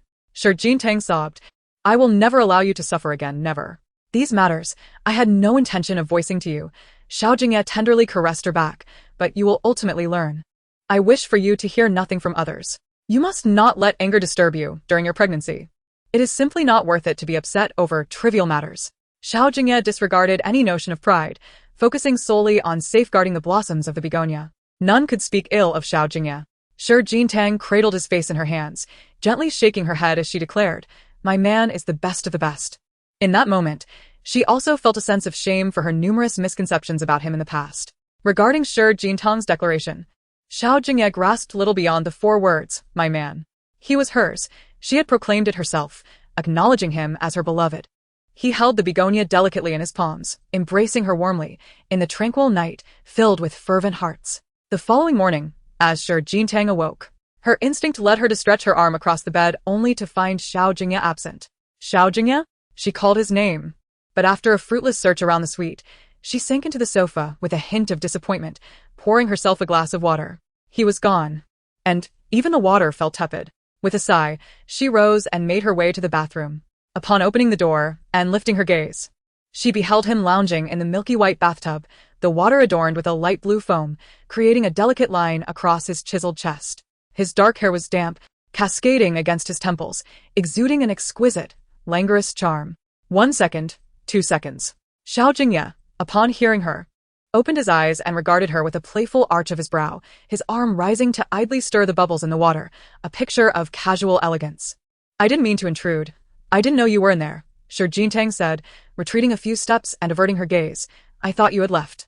I have a headache, Xiao Jingye replied, a smile dancing in his eyes as he pressed his palm against his temple. Dear lady, could you assist me with a gentle massage? It hurts terribly. Shi Jintang, hearing his plea, ventured back into the bathroom. Observing the pained expression on his face as he supported his forehead, she tiptoed toward the bathtub. Here? Yes. Xiao Jingye reclined leisurely, savoring the pressure of Shi Jintang's fingers. Her hand glided over his chest, teasingly brushing against his skin before caressing the smoothness of his thigh. The man's breath, alluring and tantalizing, escaped his lips. His sensual Adam's apple bobbing as his voice grew husky with desire. Miss, your touch is exquisite. Listening to his heavy, suggestive breaths, Shi Jintang paused in her massage of his temples, closing her eyes briefly before leaning in slightly. Xiao Jingye, why are you panting? This charming rogue cannot go a day without seducing someone, can he? Xiao Jingye regarded her with a knowing smile, taking her hand and placing it against his lips, only to later press it to his cheek, allowing her delicate fingers to trace the contours of his prominent nose and lips. It was as if he were enamored with the warmth of her touch, enticing her further. Chapter 59, Cold Water and Kisses for the Expectant Wife. Tang, does my voice not please you? His eyes, tinted with desire, resembled the first bloom of a flower at dawn. As he drew her nearer, even his question became a husky temptation. Shi Jintang felt the chill of his fingers against her skin, her long, dark hair being caressed by him. In that moment, his gaze held a blend of wildness and tenderness, as if every strand of her hair was worthy of his utmost reverence. Before she could respond, he released her hand and whispered hoarsely in her ear, How could my voice ever compare to that of my esteemed lady? He teased her again. Look at him. This devilishly charming man, still gasping for breath while she massages his temples, hardly a sign of a headache. Clearly attempting to seduce the little expectant mother.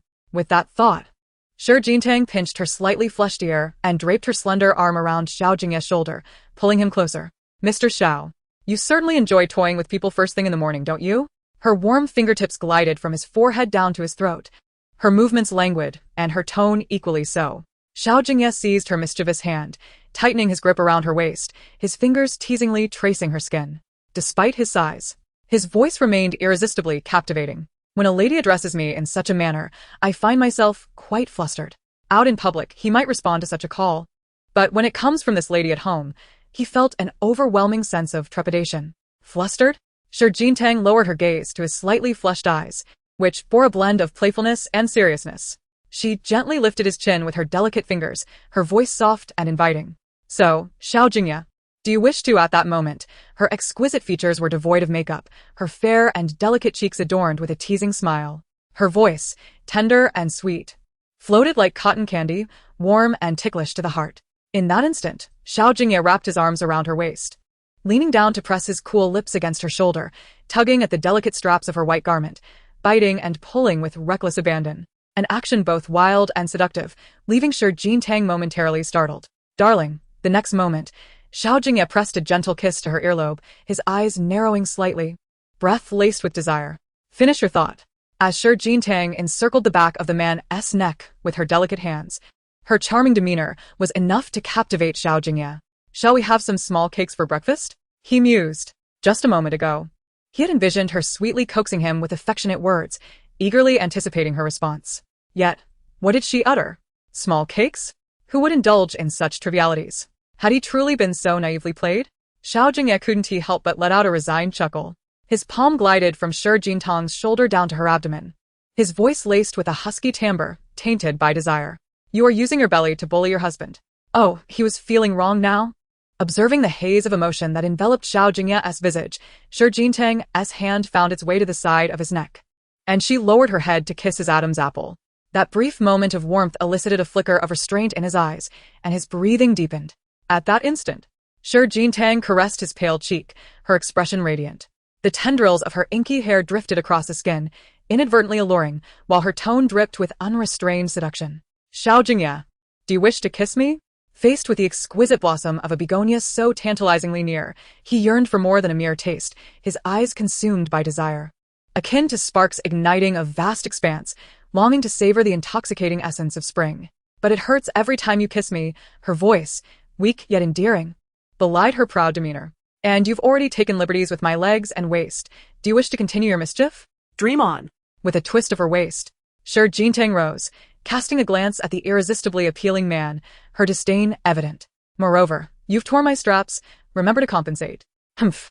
How dare he feign innocence while tempting her so brazenly early in the morning? She had meticulously noted every instance he had bullied her. Xiao Jingye raised a hand to his forehead, his breath growing heavier with desire, ignited by Shi Jingtang's playful provocations.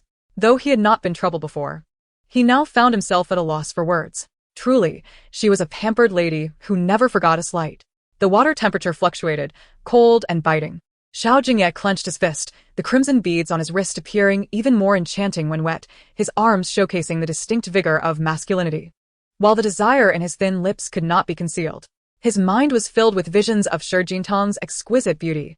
As he lamented his own plight in the cold water, an hour later, Xiao Jingye emerged from the bathroom, leisurely drying his damp hair, his gaze drifting to Shi Jingtang on the balcony. By then, she had completed her morning routine, applying a light touch of makeup. Dressed in a soft pink top and a snow-white skirt, her long, fair legs peeked enticingly as she walked.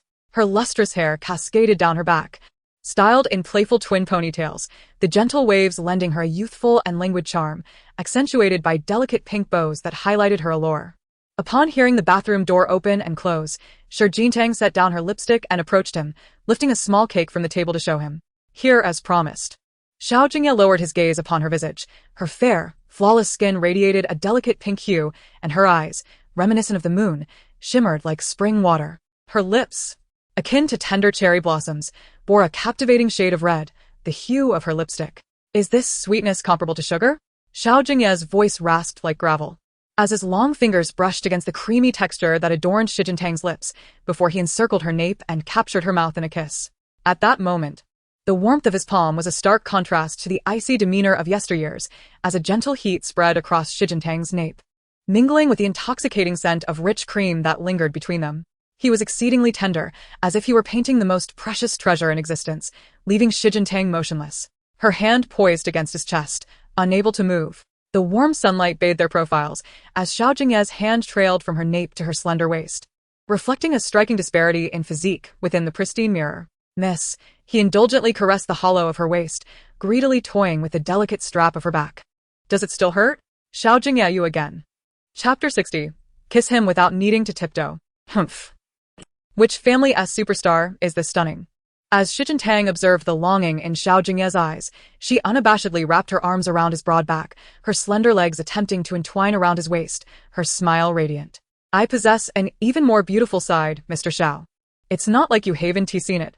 Xiao Jingye spoke first, placing the cool back of his hand against Shi Jingtang's cheek. "Miss, The same tactic loses its charm upon repetition. Unless, of course, we alter our position. Listening to the alluring timbre of the man before her instantly reminded Xiao Jingye of their conversation from that night. You promised me you would cease. It wasn't like this earlier in the night. Recalling yet another transgression, she hastily jotted it down in her mental notebook. Immediately, Xiao Jingye watched Xiao Jingye adjusting his gold-rimmed glasses. Embodying a charming rogue, her ears inevitably flushing with warmth. Yet, before she could utter a word, the doorbell chimed. Ding-dong. Tang-tang, it's me, Fu Wan, echoed a voice from outside. It's about time, are you ready? All right, I'm coming, Xiao Jingye exclaimed, unwilling to concede. However, the impending time for their variety show loomed, and Fu Wan awaited her outside. Lower your voice, she murmured, petite and delicate. I refuse to tiptoe.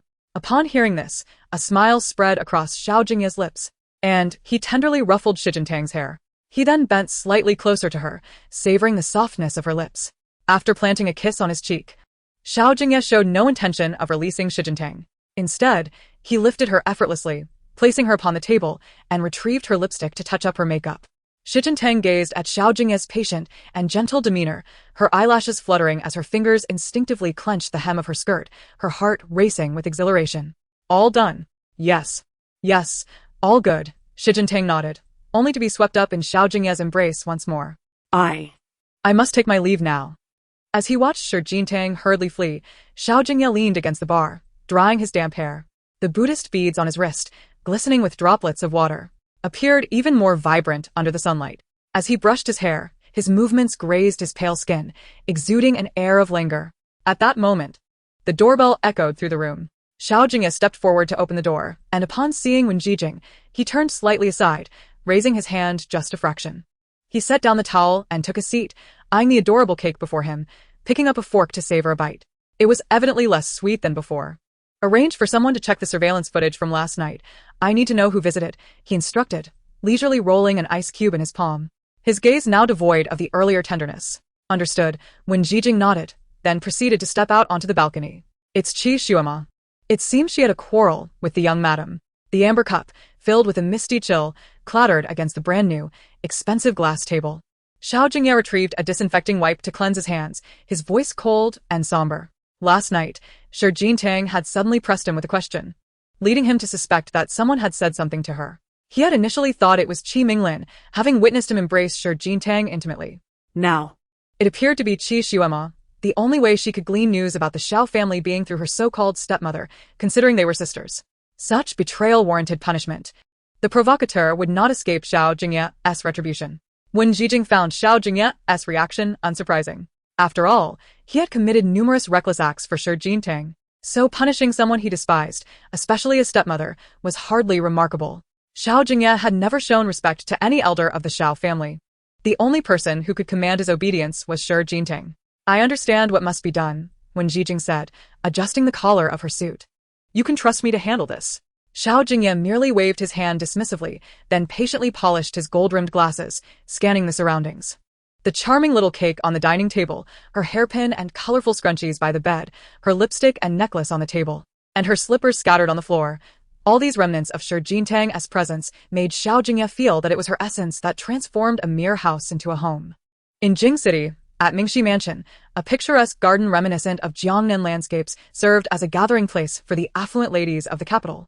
They engaged in embroidery and tea, each exuding grace and elegance while relishing the fresh air and warm sunshine. Viewed from afar, they formed a striking tableau. But upon closer inspection, their conversations revealed a less than pleasing reality. Indeed, the matriarch of the Xiao family is knowledgeable and capable. Managing the vast Mingxi mansion with such order, she truly deserves the title of the first lady of our circle, one wealthy lady remarked, sipping her tea. Her words laced with subtle sarcasm. Indeed, another lady echoed. After all, the old lady of the Xiao family is only 30, and yet so exceptional. Sister Shen. There's no need for such formality with me. Just call me Qinghuan, Qi Qinghuan replied, her expression unwavering as she gently caressed the imperial green earrings adorning her ears, concealing her disdain for the title of old lady of the Xiao family. Indeed, it is quite laughable. She is merely 2 years older than the youngest son of her so-called husband.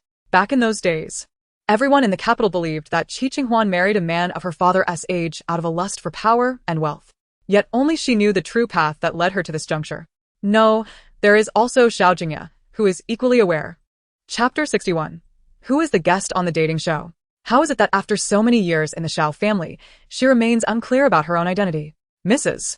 Shen, resplendent and poised, exudes an air of authority with a mere smile. However, if it were not for the elder generation of the Xiao family, you should address me as aunt rather than sister. You jest. Faced with such sarcasm, Qi Qinghuan was already indifferent, responding with a calm smile. I have been married into the Xiao family for many years and have grown accustomed to the title of Mrs. Xiao. Your self-designation at this moment is rather inappropriate. Mrs. Shen continued to admire the poetry and paintings hanging nearby, mentioning how she had heard of Jingye's marriage and intended to congratulate the Xiao family for gaining a legitimate matriarch. Upon hearing Mrs. Shen's words, Qi Qinghuan's hand trembled uncontrollably, causing the teacup to slip from her grasp, burning her hand crimson. Madam, are you all right? A maid rushed over, hastily offering a handkerchief to assist Qi Qinghuan, but she brusquely pushed her away. Leave me be. The other ladies observed with disdain, their eyes filled with scornful amusement, relishing the spectacle.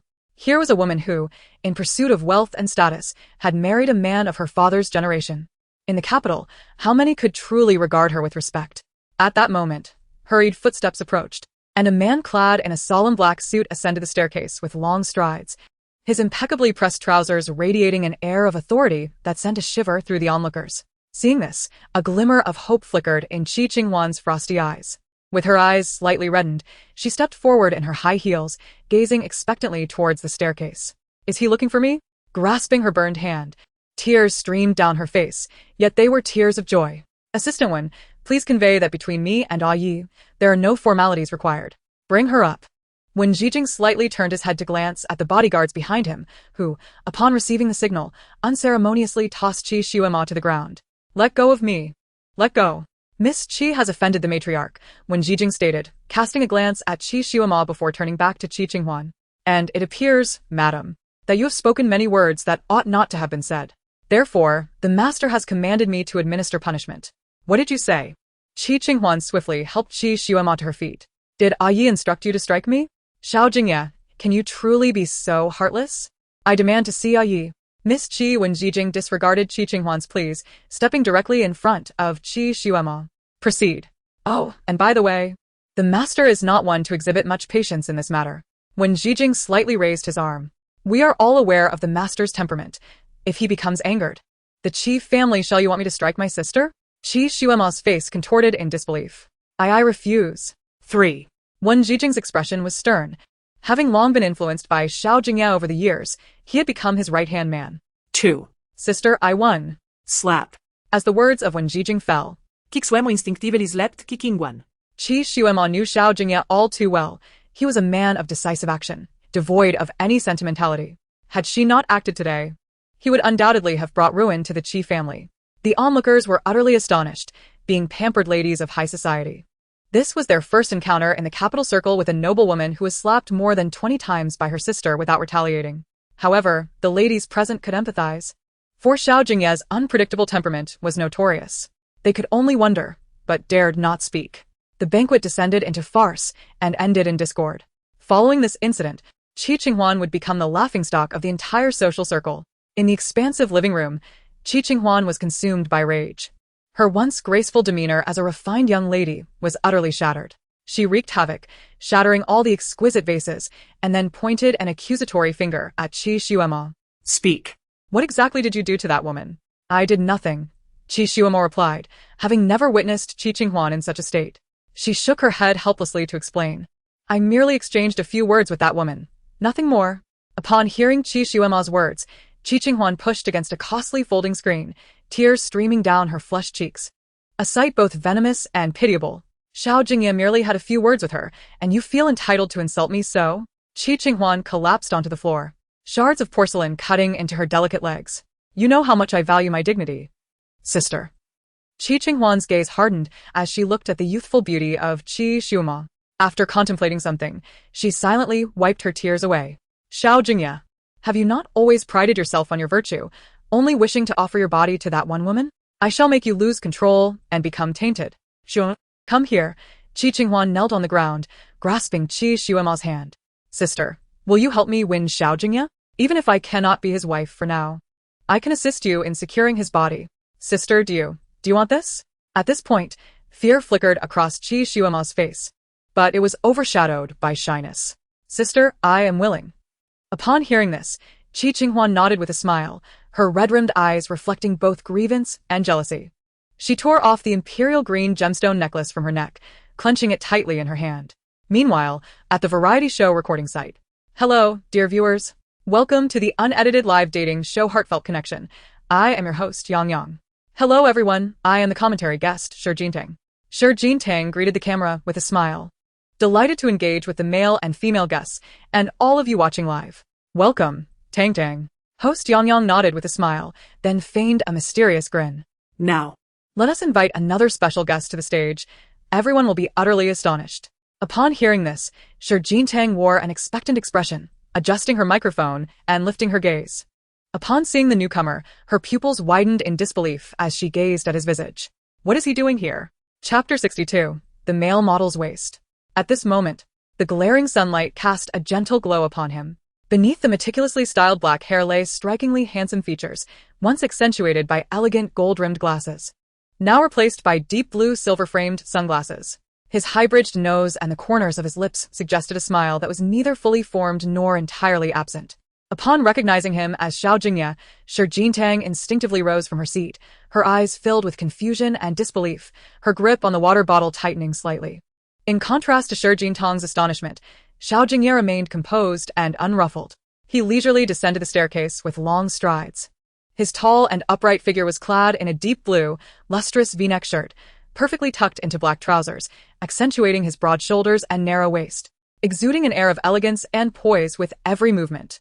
As Xiao Jingye entered the live broadcast frame, the barrage of comments erupted furiously. Who is this? Is our Tongjie mesmerized?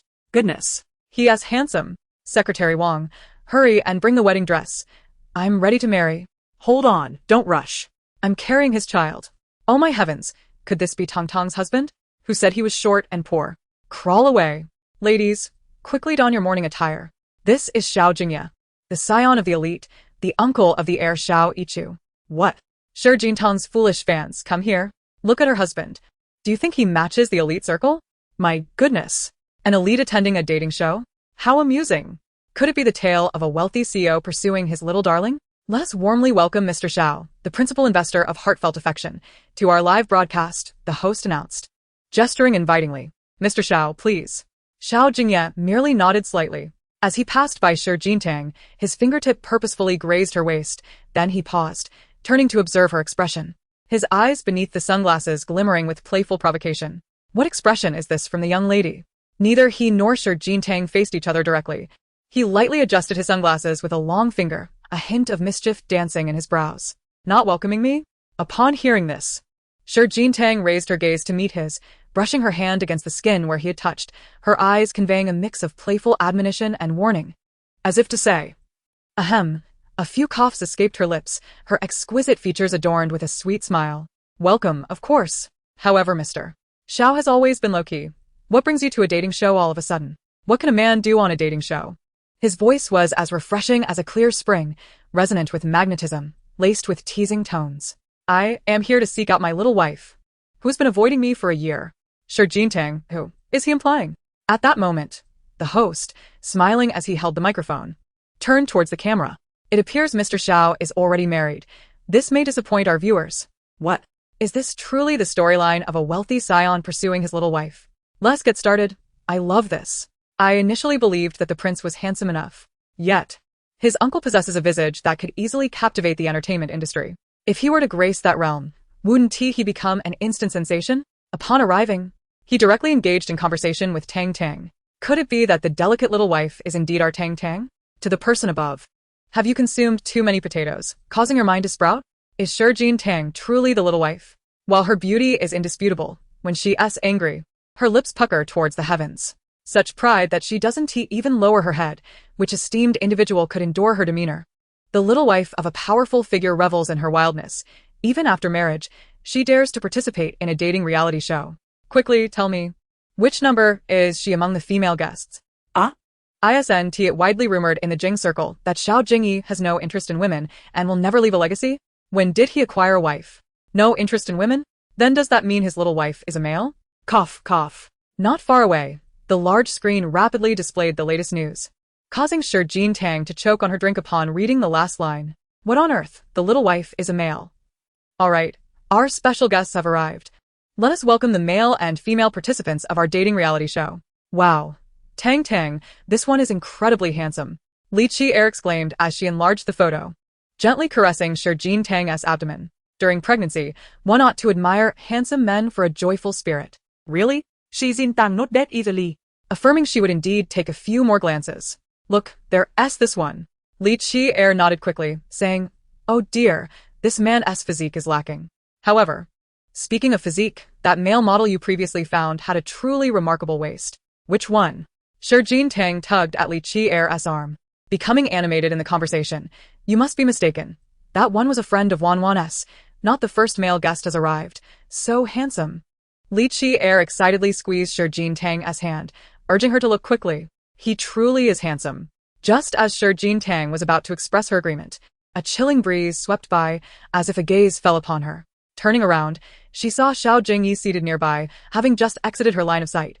And he was quite close. As far as Xiao Jingye knew, Xiao Jingye had no hearing problems, which meant that he had overheard every word of her whispered conversation with Li Qi-er. Oh, look. Qi-er, you know I'm not fond of these things. Tang, what's wrong? Li Qi-er inquired, noticing Xiao Jingye's demeanor and gently touching her forehead. Are you feeling unwell from the pregnancy? No. Xiao Jingye slightly shook her head before rising. You continue watching. I'll just go to the restroom. Having said that, Xiao Jingye quickly stood up, walking briskly until she was out of Xiao Jingye's sight, at which point she slowed down. Phew. That jealous one must have heard those comments. Wouldn't she be bullied again tonight? With that thought, Xiao Jingye stepped forward, receiving an ice cream from a staff member with a thankful smile. She then scanned the expansive hall, her curiosity piqued as she spotted the enchanting bubble house, prompting her to venture inside. A dazzling array of candies adorned the space, with even the ceiling decorated with confections. Sunlight streamed through the gaps, illuminating the interior, where the outside world basked in bright sunshine, while inside, it sparkled like a starry night. As Xiao Jingye was about to leave after a visit, she spotted Xiao Jingye striding towards her with determined steps. Instinctively, she attempted to make a swift exit. However, before she could reach the door, Xiao Jingye grasped her wrist and swept her into the enchanting bubble house. Chapter 63. The Bubble House and the Ice Cream Kiss. Xiao Jingye, what are you doing? Xiao Jingye instinctively raised her hand to press against the man's chest, aware that there were people outside. Xiao Jingye merely lowered his gaze, observing the slight smudge of lipstick on her lips from the ice cream. He lifted his finger to activate the exterior viewing switch of the bubble house, casting a hazy mist that obscured the view from outside. With one arm braced against the glass wall behind Xiao Jingye, he leaned in slightly, brushing his lips against the bow of her twin ponytails. Moments later, he cornered her, leaving her with no escape, and deftly pulled down her sunglasses, revealing her eyes. Typically, the gold-rimmed glasses masked his roguish charm, but now, as his cool nose brushed against her cheek, Xiao Jingye felt both vulnerable and apprehensive of his audacity. Your hands are cold, she murmured, lowering her gaze to evade his wandering hands that explored her waist and back. The proximity of his movements caused her ice cream cone to graze her neck, leaving a tempting blush on her fair skin. Why don't you look at me? He teased, his fingers tracing her waist and playfully tugging at her delicate pink belt. Am I not as handsome as them? Indeed, his jealousy was palpable and shattering, beyond repair. Xiao Jingye instinctively shook her head. I didn't say they were handsome. It's my baby who said so courageous Tang, I'll shoulder the blame for you. A voice chimed in. I'm truly exasperated. Hearing Xiao Jingye's soft, guilt-laden tone, Xiao Jingye couldn't help but chuckle, his laughter mingled with breathlessness, his eyes reflecting a fervent enchantment. Are my hands cold? Xiao Jingye nodded, her grip on the ice cream cone wavering slightly. Then warm them for me.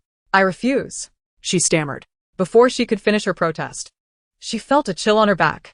His fingertips, gentle yet teasing, danced over her delicate straps, while his cool lips brushed against the side of her neck, where the ice cream had left its mark, tender as dew upon fresh grass.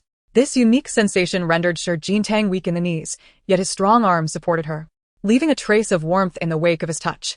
The melting strawberry ice cream on her collarbone burst forth with a sweet sincerity amidst the contrasting sensations of cold and warmth. In the dreamlike bubble house, adorned with shimmering stars, the myriad of lights made Xiao Jingye feel slightly dizzy. Her legs felt almost unable to support her, compelling her to cling tightly to the nape of Xiao Jingye's neck, her eyes betraying a hint of blush from his teasing. Xiao Jingye, Xiao Jingye. Her voice was a delicate whisper, tinged with a hint of pleading. Please don't bully me anymore. Seeing her seemingly pitiable demeanor, Xiao Jingye chuckled affectionately, his fingers lightly caressing her cheek, knowing that the young lady was merely feigning vulnerability. Alas, I've been exposed. Faced with his merciless revelation, Shi Jintang, in a fit of exasperation, pinched Xiao Jingye's waist.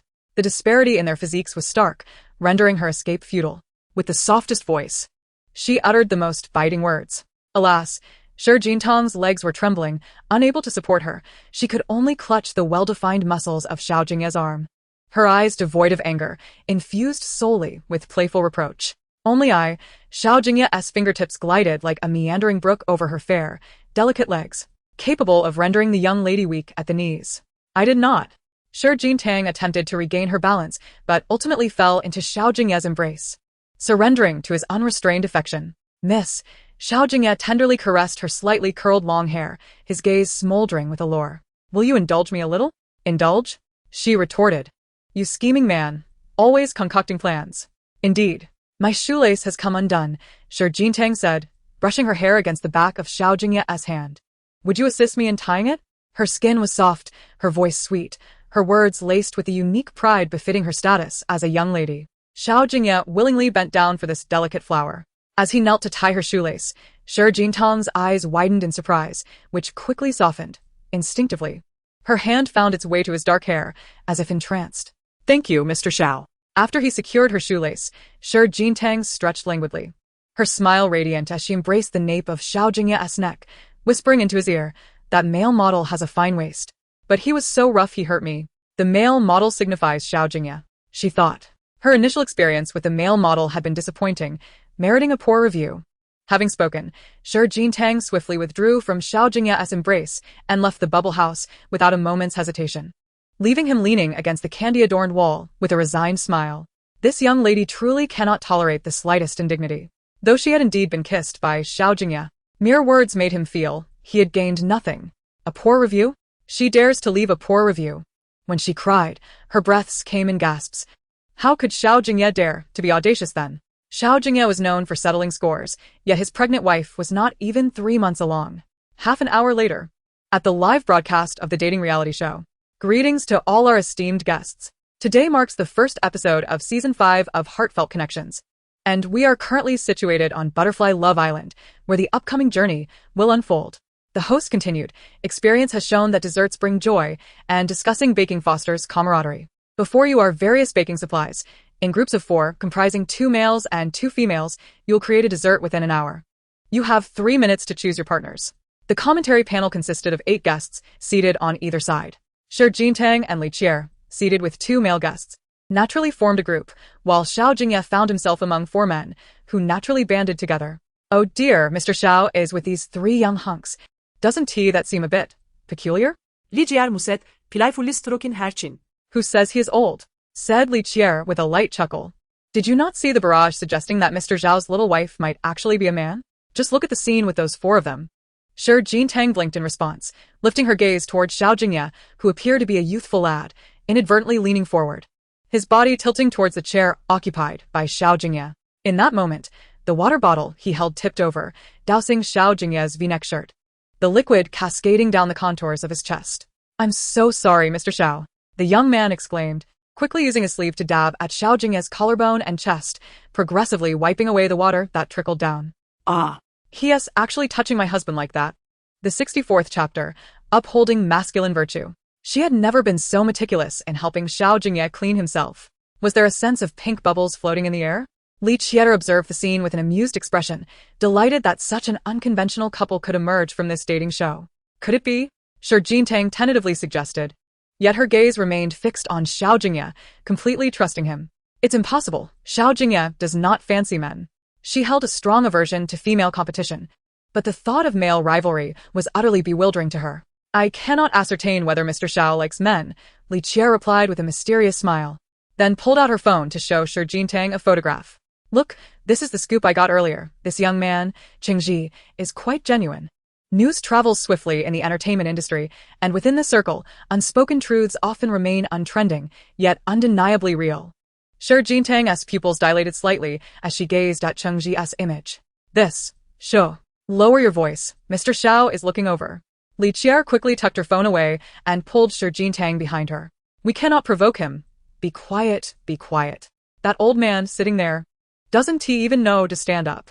Shi Jingtang muttered under her breath, exuding fearless determination as she met Xiao Jingye's gaze.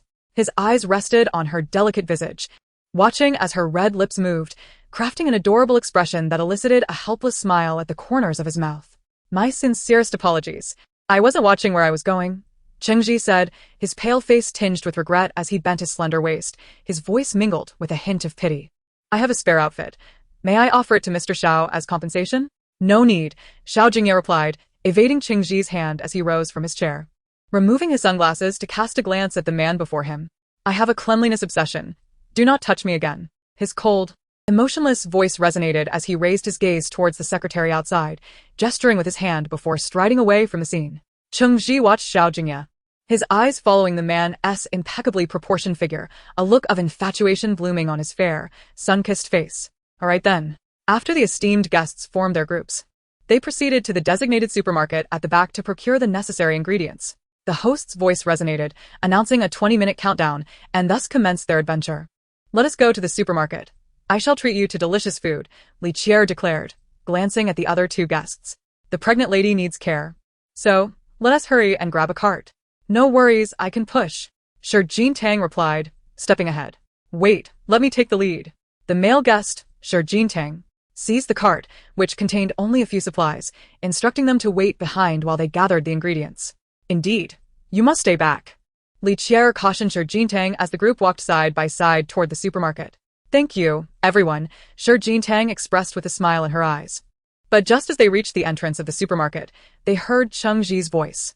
The others caught Cheng Ji's remarks and Li Qier, with a knowing smile, invited Shi Jingtang to indulge in gossip, giggling as she leaned in. Mr. Xiao's clothes are dirty. He has gone to the lounge.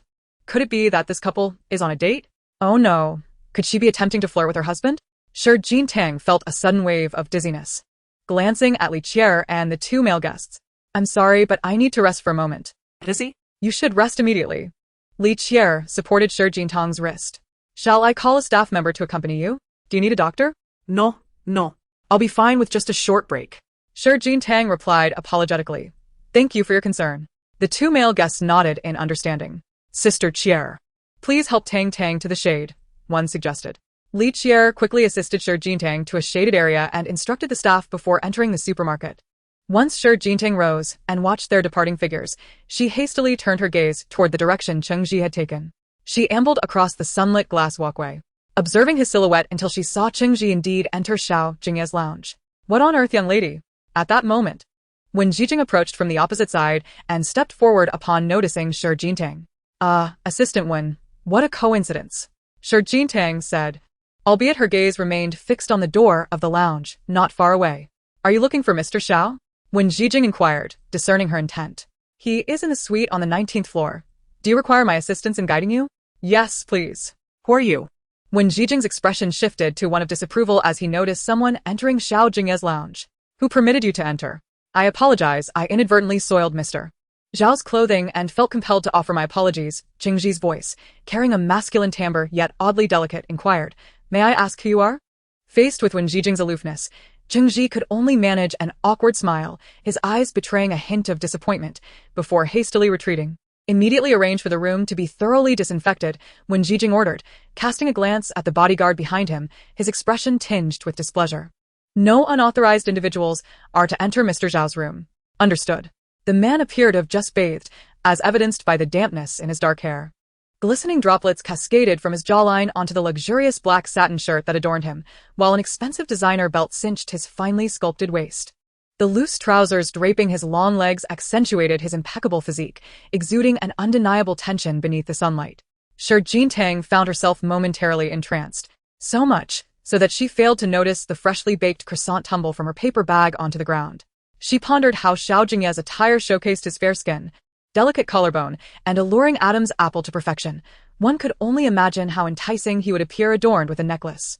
Chapter 65, Lemon Juice. If he were to wear one, it would surely be captivating. Tang tang. What is the matter? The sound of croissants falling continued, unnoticed by Shi Jingye until she instinctively reached down to retrieve them, only to have them caught by the man's hand. A smile danced beneath Xiao Jingye's sunglasses as he grasped her hand gently, twirling it in his palm without causing her discomfort, yet his touch was possessive. Ah. Don't pick them up, they're dirty, Li Qier exclaimed, rushing over upon noticing. Shi Jingtang's heart raced, and she quickly withdrew her hand, causing the croissant to split between their palms, releasing a rich buttery aroma. Please have a seat.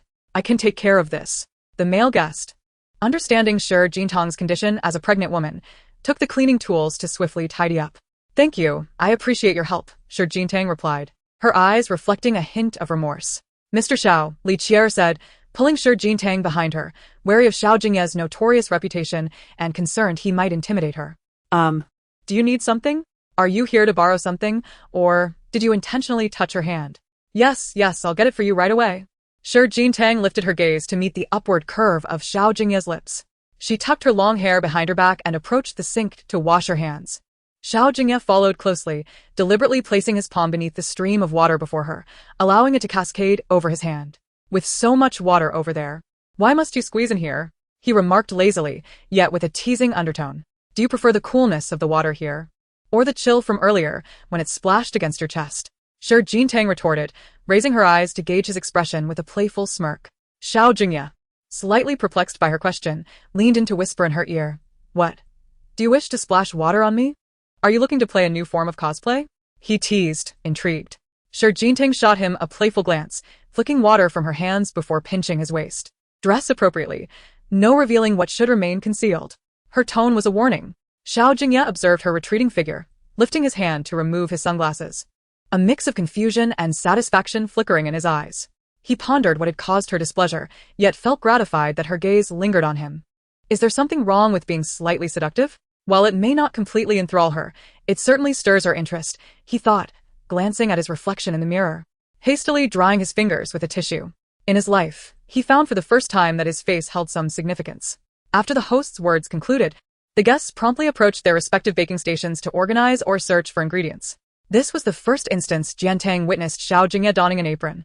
Clad in an elegant black shirt and trousers, he exuded sophistication and gentlemanly charm. Now, with the addition of a plain black apron and his shirt cuffs rolled up, his muscular arms were quite a sight to behold. As he lifted his slender fingers to remove his sunglasses and replace them with delicate gold-rimmed glasses, he emanated an aura of a devoted husband under the sunlight. However, it was Qing Qi who stood behind him, tying the apron straps. Oh. Look at Li Qier with her ant-like grin. Mr. Xiao possesses broad shoulders, a narrow waist, and long legs, while Qing Qi is somewhat shorter and possesses a more delicate demeanor. Alas, one should not be too eager, for it only leads to misfortune.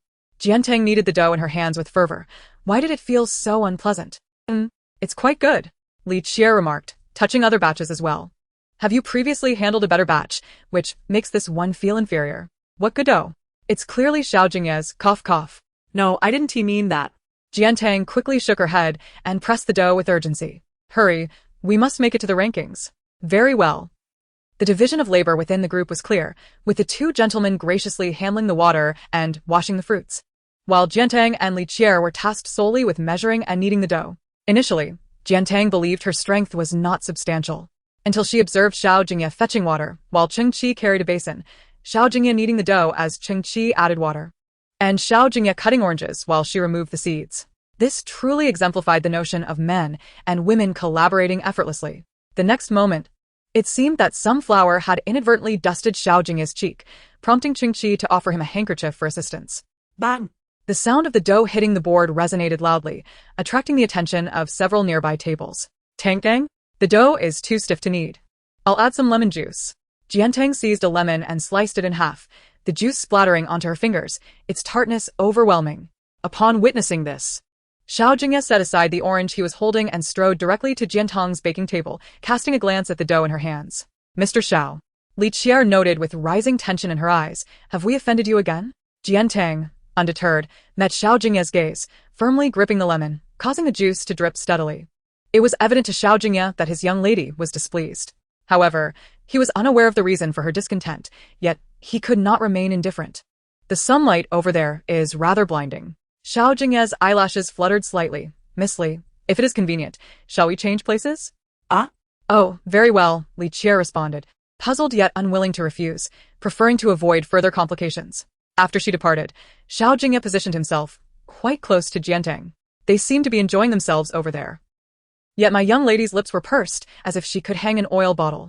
Xiao Jingye took the dough from Shi Jintang's hands, his voice languid yet resonant. It was one thing to appear unbothered, and quite another to truly be so. Xiao Jingye had once remarked that marrying a young lady like Shi Jintang was an undertaking he could easily bear. Upon hearing this, Shi Jintang could hardly maintain her composure. In Chapter 66, the blue diamond necklace, as she noticed Cheng Qi intentionally drawing closer, Shi Jintang swiftly positioned herself between the two, casting a frosty gaze at Cheng Qi. Just as she opened her mouth to speak, she heard Xiao Jingye's voice. Step back, he said, his brows slightly furrowed, clearly concerned that Cheng Qi might invade Shi Jintang's personal space. Your perfume is giving me a headache. Mr. Cheng, there is ample space over there, Shi Jintang continued, eyeing Cheng Qi's handsome visage. If you are so eager to squeeze in, one might think you wish to cling to Mr. Xiao. Cheng Qi, taking note of the subtle hostility in Shi Jintang's tone, casually brushed his wrist and offered a mocking smile in her direction. Very well, I understand. With that, he turned away to wash fruit, his demeanor suggesting he was merely enjoying the spectacle of Shi Jintang's predicament. Did Shi Jintang truly believe her beauty was invincible? It was one thing to harbor feelings for other men, but it was particularly absurd when it came to Xiao Jingye.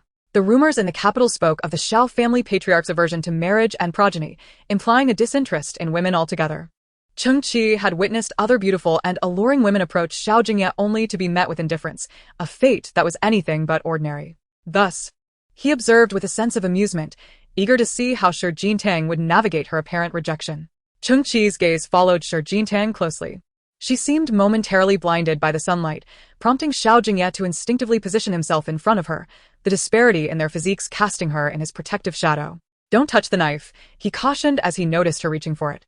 Engage in something else. I will handle the cutting. Upon hearing this, a smile graced Shi Jintang's lips as she took a handkerchief and gently wiped the flour from Xiao Jingye's face, her eyes shimmering with tenderness. Observing Xiao Jingye's diligent efforts, she felt a profound sense of tranquility, realizing the authenticity of their marriage and the bond they shared as husband and wife. Next, let us turn our attention to the progress of Group 5.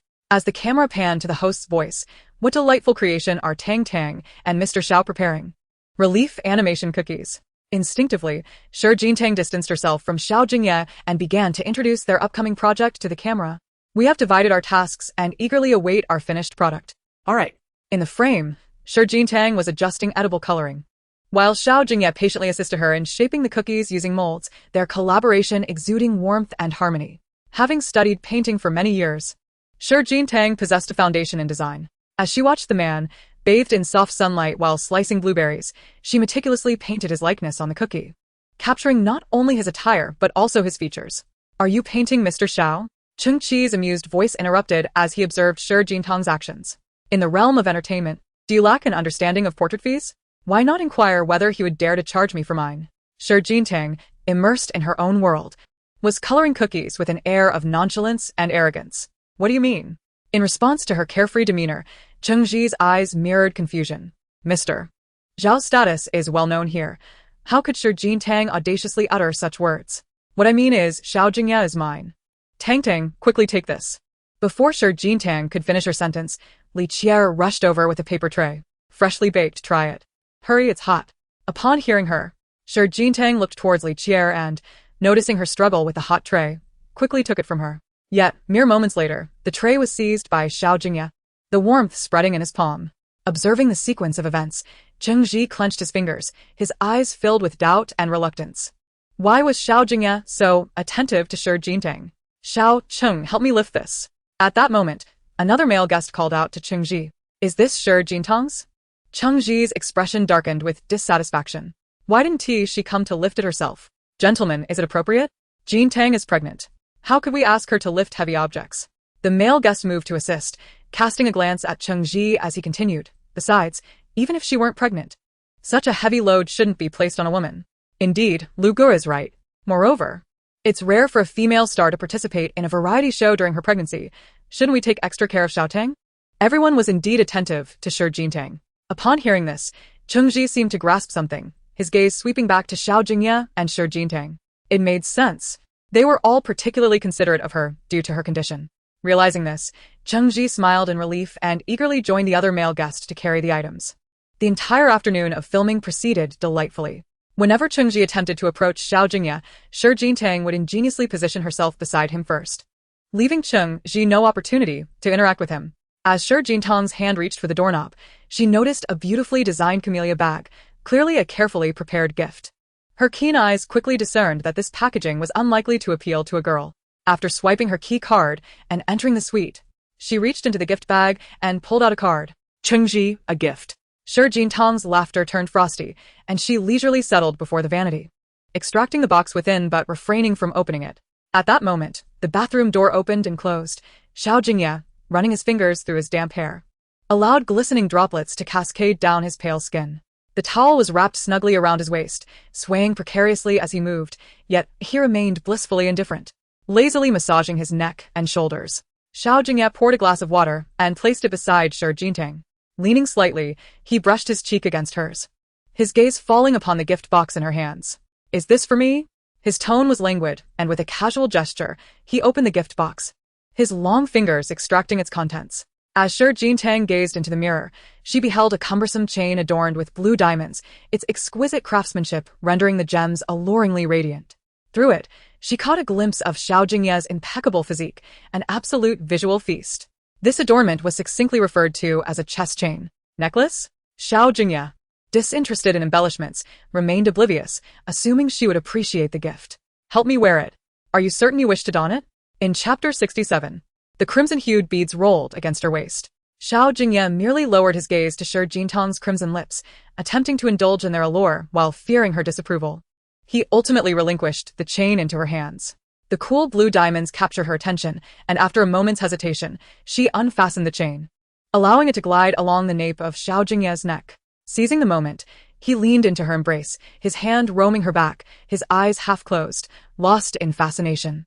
The refreshing scent of mint enveloped him, yet before her was his skin glistening with droplets of allure, rendering Shi Jintang entranced, unable to regain her composure. Her delicate fingers traced the contours of his chest, the cool alabaster of his skin accentuating the diamond's captivating charm.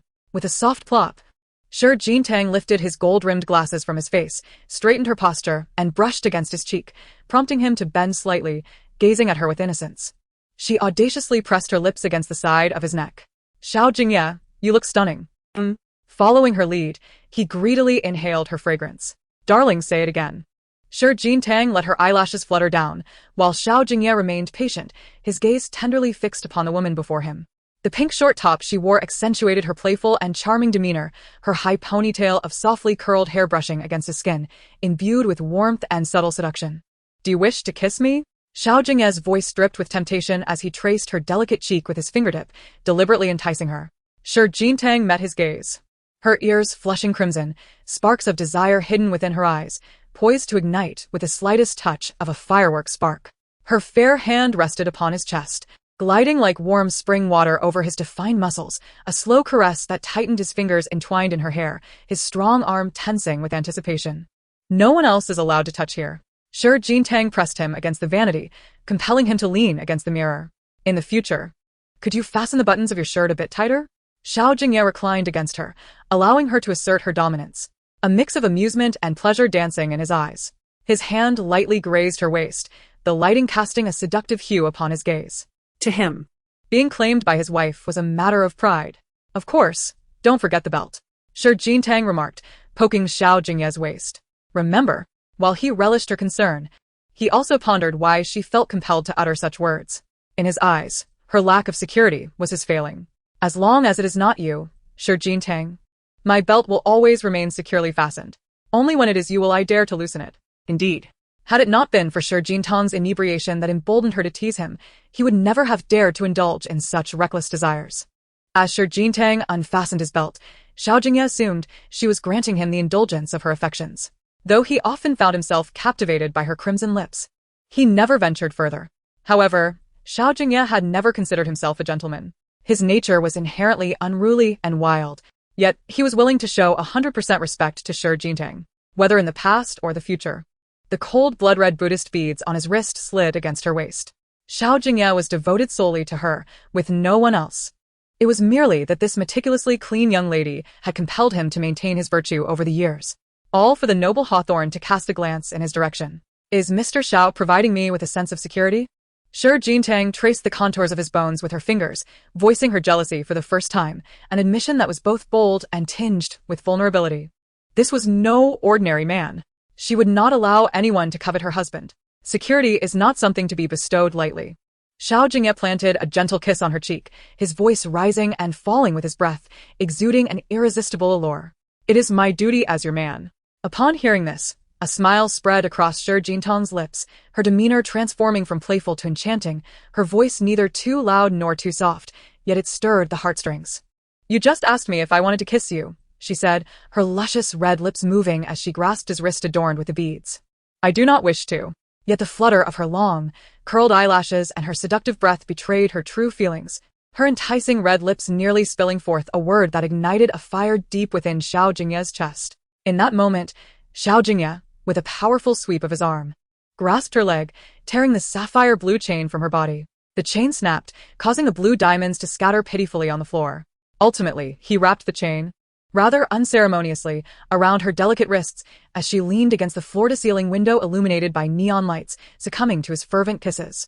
The exquisite shade of her lipstick was smudged by his passionate embrace, leaving traces of red upon her ears and cheeks, despite his attempts to caress her face gently, which only highlighted the pink bow adorning her twin ponytails. What were you about to say? Xiao Jingye, utterly captivated by the graceful curve of her neck, revealed the tension of their exquisite forms. My lady. And nothing, Shi Jingtang instinctively shook her head, struggling against the chain on her wrists. My wrists hurt. Speak to me, Xiao Jingye's gaze brimmed with desire. If you do not voice your thoughts, I shall act recklessly. What does recklessness entail? Her voice was barely a whisper. I feel weak. I can't stand. It was not a plea for sympathy. How could a lady like you ever be pitiable? Despite her silence, Xiao Jingye gathered her into his embrace. I am the one who is truly wretched, without even needing to pretend. Just as Shi Jingtang was lifted into his arms, the doorbell of the suite chimed. Ding dong. Jingye, it's Chengji. Hearing the voice from outside, Shi Jingtang's expression dimmed momentarily before she raised her voice. The door is unlocked. Upon hearing her words, Chengji turned the doorknob and entered. In this fleeting moment, the azure diamond chain slipped from Shi Jingtang's slender wrists, her fingers just grazing the green grapes upon the bar. Without hesitation, she pressed them to her lips, leaning toward Xiao Jingye. The refreshing juice of the grapes spread between their lips, her kiss imbued with a youthful innocence, yet it was she who held the reins of this encounter. An undeniable air of possessiveness enveloping them. Witnessing this, Chengji's pupils dilated, and the paper bag in his hand fell to the ground. Chapter 68. Immersed in a sea of desire. Despite the commotion, Shi Jingtang paid no heed to Chengji. Her warm fingers traced the contours of Xiao Jingye's ear. A hint of color brushing just below his ear, her voice dripping with allure. Xiao Jingye chuckled softly, his voice husky. His cool palm firmly grasping her leg wrapped around his waist, yet his harsh demeanor was not directed at her. Get out. Shi Jingtang referred to Xiao Jingye as her husband, provoking a startled tremor from Chengji. Realizing the implications, he hastily picked up the fallen paper bag and fled. Panic and regret etched in his eyes. The suite's door slammed shut, documents scattered across the floor as the man swept them aside with a feral motion. His heavy breaths filling the room with a palpable tension, his gaze filled with a desire to claim her completely, yet restrained by an overwhelming urge. What did you just call me? Without the disguise of his golden-rimmed glasses, Xiao Jingye's refined demeanor vanished, leaving only a wild, intoxicating allure. Shi Jingtang, my lady. You are driving me mad. His voice, laced with desire, surged like creeping vines, stirring up a tempest. Listening to his magnetic tones and the longing reflected in his eyes, Shi Jingtang's curled lashes fluttered, a smile tinged with infatuation gleaming in her eyes. Admittedly, she relished this side of Xiao Jingye. His visage, already imbued with a beguiling charm, was illuminated under the lights, his fair skin exuding a tantalizing allure. His eyes, tinted by desire, were utterly captivating, coupled with a restrained demeanor that hinted at a fragile control. His inherent nobility was now being devoured by passion, a blend of vulnerability and gentlemanly grace enveloping his breaths, ensnaring him completely. Shi Jingtang slowly raised her delicate hand, the sparkling pink diamond bracelet swaying alluringly, as if to suggest, will you help me remove this bracelet? Beneath his thick eyelashes, Xiao Jingye's eyes fluttered closed, his cool lips softly kissing her slender fingers, his grip on her hand both enchanted and greedy. Shi Jintang's fingers caressed his defined jawline as she attempted to remove her splendid ring, only to be embraced by Xiao Jingye, who savored the fragrance of her hair. Mr. Xiao deserves a reward, her voice barely above a whisper, her fingertips as tender as a ripening pomegranate. Would you care to teach me? Xiao Jingye chuckled softly, gently patting her back, his eyes brimming with desire yet overshadowed by an indulgent affection for her, allowing her hand to glide over his waist before ultimately halting her movement. My lady's hands are meant for playing the piano, he murmured into her ear, believing that love knows no bounds in its tenderness. Such delicate and fair hands. I wish not to tarnish them. At this moment, Shi Jintang's eyes resembled the pomegranate of early autumn perched upon a verdant tree. The corners of her eyes tinged with crimson, her lustrous lips brushing against his cheek, a smile spreading from the corners. In this instant, Xiao Jingye had succumbed to a realm of tenderness. Even the cold water in the bathtub felt more bearable, akin to a clear spring coursing through an icy mountain. Each ripple in the water infused with a thread of affection. Lush and shimmering, indulgently enamored, to the utmost degree of obsession. The following day, after the recording of the variety show, Shi Jintang awoke early and left the suite ahead of schedule to have breakfast with Fu Wan. The influential tycoon in the capital had invested a fortune in a romantic reality show, declaring his ardent pursuit of his delicate wife, Fu Wan, who set aside her juice to peruse the trending details. Partnered with the entertainment industry as pinnacle beauty, Shi Jintang, they were dubbed the dramatic duo. One a fervent suitor, the other a secretive husband to a hidden child. Fu Wan couldn't help but applaud, bursting into laughter. Stop looking, your stomach isn't well. Hurry and eat, Shi Jintang said, placing a fried egg beside Fu Wan. Here, it's still warm. This romantic show was intriguing, with a plethora of bizarre couples. Fu Wan read another post, then opened the details to view the accompanying images. One featured a fan-made photo of Xiao Jingye and Cheng Ji as a couple, alongside images of Shi Jintang and Li Qier enjoying a close interaction, and numerous snapshots of Xiao Jingye and Shi Jintang together. The comments below were equally captivating.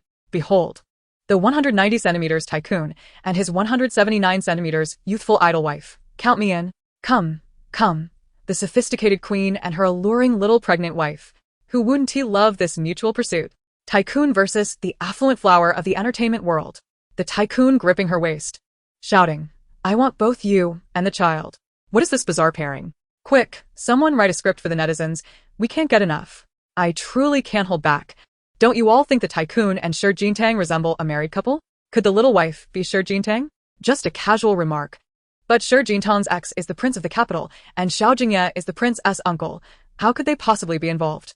The previous comment holds merit. One is unruly, the other a favored child of heaven. If they both love the same woman, wouldn't the capital be in upheaval?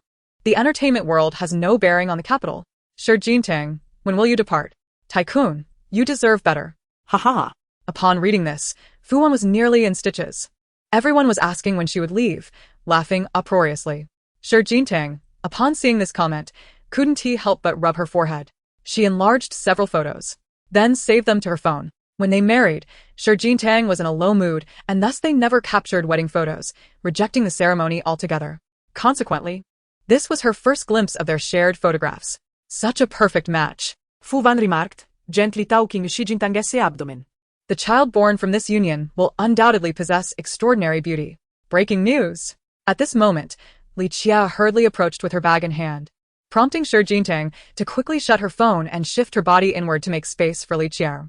Explosive news. Absolutely sensational. Li Qier exclaimed with great excitement. Can you guess who I saw when I first arrived? Who? Mr. Xiao. Li Qier continued, and he had so many hickeys on his neck. Oh my goodness. His skin is so fair. He looks incredibly alluring and utterly sexy. Ha ha ha. Don't you think his little wife is marking her territory? Li Qier gossiped further. Last night, Cheng Qi dashed down the stairs from the 19th floor. Could it be? Chapter 69. The Marks of Affection, a Crown of Glory. Ha ha ha. As an insider, Fu Wan could do nothing but laugh heartily. Skin. Upon hearing this, Shi Jintang lowered her head, and a rosy hue gradually crept onto her cheeks, with a hint of regret glimmering in her eyes. Indeed, Mr. Xiao had looked exceptionally handsome last night, and she hadn't taken too much advantage of him. Just a few kisses. Who could have known his skin was so sensitive? Tang, why is your face so flushed?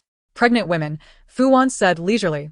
can't handle such topics. And our Tang Tang is the embodiment of the phrase pure and unworldly. In response to Fu Wan's teasing, Shi Jintang took a hearty bite of her sandwich, desperately trying to change the subject. Perhaps he was bitten by a mosquito. Just as Shi Jintang finished speaking, a few men passing by began conversing. Xiao Go, how did this happen? My wife did it. Shi Jintang uffed. Fu Wan covered her lips and stifled her laughter, relishing the secret that only she knew. Miss Shi, what a coincidence, Xiao Jingye said as he paused beside Shi Jintang, his gaze fixed upon her expressive countenance. A coincidence? Shi Jintang replied with a forced smile. Not particularly, considering we just saw each other this morning, Xiao Jingye remarked, casually pulling a chair and sitting down, lazily flipping through the menu.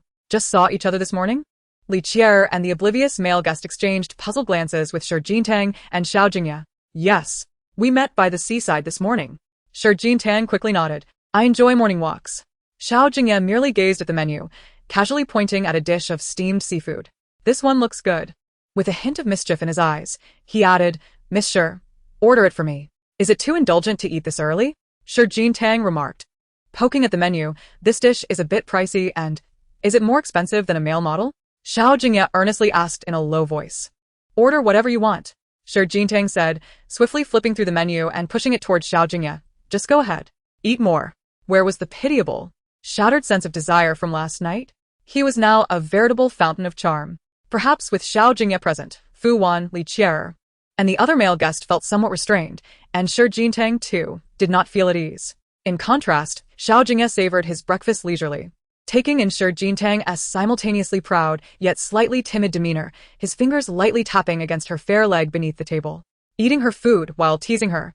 I am satiated and have other matters to attend to, Li Qier politely stated before rising from her seat, prompting the male guest to follow suit. Observing the swift departure of the trio, Shi Jintang subtly reached out to pinch Xiao Jingye's waist, her gaze playfully challenging his. Xiao Jingye lowered his eyes, breathing softly. An air of allure enveloping him as a tantalizing sound escaped his nostrils. Xiao Jingye, you did that on purpose. How about we refrain from such actions next time? Shi Jintang's voice dwindled, tinged with a hint of guilt. I will help you cover it up, but if you tease me again. The kiss mark bestowed by the young lady is a crown of honor. Morning sunlight filtered through the moonlit curtains, casting a glow upon Xiao Jingye's refined features. Though inherently reserved, the purplish-red marks on his neck revealed a playful side. He raised his hand, placing a fork into Shi Jintang's palm, a blueberry balanced atop, guiding her hand to feed herself. It's not as sweet as last night's green grapes, Shi Jintang remarked. This charming rogue must feel restless if he doesn't flirt for even a day. An hour later, the variety show was being filmed by the seaside, where azure waves lapped at the shoreline, leaving a sheen of wet sand kissed by sunlight. The sea breeze caressed the woman's flowing hair and her pomegranate-hued sundress, enhancing the picturesque scene. Shi Jintang, clutching a juice bottle, found a nearby spot to sit and listen to the host's voice. Welcome to the second day of our romantic journey on Butterfly Love Island, the host exclaimed with a smile. Yesterday's baking brought us endless joy. Today, we will rotate teams and get to know our new guests. The game rules were outlined. 3 individuals per team, with the first person guessing a clue to earn an arrow, the second navigating obstacles to deliver it, and the third aiming at a designated target. A gentle reminder. This game requires building rapport, the host added, encouraging participants to prepare for grouping, with the game commencing in 2 minutes. Xiao Jingye leaned back in his chair, a flicker of unusual emotion crossing his gaze beneath his golden-rimmed glasses. The blood-red beads on his wrist glided through his palm, seemingly to soothe his feelings. I do not know how to shoot arrows. You all may proceed, he said, directing his attention towards Shi Jintang's profile. Be careful, don't tire yourself. Rest assured. Shi Jintang replied with a nod, subsequently placing the juice bottle into his embrace. Ultimately, Shi Jintang teamed up with Li Qier and another male guest. Given Li Qier's unfamiliarity with archery and her tendency to stumble in the second position, Shi Jintang opted to take the third position for shooting. Coincidentally, her adjacent team comprised Qingji. Quickly. Tang Tang here. The male guest and Li Qier collaborated seamlessly, swiftly delivering the arrow into Shi Jintang's hands. At this moment, Shi Jintang swiftly took over, her prior training in archery during a drama shoot rendering her movements remarkably adept. The arrow was nocked with precision, aimed perfectly, yet was ultimately struck down by a rival arrow. My apologies, I seem to have erred, Qingji remarked with a light chuckle, though his tone bore no hint of contrition. Even if your arrow had flown true, it would have veered off course. This was a deliberate provocation. Indeed. Much like your words, Shi Jingye retorted nonchalantly, unperturbed by Qing Ji's taunt. Do you believe this next arrow will land upon your head? What are your thoughts? Qing Ji's gaze darkened with a flicker of anger, and with a scoff, he grasped another arrow. I had heard the young prince was no simpleton, he remarked. His eyes narrowed in a manner far from courteous. Yet I never anticipated you would seduce even his uncle. Xiao Ichu considers you a little brother, yet you aspire to be his aunt. Shi Jingtang's voice was measured, clear enough for only Qing Ji to discern. And not just any aunt, but one who is well-versed in the ways of the world. Initially, Shi Jingtang believed Qing Ji's overtures toward Xiao Jingye stemmed from a misunderstanding, assuming he had misheard rumors regarding Xiao Jingye's disinterest in women. Thus, she refrained from overtly complicating matters. However, after overhearing Qing Ji address Xiao Jingye as her husband the previous night, she recognized the futility of restraint in the face of his provocations. Qing Ji was momentarily taken aback by her retort, left grasping the long arrow in silence. Just then, the host's voice rang out once more. Wow. The fourth team has hit the bullseye 5 times. Other teams must strive to catch up. The victorious team will have the privilege to punish the last team. So, let's give it our all. Unintentionally spoken, the words resonated with Qing Ji, prompting him to tighten his grip on the bow. The arrows sent to him by his teammates found their mark with unwavering accuracy, while Shi Jingtang struggled, managing only to hit the target 1 or 2 times due to her lack of balance, and her companions were faring no better. As the other teams concluded their rounds, the host encouraged the remaining 3 teams, emphasizing that the punishment from the first team would be at their discretion. Qing Ji observed the number of arrows on his target, significantly outnumbering those of others, a smirk of schadenfreude gracing his lips, his demeanor oddly effeminate beneath the sun. This target is rather dull, he mused, fiddling with the bowstring. Casting a glance at Shi Jingtang's profile. Should you finish last, I shall require you to stand there as the target. What say you? Shi Jingtang's expression turned icy. Her arrow poised on the string faltered slightly, veering off course, yet still narrowly missing the bullseye. To use a living person as a target was a blatant insult. Shi Jingtang had faced her share of hardships, yet she had never endured such humiliation. Your words carry weight, she replied, her hand trembling as she prepared to release the arrow. In that moment, Xiao Jingye grasped her arm to provide stability. Why panic at the barking of a eunuch? Focus ahead. Hearing his voice, Shi Jingtang lifted her gaze to Xiao Jingye. Clutching the bow, she hesitated for a moment, but with his support, she felt a sense of calm wash over her. With a downward inch and 7-part strength, Xiao Jingye's eyelids drooped as he glanced 2 centimeters to the left, releasing the arrow. With several arrows connected, under Xiao Jingye's guidance, Shi Jingtang shot with remarkable precision until the countdown concluded. The number of arrows on the target was evident. Yes, we are not last, Li Qier exclaimed joyfully, leaping up to high-five Shi Jingtang after assessing the target. Splendid. Thank you, Mr. Xiao, for your guidance, Shi Jingtang said, casting her gaze toward Xiao Jingye, her clear eyes sparkling with a delightful smile. Xiao, you. At that moment, when Zhijing hurried over, his eyes filled with concern.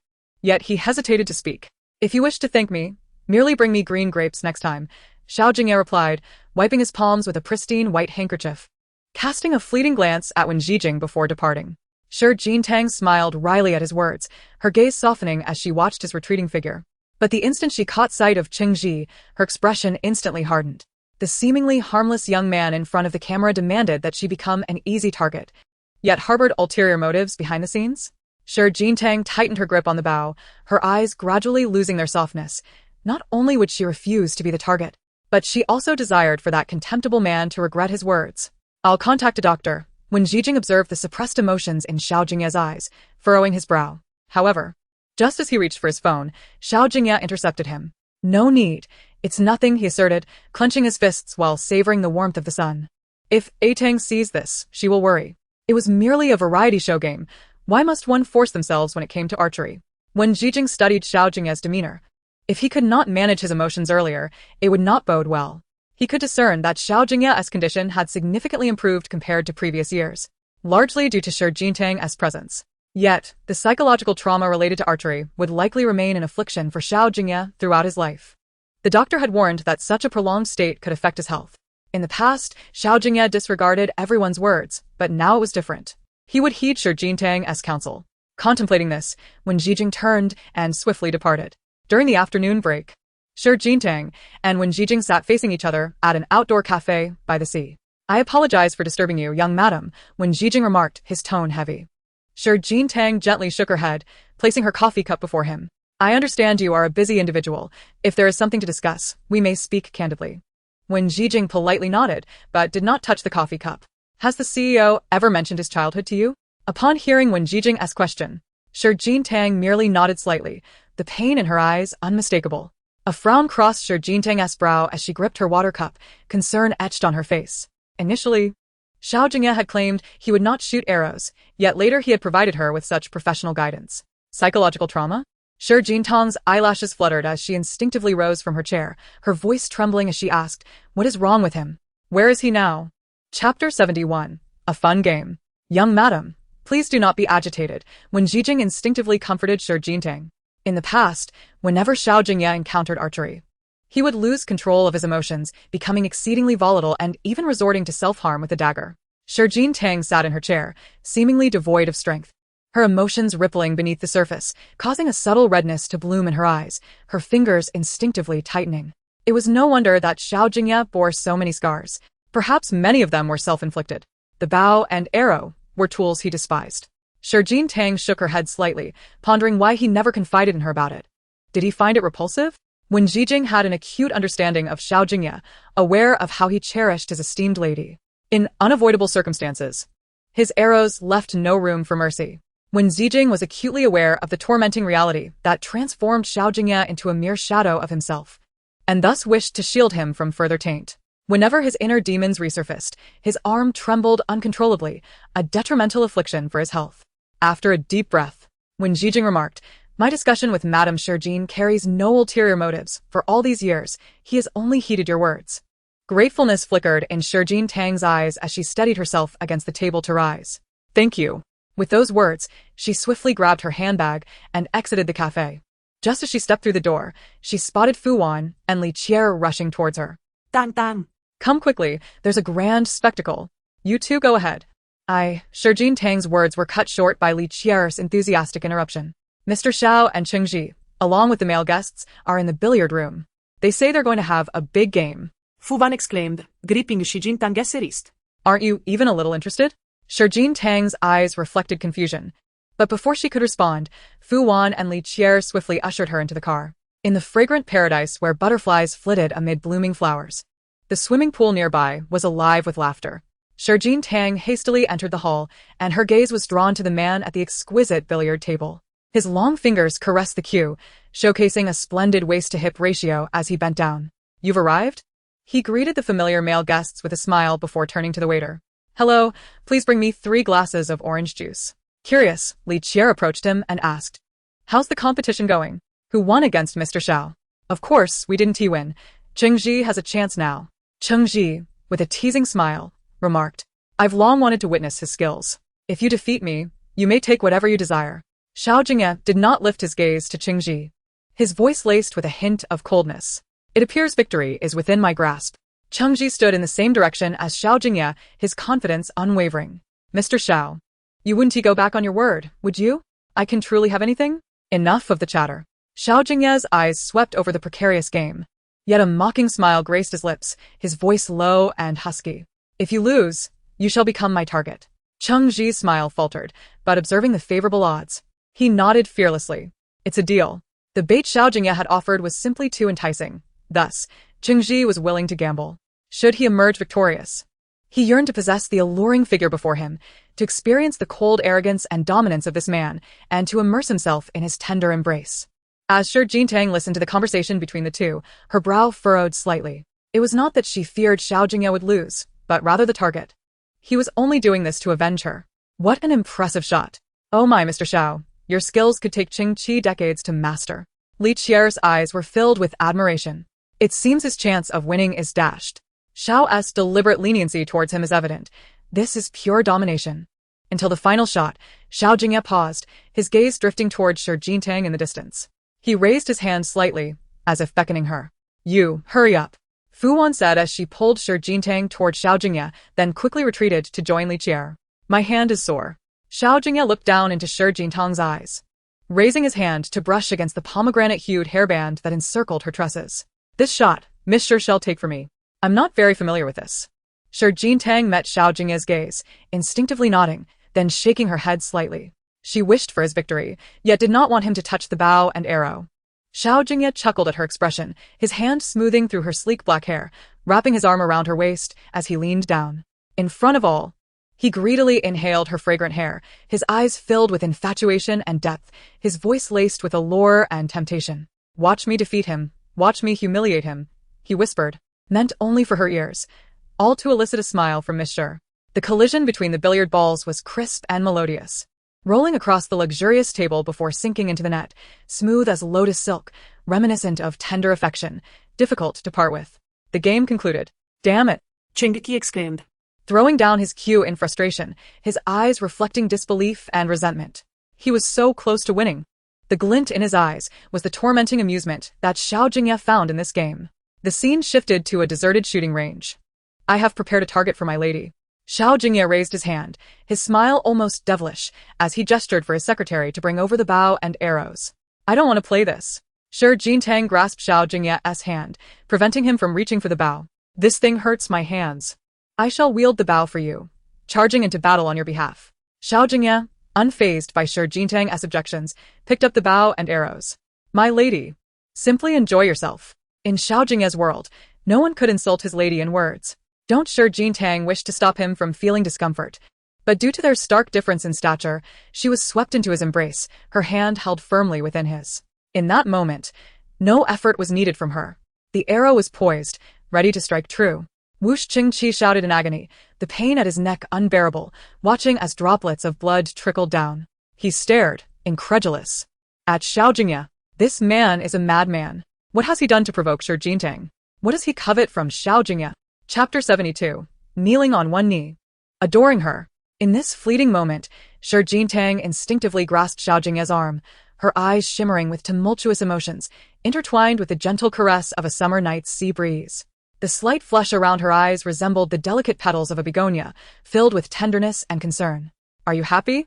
Xiao Jingye's gaze fell, his hand, adorned with a pomegranate-colored hairband, gently brushed against Shi Jintang's fair cheek. "Shall I shoot another arrow? I do not wish for you to endure this." Shi Jintang embraced his arm, tilting her head slightly to meet his eyes due to their height difference. "I do not want to." Yet once more, Xiao Jingye preemptively extended his hand, disregarding his own reservations to reciprocate her feelings, bestowing Shi Jintang with respect. "My dear Jintang is afraid of blood, is she not?" he murmured, leaning down, his prominent nose brushing against her hair as he indulged in the sweet scent, while addressing a few secretaries nearby. "Go clean that up. I do not want you to touch the bow and arrow." "Never again." Shi Jintang softly shook her head, her voice gentle like the dew of night, laced with persuasion. "Is that agreeable?" Upon hearing this, Xiao Jingye hesitated for a few seconds, his robust arm encircling her slender waist, his gaze holding a hint of warmth akin to a cozy blanket in early winter. His tone was languid and affectionate. "Then, please smile for me." The pomegranate-hued hairband on his hand radiated warmth, reflective of the fervent love he harbored within. "Miss, I adore your smile." Nothing more was sought. Xiao Jingye merely wished to see Shi Jintang's spirits lifted. At his words, she wrapped her delicate arms around the back of his neck, her vibrant pomegranate-colored dress swaying gracefully. She tiptoed to plant a kiss on Xiao Jingye's cheek, her crimson lips leaving an imprint on his cool, fair skin, reminiscent of the most splendid begonia blooming in the sweltering summer. Amidst the heat, there was tenderness. Within the chill, there was vivid beauty, blooming fervently and ceaselessly. The valuable bow thudded to the ground, the sound echoing appropriately. His cool hand glided from her slender waist to her delicate back, gently lifting her with a firm embrace. The disparity in their physiques a source of pride, the clear mark of his kiss reflected in the mirror. The secretaries approached swiftly, a thick stack of cash ascending from his cool palm, cascading like cherry blossom petals, followed by a dismissive tone. "Practice your archery as you please. There are ample funds for medical expenses, but he must crawl to retrieve them." The secretaries chuckled softly, thanking Xiao Jingye before taking the bow, raising their hands toward the distant target. As Assistant Wen puts it, "Our incompetence is what makes him angry." One secretary grasped a glistening arrow, declaring, "Whoever draws the most blood today, I will cover a year's worth of coffee." The group exchanged knowing smiles, yet Qingji, paralyzed by fear, collapsed to the ground, struggling to rise. He had assumed that once Xiao Jingye and Shi Jintang departed, the matter would be concluded. However, it now appeared that Xiao Jingye was indeed formidable, and those under his command could hardly be merciful. As night fell, the presidential suite offered a splendid view, capturing the vibrant splendor of Ling City. Fireworks erupted by the seaside, breaking the silence of the night sky in an explosion of brilliant colors. Witnessing this, Xiao Jingye paused, the brush in her hand momentarily still, recalling the rainy night fireworks that Xiao Jingye had gifted her in the capital city. Listening to the sound of the door opening and closing, Xiao Jingye set down her paintbrush and gazed out from the balcony. Upon spotting Xiao Jingye's figure, she rose from her chair. "Just a casual sketch," she murmured, instinctively shielding her canvas with her slender body, though it offered little concealment. Xiao Jingye grasped her arm, pulling her into his embrace, his palm caressing her delicate, exposed back. Greedily savoring her smooth skin, his eyes twinkling with playful mirth behind his golden-rimmed glasses. For Xiao Jingye was painting him. On the strikingly rebellious black sofa, the man wore an expensive suit, slightly wrinkled, with his tie completely undone and hanging loosely around his neck. Under Xiao Jingye's meticulous strokes, Xiao Jingye's features sprang to life on the canvas. Even the lingering desire in his defiant gaze was vividly captured. This was the impression of Xiao Jingye after Xiao Jingye had seduced him that night in the office. There were bite marks and lip prints. Xiao Jingye raised his eyes to the artwork, his voice low and rich with allure. "And the belt, it's unfastened." Xiao Jingye responded, "Is this how Mr. Xiao instructs others, in such a rogue manner?" Turning to face him, she took hold of his arm, deftly unbuttoning the cuffs of his shirt, rolling up his sleeves at a deliberate pace until his forearms were fully revealed, sighing in relief upon finding no unusual marks. "I want to see it finished," she said, as Xiao Jingye gently ran his fingers through her long hair, teasing a strand that danced in his palm. "I can't seem to capture it," Xiao Jingye pouted, turning away. "I've long forgotten how you looked." Hearing this, Xiao Jingye merely ruffled her hair with a touch of affection before effortlessly lifting her in one arm and carrying her into the room, placing her in the small massage chair by the floor-to-ceiling window. With a swift motion, Xiao Jingye opened a stunning water-red gift box, revealing a pair of high heels that shimmered like ripe pomegranates kissed by morning dew. The small crystals on the chains sparkled brilliantly, echoing the pomegranate hue of the headband he wore, perfectly complementing Xiao Jingye's strapless pomegranate dress. "Such beautiful heels," Xiao Jingye gasped, her exquisitely made-up face lighting up with a radiant smile. "This color is rare. When did you buy them?" "You startled my dear young lady today," Xiao Jingye replied coolly, holding her ankle with his hand as a small gift to atone for his actions. He pondered whether he should have acted differently, for his young lady was noble, yet his deeds were sullied. "You startled me?" Xiao Jingye's eyes reflected confusion, but she shook her head slightly. "I'm not afraid, and you did it for me." "The young lady's reputation is of utmost importance to me." Xiao Jingye knelt down, yet his commanding presence remained undiminished. "If such trivial matters require your intervention, how can I claim to be worthy of being your man?" Xiao Jingye's eyelashes fluttered, instinctively gripping the fabric of her dress. From her vantage point, she could only look down at the man carefully putting on her high heels. Chapter 73. Supporting his waist, tempting him. Too beautiful. Moments later, Xiao Jingye gently caressed Xiao Jingye's ankle, the warm yellow light of the room illuminating the blood-red beads on his wrist, while the soft moonlight filtered through her hair, casting a gentle glow on his finely sculpted nose, softening his austere features, a hint of desire tinting his throat.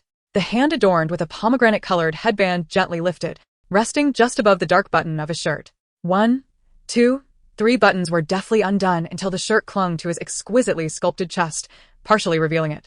The tie dangled precariously around his neck, and the warm light cast a soft glow on his shoulder blades, erasing any hint of harshness in the scars. Gazing at his irresistibly tempting physique, Xiao Jingye instinctively tilted her head, her eyelashes fluttering, while the astute onlookers in her vicinity began to mentally drum up a rhythm. In that fleeting moment, the massage chair Xiao Jingye occupied was deliberately lowered by Xiao Jingye, causing her to lean back unexpectedly, her slender, fair legs extending forward. This angle made her alluring pomegranate-colored heels rest upon his chest. The man knelt, not in submission, but adopting a seductive sitting posture. He effortlessly unfastened his belt, his pink-tinted fingers gliding over Xiao Jingye's delicate, fair calf, drawing her closer. "Xiao Jingye, what are you doing?" Xiao Jingye's throat felt dry, her legs tingling, causing her to speak in fragmented words. The cool touch of his golden-rimmed glasses brushed against her smooth skin, teasing her like a meandering stream. His flushed lips descended like shooting stars, igniting a spark in her heart. "You mentioned forgetting." Xiao Jingye's voice was thick with desire. "I will unconditionally provide you with artistic inspiration." At his words, Xiao Jingye lowered her gaze, fingers clenched, avoiding the bewitching sight of him, trying to fend off the onslaught of suggestive memories. Yet, she could not forget. The vast, genuine leather-black sofa in the CEO's office loomed in her mind, where after an impromptu display of affection, Xiao Jingye sat alone, contemplating a cigarette. Fueled by alcohol-induced courage, she had unfastened his belt and pushed him down, her silver-studded heels teasing his bare torso. In that moment, she had felt like a queen, and he, her willing male model. Little did she know that today, Xiao Jingye was still inclined to indulge in the role. Moreover, he was even more enticing than that night.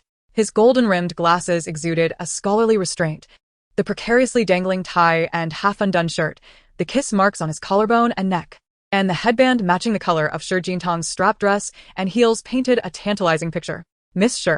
Xiao Jingye's gaze brimmed with infatuation as he caressed her calf with unabashed intimacy. How do you find my portrayal of this male model today? Was he still fretting over that? Shi Jintang, blushing profusely, felt her cheeks rival the vibrancy of her dress. You should put your clothes back on. Don't catch a cold. Upon hearing this, Xiao Jingye grasped her calf, pulling her down, then pointed at his shirt buttons, indicating for her to assist him. The warmth radiating from his skin made her face flush. As her hair brushed against him, the atmosphere grew increasingly charged with intimacy. Having just fastened one button, Shi Jintang barely lifted her lashes, her voice sweet and sultry, reminiscent of vibrant cotton candy. Have you been drinking? Xiao Jingye lowered his gaze to meet hers, nodding slightly, his hand resting on her back, teasing the delicate strap with insatiable greed. Just a bit of fruit wine. I wish to sample it as well. He was in no rush, but Shi Jintang was growing anxious. Xiao Jingye, you. In this moment, Shi Jintang clutched his shirt, her eyes unmistakably filled with a hint of indignation. What's the matter, my dear young lady? Xiao Jingye's gentle smile radiated warmth, his voice caressing her like a soothing breeze as he tenderly brushed her smooth, flowing hair. You. Humph. What do you want from me? The crimson beads on his wrist grazed her back, sending a chill through her. Speak up, Shi Jintang huffed, turning her head away, biting her lip in silence. Clearly, she suspected that Xiao Jingye was well aware, yet sought to entice her into voicing her thoughts. But she would not yield. Absolutely not. Xiao Jingye's eyes glimmered with obsession and affection. He understood that his proud lady would find it exceedingly difficult to lower her guard and express her needs. Yet, with him, Shi Jintang need never relinquish her pride. A simple call of husband from her lofty position would have Xiao Jingye at her beck and call. You cunning fox. Go ahead and seduce me. Shi Jintang playfully pushed against Xiao Jingye's chest, declaring, I hold grudges, so just wait for it. Just as Shi Jintang attempted to rise and depart, Xiao Jingye swiftly swept her up, pressing her against the floor-to-ceiling window. Instinctively, she tightened her grip around his neck, her legs entwining around his sturdy waist. She let out a soft sound, inadvertently brushing her lips against his ear, her voice a sultry whisper. Be gentle. You're hurting my waist. Upon hearing this, Xiao Jingye instinctively tensed, carrying her to the bedroom and laying her upon the soft, inviting bed. With careful precision, he unzipped her dress, his fingers exploring the delicate fabric. Where does it hurt? Shi Jintang casually touched her waist. I must be tired from today. Could you massage it for me? I can call a doctor. Xiao Jingye, do you find me repulsive? Her tone dripped with feigned sorrow, and with a playful flutter of her eyelashes, she looked at him as if on the verge of tears. Xiao Jingye, of course, did not find her distasteful. He merely feared that his touch might inadvertently cause her pain. If it hurts too much, just tell me. Shi Jintang felt the coolness of his hands, and as she embraced the blanket, a sultry sound escaped her throat, prompting Xiao Jingye to rub his temples in exasperation. This little girl is in pain? What was it she said? Holding grudges? She is not holding back. She retaliates immediately. How burdensome it must be for my young lady. Xiao Jingye pulled her into his embrace. Just tell me to go soak in cold water. Would I dare refuse? Shi Jintang, upon hearing this, draped her arm over his shoulder, leaning her flawless cheek against him, her warm fingers caressing his jawline, trailing down to his enticing lips. Finally, her fingers found their way to his precariously dangling tie, tugging it down to rest against the blood-red beads on his wrist, her gaze lingering on the alluring veins that pulsed beneath his skin. Chapter 74. No ripping of dresses. The sheer curtains swayed under the dim light, the flickering flame of the scented candles casting an intimate glow while the silken fabric glided across her smooth skin. Occasionally, she would teasingly place the coolness against Xiao Jingye's side, igniting a spark within him. Bind me? Xiao Jingye leaned back slightly, his eyes, deep as tranquil pools, radiating affection. Will a vow truly suffice to keep me bound? In the dim light of the night, Shi Jintang lowered her gaze and smiled lightly. the diamond bracelet on her wrist still gleaming, while the brilliance of the ring on her ring finger was impossible to overlook. At this moment, a mere flick of her finger could easily topple Xiao Jingye. With a hint of defiance, Xiao Jingye leaned slightly forward, her warm fingers caressing Xiao Jingye's cheek. Are you immobilized now? Whatever happened to your earlier arrogance, Mr. Xiao? Xiao Jingye gazed at Xiao Jingye's triumphant and delicate demeanor, the flickering candlelight illuminating his profile and casting shadows on his gold-rimmed glasses. In that instant, he embodied both restraint and refinement. These glasses are uncomfortable, he murmured, his lashes drooping as he leaned closer to her. Could you help me take them off? Upon hearing this, Xiao Jingye raised her hand to remove his glasses and set them aside. However, in the next moment, he pulled her waist and pressed her against the full-length mirror. The tie, which exuded an air of restraint, wrapped around her waist, its mismatched color adding an element of aggression. Xiao Jingye, Xiao Jingye instinctively pushed against his chest, her eyes wide with disbelief as she stared at his wrist. How did you manage to undo it? Would you like me to teach you? He replied, tightening his grip on the tie around her waist, positioning himself behind her in the mirror, and indulging in fervent kisses along her neck. Say something sweet, and I might consider it. Xiao Jingye, you can't handle this. Xiao Jingye glanced at their reflections in the mirror, her attempts to escape his embrace futile as he held her firmly. Are you frightened, miss? Xiao Jingye's lips curled into a subtle smile as he looked into the mirror. His cool fingertips grazed her cheek, and he leaned down to gently bite the delicate strap of her left shoulder, his chilled lips leaving a shiver in their wake. Please, don't kiss me. Xiao Jingye caught sight of her own reflection, resembling a begonia in the midday sun after a rain shower, and she felt her legs weaken. She attempted to press her body against the mirror to evade the man behind her, the sound of her high heels striking the floor echoing with an air of intimacy. But just as she averted her gaze from the enchanting scene of herself with Xiao Jingye, his cool fingertips traced her jawline, lifting her chin.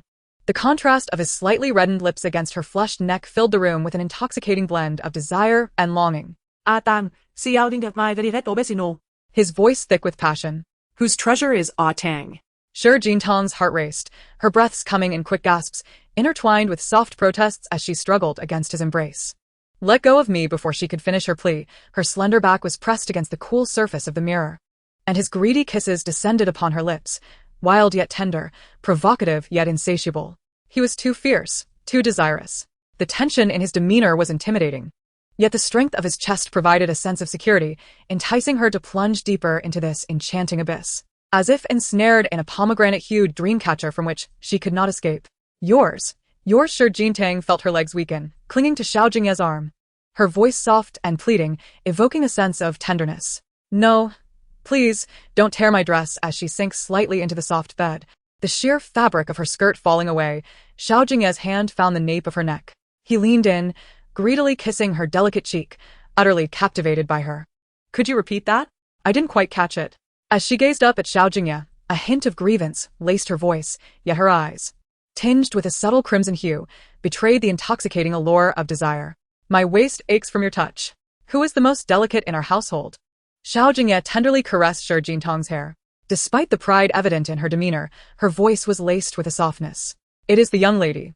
Upon hearing this, Xiao Jingye let out a playful hum, tugging at the tie around her waist, a spark of defiance igniting in her eyes, though she dared not act out further. She had initially believed she could tease Xiao Jingye, yet she was unprepared for his adeptness at binding knots. The disparity in strength was one she could not contest, and she found herself firmly pressed against the mirror, kissed with fervor. You are playing tricks, thus you must teach me how to untie these knots. Xiao Jingye raised her hand to caress her jawline, then reached for Xiao Jingye's shirt. You are just unable to play fair. My lady, if you continue this, you shall truly ignite my ire.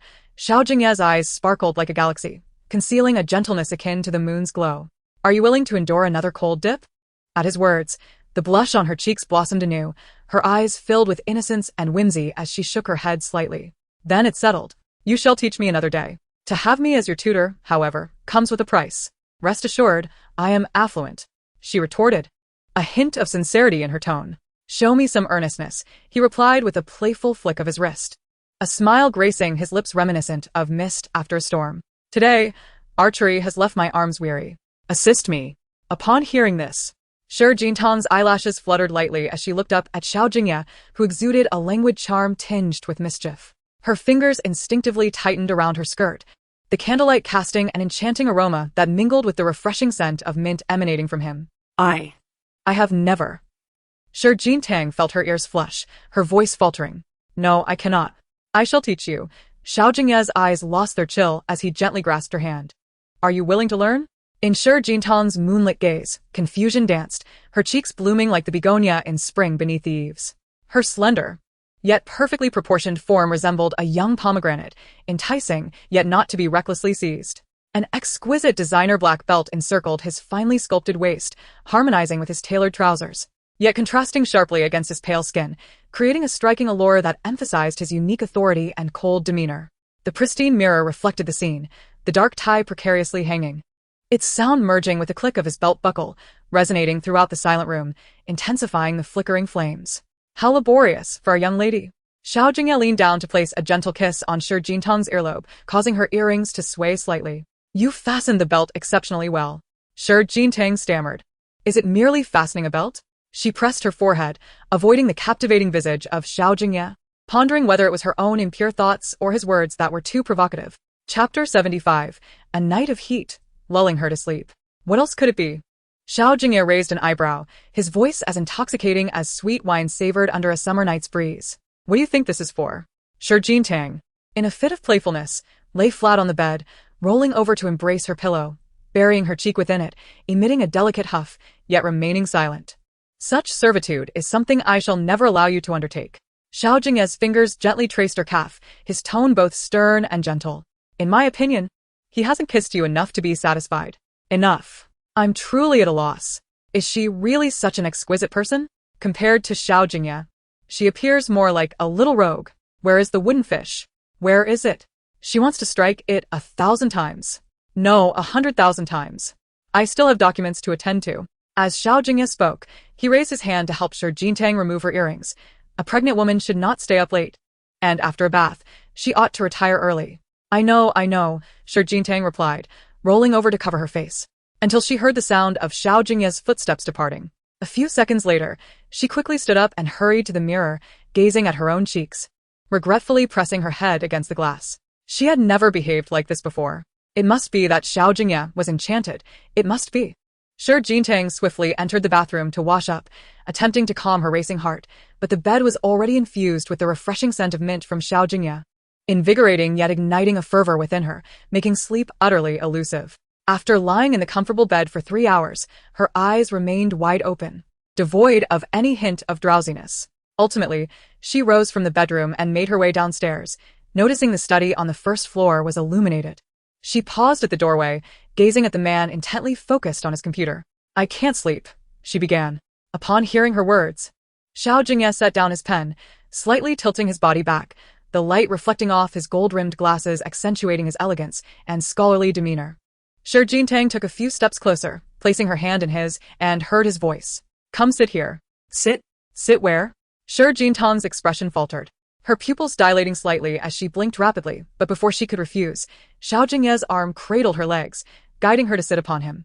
Their embrace was warm and imbued with a hint of intimacy, blending seamlessly with the soft glow of the room, reminiscent of flowers basking in the gentle winter sun within a bubble house. Mr. Xiao, what did you say?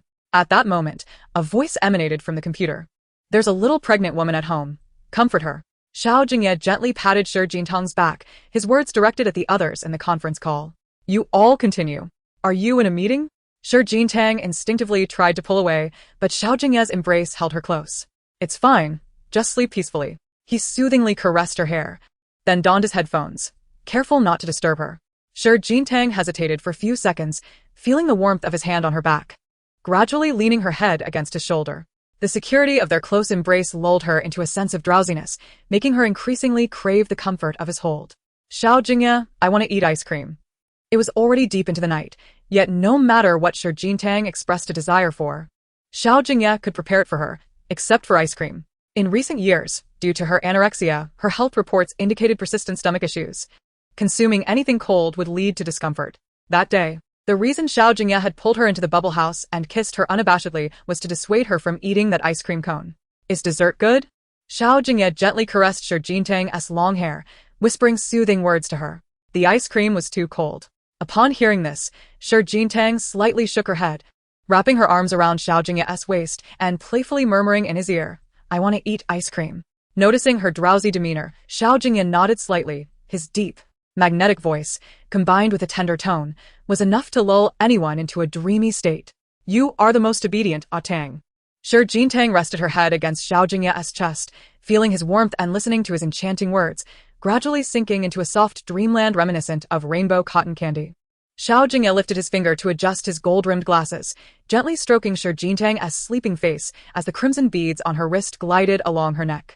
In the dim, cozy light, even they appeared captivating. On a similar night, in a luxuriously illuminated penthouse, a woman leapt from the pool and reached for a nearby bathrobe. Her seaweed-like golden hair clung to her flawless skin, and her fingers, adorned with an extravagant diamond ring, rested on a pristine goblet, the liquid within swaying with solitude. "Miss, do you truly intend to proceed with this?" The secretary beside her displayed an unmistakable concern. The risks involved were alarmingly high. Qi Qinghuan reclined on a seductive red sofa, tilting her head back as she downed the red wine from the goblet in one gulp. The wine caught in her throat, reddening her eyes. Yet the rich aroma could not extinguish the fire within her body. "I adored him back then, and would have married him even in his destitution." Her eyes glistened with unshed tears, whether from sorrow or the potency of the wine, it was unclear. "My family background, appearance, and intellect are all commendable." With a fierce motion, Qi Qinghuan smashed the goblet to the floor. "For the sake of marrying him, I even sacrificed my dignity and climbed into his bed. Yet, he would rather see me taken away by that old man than accept me." Unyielding bitterness and resentment extinguished the desire in Qi Qinghuan's eyes. "He called me dirty." In a fit of madness, she swept all the valuable items from the table, tearing apart the delicate necklace around her slender neck. And even the blood did not bring her any semblance of calm. "If I am dirty, then I shall not let him remain pristine." Qi Qinghuan collapsed to the ground, recalling that for many years, he had only touched that one woman. "I want him to have a second, a third." Upholding virtue, remaining pure? Qi Qinghuan could not help but burst into wild laughter. "Xiao Jingye, you must become as tainted as I am for me to make a move to claim you." Yet those surrounding Master Xiao were well trained. It would be exceedingly difficult for Miss Shuemo to succeed. Qi Shuemo loved him and yearned to possess him. With these two motivations, success was inevitable. Qi Qinghuan laughed maniacally. "Let us not forget, Xiao Jingye's greatest vulnerability lies firmly in my grasp." Chapter 76, His Mother's Relics. Using such an important bargaining chip to make a wedding gown for Miss Shuemo? The secretary, perplexed, shook her head slightly. "I can't help but feel it's not worth it." Qi Qinghuan laughed maniacally, yet her eyes were bloodshot. A single tear fell from her left eye, landing on the extravagant diamond ring on her ring finger, merging with the water droplets that had fallen from her golden hair, both sinister and pitiable. Compelled to entwine with a woman he detests, he could only laugh at the absurdity of it all. Qi Qinghuan slowly rose, gazing at the luminous solitary moon. Xiao Jingye would surely go mad. I relished the thought of his madness. In truth, Qi Qinghuan, in both body and spirit, was irreparably tainted, while Xiao Jingye, with his decadent soul, ought not to adhere to any moral constraints. At that moment, the rhythmic sound of high heels echoed, revealing someone approaching. "Sister?" came the obedient voice of Qi Shuemo, who hastened over upon noticing Qi Qinghuan's departure from her usual elegant demeanor. "Sister, what's the matter?" "Me fine." Qi Qinghuan concealed her emotions, slowly lifting her gaze to meet Qi Shuemo's countenance, revealing a smile upon their brief touch. "Shuemo, you are truly beautiful and so well-behaved." "Sister, if only Jingye would praise me like that." Qi Shuemo's brown eyes sparkled with longing. "If I were to marry him, I would never forget your support. Good girl." Qi Qinghuan's crimson lips trembled as she uttered that single phrase, then turned toward the sofa, retrieving an exquisite diamond-studded lighter to ignite a cigarette. With her back to Qi Shuemo, the swirling smoke concealed the calculating glint in her eyes. Nestled into the fiery red sofa, she exuded a casual yet bold demeanor, embodying her femininity. Her elegant nose above her lips exhaled wisps of smoke, and the intoxicating effect of nicotine gradually calmed her. After a considerable time, a secretary approached, carefully presenting a meticulously crafted ornate box, placing it delicately on the table. "What is this?" Qi Shuemo inquired, her eyes filled with curiosity. Yet she was halted by Qi Qinghuan's gesture. Confusion clouded Qi Shuemo's gaze as she observed Qi Qinghuan meticulously cleaning her hands with disinfectant wipes after handling the cigarette, even donning pure white gloves before opening the box. Inside lay a piece of pristine white jade, carved by the most renowned international sculptor, resembling a pure white jasmine.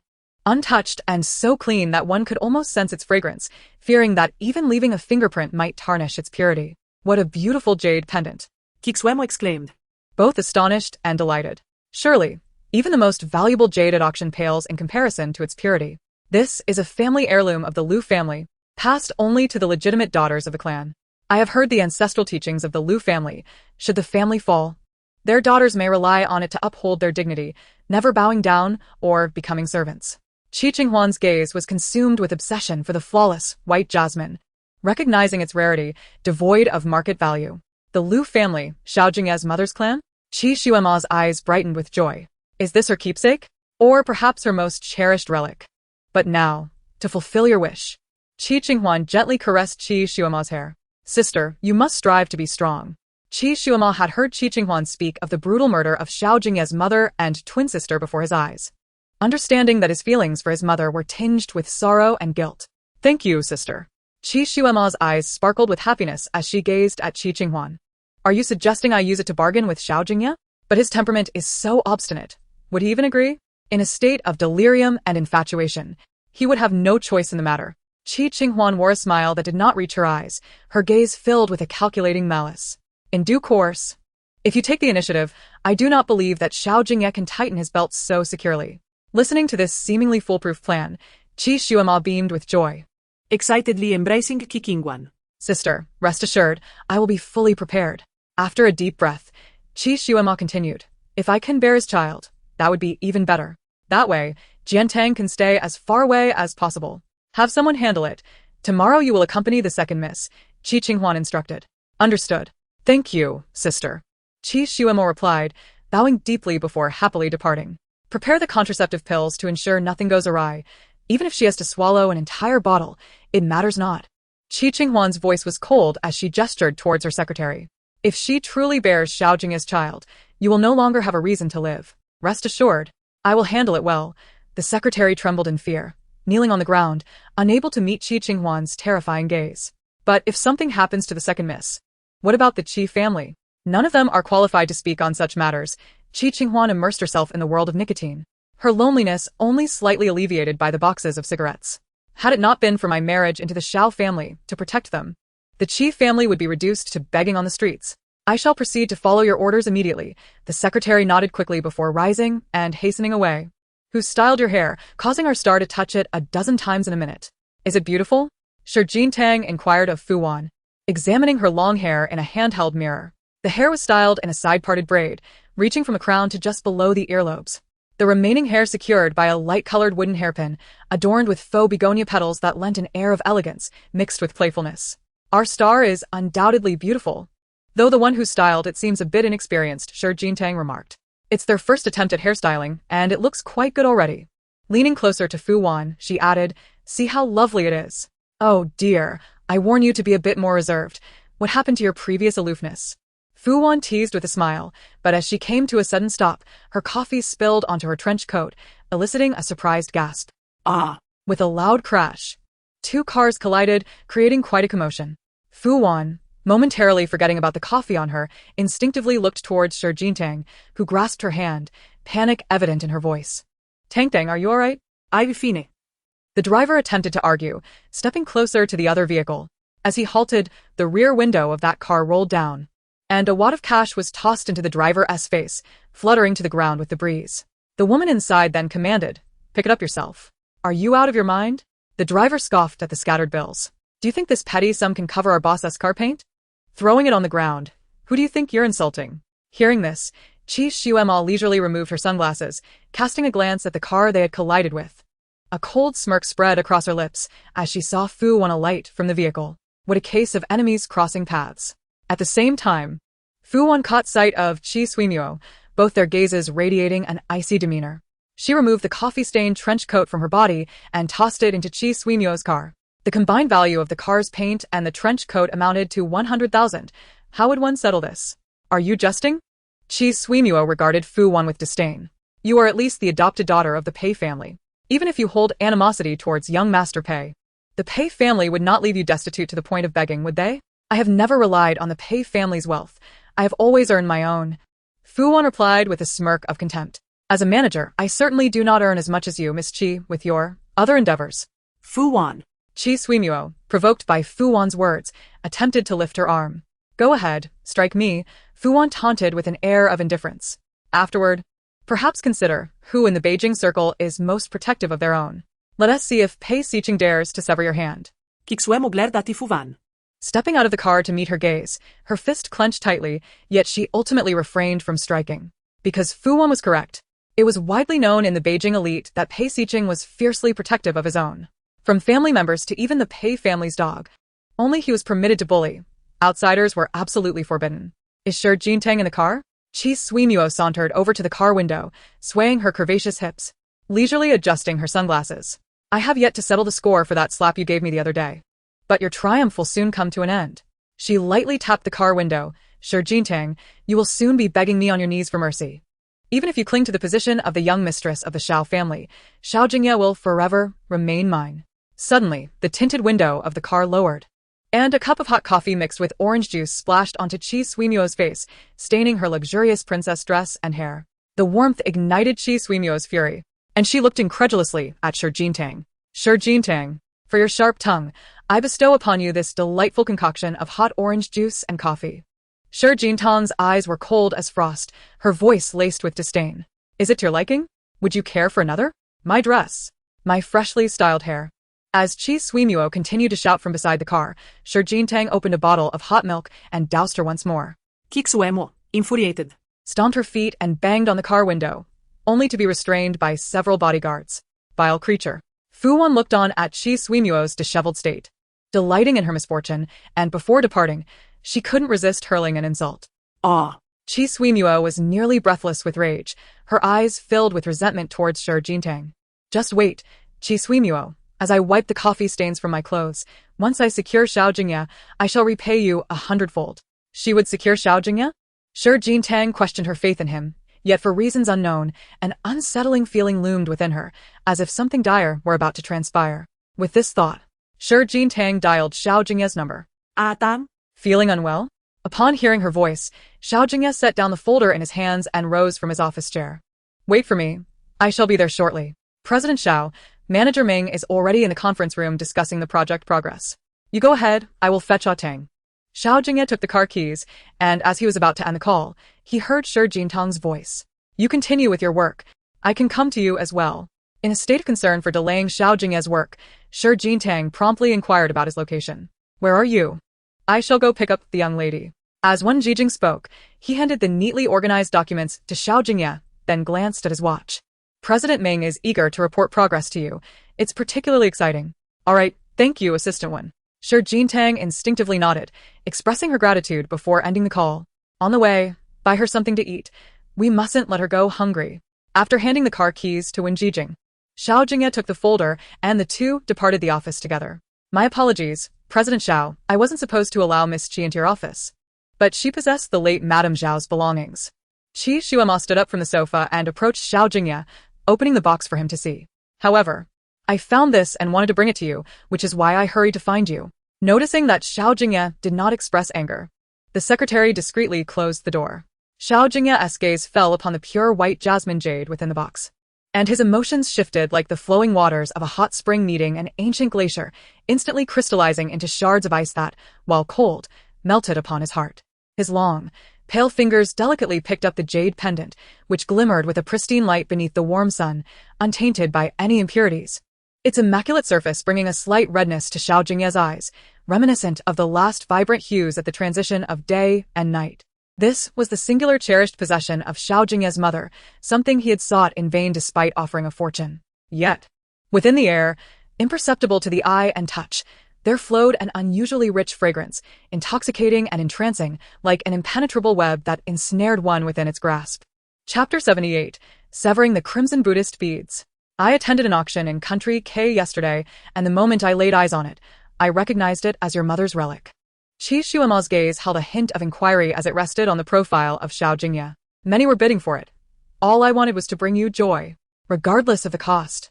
After a prolonged silence, Xiao Jingye grasped the jade pendant in his palm. A glimmer of joy at its recovery illuminated his deep-set eyes. Yet it did not manifest upon his countenance. Instead, an inexplicable dizziness caused him to furrow his brow. I'll ensure the auction fees are returned to you tenfold. You may leave now. Xiao Jingye's voice was icy, and he took heavy steps toward his desk, the oppressive heat prompting him to seek relief. However, as his trembling arm tightened around the water cup, it slipped from his grasp and fell to the ground with a resounding crash. Qi Xuemo observed the man's broad back, a smile spreading across her lips. Cautiously, she hurried to the door, locking it behind her. Watching the flush of desire on Xiao Jingye's face, she slowly unzipped her dress. I like you. I truly like you. Qi Xuemo's eyes were filled with infatuation as she stepped closer to Xiao Jingye. Sure, Jintang is beautiful, isn't she? But I am lovely as well. Noticing Xiao Jingye's violently trembling arms, Qi Xuemo wore an anticipatory smile as she took hold of his wrist, urging his hand to caress her smooth cheek. Her movements tinged with urgency. Would you touch my face, please? As Qi Xuemo bowed her head, attempting to let Xiao Jingye's palm caress her cheek. He clenched his fist and forcefully shook off her hand. A profound sense of dizziness engulfed him, causing his body to sway, his vision clouded with shadows. It felt as though countless fervent ants were gnawing at his veins, ensnared in a hallucinatory volcano, unable to save himself. Get away! The man's voice deepened, his eyes burning with rage as he roared, his fist crashing heavily onto the desk. If you dare touch me again, I will ruin you. Faced with Xiao Jingye's terrifying fury, Qi Xuemo recoiled a few steps, but upon seeing him reach for the internal phone, she rushed forward to swat it to the ground. Yi, you're in pain, aren't you? Please, let me help you, she implored, grasping his tie. I am pure. I have never been with a man. You can be my first, and even if you do not marry me, it does not matter. As Qi Xuemo encroached upon him, Xiao Jingye's hand inadvertently grasped a glass ornament, shattering it upon the floor. Without a trace of tenderness, he jabbed an expensive pen towards her hand resting on his tie, the sudden pain causing her to gasp and retreat. Ah! Get away.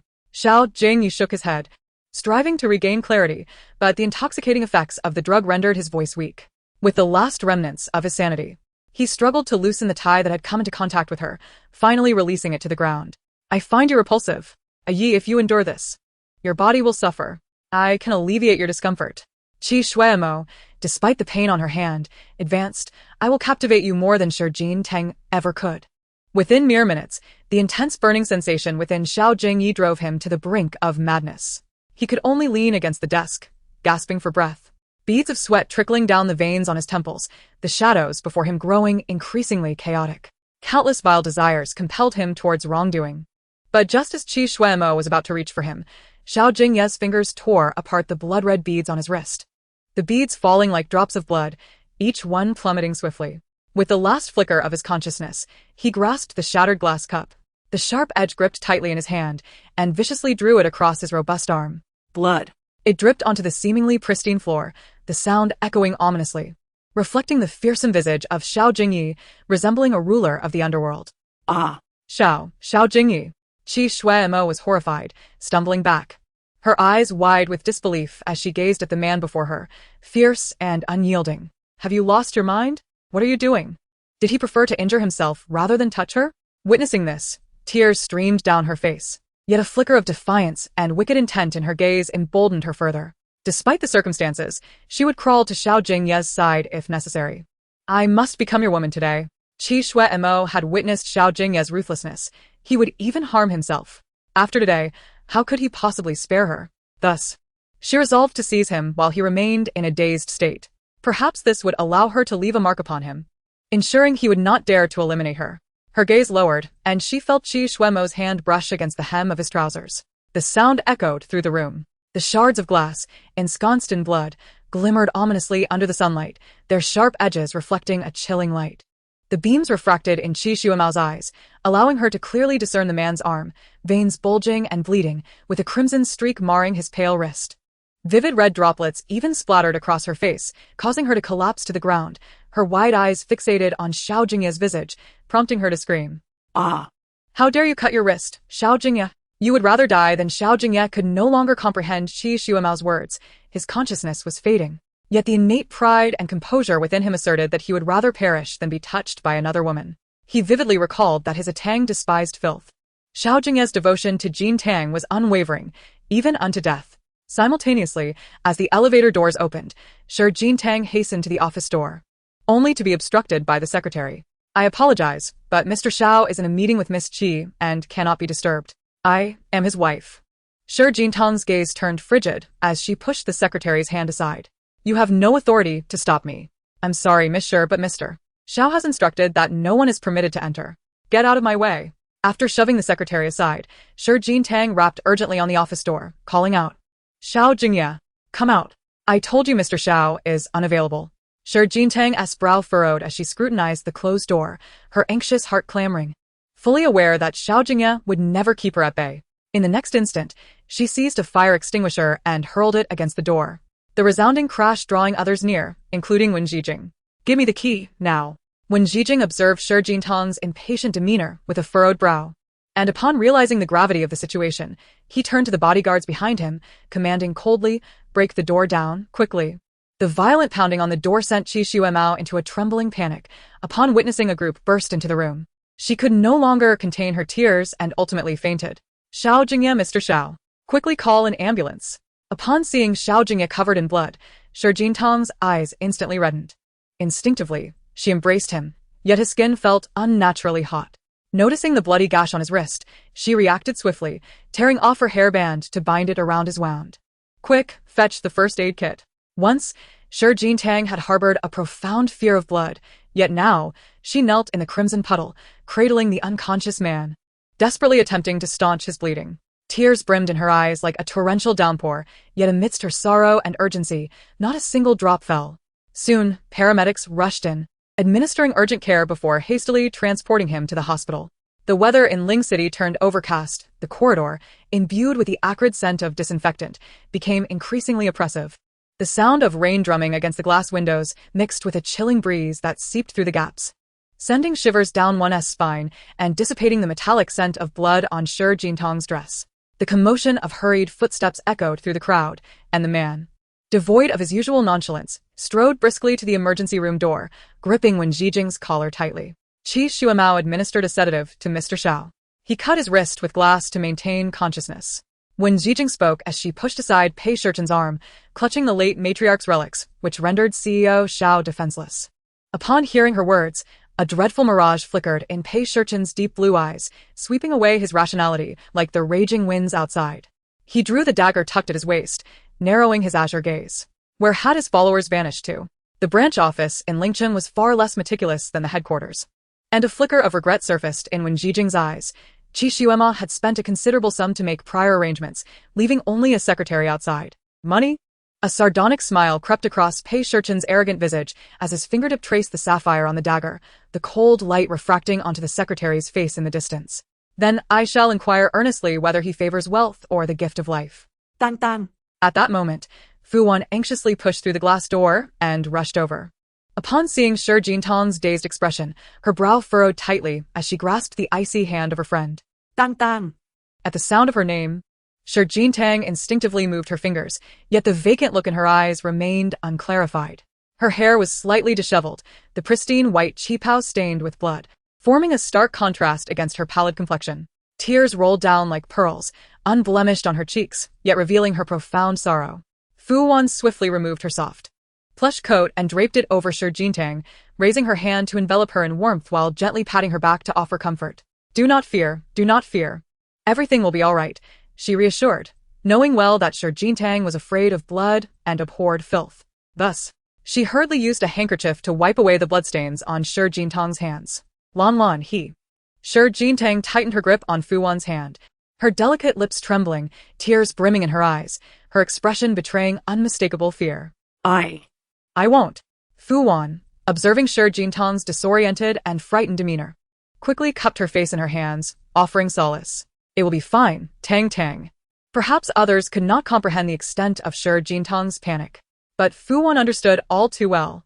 Many years ago, after her father lay in a pool of blood and was rushed to the hospital, the moment the stretcher bearing the white-sheeted body emerged was when Shi Jintang's world seemed to collapse.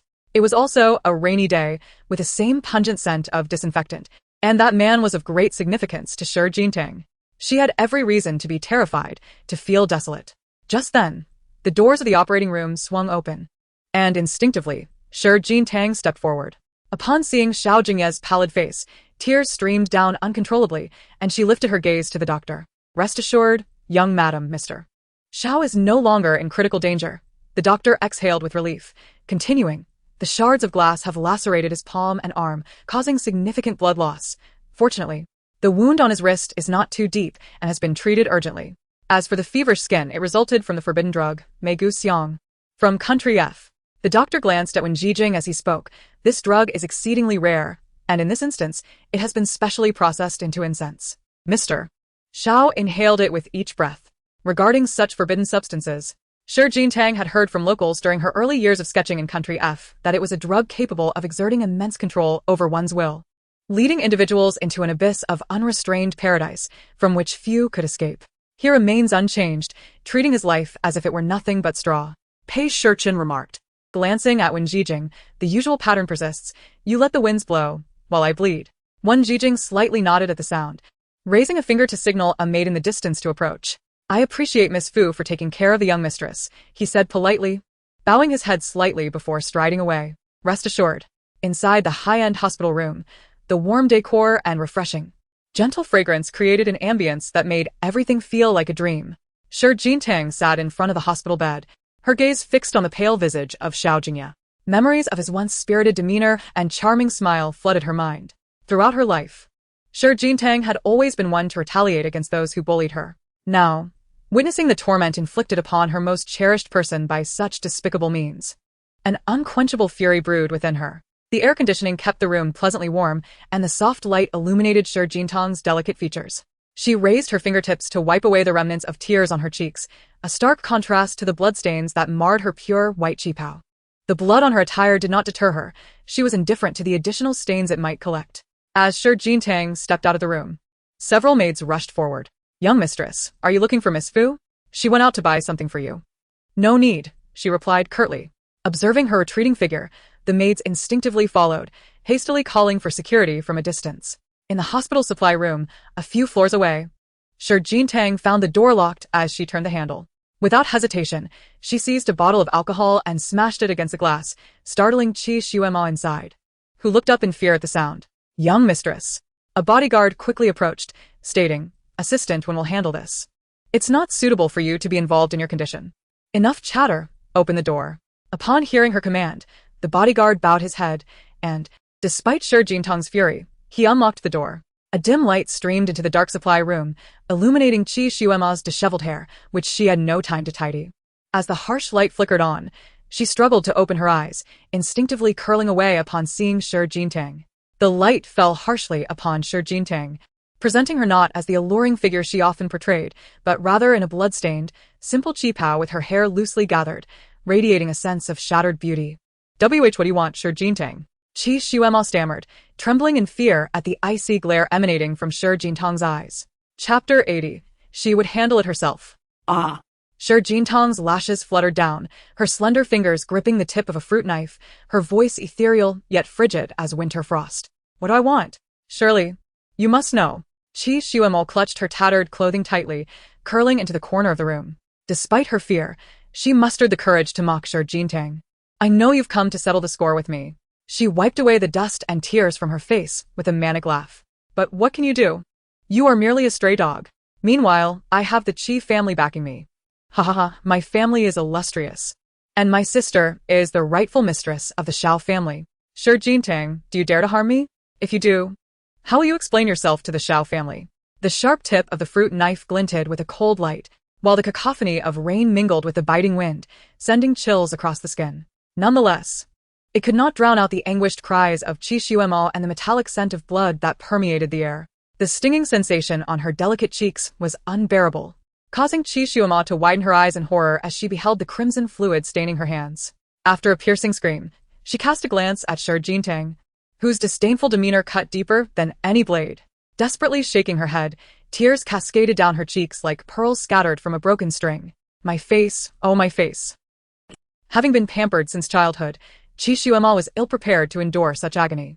The fear reflected in her eyes diluted any semblance of hatred as she wept, cradling her face, marked by a cruel gash. Doctor.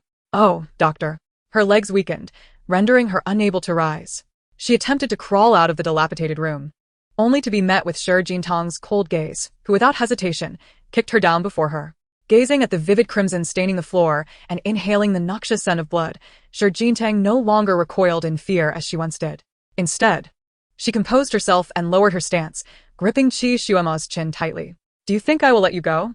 Her eyes glistened with suppressed rage as her fingertip pressed heavily against the bloodied mark on Qi Xuema's cheek.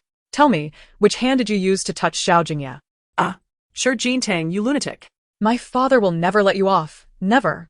Qi Xuema weakly shouted, her words laced with an empty threat. Ah. "No, please." As pain coursed through her, she kicked out in desperation, but found herself too weak to resist. Cold sweat beaded on her forehead, her eyes filled with helplessness. Ah. "It hurts. Please, no." In that instant, the fruit knife slipped from Xiao Jingtang's grasp and clattered to the ground. She wiped away a tear that had traced a path from her eye to her cheek, collapsing onto the floor, yet her rage was far from quelled. "His hands are so beautiful. They should not bear scars." Reluctantly, she chose not to retrieve the fruit knife, but instead lifted the hairpin that Xiao Jingye had helped her wear that morning, its muted hue juxtaposed against the vivid red, evoking a sense of forbidden allure. Although the end of the hairpin was blunt compared to the knife, it was still capable of inflicting harm. "Xiao Jingye, you dare. You dare." Qi Xuema, in a panic, attempted to crawl away, only to be seized by Xiao Jingtang's grip on her wrist, drawing her back for a strike. Blood spilled. Captivating and horrifying, with a droplet even landing in Xiao Jingtang's hair. Typically fastidious, Xiao Jingtang cared not for cleanliness in that moment, her heart clouded by hatred that rendered her unable to find peace. Tang, tang, tang. At that moment, Fu Wan rushed in. Upon seeing Xiao Jingtang seated amidst the pool of blood, she dropped the bag in her hands, rushing to Xiao Jingtang's side and grasping her wrist. "Let go." Xiao Jingtang attempted to free herself from Fu Wan's hold, her eyes red with fury, tears streaming down her cheeks. "I will ruin her. I will ruin her. Enough. Enough." As she beheld the deep gashes on Qi Xuema's wrists, Fu Wan's intervention was not born from a sense of mercy. "You cannot do this. You are still carrying the child you share with Xiao Jingye." Child? They still have a child? Could she really refrain from such actions? Yet, Xiao Jingtang was consumed by the desire to personally eliminate the wretch who had caused Xiao Jingye pain. "Be obedient, Tang." Fu Wan embraced Xiao Jingtang, gripping her blood-stained hand. "Be calm, just breathe." Meanwhile, several maids hastily entered, assisting Fu Wan in lifting Xiao Jingtang. The mingling scents of rain and blood wafted in from the window, causing Xiao Jingtang to struggle against the tumultuous churn in her stomach, her relentless retching rendering her unsteady. Yet, she diligently wiped the exquisite blood-stained hairpin clean with the fabric of her cheongsam. At that moment, her gaze was a poignant fusion of resolve and anguish, an overwhelming tide in her heart that refused to dissipate. Just then, when Zhijing strode over, his brow furrowed as he beheld Xiao Jingtang, drenched in blood. "Quickly summon a doctor," he commanded. "I am fine," Xiao Jingtang replied, taking a deep breath and raising her eyes towards the distant door. "Qi Xuema is inside. Please assist me in cleaning her up." With those weary words, Xiao Jingtang was supported by Fu Wan and several maids as they departed from the cold, gusty corridor. When Zhijing approached the storeroom door, gazing at Qi Xuema, who was writhing in pain, the blood streaks on her wrist and cheek were a harrowing sight, inducing nausea. "Was this the doing of the young mistress?" he inquired. The leading bodyguard nodded. "We dared not intervene, only ensuring the young mistress's safety outside." When Zhijing covered his mouth and nose with a handkerchief, surprise flooding his brown eyes, he, known for his ruthless nature, found no cruelty in this act. Rather, he was astonished by Xiao Jingtang's unexpected fierceness in dealing with her foes, despite her usual delicate demeanor. "Are there any burlap sacks?" "Dispose of her and cast her away from the Qi family," when Zhijing ordered as he exited the storeroom, his gaze slightly averted as he continued. "Hurry, before Pei Xiao incinerates the Qi family's estate." Meanwhile, in the warm, inviting lounge, Xiao Jingtang had changed into a clean azure gown, though her hair remained disheveled. Her pale fingers rested thoughtfully on the round, blood-red Buddhist beads within the tray. She recalled vividly how, from the very first moment she encountered Xiao Jingye, he had always adorned his wrist with that string of beads, never removing them, even while sleeping. Each time his cool palm brushed against her skin, the crimson beads rolled over her, their touch akin to icy orbs yearning for her unique warmth, as if attempting to melt into her essence. This was Xiao Jingye's most cherished possession, yet he had forcefully severed it, allowing the beads to scatter. At that moment, he must have felt an insurmountable despair. Suddenly, a rapid knock echoed at the door. "Young mistress, Mr. Xiao has awakened." Chapter 81. A Tang. "I am not dirty."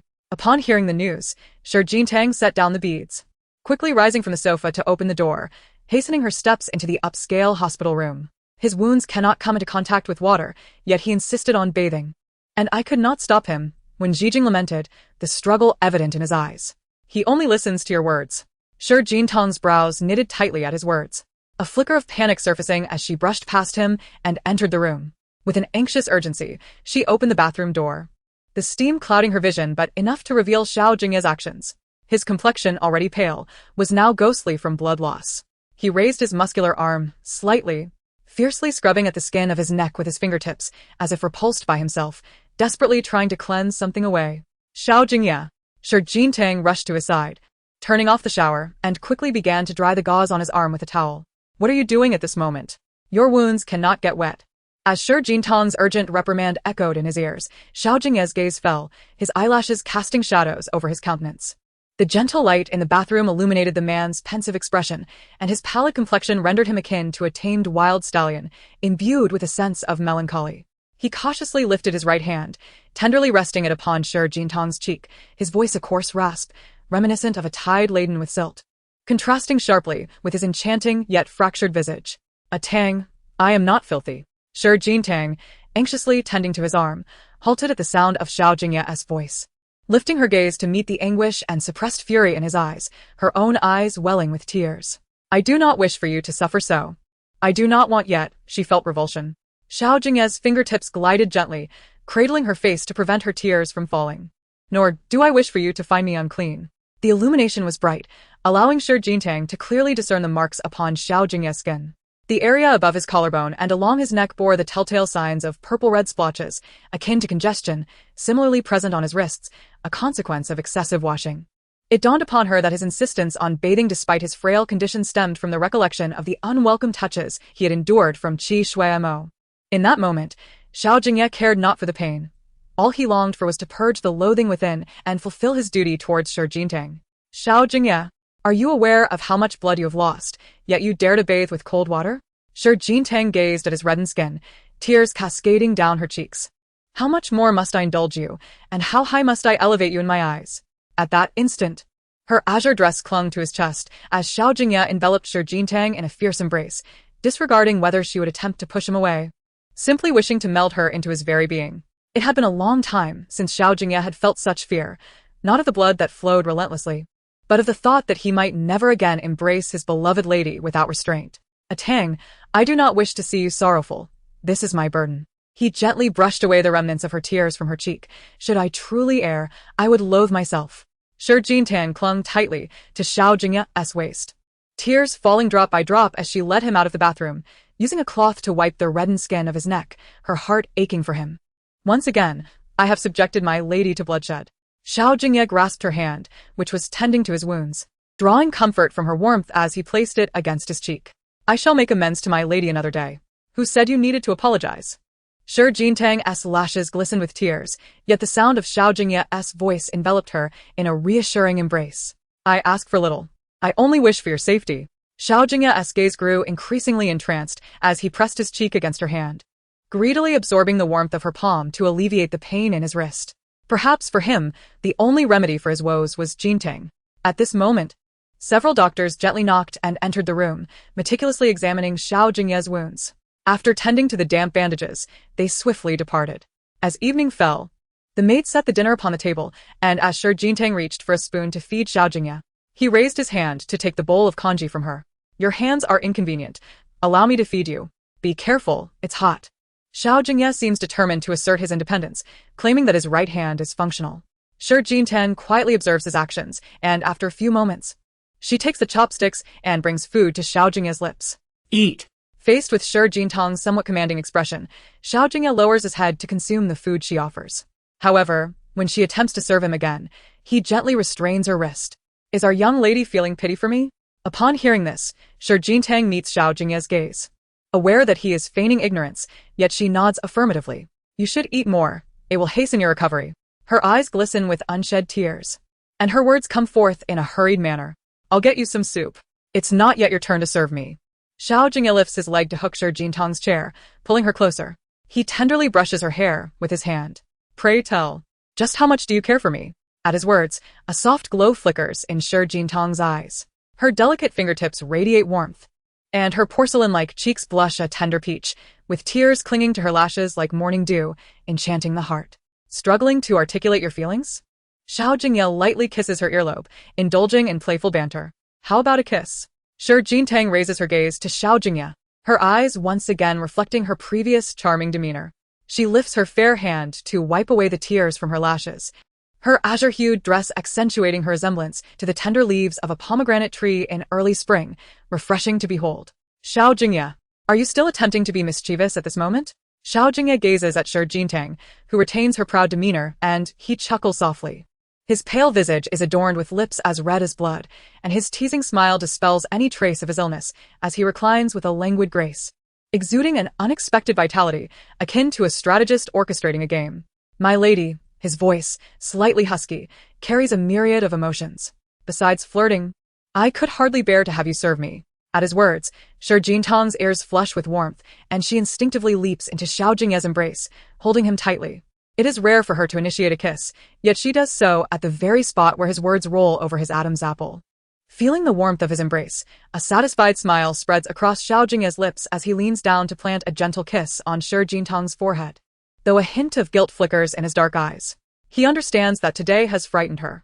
Xiao Jingye's lashes fall, his gaze landing on the hairpin in Xiao Jingye's hair, its vivid red strikingly apparent. He furrows his brow and removes it from her hair.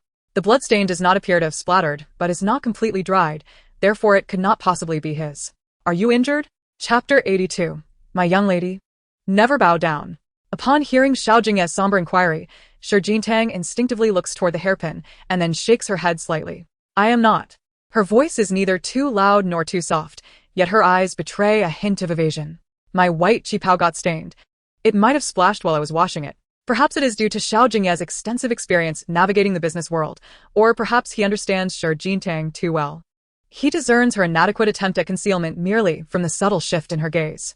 However, he refrains from pressing further, casually tossing the hairpin aside as he gently smooths Xiao Jingye's slightly disheveled hair. The moment this bracelet becomes dirty, I shall no longer wear it. Tomorrow, I shall have someone deliver a new one. Xiao Jingye gently caresses Xiao Jingye's long hair, which flows like silk, cherishing even a single strand with utmost reverence. Xiao Jingye nods in silence, allowing Xiao Jingye to play with her hair, while she tenderly brings a bowl of soup to his lips.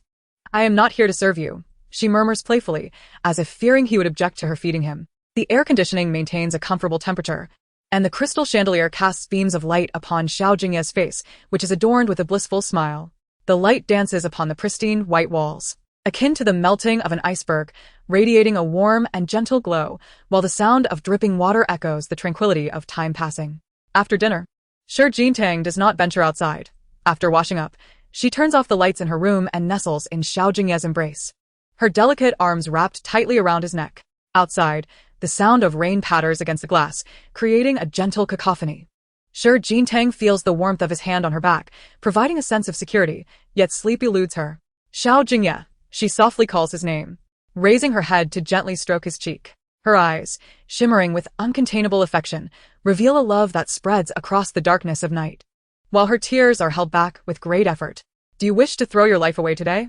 If not for despair, he would not sever ties with his beloved nor press shards of glass against his wrist. Xiao Jingye, hearing her voice, closes his eyes tightly, seemingly relieved that the darkness conceals his troubled expression from Xiao Jingye. Yet, she is not naive. She knows he would not fall asleep so swiftly and understands the futility of waking one who feigns slumber. In that moment, Xiao Jingye unties the ribbon at the back of her nightgown, allowing the delicate fabric to slip from her shoulders. She takes his cool right hand and guides it down her shoulder, only to have Xiao Jingye swiftly draw her into the warmth of the blankets, his fingers deftly restoring the strap of her gown. Truly, you rely on your allure, employing any means necessary, he muses, his gaze filled solely with indulgence for Xiao Jingye as she presses against his chest. You dare to ignite a fire after I have wounded you. How high do you regard my self-control? Xiao Jingye pays no heed to his teasing, her voice imbued with tenderness. For the pride of yesteryears has been consumed by today's tumultuous emotions. This night, devoid of moonlight and shrouded in rain, the room is dimmed further by the sheer curtains, the only warmth emanating from the soft glow of the lights on the floor, revealing the emotions reflected in Xiao Jingye's eyes to Xiao Jingye. Yet, for the ensuing minutes, He remained silent, having long dismissed his own worth. After avenging his mother and sister, he perceives his life as drifting like a leaf on the water, never truly valued. In Xiao Jingye's eyes, risking his life is of little consequence, and this is far from his closest brush with death. Shi Jingye, as is her wont, does not speak excessively. Thus, in the face of Xiao Jingye's silence, she refrains from loud protests, instead choosing to engage him in the gentlest of ways. With his cool hand, she invites him to caress her smooth, fair skin, enticing him to indulge in her charms, as if affirming that Xiao Jingye cannot bear to resist her allure. Xiao Jingye's long lashes cast a shadow over his gaze as he gently grasped the woman's chin, compelling her to meet his eyes. Rarely did he utter her name, and even more seldom did he adopt such a tone. Flattery is not your place. His voice resembled parched grass in a desert, yearning for rain yet determined to protect the flowers. I only cherish you. How could I ever mistreat you?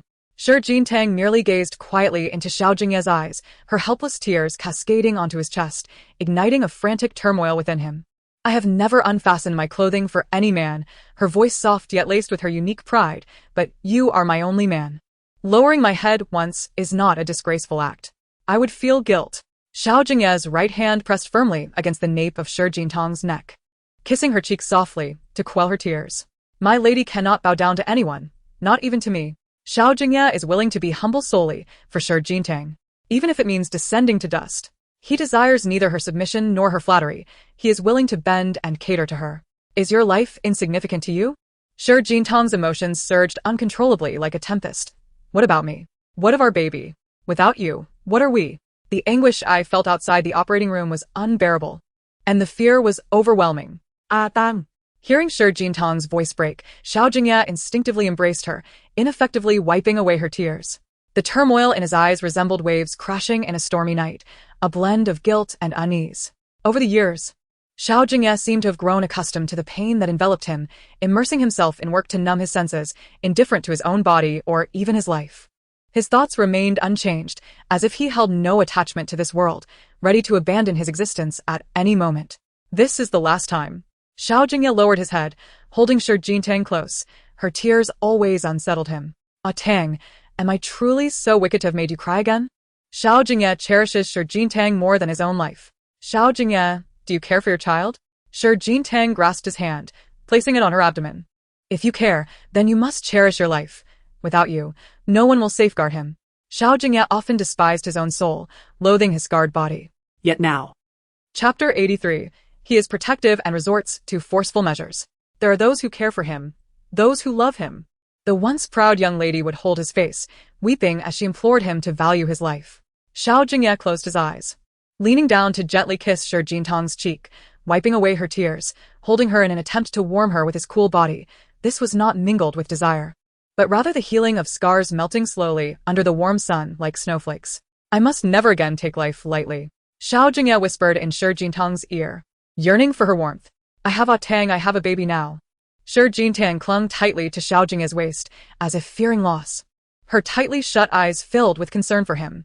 Xiao Jingye's thoughts were a whirlwind as he watched Shi Jingye gradually drift into slumber. He carefully caressed her cheek, lost in love for her yet fearing to awaken her, feeling guilt for the fright she endured today. The proud and precious little Haidang requires tender care. Yet this unexpected incident has left her anxious and afraid. This is something Xiao Jingye is unwilling to witness. Observing Jingye deeply asleep, Xiao Jingye quietly rose from the bed, casually draping a pure black robe over his shoulders before stepping out of the room. In the brightly lit hall, Pei Xiqing was engrossed in wiping the blood from his hands with a white towel, a half-burned cigarette dangling from his lips, the smoke curling around his hair. Upon hearing footsteps, he turned his gaze. Xiao Jingye merely glanced at Pei Xiqing, then walked to the bar to pour himself a glass of water, speaking over his shoulder in a slightly hoarse voice. Clean up the blood, lest Tang sees it. She is afraid. What is this? Pei Xiqing couldn't help but chuckle lightly, extinguishing his cigarette while admiration flickered in his eyes. Initially, she was terrified upon seeing you injured, yet somehow, her courage grew. And she used a hairpin to draw blood from Qi Suimuo. At that moment, when Jijing entered the room, just in time to hear the sound of Xiao Jingye's glass shattering against the wall, mingling with his fury. How could you allow her to do such a thing? When did you become so ineffectual? Listening to Xiao Jingye's authoritative inquiry, when Jijing instinctively lowered her head. The young lady was quite upset, and I dared not intervene. As she spoke, she glanced at Xiao Jingye's profile. The scar she inflicted on Qi Suimuo is identical to the one on your body. At her words, Xiao Jingye clenched his fist, lowering his gaze and shutting his eyes, engulfed in a darkness that magnified his conflicting emotions, leaving him unable to find solace. The girl, who feared blood the most, had willingly plunged herself into a pool of it, soiling her hands that once played the piano and wielded the paintbrush. The tale of Jean Tang's fear of blood had circulated within the capital for quite some time, even reaching my ears. Pei Xiqing finished his drink in one gulp, then turned his head to chuckle lightly. She is concerned for you. Initially, I thought you were courting death and had no intention of coming. Feigning nonchalance, the man stretched lazily and strolled over to Xiao Jingye, casually tossing the keys to his supercar in his hand. But you were schemed against, and I happened to be feeling restless. I had someone tend to Qi Suimuo's wounds and rewarded her with the fragrance of charm, tossing her into the Qi family estate to enjoy herself. Pei Xiqing spoke with an unchanging expression, as if recounting an amusing anecdote. I burned down his castle, leaving a lighter inside. Remember to compensate me for a new one. By doing this, won't that old fossil from the Qi family come seeking trouble with Pei Lao? Xiao Jingye inquired, seemingly indifferent, as he removed his gold-rimmed glasses to gently wipe them with a handkerchief. Oh. I happened to arrive at the right moment to see him gasping for breath. Pei Xiqing replied with interest, his fingers brushing over the deep blue sapphire adorning his ring. I personally selected the urn for him. Both he and the urn weighed 3.5 pounds, and I sent it to my father. Under the pretext of rekindling old memories, my father even praised my filial piety. Upon hearing this, Xiao Jingye cast a glance at Pei Xiqing, whose expression starkly contrasted with his own slightly pale visage. Yet their souls resonated closely, indeed living up to the adage that like attracts like. That fragrance of charm is what I despise most. I have experienced its torment firsthand. Pei Xiqing placed his hand on Xiao Jingye's shoulder and gave him a thumbs up. I finally understand why you've waited for that little Hai Tang all these years. Pei Xiqing had known Xiao Jingye since childhood and understood his long-standing obsession with revenge. After avenging the deep-seated grievances, one becomes fixated on self-destruction, valuing their life as mere straw until their heart becomes entwined with Shi Jintang. Having grown weary from a long day, Pei Xiqing took a few steps back after patting the leather coat adorning his frame, a shadow of sorrow flickering in his eyes from bygone memories. Get some rest, he advised. The stillness of the hospital at night amplified the cacophony of rain, as the wind, interspersed with raindrops, caressed Pei Xiqing's chiseled profile, dampening the sapphire on his knuckles. He allowed the rain to drench his hair as droplets cascaded down his cheek, yet he raised a hand to shield the flame of a cigarette he had ignited. The sound of high heels echoed steadily in his ears, prompting him to furrow his brow and shift his gaze. The familiar silhouette of Fu Wan came into view, her slender figure standing out against the rain and darkness, the vivid lightning stirring a tumult of emotions within her, compelling her to take a few steps back. She feared Pei Xiqing, for beneath his nonchalant demeanor lay a soul steeped in decay. Rumors circulated in the capital about his fierce protectiveness.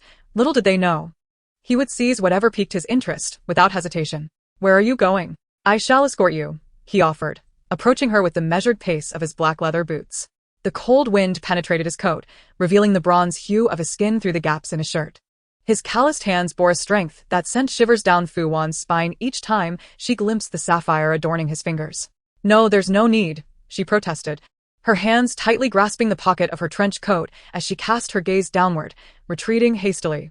The contrast of her delicate heels against his imposing black military boots created a sense of urgency. Just as Fu Wan contemplated fleeing, Pei Xiqing seized her by the nape, compelling her to face him, a smirk playing on his lips as the sapphire pressed against her cheek, radiating warmth. Release me. Fu Wan struggled against his grip, her fear palpable as it crept to the corners of her mouth. This is our homeland. You cannot imprison me here. Unfazed by her resistance, Pei Xiqing remained unmoved, while Fu Wan, like a startled rabbit, desperately sought an escape, her trembling lips reminding him of their bond. Brother, you are my brother now, she asserted, for her mother had married Pei Xiqing's father, intertwining their fates as step-siblings in this newly formed family. Do you still remember those days when I had you bound to the bed?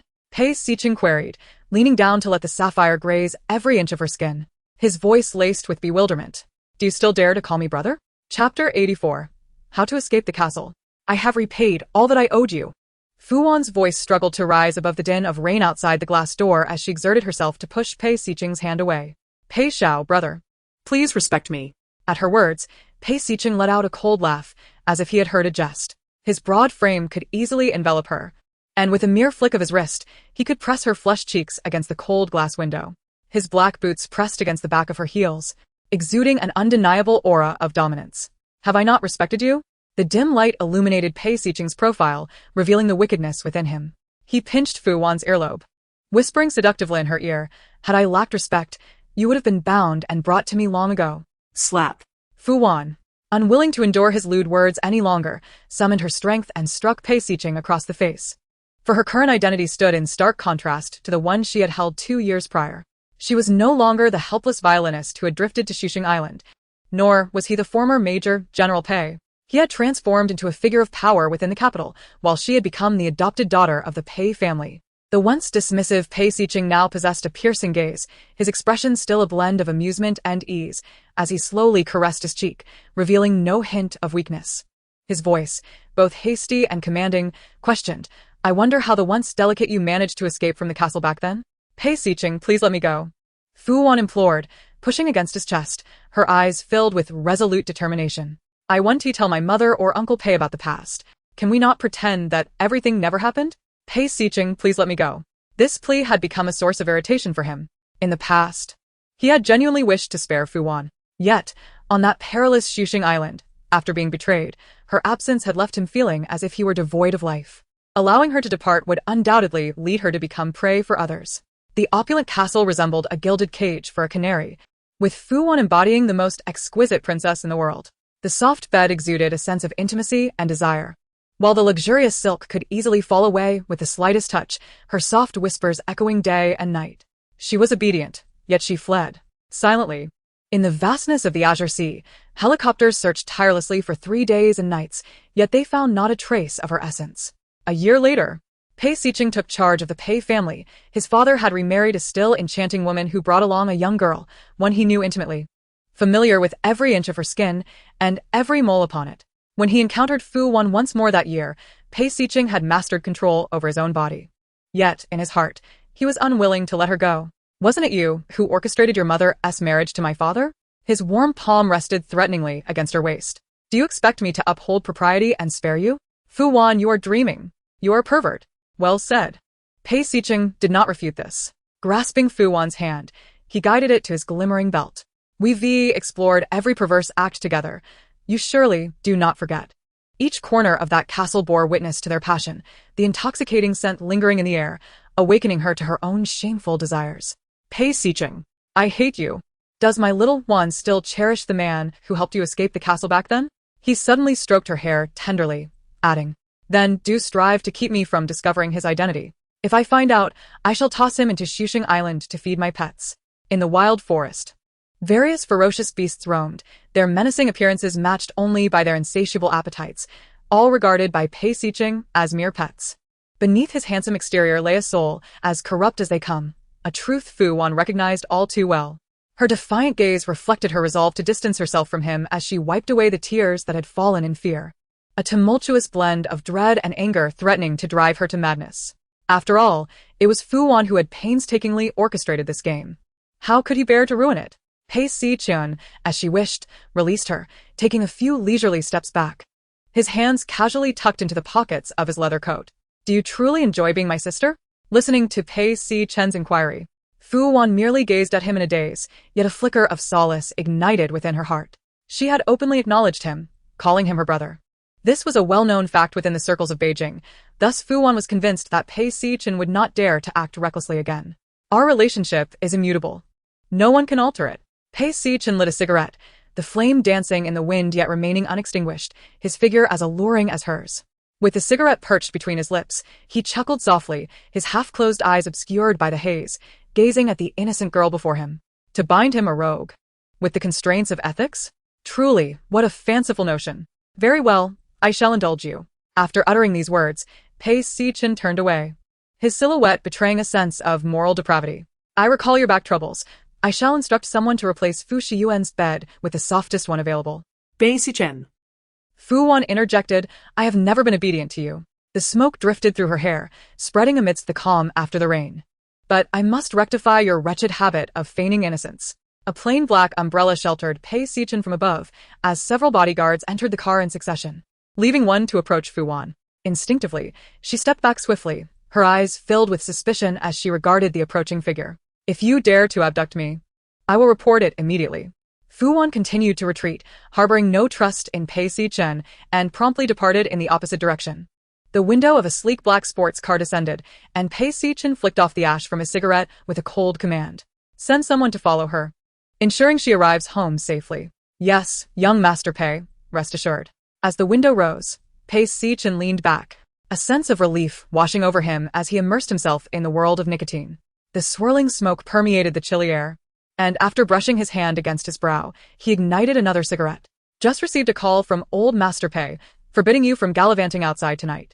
The Pei family is bereft of heirs, and he would prefer that I indulge in frivolities outside. Pei Si-chen lazily closed his eyes, expressing his contentment with the playboy persona he had cultivated over the years. Is it not true that not only old Master Pei, but the entire Beijing circle has been captivated by your unrestrained demeanor? Chapter 85. Kneel on one knee and kiss her waist.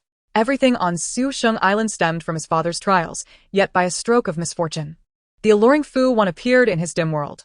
Once she intertwined with his essence, the anguish gnawed at Pei Si-chen's marrow, as though even in the stillness of a serene abyss, he could find no peace. To imprison her, to bind her, to seize her. Those days filled with both torment and joy were forever etched in Pei Si-chen's memory. The Miss Lu you were enamored with in the entertainment industry the other day, old Master Pei has once again scrutinized her background. With a cold chuckle, Pei Si-chen responded, his hand brushing through his hair before extinguishing the cigarette. He still believed in those prophetic words. Old Master Pei had been enamored with Buddhism since childhood, never missing a charitable event throughout the years, seeking divination twice in his lifetime. Once to inquire about his lineage, and once to predict Pei Si-chen's fate. The first divination was auspicious.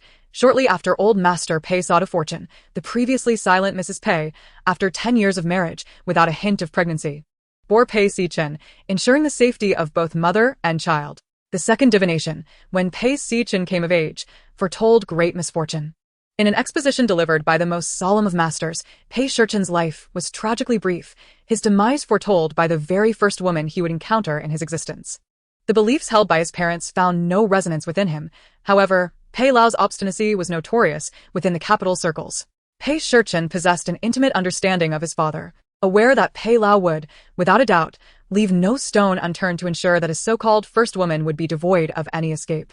Consequently, for many years, Pei Si-chen refrained from forming any close bonds with women, fearful of inadvertently bringing calamity upon them. Yet, the arrival of Fu Wan changed everything. He clandestinely sheltered her within the castle for 3 months, reveling in their companionship, captivated and enamored by her. During that time, Pei Si-chen lacked the means to safeguard Fu Wan's life. In hindsight, his decision appeared sound. His father remained relentless in his pursuit of Pei Si-chen's first woman, determined to see her, whether alive or deceased. To protect her, Pei Si-chen found himself compelled to create an illusion of abundance, embracing multiple women. He slowly closed his eyes, reflecting, my father embodies the cunning of a wolf amidst a pack. To deceive him was the only viable strategy. The Pei family had long struggled with the continuity of their lineage, having been passed down through 3 generations without ever achieving the balance of both sons and daughters. Pei Lao feared not the potential loss of wealth, but rather the grim reality of Pei Si-chen's short-lived fate. Thus, he had spent years in search, leaving no woman Pei Si-chen encountered unexamined. If he was intent on investigating, Pei Si-chen resolved to surround himself with so many women that his father would be overwhelmed. To Pei Si-chen, the moral standing of such individuals mattered little. He was indifferent to his reputation. At times, he found himself envious of Xiao Jingye. Leaning back in his chair, Pei Si-chen's voice resonated like the frost of winter. His virtue was known to Xiao Jingye, yet what of Xiao Wan? She likely harbored fear, disdain, or even hatred towards him. The following morning, as Xiao Jingye awakened, the clock had already struck 10. Instinctively, she reached for the space beside her, only to find it empty, prompting her to sit up abruptly. Awake? Xiao Jingye lifted his gaze upon hearing the rustle of the covers and promptly placed a glass of warm water beside the bed. I slept too soundly. Xiao Jingye rubbed her eyes before glancing at Xiao Jingye's hand. How is your hand? Have you changed the dressing? She grasped his hand, her gaze lowering to her own skin, and upon realization, she quickly pulled the blanket that had slipped from her shoulder back into place. Cough, ahem. One should not gaze upon that which is inappropriate, Xiao Jingye exclaimed, hastily turning away, regretting the unzipped neckline of her nightgown from the previous night. Now lost after a night's slumber. The sheer curtains allowed the sunlight to filter in gently, akin to moonlight, while the soft, Lotus pink silk quilt caressed her skin, which gleamed like jade. Her delicate shoulders, enveloped in the irregular folds of the quilt, exuded a unique charm, as if she were playfully pouting after having been teased. Unintentionally, she always managed to captivate Xiao Jingye, stirring a tempest within his eyes that extinguished his restraint. The smooth surface of the bed allowed Xiao Jingye to draw her closer merely by grazing her ankle, an action that caught her off guard, causing her grip on the quilt to slacken, revealing an alluring glimpse that ignited his greed, even behind his golden-rimmed glasses. One day, I shall have a lotus pink qipao tailored for you to wear. Why cling to a small quilt when there are garments at your disposal? Xiao Jingye gently grasped Shi Jintang's chin, tilting her head back. He lowered his gaze, using the golden-rimmed glasses to caress her cheek, his eyes reflecting an insatiable desire. Do you believe I might have injured my hand, making it impossible to pull away the blanket? Shi Jintang felt her cheeks flush at his words. I did not intentionally tempt you. It is your lack of self-control that is at fault. Then where does that leave me? Xiao Jingye tenderly brushed her ear, his voice a deep murmur, steeped in longing. Shi Jintang lowered her head in silence, clutching a corner of the blanket tightly. Her slender fingers traced circles on the back of Xiao Jingye's hand, struggling to articulate her thoughts. After a moment, she extended her delicate arm to retrieve a neatly arranged shirt for men from a nearby spot, turning her back to Xiao Jingye as she donned it. The extreme difference in their physiques made the shirt drape over her legs, the buttons fastened haphazardly accentuating her figure beautifully. As she walked, her silhouette captivated Xiao Jingye, igniting an urge within him to reach out and touch her wrist adorned with prayer beads. Yet, at that moment, her wrist was bare, causing Xiao Jingye to frown slightly. He found himself absently rubbing the lighter in his hand to quell the rising tide of emotions within him. Xiao Jingye. After a while, Shi Jintang's voice emerged from the bathroom. He tossed the lighter casually onto the table, striding into the bathroom, where he instinctively lowered his gaze upon seeing the petite figure of the woman sitting by the bathtub. It seems I've splashed some cold water on my waist while fixing my hair. Shi Jintang clutched her long, dark hair, her voice soft yet alluring. Xiao Jingye moved at a leisurely pace, his reflection in the mirrored light revealing him unbuttoning the top button of his shirt, an action imbued with restraint. He approached Shi Jintang from behind, kneeling on one knee. As he wrinkled the pristine white shirt she wore, her waist, resembling a whirlpool of milky foam, felt a sudden chill. The skin beneath his golden-rimmed glasses tingled at his touch, his lashes casting shadows over his eyes, which held an eternal bloom of desire. Kneeling, he kissed her waist. Chapter 86. An ice cube pressed against her cheek, his lips reminiscent of the sea at sunset, cold yet infused with lingering warmth of passion, trailing across her fair skin, causing her body to tingle with sensation. She sank deeper into the bathtub, the water level rising and falling in an intimate dance. Light blue bubbles enveloping her form, now clad in the men's white shirt. Feeling the warmth of the man behind her, Shi Jintang allowed his right hand to sink into the water. Her long hair rested against Xiao Jingye's chest, relishing the kisses he placed against her cheek, tender yet fervent. The water is a bit warm, Xiao Jingye murmured, his eyes slightly closed, his lips near her ear. Is it not my skin that is warm? Shi Jintang replied, casually playing with the foam in her palm. Isn't warmth pleasant? Xiao Jingye chuckled softly at her words, his thick lashes fluttering, as the steamy air enveloped them in a haze of intoxicating allure. Is the young lady attempting to tease me? How could I? She responded, turning to face him, her hands resting at the bottom of the bathtub, lazily leaning against the side with her eyes half closed. My clothes are clinging uncomfortably. Could you, Mr. Xiao, assist me in unbuttoning my shirt? A veil of mist enveloped her exquisite features, her unadorned visage radiating an enchanting beauty. Her skin, akin to uncut jade, invited admiration, while her pomegranate-hued lips parted and closed, emitting a delicate sound that exuded a playful charm. Her fingers, playfully teasing the foam, bore a rosy hue, and the ring on her fourth finger shimmered with an alluring grace. Xiao Jingye merely observed her quietly, unmoved. Rest assured, I shall reward you, Shi Jintang said, raising an eyebrow as she playfully brushed the foam against Xiao Jingye's cheek, seemingly enticing him into a trance. Are you unwilling? Serving the young lady is a pleasure I relish. Xiao Jingye lifted his arm slightly, brushing away the foam from his face with a decisive motion. His long fingers descended upon the buttons of her shirt, not gently unfastening them one by one, but rather tearing them open with a wild abandon, allowing the buttons to scatter. In the next moment, his foam-covered hand grasped a glass on the edge of the platform, and he downed the icy water in one gulp. The crystalline ice slowly melting against his lips, some droplets cascading onto Shi Jintang's delicate cheek. Too cold.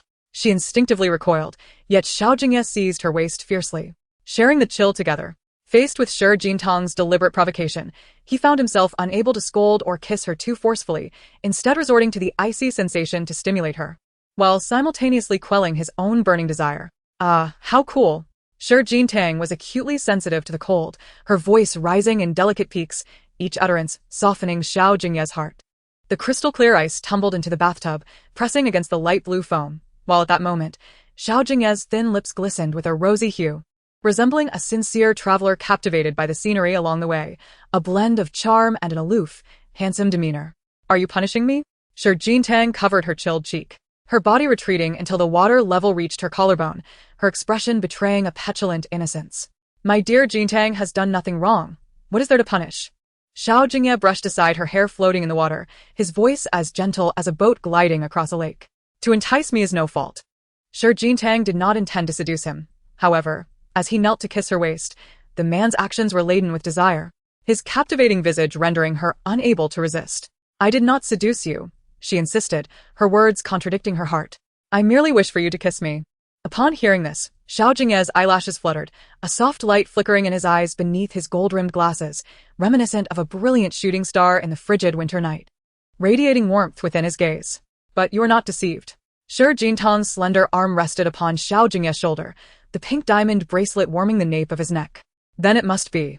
In that instant, Shi Jintang removed his gold-rimmed glasses, her foam-stained hands cradling his face. Her heated lips, akin to a warm autumn spring, caressed the lips that had just bitten into the ice, her ebony tresses intertwining like delicate strands of foam. At that moment, Shi Jintang kissed him. Despite her inexperience in the art of kissing, devoid of any technique, it still transported Xiao Jingye to a vibrant green meadow, the soft light of spring enveloping him in the richness of life. Xiao Jingye held Shi Jintang tightly in his embrace, unconcerned about lifting her shoulders above the water's surface. All he desired was to kiss her passionately. The air was imbued with a flirtatious essence, akin to colorful bubbles floating amidst the mist. The voice of Shi Jintang resonated like the most enchanting symphony, ensnaring Xiao Jingye in a web of infinite allure. Xiao Jingye, I yearn to hear Shi Jintang gaze into your eyes, her cheek delicately pressed against the side of your neck. Call me darling. What benefits would there be in such a call? In his eyes, there was nothing but indulgence for her, as if her mere request could sway him, even to the point of sacrificing his own life. If you choose not to call, so be it. The young lady would never fall into the trap he laid. Her proud nature was unyielding, and she was well aware that Xiao Jingye would acquiesce to her whims. Obedient darling, his voice, husky and magnetic, caressed her hair with his fingertips, whispering softly, do not forget, there was still the matter of the reward for assisting you with your shirt. Understood. Shi Jintang's cheeks flushed slightly, yet she did not deem this reward as anything of great significance. Half an hour later, upon exiting the bathroom, Shi Jintang beheld the silhouette of Xiao Jingye. Her gaze fell upon the neatly arranged pink lotus-colored qipao on the table not far away. Its exquisite and elegant Chinese-style buttons adorned with crystal inlays, inspired by the petals of an unopened begonia blossom, radiating an air of grace and femininity. She wrapped herself in a pink lotus-colored quilt, and within just an hour, he had arranged for her to receive the qipao. As she changed behind the curtain, the mirror reflected the perfect fit of the garment. Although her face was devoid of makeup, she remained stunningly beautiful. With the door opening and closing, Xiao Jingye approached, gently sweeping her long hair behind her back, his fingers gliding along her waist before resting on her abdomen, embracing her from behind. The fit is impeccable. This compliment, akin to many he had bestowed upon her before, held a unique significance. He had never praised the clothing itself, but rather Shi Jintang. Only on her would Xiao Jingye express admiration for such garments or adornments. His words were often sparse, laden with sarcasm, yet for Shi Jintang, he had learned the art of sweet nothings. At that moment, Shi Jintang's gaze fell upon a hairpin in the nearby tray. She casually picked one up, her fingertips brushing the smooth end of the pin. Typically, hairpins on the market are sharp, yet these had been specially treated. In that instant, she turned to Xiao Jingye, gripping the hairpin with slightly increased intensity. She surmised that he must be aware of her intention to use the pin as a weapon. Chapter 87. A despondent serenity kneeling. I believe the style is rather appealing. Let me adorn you with something fresh. Xiao Jingye extracted the hairpin from her grasp and playfully entwined it within her hair. Do you like it? Shi Jintang cast a fleeting glance at him, then turned away, unwilling to draw closer. I do not like it. If you do not like it, discard it, and have someone bring a new one. Xiao Jingye discerned the irritation etched upon Shi Jintang's features. He merely took a comb and gently ran it through her long hair. When donning such adornments, one should seek only beauty and personal preference. Xiao Jingye. I am not particularly benevolent. Shi Jingtang absently caressed the diamond bracelet on her wrist, her tone colder than usual. You seldom hear the whispers of the elite circle. Hence you remain unaware. I can also be quite the shrew. You are not benevolent? How fortuitous, for I am no paragon of virtue either. Xiao Jingye responded with an air of contentment, his gaze fixed upon Shi Jingtang's eyes. My esteemed lady possesses a spirited temperament, a fact I was well aware of prior to our union. I have indulged your whims, yet I shall not permit you to engage in sordid affairs. The man's gaze reflects an all-consuming adoration and fervent obsession for Shi Jingtang. I cannot bear to taint your hands with blood, nor shall you be sullied by it. As Shi Jingtang gazed into Xiao Jingye's eyes, her lashes fluttered, and her eyes began to glisten with unshed tears. If you inflict pain upon me, I cannot allow her to escape unscathed. Shi Jingtang clutched the fabric of Xiao Jingye's shirt, her eyes shimmering with an ocean of love. It is you who cherishes me. Yet I am unafraid of filth. I can embrace it. She is not inherently timid, but she can summon greater courage. I shall not permit it. Xiao Jingye grasped Shi Jingtang's arm, his demeanor replete with solemnity and authority. As long as I breathe, you need not partake in such deeds. The lady can only be cherished by me. This is my sole source of joy. On the day of their wedding, Xiao Jingye proclaimed that he could care for Shi Jingtang better than anyone else in this world. If Tang smiles more often, my happiness will abound. In earlier years, Xiao Jingye's desire was to have Shi Jingtang wed to him. Now, his aspirations are modest. He simply wishes for her to be willingly and joyfully by his side. Shi Jingtang lowered her head, once again grasping the specially treated hairpin, feeling its dullness in her hand. I promise you. Xiao Jingye tenderly caressed her hair with his fingertips, leaning down to press his cheek against hers, enveloping her in his embrace, his eyes sparkling like a constellation, brimming with boundless affection. In the evening, in the capital city, on the third floor of the Mingxi mansion, within the expansive confines of a luxurious bedroom, a woman reclined at ease as a masseuse attended to her shoulders and neck. The air was filled with the soothing aroma of lavender essential oil, and the high-end face cream accentuated the radiance of her cheeks, exuding opulence. At that moment, a secretary stumbled into the room, frantically kneeling before Qi Qinghuan. It's bad. It's terrible. There's been an incident. Qi Qinghuan opened her eyes leisurely upon hearing the commotion. Her hand, adorned with vibrant red nails, was raised slightly, catching the light and reflecting the brilliance of her extravagant diamond ring. With an air of elegance, she gestured for the masseuses to depart. As the door clicked shut, Qi Qinghuan cast her gaze downward toward the secretary, who was kneeling not far from her. What a sight of panic. The residence of the Qi family has been set ablaze by Pei Xiao. The secretary, covering her mouth, continued tearfully, old master has already passed away. Qi Qinghuan's countenance exhibited little emotional upheaval. She simply removed her facial mask with deliberate slowness. This was anticipated. Pei Xiqing and Xiao Jingye have been acquainted for many years. Seeing Xiao Jingye sullied, he would not stand idly by. Qi Qinghuan meticulously cleansed her hands. What of Qi Xuema? Has she been administered contraceptive pills? Miss Xuema has been ruined by Pei Xiao and is now cast onto Xuxing Island, the secretary responded, wiping the sweat from her forehead. She did not succeed. Bang! As the secretary's words fell, the crystal cup in Qi Qinghuan's hand crashed to the ground, producing a sound that reverberated ominously. Did not succeed? Qi Qinghuan rose from the massage table, interrogating the secretary. What do you mean by did not succeed? The allure of seduction. No one can escape the allure of the fragrant bone. Could it be that he has not approached Xiao Jingye? What have you arranged? Speak. I have ensured that Miss Xuemo is close to Mr. Xiao.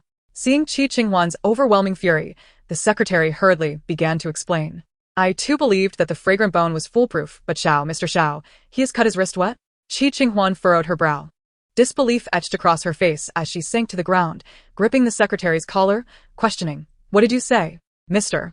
Xiao would rather cut his wrist than you are lying. Qi Qinghuan screamed despairingly, pushing the secretary away. Xiao Jingye, does he wish to die again? You must find a way to save the Qi family. You must find a way. The secretary, eyes filled with urgency, implored Qi Qinghuan. The old gentleman will surely be able to persuade Mr. Xiao. Fool. Tears of fear streamed down Qi Qinghuan's reddened eyes. Should I beg that old man? Wouldn't that be plainly revealing to Xiao Jingye that I am the mastermind behind this? The Qi family is lost. What of it? Though despondent, Qi Qinghuan still sought to console herself. What has been lost is lost. Were they not the ones who discarded me like refuse, treating me as a mere pawn? Just then, the bedroom door was forcefully pushed open. An elderly man, slightly worn by age, entered, clad in a pure black Zhongshan suit, his black dragon jade cane striking the floor with an authoritative resonance, a formidable presence despite the throng of followers behind him, carrying trays that glimmered unsettlingly with white silk. It is the folly of the younger sister that has brought ruin upon the Qi family. In an instant, tears slipped from Qi Qinghuan's eyes. They deserve their fate. I shall not plead for them on behalf of the gentleman, is that so? Old Master Xiao regarded Qi Qinghuan, a chilling smile gracing his wrinkled visage, devoid of any warmth despite his graying hair. I remember the pure white jasmine that you always held in your hand. You may scheme as you wish. Even vast wealth I would tolerate. However, my son's life is not something you can take. Chapter 88. The knees buckle beneath Xiao Jingye. What is the gentleman speaking of? I cannot comprehend. Qi Qinghuan gazed up at old Master Xiao, her red-rimmed eyes betraying a blend of feigned grievance and concealed audacity. I shall be the Lady Xiao, and he shall be the head of the family. We shall not interfere with one another. Indeed. The pure white jasmine has always been in my possession. I only regret trusting my sister too much, failing to guard against her theft. With a silver tongue, old Master Xiao rested his hands upon the black dragon jade cane, his eyes devoid of even a trace of pity. What do you truly think of? Whom do you hold dear? Do you truly believe I am unaware? In my heart, there is only the gentleman. Qi Qinghuan straightened her posture and leaned forward, daringly meeting old Master Xiao's gaze. I wed you in my early 20s and have never defied you. Do you think it appropriate to publicly blame me in such a manner? Grievance and disappointment marred her expression as she toyed with the hearts of others. Moreover, Xiao Jingye has done nothing wrong. Bang! The exquisite antique porcelain vase was sent crashing to the ground by old Master Zhao's cane, shattering instantly, followed by another strike that struck Qi Qinghuan's head, leaving her hair disheveled, blood trickling from her forehead, blurring her vision. Vile woman! What more do you want from him? Old Master Xiao cast his gaze upon Qi Qinghuan, his voice heavy with foreboding. Should anything happen to me, the lives of your entire Qi family would not suffice to atone for it. How dare you lay hands on me? Qi Qinghuan, staring incredulously at the crimson stain in her palm, looked at old Master Xiao in disbelief. Since when have you cared so much for Xiao Jingye's life? Back then, you chose to protect a mere dancer rather than safeguard his mother and child, and now you feign concern? Silence her. Old Master Zhao's eyes dimmed, his grip upon his cane tightening with increasing force. It was well known among the residents of the Su Mingxi mansion that, effective immediately, the lady of the house was to be confined here without food or water, to reflect upon her actions. Yes, sir, they replied. Qi Qinghuan, upon hearing this, struggled violently against the servant's hold, but her strength proved insufficient against theirs, and she was forcibly pressed to the ground. In that moment, she was no longer the refined noblewoman she had been.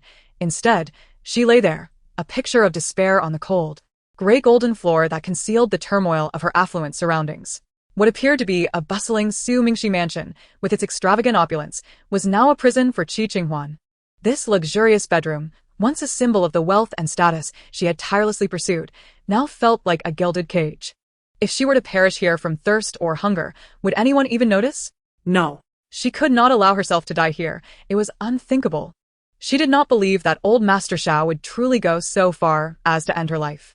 With this thought, Qi Qinghuan summoned her strength, rising from the ground, removing the handkerchief that had been stuffed in her mouth, and swiftly reaching for her phone to make a call. Minglin, you must save me. 3 days later, under the cover of night, Xiao Jingye and Shi Jintang turned on the bedroom light, rubbing their eyes before calling out his name. Just as Shi Jintang picked up her phone to make a call, it lit up with an incoming call. It was Li Qier. Qier? She answered. You won't believe the sensational news. I just went racing at the track, and guess who I saw? Xiao Jingye? Shi Jintang slowly spoke his name, her brow furrowing slightly. He rushes to indulge himself the moment he can move. Out at this hour, and racing no less. Has he forgotten how he ended up in the hospital last time? Li Qiao laughed, snapping her fingers before launching into gossip. Yes, indeed. It was Master Xiao.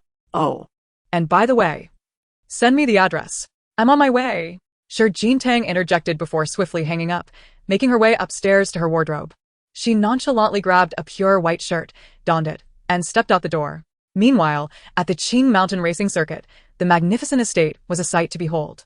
Beneath the verdant pines lay a resplendent pavilion, and in the crystal-clear pool, men and women frolicked joyfully. Above, the loft glimmered with warm light, offering a vantage point from which to survey all below. On a deep brown leather sofa, a man lounged with his long legs draped lazily, a cigarette resting between his fingers. The haze wafted over the cards in his palm, his eyes filled with an enamored gaze as he watched the glistening ice cubes. A sudden thud echoed as blood dripped from Qi Minglin's chest. The pain was beyond words, evident in the cold sweat beading on his forehead. It was well known in the capital that the Qing mountain racing circuit belonged to Xiao Jingye. For those on the brink of despair, seeking a helping hand, Xiao Jingye openly offers his assistance.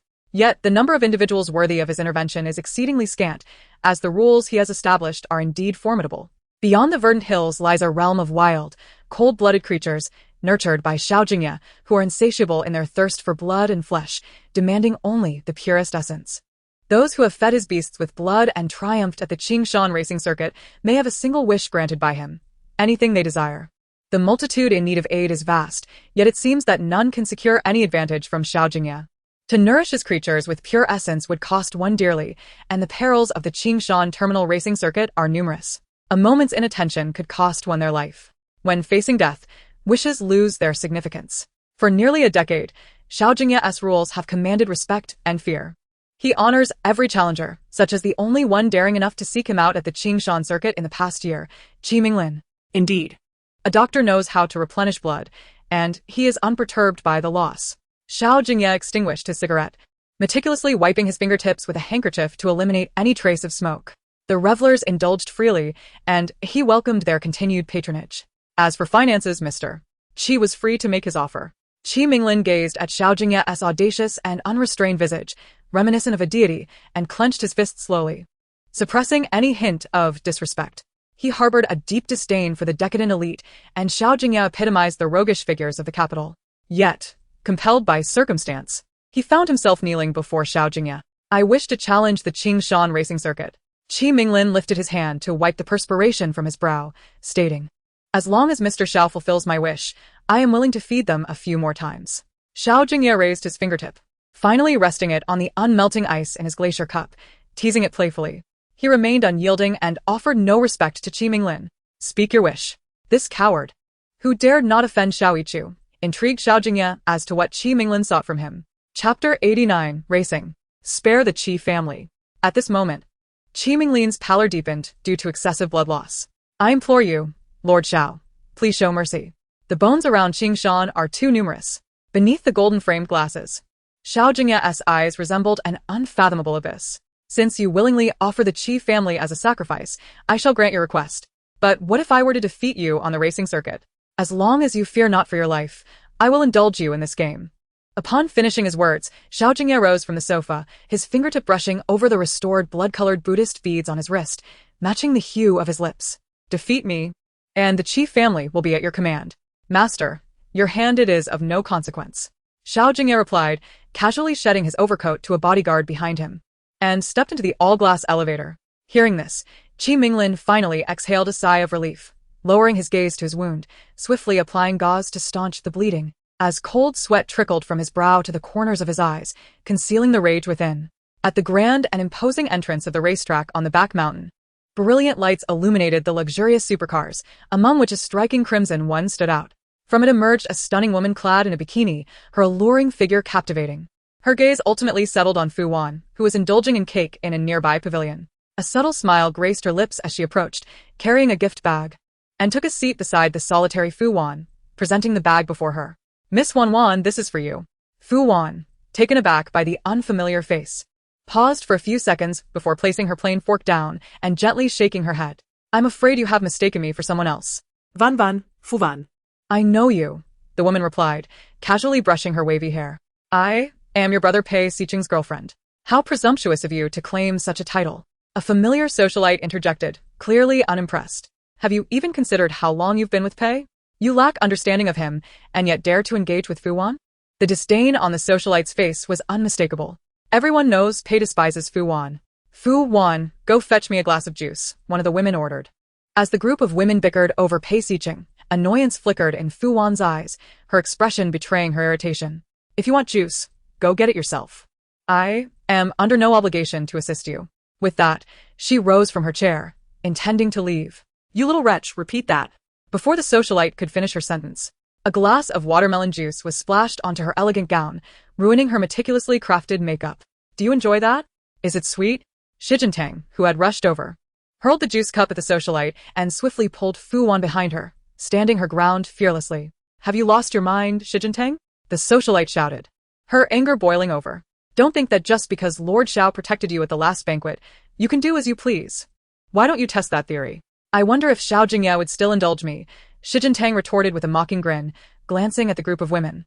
Or perhaps you'd prefer to inform Pei Xiqing and see if he dares to confront me. The socialites exchanged glances, hesitant to speak. They recalled how Xiao Jingye had publicly defended Shi Jintang at the last gathering. In the capital's elite circles, once a person had received Xiao Jingye's protection, none would dare to challenge them. Fine. You're pregnant, so I want to hold it against you. The socialite huffed, attempting to turn away, only to be blocked by Shi Jintang. What did you just say about Wan? Apologize, Shi Jintang demanded, pulling Fu Wan closer. Fully aware that her mother's past was a deep-seated wound for Fu Wan. I didn't mean it. The socialite stammered, her face flushed with anger, her eyes blazing as they fixed on Fu Wan. After a deep breath, she finally spoke. Fu Wan, I truly didn't intend to offend. In that instant, Shi Jintang removed her necklace and handed it to the socialite, her gaze icy and her tone devoid of emotion. Here's compensation for your dress. With that, Shi Jintang took Fu Wan's hand and led her away from the pavilion, pulling out a tissue to wipe Fu Wan's hands. Her attention unwaveringly focused on her friend's expression. The incessant chatter of gossipers is of little consequence. Let them be. Their words hold no truth. Fu Wan has long since grown indifferent, her gaze fixed upon the luminous moon in the night sky. The harsh reality remains. My mother forsook me to marry into the Pei family. In the end, she even contrived a facade that it was I who pressured her into this union. Fu Wan scoffed lightly and shook her head. Even Pei Xiqing believed that I was the one orchestrating everything. Lan. It's all right, I'm not so fragile, Fu Wan said, a smile gracing her features as she took Shi Jintang's hand and walked towards the nearby parking lot. Look, my new car. Isn't it beautiful? Come on. Let us go for a drive. As they watched the sleek white sports car speed away, Pei Xiqing leapt from his convertible, loosening the tie of his wine-red silk shirt that shimmered under the lights. With a languid gait, he sauntered into the racetrack, leaning against the tinted window of a jet-black supercar. Is he racing already, even with that hand? Pei Xiqing mused, puzzled, as he lifted a pair of gold-rimmed glasses from Xiao Jingye's face and tried them on. I have some news for you. Care to listen? Xiao Jingye, lowering his gaze slightly, adjusted the rearview mirror with an air of disdain. Not racing, merely playing with him, as he flexed his injured wrist. His hand glided over the steering wheel. You can keep the glasses. I'll sell a few sets from the estate to buy new ones. Damn, you're ruthless. Pei Xiqing playfully smacked the back of the passenger seat but quickly chuckled again.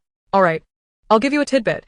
That little pregnant woman from your family is out on the 7th track racing. At this revelation, Xiao Jingye's demeanor shifted noticeably. He straightened his posture and tossed a water bottle to Pei Xiqing, snatching back the glasses. Observing the supercar merging with the night as it sped away, Pei Xiqing chuckled softly, taking a sip from the bottle before allowing the remainder to spill. He raised a finger, signaling the bodyguard to approach. Pei Xiao, go fetch that woman from the pavilion who was rambling earlier, and bring her to my room. Pei Xiqing's expression darkened, the playful glimmer in his eyes replaced with seriousness. With his command delivered, he discarded the water bottle and seized the car keys before entering the vehicle. Understood. Chapter 90. Beneath the starry sky, embrace and kiss. In the boundless night, with the moon shining brightly and stars sparse, the sports car on the expansive, unobstructed track seemed to race against the very fabric of the universe. As it took corners with the grace of a bird in flight, the warm evening breeze tousled the man's black hair in the driver's seat. In mere minutes, it sped past numerous circuits, blocking the path of the white supercar at the exit. The understated yet elegant hue of the sports car reflected the man's polished demeanor.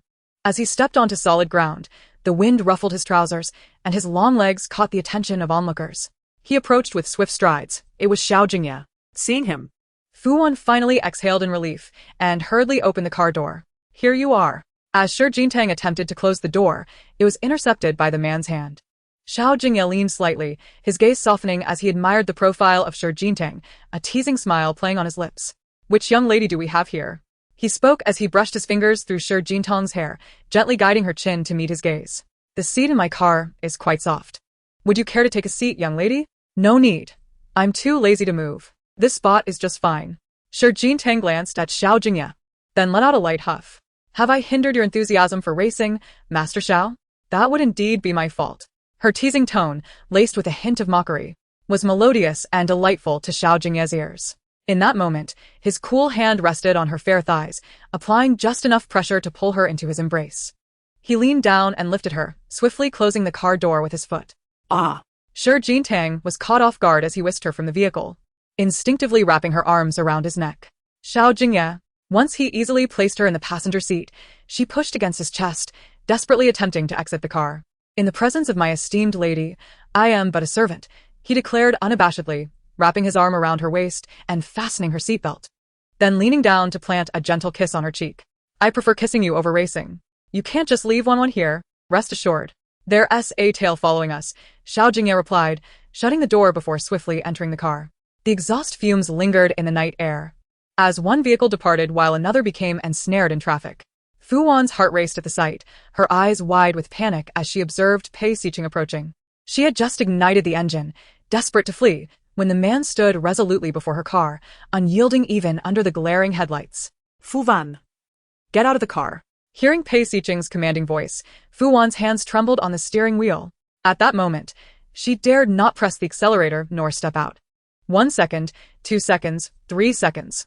Fu Wan's wrist was captured by his warm hand, and with a brutal motion, he wrenched open the car door, pulling her out. Despite her vigorous struggles, the disparity in their heights and strength rendered her efforts futile, and he quickly bound her hands behind her back with his deep crimson tie. Pei Xiqing, let me go, you bastard. Fu Wan protested anxiously, desperate to avoid contact with him, but her resistance proved in vain. This is our country. I will report you. Very well, Pei Xiqing replied, a teasing smile gracing his lips as he roughly grasped her chin, his fingers gliding over her red lips. I would relish in tangling with you. I want to go with you. Let me go. In an instant, Pei Xiqing bent down and hoisted Fu Wan over his shoulder. Even as she pinched his skin, leaving red marks, he remained unfazed, tossing her into the car before swiftly taking the driver's seat. He lit a cigarette, locked the doors, and declared, "Tonight, you belong to me." As he spoke, he unfastened several buttons of his deep wine-colored satin shirt, the warm air from the air conditioning caressing his bronze skin. His fingers traced the red marks left by Fu Wan, and as smoke curled around him, his infatuated smile remained clear. Just like a kiss mark on the neck. How delightful, Pei Xiqing mused, convinced that it was indeed a token from little Wan. The pain is inconsequential. Around the summit of the Green Mountains, it resembled a luminous pearl, casting a warm glow upon the expanse of the cherry blossom grove. The intoxicating fragrance of the blossoms enveloped the air, while the scattered petals formed a delicate sea of pink, caressed by the gentle evening breeze under the moonlight. As the petals descended, they landed softly on Xiao Jingye's collarbone, nestled within the confines of a convertible sports car. Xiao Jingye brought the vehicle to a halt, the canopy above sparkling more brilliantly than a starry night sky. The seat adjusted backward, prompting Xiao Jingye to instinctively clutch Xiao Jingye's tie, pulling him gently backward. This evening, they had refrained from racing. Xiao Jingye placed a tender kiss upon Xiao Jingye's earlobe, whispering suggestively about engaging in other pursuits. I'm feeling a bit cold, Xiao Jingye murmured, her soft lips parting slightly. Her fingertip grazed Xiao Jingye's cheek, her gaze shimmering like the celestial canopy above. As she spoke, she grasped the hand he had placed on her waist. I was eager to find you, and didn't he have time to change? Upon hearing this, Xiao Jingye lowered his gaze, finally realizing what Xiao Jingye was wearing. A white shirt with buttons undone, revealing only a pale pink silk scarf beneath. He lifted his hand to brush aside the loose shirt, exposing her slender back adorned with mere white ties. In an instant, Xiao Jingye's hand boldly swept across Xiao Jingye's neck, pulling her into an impassioned kiss. The intoxicating scent of cherry blossoms rendered one spellbound, while the warmth of the leather seat contrasted sharply with the coolness of the night. Chapter 91. Soiling the little white dress. His long fingers deftly traced the tie around his neck, skillfully removing it. Their fervent kiss had left his lips a mesmerizing shade of rosy red, his voice husky with desire. Do you remember the previous reward? The air inside the luxury car was charged with a tumultuous energy, the starry canopy creating a captivating atmosphere. Xiao Jingye's curled eyelashes glistened with a veil of longing, her fair arms lifting slightly to encircle the back of his neck, drawing him down, pressing her soft lips against his cheek. In the stillness, Xiao Jingye's breath grew noticeably warmer, the coolness of her waist igniting under his touch. Xiao Jingye felt as if she were submerged in an endless sea beneath the setting sun, rendering her pliant and sweetly murmuring, "Not enough." At this moment, Xiao Jingye felt ensnared in an endless desert, his voice carrying a myriad of grains of sand. Despite the oppressive heat, he cradled the delicate flower, ensuring her vitality remained unscathed. My head. Xiao Jingye spoke softly, brushing aside the strands that Xiao Jingye had inadvertently pressed. In the next moment, he removed the blood-red beads from his wrist, lifting his hand to entwine her lustrous dark hair, wrapping it around twice before securing it. The contrast of her black hair against the red beads was striking. In an instant, the ebony leather seat grew increasingly heated, and Xiao Jingye suddenly found herself enveloped in darkness, the elegant tie obscuring her vision, amplifying her other senses. Though his hands had yet to graze her pristine white skirt, her cheeks flushed crimson as she clung tightly to his black shirt, listening intently to his reckless murmurs. One phrase followed another, each utterly at odds with his former decorum, yet brimming with obsession for her. As time flowed by, the cool moonlight cast an ambiguous warmth, the luxury car window slightly lowered, suffusing the air with a romantic ambience that blended seamlessly with the cherry blossoms, while the blue lake reflected an enlarged version of the starry canopy. "You've sullied my dear little white dress." Xiao Jingye reclined unabashedly against Xiao Jingye, his eyes glinting with desire. "I will replace it another day." As Xiao Jingye listened to his raspy yet magnetic voice, she tilted her head, her mind still occupied with the beguiling visage of Xiao Jingye. He was truly untamed. In response, Xiao Jingye raised his hand to encircle her neck, leaning down to brush his gold-framed glasses against her cheek. His voice charming, yet his tone reminiscent of playful coaxing. The young lady was displeased with my indulgence, though he spoke with a hint of humility. His fingers audaciously tapped upon her thigh, suggesting, "I shan't dare next time." With her lashes lowered and seemingly shivering, Xiao Jingye nestled into Xiao Jingye's embrace, tightly wrapping her arms around his waist to draw warmth from him, playfully tying his tie around his waist. "Humph, my legs are sore," she murmured softly, her voice laced with shyness. How could the esteemed Xiao indulge so much? When presented with an opportunity, how could one refrain? In the face of Xiao Jingtang's teasing, Xiao Jingye lifted her to sit upon his lap, kissing her cheek tenderly as if he cherished her deeply, his fingers delicately grazing her soft lips, which had already lost their gloss from his earlier kisses. "Do refrain from kissing," Xiao Jingtang said, her head bowed as she covered her blushing cheeks. "I am hungry." "Xiao Jingye, does your mouth not burn with discomfort?"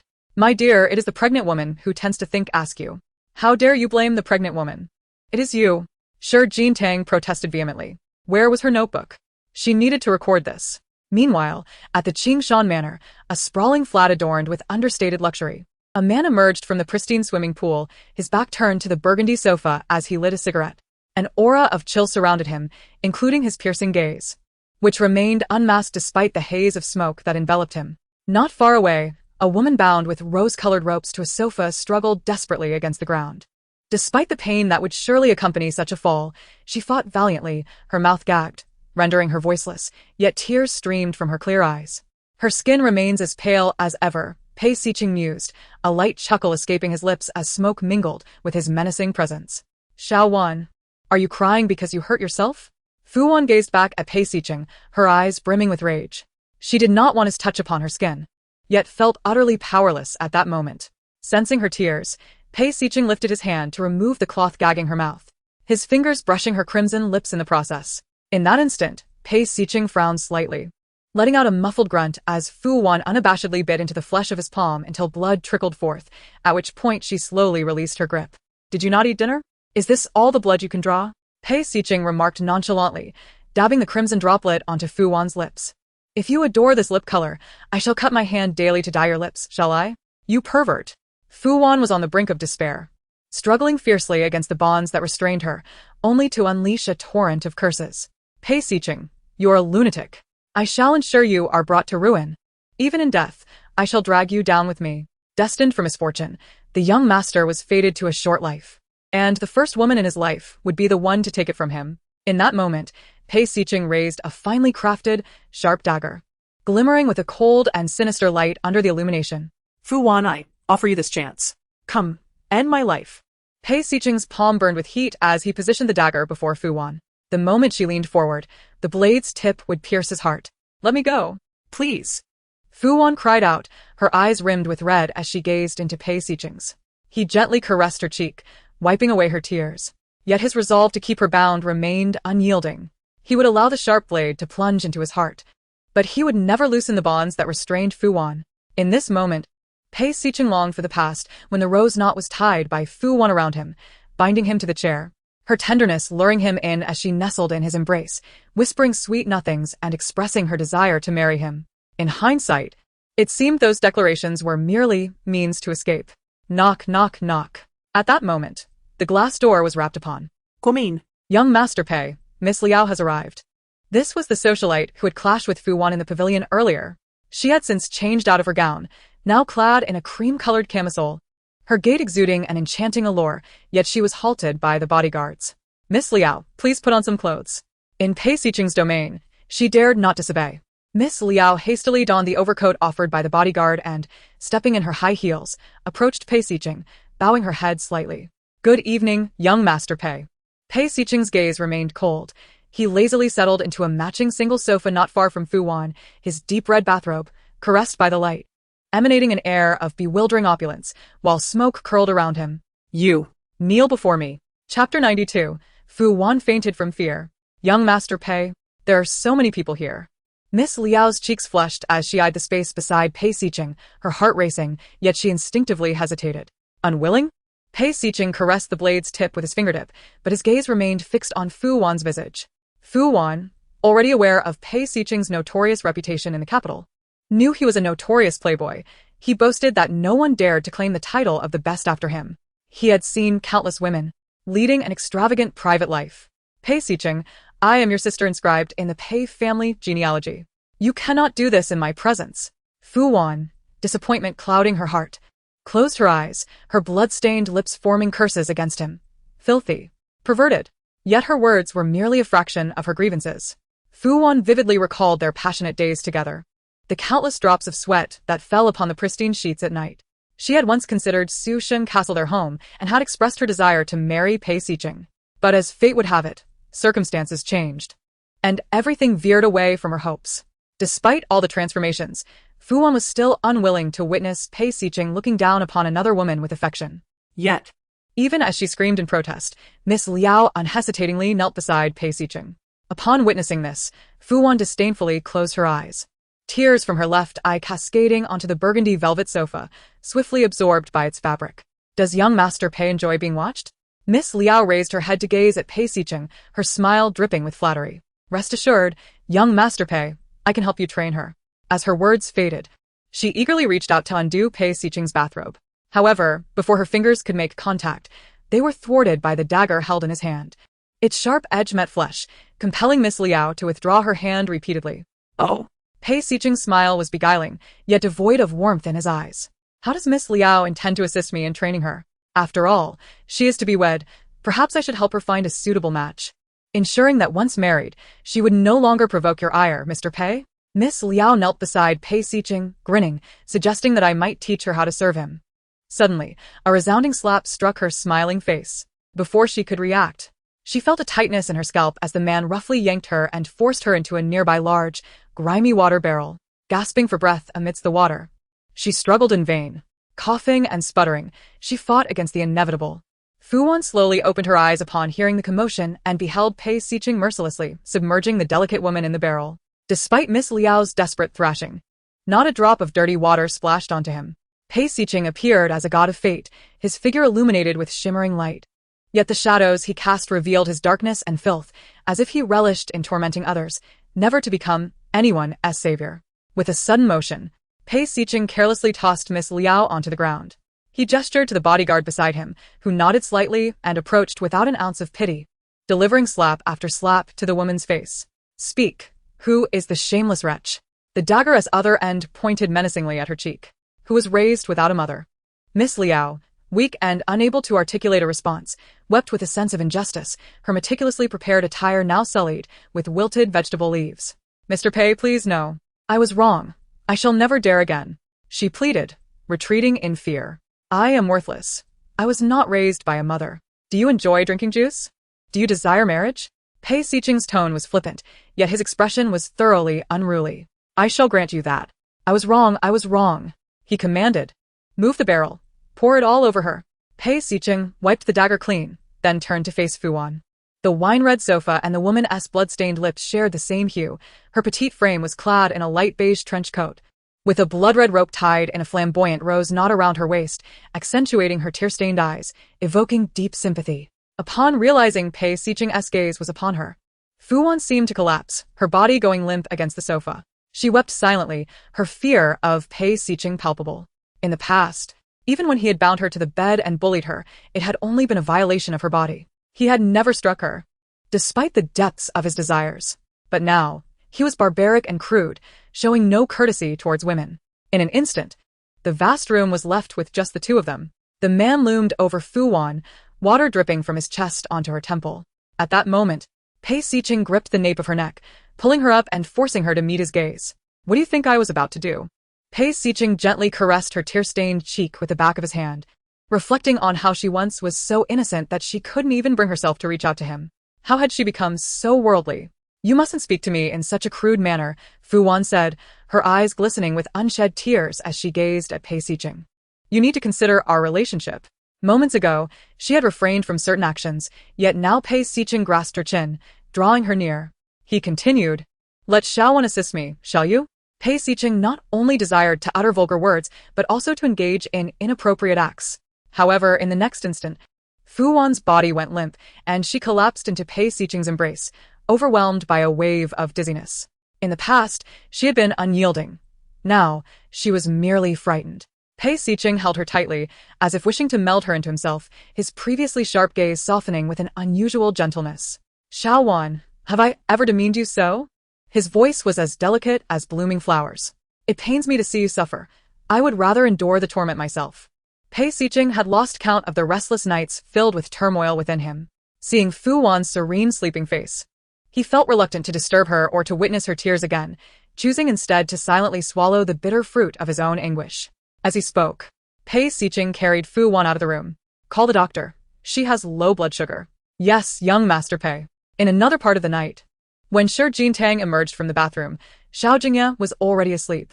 She deliberately softened her footsteps as she approached the sofa and sat down, glancing at the blood-red prayer beads in her hand. Earlier, during their car ride, Xiao Jingye had inadvertently tangled her long hair, using the beads to secure it. The cord had been broken by him on a previous occasion, but when Zijing had quickly restored it and returned it to Xiao Jingye, Shi Jingtang's fingers brushed against the cord beneath the beads, and after a moment's hesitation, she rose to find a special thread, attempting to create a matching cord. She did not wish for Xiao Jingye to descend into despair again, nor did she want him to destroy his cherished possession with his own hands. The following morning, when Xiao Jingye woke and found Shi Jingtang absent from their bed, he hurried downstairs to discover her curled up on the sofa, clutching the blood-red prayer beads. Chapter 93. Cold Fingers. Xiao Jingye's gaze slowly descended, and as he approached Shi Jingtang, he noticed the faint dark circles under her eyes. His fingertips lightly touched her cheek, and he instinctively wished to lift her into his arms. Shi Jingtang, having a light sleep, felt the touch on her face and gradually opened her eyes. Upon seeing the man before her, she propped herself up with her arms. How did you end up sleeping here? Xiao Jingye gently brushed her hair, his movements tinged with care. Did I frighten you last night, Tang? In that moment, the usual frostiness in his eyes was replaced with a hint of rational guilt. He regretted his indulgence and feared he had truly scared Shi Jingtang. Last night? You certainly did frighten me, Shi Jingtang replied casually, playing with the soft gray blanket in her lap. You can't just go speeding off. After all, you are our fearless Xiao Yi, unafraid of anything. Xiao Jingye, hearing her words, wrapped his arms around her waist, his hand resting on her flat abdomen, his gaze filled with unyielding affection as he chuckled softly. He confessed that he was utterly enamored with Shi Jingtang's capricious and sassy demeanor. No more reckless driving. Xiao Jingye's voice still resonated with a hint of desire as he expressed a preference for engaging in delightful escapades with Tang. My intention is to remind you to prioritize safety. Safety is assured. Xiao Jingye whispered softly in her ear while caressing the plush blanket, yet he found himself thwarted. Such a rogue. Shi Jingtang, seemingly exasperated, pinched his waist and pulled the blanket away from him. You go stand over there. After saying this, she turned to tidy the blanket, expecting that the rebellious Xiao Jingye would disregard her command. However, upon turning around, she found him no longer lounging on the sofa, but kneeling gracefully on the floor. This posture, alluring yet not in the slightest bit submissive, showcased his robust physique, with his muscular chest exposed to the air, oblivious to the temptation he presented. Despite not being on the sofa with Shi Jingtang, his stature did not seem inferior. Only the height of his outstretched hand slightly surpassed her fair, elongated legs, which he casually draped over his broad shoulders. Xiao Jingye instinctively tightened her grip on the delicate blanket, its warmth enveloping her completely, softening her voice. What do you wish to do? What does the young lady think? Xiao Jingye's lashes cast a shadow as he gazed intently at her alabaster legs, his hands resting on the ground, rendering Xiao Jingtang's cheeks flushed. The silky hem of her satin slip dress slipped downward, prompting her to lower her gaze and shut her eyes. Feeling the coolness of his fingertips gliding upwards from above her ankle. Ultimately, the warmth settled just above her knees, tinged with a slight chill, reminiscent of medicinal ointment. Just applying some ointment, is such a posture truly necessary? Xiao Jingye suspected that Xiao Jingye was enticing her, yet she possessed no evidence. Why is it so red? Xiao Jingye leaned closer, forgetting that my dear Tang had delicate skin. Darling, open up a bit. As he spoke, he applied more ointment with a serious demeanor, continuing, if you don't apply medicine on your leg injury, it will hurt when you walk. Help! This fiery man is utterly unbearable. I can apply it myself. Xiao Jingye attempted to push his hand away, her voice unusually sweet, her expression reflecting the exquisite blush of a woman enchanted. Just like this, don't squeeze. Xiao Jingye seemed unperturbed by her protests, his touch on her leg firm, yet gentle, allowing no escape. Be good, a little moisture will do good. Xiao Jingye felt certain she had been ensnared, yet the swift pace of events left her with no proof. She kicked him playfully in the chest. Feeling the firmness of his flesh beneath her foot, the gentle impact felt like a mere scratch to him. Xiao Jingye gazed at Xiao Jingye, whose cheeks were flushed and whose expression was a blend of embarrassment and unspoken anguish. He reclined lazily, head tilted back, revealing an unmasked affection in his eyes. Seated there, he resembled a charming male fox spirit. Xiao Jingye cast a glance at him before removing the blood-red Buddhist beads from her wrist. Come here. If you like it, wear it, or perhaps use it to tie up your hair. Xiao Jingye rose and poured a glass of warm water, placing it beside Xiao Jingye. Such a significant thing. How could it be used to tie hair? Xiao Jingye said, pulling Xiao Jingye's hand and wrapping it around his wrist, then adjusting the knot. Just right. Xiao Jingye lowered his gaze, his fingertips resting beneath the crimson bead, observing the intricate deep red knot with a slight furrow of his brow. He took Xiao Jingtang's hand in his palm. Did you weave this string yourself? The displeasure was evident in Xiao Jingye's eyes. Have you not slept all night on the sofa? I slept for quite a while, Xiao Jingye replied, adjusting the position of the prayer beads. What's the matter? Don't you like this knot? I can create another style for you another day, I know many. A tang, Xiao Jingye interrupted her, his pale hand gleaming beautifully in the sunlight. You need not do these things. I cannot bear your care. This is different. Xiao Jingye sat down, taking a sip of water. This knot is known only to my mother and me. She said it is an ancient art passed down through her maternal lineage. Whoever it is handwoven for shall have a life of safety and smoothness. I haven't done it in a long time, so my technique is a bit rough. Her fingertip grazed Xiao Jingye's cheek, her eyes sparkling like stars, and she added, this knot cannot be easily undone. I do not want you to easily abandon your beloved possessions. Xiao Jingye lowered his head, not merely due to the height difference. He sought to draw closer to Xiao Jingye, gently kissing her earlobe, savoring her fragrance. Yet, to this day, he dared not utter the words, I love you, fearing that a Tang might deem him hypocritical or think his affection unfounded. But she said, is it that you are pretending to have amnesia?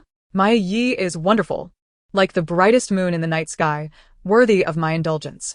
Xiao Jingye embraced her more tightly, intentionally protecting her abdomen, love concealed in his dark, profound eyes. A flame that could not be extinguished. A Tang, I am very happy. Xiao Jingye had heard rumors circulating in both business and elite circles that Xiao Jingye had spent 2 years in a temple cultivating himself, adhering to rigorous precepts. Yet, upon leaving the Buddhist path, his ambitions had only multiplied, even attempting to make a coin fall from the heavens bearing his surname, Xiao. However, for Xiao Jingye merely wished for her happiness. Thinking of this, Xiao Jingye pushed Xiao Jingye back onto the sofa, audaciously sitting on his lap. Her low-cut slip dress revealing her graceful form. You mentioned forgetting some things after your last accident? Did you truly forget? Her delicate hand glided over his alluring Adam's apple, the diamond bracelet brushing against his collarbone. Initially, he had agreed to sign the divorce agreement. Yet, he had subsequently lost his memory, without warning, conveniently forgetting the words he had uttered in agreement to the divorce. I don't remember, I never said that, Xiao Jingye replied lazily, leaning back, his gaze slightly averted, revealing his profile to Xiao Jingye. I truly forgot. All right, let Xiao Jingye be the strong one for once. At that time, Xiao Jingye had been unwilling to play the role of the husband. Regarding Shi Jintang's insistence on divorce, he had initially felt powerless, but chose to evade the situation. He secluded himself in the overseas branch, believing that Shi Jintang would gradually cool down and let things pass. However, little did he know that this young lady was not easily deceived. When she stormed into the headquarters and found him absent, she resolutely stayed up all night waiting for his return. Upon finally seeing him, she burst into tears, gasping for breath, repeatedly uttering the word divorce.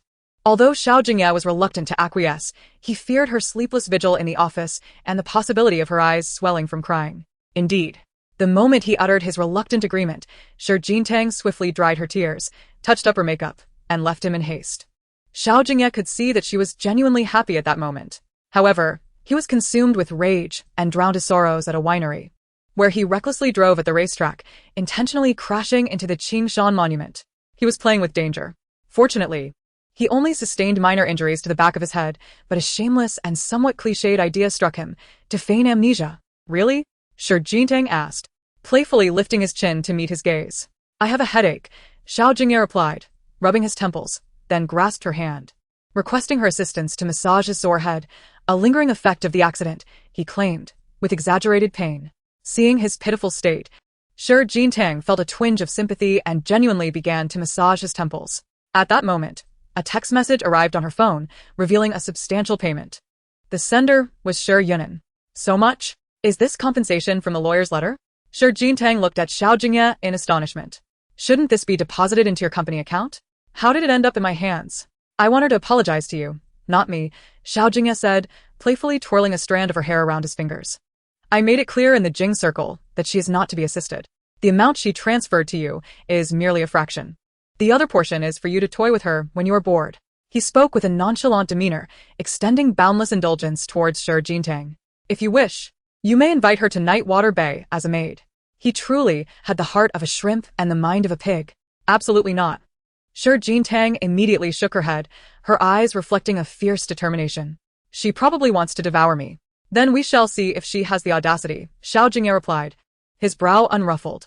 She relied on the affection of Xiao Yichu to act with impunity, but such behavior would not be tolerated in his presence. In the hierarchy of uncle and nephew, the distinction between the king and the lesser king was unmistakable to the entire Jing circle. Relying on the favor of the young lady, Xiao Jingye's eyes burned with a fierce intensity as he lightly nipped the strap of Shi Jintang's back. From her vantage point, he appeared undeniably alluring. As they reached the end of the staircase, Shi Jintang leaned on the handrail, gazing down at Xiao Jingye, who was lounging on the sofa with a blanket draped over him. Xiao Jingye, you should be thankful I'm pregnant. Otherwise, I would ensure you couldn't leave this room for 3 days and nights. Xiao Jingye chuckled lightly, raising an eyebrow in a provocative manner. Who could rival my young lady? He was unhurried, mimicking Shi Jintang's tone. Tears for 3 days and nights? I could never. With a smirk, he added, it's merely a matter of pressure. Shi Jintang felt utterly defeated. You wait. Just you wait, she exclaimed, her frustration palpable. In this hotel room, Fu Wan tightly grasped the doorknob, locked it, and gradually sank down to the cold floor. Moments later, she hurried to the full-length mirror, tore off her silk scarf, and meticulously examined her skin, only to feel relief upon confirming her safety. Indeed, Pei Xiqing was merely trying to frighten her. He still held some regard for their relationship. Nevertheless, Fu Wan wished to have no entanglements with him. She could not help but fear that if she incited Pei Xiqing's wrath, he might behave recklessly. With this thought in mind, Fu Wan quickly retrieved her phone and dialed a number. Wan? A poised, dignified voice, tinged with the classic accent of Shanghai, responded on the other end. Finally decided to call your mother? I want to find a boyfriend. Fu Wan tightened her grip on the phone, her words spilling out faster than usual. Didn't you say you would introduce me to someone? I want someone from the capital circle. Someone of equal standing to the Pei family. This was the best plan Fu Wan could conceive. She yearned for a man who could balance Pei Xiqing's influence, making him hesitate to approach her. Fu Wan understood why her mother would willingly introduce her to the powerful elite of the capital. If she were to marry well, her mother would naturally gain prestige within the Pei family. In the past, she had been reluctant to be used as a pawn in a marriage alliance. But now, Fu Wan felt she had no other options. Chapter 95. He approached closely. Mom, this time, I can trust you, right? Tears welled in Fu Wan's eyes. As she looked down, one fell onto her chestnut-colored hair, swiftly evaporating. Everyone in the social and business circles knows that our Pei family has a daughter. Many have inquired about you from me and your Uncle Pei. Mrs. Fu set her teacup down, her eyes reflecting her thoughtful intentions. Wan, I will definitely find you the best man, allowing you to marry with the grandeur befitting the daughter of the Pei family. Thank you, Fu Wan nodded slightly. Resting against the bed, your judgment will not be amiss. When it came to selecting a partner, Fu Wan was willing to entrust this task to her mother. After all, the two men she had chosen in her life were both exceptional. Her father had once been a world-renowned musician, and her current stepfather, hailing from a distinguished lineage, had become the formidable head of the Pei family at a young age, ranking among the world's top 7 financial magnates. Our Pei family has been struggling for heirs. Marrying and having children soon will surely please your Uncle Pei. Mrs. Fu smiled gently with satisfaction. Rest assured, as long as your husband does not bear the surname Xiao, your children can carry the Pei name and be part of the Pei lineage. Mrs. Fu aimed to elevate Fu Wan's status, ensuring that no one in the capital circle would dare to disrespect her. She understood well that, apart from the Xiao family, all others could be subdued. Mom. My father's surname is Fu. Fu Wan was utterly unwilling to truly be a part of the Pei family. She accepted this mother only to instill a sense of trepidation in Pei Xiqing regarding her status. The Pei family is your family, not mine. Fu Wan felt as lost and unmoored as a yellow leaf lifted by an autumn wind. I cannot, nor dare I, forget that accident. Fu Wan fell silent. Silently ending the call, she rested her arm on the bed, leaning her head against it, allowing tears to slide down her nose, leaving traces on the sheets. She pondered how different her life might have been had that unfortunate incident never occurred. If only Pei Shirchen's mother had not passed away, perhaps she could have truly devoted herself to him alone. Yet, ultimately, everything was but an illusion. Fu Wan witnessed her mother making a grave mistake and realized that she could no longer remain unscathed. But none of it was her fault. Thus, Fu Wan felt compelled to resist the oppression imposed by Pei Shirchen. Meanwhile, at the recording site of the dating reality show, the guest area found Xiao Jingye idly toying with a piece of origami before casually picking up a pencil to sketch. Hey, doesn't the figure you've drawn resemble Li Qie? It looks so familiar, she remarked, inadvertently sketching the outline of Xiao Jingye. This was all Xiao Jingye's fault for intentionally seducing her. I'm bored, just doodling, Xiao Jingye said, setting down her pencil and lifting her gaze into the distance. Hey. Don't you think the first female guest and the 7th male guest make a good match? I think the first female guest is better suited to the third one. He has such a cute little puppy. Li Qie replied with delight. And who had the audacity to put up a warning line here? Before Li Qie could finish her sentence, an angry voice from afar interrupted. You there, clear out immediately. The guests stood up to look towards the commotion, and the staff hurried forward. Greetings, we are the crew of Heartfelt Connection. May I ask who you are? A bodyguard, removing his sunglasses, responded. Dalian Island is the private property of our young master. The owner urgently requires this venue, so we ask you to vacate. He added, rest assured, we will triple the venue rental fee. Apologies, sir, but this matter is not about money, the staff member replied, visibly distressed. We are broadcasting live. And it's quite difficult for us to switch venues on such short notice. Did you not hear what I just said? The bodyguard's displeasure was evident as he stepped forward, an air of authority surrounding him. Do not be disrespectful. At that moment, a calm voice interjected, accompanied by the gentle sound of wind chimes swaying in the breeze. The man, wearing light gray designer shoes, stepped onto the wooden floor, removing his sunglasses as he quickened his pace. Sunlight illuminated his striking features. His custom-made gray velvet shirt shimmered in varying shades, enhancing the brilliance of his golden hair, while his amber eyes exuded a courteous demeanor, albeit with a hint of arrogance, as he held a cigar. Goodness, is that the young master of the Xiao family? Xiao Ichu? Exclaimed one of the guests. We were unaware you were coming. Please forgive our lack of proper reception. At that moment, the manager responsible for Dalian Island hurried over, instinctively wiping the sweat from his forehead. Despite Dalian Island being Xiao Ichu's private property, he had never set foot there before, and it was quite unexpected for him to visit today. Xiao Ichu then turned his gaze towards the guest area, ultimately fixating on Shi Jintang's profile. She sat quietly in her chair, delicately sketching something on a piece of origami. Her long hair was loosely tied up in a bun, and she wore a soft lavender dress that flowed gracefully, cinched at the waist with a beige belt that added a touch of ambience. The hem of her dress concealed her legs, yet could not hide her fair complexion. In this moment, she had shed the arrogance that once made her insufferable, leaving only a gentle grace, as time seemed to stand still in her favor. To Xiao Ichu, she bore no resemblance to a pregnant woman. The director approached swiftly, bowing his head slightly in respect, his eyes betraying a sense of unease and difficulty. A live broadcast? Xiao Ichu's features, softened by gentle lines, expressed newfound interest. Now that you mention it, I find myself intrigued. With that, he stepped toward the guest area, positioning himself close to Xiao Jingye, taking a seat beside her with unabashed ease. Continue the recording. If it proves to be captivating, I shall invest in subsequent projects. A faint scent of tobacco mingled with the crisp morning dew, permeating the air. While not unpleasant, it elicited a sense of distaste in Xiao Jingye. Chapter 96. Let him call you Auntie. Xiao Jingye recalled how Xiao Jingye used to smoke in front of her, exhaling clouds of smoke, but since her pregnancy, he had not touched a cigarette in her presence. In the next moment, she subtly shifted her position, seemingly seeking to distance herself from Xiao Ichu. Young prince. Your seat is within the camera's view, she remarked. It's fine. I do not mind, he replied. Did she truly despise him so? The director dared not counter her sentiment, merely glancing at his watch before clapping his hands. All right, everyone prepare. Received. Once the live broadcast commenced, the majority of the cameras focused on the male and female guests of the dating show, and the comments flowed normally until the camera lingered on the guest area for a few seconds, igniting a frenzy in the comment section. Wow. I can't believe my eyes. Who is that guy in the front row? That's the prince of the Jing circle. Xiao Jingtang's ex-boyfriend. Is he watching Tang Tang? Are they rekindling old flames? For heaven's sake, if you dare to reignite that relationship, I will unfollow you. Don't forget how you broke up. Disgraceful. Hiatiman. I say.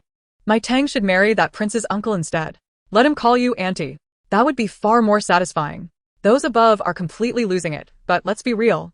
A big shot from the Jing circle would never marry an actress. But do not see how much of a couple Xiao Jingye and Xiao Ichu seem? Oh my. Their faces are simply enchanting. Hey, if you can't handle it, just go to bed early. Your obsession with this couple is quite ridiculous. Humph. I believe Xiao Jingye has reconciled with the prince. The father of her child dares not reveal himself. I suspect it's the prince's illegitimate child. Indeed. Xiao Jingye was deeply in love with the prince before. Ugh. As Xiao Jingye read these comments, she could not suppress a retch. Tanger, what's wrong? Li Qier quickly grasped her arm upon hearing her distress. I'm sorry, I feel nauseous. Cough. Ugh. At this moment, Xiao Jingye hurriedly rose to her feet, slightly bowing her head before swiftly departing from the camera's view to the edge of the pool to retch. Although her morning sickness had subsided considerably, she found herself unable to contain it any longer. I'm terribly sorry, but I simply cannot continue recording today. After washing her hands, she turned to the nearby staff. I will have my team issue a statement. My sincere apologies. There's no need to worry. Your health is paramount. Today's live stream is of little consequence. Just a couple of hours, the staff member reassured her, pulling out his phone. I will arrange for a car to come get you. Thank you. Xiao Jingye expressed her gratitude, once more bowing her head to suppress her nausea. Even the sweet and sour juice could not quell the wave of discomfort. While waiting for the car, she stepped into the break room, but just as she attempted to close the door, a man raised his hand to stop her. The doctor has already advised you. You are frail and unfit for childbirth. Xiao Ichu gently pushed the door open, his gaze softening as he observed Xiao Jingtang's discomfort, a hint of concern evident in his eyes. What makes you worthy of enduring the trials of pregnancy for someone like him? Xiao Ichu, get out. Xiao Jingye pointed firmly towards the door, her discomfort compounded by her reluctance to engage in further conversation with him. As she retreated, unwilling to meet his sorrowful eyes, she declared, I am Xiao Jingye, not Xiao Yunnan. Her eyes blazed with anger, yet her beauty remained undeniable, capable of commanding respect. I may be soft enough to plead, but I shall never beg you for anything in this lifetime. Are you content to submit yourself to an older man just to avoid asking me? Xiao Ichu's fist struck the wall in frustration as he questioned her. Xiao Jingye, where does your pride originate? I am the sole heir of the Xiao family. Why do you refuse to utter a kind word? A bitter smile crossed Xiao Ichu's face, his eyes glistening with suppressed emotion as he tightened his grip on her wrist. Heedless of her discomfort. Xiao Jingye, you are too ungrateful. Do you not understand? If you were with me, even without a title, I would never allow you to suffer the burdens of childbirth. You scoundrel. The disgrace lies with you, not me. Xiao Jingye retorted without hesitation, forcefully breaking free from his grasp and seizing a nearby vase to hurl it at him. Be with you? I would rather perish than be with you. Feeling the pain in her shoulder and neck, Xiao Ichu, who had always been revered, found it rare for anyone to dare lay hands on him, especially a woman. Yet Xiao Jingye had the audacity to do so, and this was not their first altercation. At that moment, Xiao Ichu raised his hand, intending to strike her delicate cheek. but inexplicably halted mid-motion, the intention evaporating into thin air. Perhaps he feared her retaliation, or perhaps guilt from past infidelities weighed heavily upon him, or perhaps he simply did not wish to inflict pain upon her. A myriad of emotions intertwined, causing his hand to freeze. Xiao Jingye, however, regarded him with indifference, quickly wiping her wrist as if it had been tainted by the filth of the world. Xiao Yichu, do not dare to come near me again. You are utterly repugnant. Moreover, my husband has a terrible temper. He wouldn't hesitate to sever your hand. Dare to sever my hand? Who dares to provoke Xiao Yichu? In a fit of rage, she overturned the glass table, tightened her tie, and violently slammed the door. And her? She warned him not to be shameless. Xiao Jingye. If I find out who that old man is, I will surely ruin him. At this moment, Xiao Yichu's eyes were red, and after recalling something, a wicked smile crept upon her lips as she called for someone. Come here. I need you to assist me with a task. In the evening, at the underground parking lot, when Zijing halted before the backseat window of the car, President Xiao, I've instructed someone to move the young madam's car. A letter was slipped through the window. Upon hearing this, Xiao Jingye lifted his finger slightly, prompting Wen Zijing to present the envelope. The envelope was unsealed, and as it was handed to him, a photograph slipped out, landing on Xiao Jingye's trousers. The image was clear to see at a mere glance, a man and a woman, both of whom Xiao Jingye was intimately familiar with, Xiao Jingye and Xiao Yichu. Chapter 97. What? Still in love with her? In the photograph, her hand was intertwined with the arm of the man beside her, and the pure white overcoat she wore accentuated Xiao Yichu's gentlemanly demeanor. He had his hands casually tucked into the pockets of his coat, and his slightly curled golden hair danced in the wind as he gazed down at the woman beside him, the intensity of his affection emanating from the photograph. This was not the first time Xiao Jingye had seen this picture. Over the years, he had paid little heed to the younger generation of the Xiao family. It was the first time he had struck Xiao Yichu, a reason unknown to the rest of the Xiao family. Yet Xiao Jingye was aware that it stemmed from his jealousy of Xiao Yichu. The eldest daughter wouldn't even spare him a glance, nor had she ever smiled at him in that manner. In that moment, Xiao Jingye's gaze darkened, and he raised his slender fingers, scattering a thick stack of photographs. Countless images, all depicting intimate moments together. Witnessing this, Xiao Jingye narrowed his dangerously glinting eyes, sparks igniting but not yet igniting an uncontrollable blaze. Before he could cradle the eldest daughter in his hands, he had to know everything about her. When Xiao Jingye first encountered those photographs, he had been furious enough to smash the Mingxi Pavilion that very night, even injuring Xiao Yichu's arm that had been held by Xiao Jingye. How could he possibly tolerate a second photograph? These images, skillfully edited to the point of being indistinguishable from reality, could be tore apart by Xiao Jingye in a mere second. Inside the car, a single beam of light illuminated his cold white fingers as he pushed a gray-gold lighter with his fingertip, the flickering flame igniting the photograph in his hand. The firelight cast a glow upon Xiao Jingye's exquisitely cold features as he lowered his gaze to the flickering flames, pulling out a cigarette to light from the blaze. Leisurely placing it to his lips. Leaning back against the seat, the swirling smoke enveloped his alluring throat, his rosy lips glistening as he inhaled deeply. Yet the nicotine could not drown him in tranquility. In that moment, desire was captivating. Xiao Jingye thought of embracing his eldest daughter, kissing her fervently. But he could not. He first needed to deal with that unfilial nephew. The car window swiftly descended, and a cold white mist enveloped the exterior. Inform Xiao Yichu to come and see me. Very well. In the cozy ambience of a bar, reminiscent of the serene morning after a snowfall, the atmosphere here was not as tumultuous as in other places. The dim lighting cast a glow on the man's wrist, illuminating a string of crimson prayer beads that shimmered in various hues under the shifting lights. Yet his expression remained as frigid as ice. It evoked a chilling sensation, yet remained impeccably untainted. Xiao Yichu paused, captivated by the profile of Xiao Jingye, his amber eyes flickering with a hint of trepidation, a primal response to Xiao Jingye's presence. Standing there, was he waiting for me to personally invite him? At last. His deep, imposing voice resonated in Xiao Yichu's ears. Uncle. Hearing his voice, Xiao Yichu stepped forward and slightly bowed. What brings you to Lingqing? I heard you visited Dai Lian Island today. I was simply curious about the romantic variety show my uncle participated in. A trace of probing glimmered in Xiao Yichu's eyes. Is Anne also in Lingqing? Since when did you become so filial? Finally, Xiao Jingye's hand dropped slightly, signaling Xiao Yichu to bow deeper, reminiscent of a monarch commanding his subject. You even care about Aunt now? Or perhaps, has the crown prince of the capital grown tired of his indulgences? Turning his attention to me, Xiao Jingye's handsome visage broke into a smile that was indeed pleasing to the eye. Yet the profound darkness in his obsidian eyes sent shivers down one's spine with a mere glance. You misunderstand, uncle. I meant no such thing. Xiao Yichu instinctively shook his head at the barely concealed fury in Xiao Jingye's voice. I merely believe your status warrants privacy, avoiding public scrutiny. You used to disdain gossip. Xiao Yichu recalled vividly that New Year's Eve, when a servant at Mingxi Mansion spoke ill of the past, and Xiao Jingye, who had always been kind to the staff, erupted in wrath. Since that day, there had been no loquacious servants in the house. Well said. The man's thin lips parted, his gaze behind gold-rimmed glasses icy and unyielding. He seized Xiao Yichu's tie with such force that Xiao Yichu found himself unexpectedly kneeling before him. Xiao Jingye held a glass brimming with strong liquor between his fingers, igniting the rim with a lighter, producing a dark blue flame that appeared gentle yet was as perilous as a thorny blue rose, evoking pain. The immaculate skin of Xiao Yichu was scorched by the blue flames. Uncle, it hurts. Who gave you the audacity to speak to me so? Each word from Xiao Jingye dripped with ire, yet his calm demeanor was even more terrifying. Xiao Yichu, have I been too indulgent with you? Indulgent? Aside from the freedom to squander money, when had his uncle ever truly pampered him? Uncle, I do not know what I did wrong.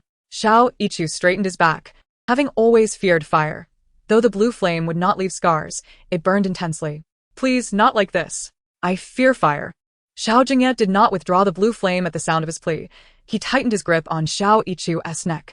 His eyes behind gold-rimmed glasses filled with a mix of possessiveness and simmering rage, ready to ignite like a wildfire. Fear fire? Xiao Jingye's cold, pale fingers tightened around Xiao Yichu's chin, singeing a strand of his golden hair. Is it akin to how Xiao Jingye fears blood? He would not allow these two individuals to share any commonalities. Listening to Xiao Jingye's deep, resonant voice calling out Xiao Jingye's name, Xiao Yichu instinctively lifted his gaze to meet Xiao Jingye's, a myriad of emotions swirling within his eyes, ultimately culminating in a heightened sense of confusion. Did his uncle still harbor resentment towards Xiao Jingye for standing up for him in the past? Panic filled Xiao Yichu's eyes as he sought answers from Xiao Jingye, entirely forgetting the pain in his cheeks due to his anxiety. Years ago, during the New Year's Eve, Xiao Jingye had inexplicably gone mad and inflicted a wound on his neck, leaving the entire Xiao family paralyzed with fear, everyone except Xiao Jingye, who dared to confront Xiao Jingye on his behalf. Please do not make it difficult for her, Xiao Jingye remarked, his hand gently patting Xiao Yichu's cheek, noticing the lingering affection in his eyes. So, you still love her? Xiao Yichu responded, it hurts. As he leaned closer to the blue flame, I have not treated her well, and I feel guilty. She is married. She hates me. Xiao Yichu had always known that Xiao Jingye had a temper, yet she had never spoken to him in such a tone before, leading him to believe that she truly no longer loved him. Oh. Xiao Jingye scoffed, slightly leaning in to lock eyes with Xiao Yichu. What if I were to take her and make her Mrs. Xiao? Would that be acceptable? Take her and make her Mrs. Xiao? Xiao Yichu clung to this notion like a lifeline, seemingly convinced. She is unlike other women. She possesses pride. In that moment, Xiao Yichu realized that as the legitimate eldest grandson of the Xiao family, his lineage was illustrious. Thus, he need not concern himself with the status of his wife. However, she would be a second wife, the heir of the capital marrying a woman with a previous marriage. How much ridicule and gossip would ensue? Hence, Xiao Yichu hesitated. At the next family banquet, would she be willing to step foot into Mingxi Mansion? Xiao Jingye remarked as he released his fingers, allowing the wine glass filled with blue flame to settle into Xiao Yichu's hands. Drink this and you may leave. Xiao Yichu hesitated as he held the glass, but under Xiao Jingye's cold stare, he extinguished the blue flame and consumed it in one gulp. Just after he stood upright from the ground, the fiery sensation of the liquor coursed through his stomach, compelling him to lean against the bar for support as discomfort surged to his head. His assistant steadied his arm, but before they could exit the bar, his knees buckled, and he fell to the ground, the burning sensation in his chest and stomach making him feel nauseous. Yet he could not muster the ability to vomit. It was unbearable. His head throbbed as if ready to explode, and his stomach felt as if engulfed in flames, with his heart aching alongside it. Your Highness, what is wrong? A voice called out. This wine is quite expensive. Master Xiao is elevating the young master by allowing him to drink it, when Zhijing interjected, halting the assistant. Do not let the doctor perform a stomach wash. Just let him sleep it off for the night. Sleep it off for the night? All right. When Zhijing conceded, he had spoken falsely. He estimated that, given Xiao Yichu's poor tolerance for alcohol, it would likely take him a day and a night to recover. As for the night itself, he would not be able to sleep, not at all. Xiao Jingye did not glance at Xiao Yichu's suffering visage, not out of fear of softening, but because he had never held Xiao Chu in high regard, only regretting his earlier words. He had always believed that using the word take in reference to the young lady was a profound insult. A delicate flower requires gentle care. One must not damage her. As the night descends, painted in deep hues, stars twinkle in scattered clusters, embracing the cool moonlight. The soft glow rests upon a potted kumquat tree, adding a dazzling touch of gold to the evening. The door creaks open gently, and a light breeze sweeps through. Yet the woman slumbering on the sofa remains undisturbed until a cool kiss graces her cheek, trailing down to her collarbone. That tickles. Shi Jingye murmurs as she turns over, causing her delicate sheer garment to shift. Wearing a comfortable backless dress, her movement undeniably reveals her flawless back to the man beside her. Xiao Jingye slips off his golden-rimmed glasses and tenderly caresses her waist, leaning down to plant a soft kiss just above the bow tied at her waist. He is aware of her sensitivity in that region. This action rouses Shi Jingye from her drowsiness. She stiffens her legs, attempting to kick Xiao Jingye, but he effortlessly grips her ankle and pulls her into his embrace. It's quite unethical to disturb a pregnant woman asleep, don't you realize? Just sleep, he replies. His touch both greedy and gentle as he lovingly combs through her silky hair, his warm lips finding their way to her neck. I'm not kissing you hard, he adds playfully. As if it were someone else. At his words, Shi Jingye seems to recall something. She shifts her skirt and nudges him onto the sofa, brushing her cheek against his neck. Well, I suppose I can grant you a couple of kisses. Her fingers glide over his shirt as she loosens his tie. But I want to tie me up? Not at all. Tying you is no different from not tying you at all. Besides, I wouldn't let a pregnant woman be restrained. Do you desire a dress, a bag, or high heels? Xiao Jingye has never been demanding with Shi Jingye, nor does he require her to voice her wishes. Or perhaps a car. What do you fancy? These are trifles he can easily provide. Shi Jingye, her eyes sparkling with mirth, diligently begins to unbutton a few of his shirt buttons. I want ice cream. You mustn't interfere with my desires with Li Qier and the other colleagues watching on set and Sister E at home. Even the hotel staff are instructed by you to keep an eye on me. In response, Xiao Jingye raises a hand to rub his brow. I'll step outside for a few cigarettes to calm myself. It is evident that he disagrees. However, it is not merely because he fears the cold would harm their unborn child. Rather, it is due to Shi Jingtang's poor appetite and frequent hospital visits in the past due to her aversion to cold foods. Xiao Jingye, Shi Jingye calls, shaking his arm and attempting to charm him into acquiescence. Don't forget, I'm almost 3 months along. Xiao Jingye allows her to squirm on his lap, her soft voice calling his name in a sultry manner. If you continue to act spoiled, I shall not hold back. You're not being kind to me anymore. Shi Jingye says, feigning tears as she sniffs, though Xiao Jingye knows well how adept she is at acting. We've been an old married couple for ages.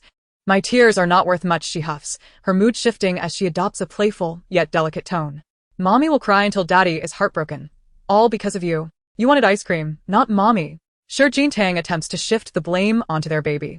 Oh, darling, please don't cry if your tears dare to fall. I will tear that little strap off you. Xiao Jingye lifted his gaze to observe Shi Jingtang's theatrical demeanor, his hand resting upon her delicate thigh. What's the matter? Is your skin no longer red? Does it still hurt?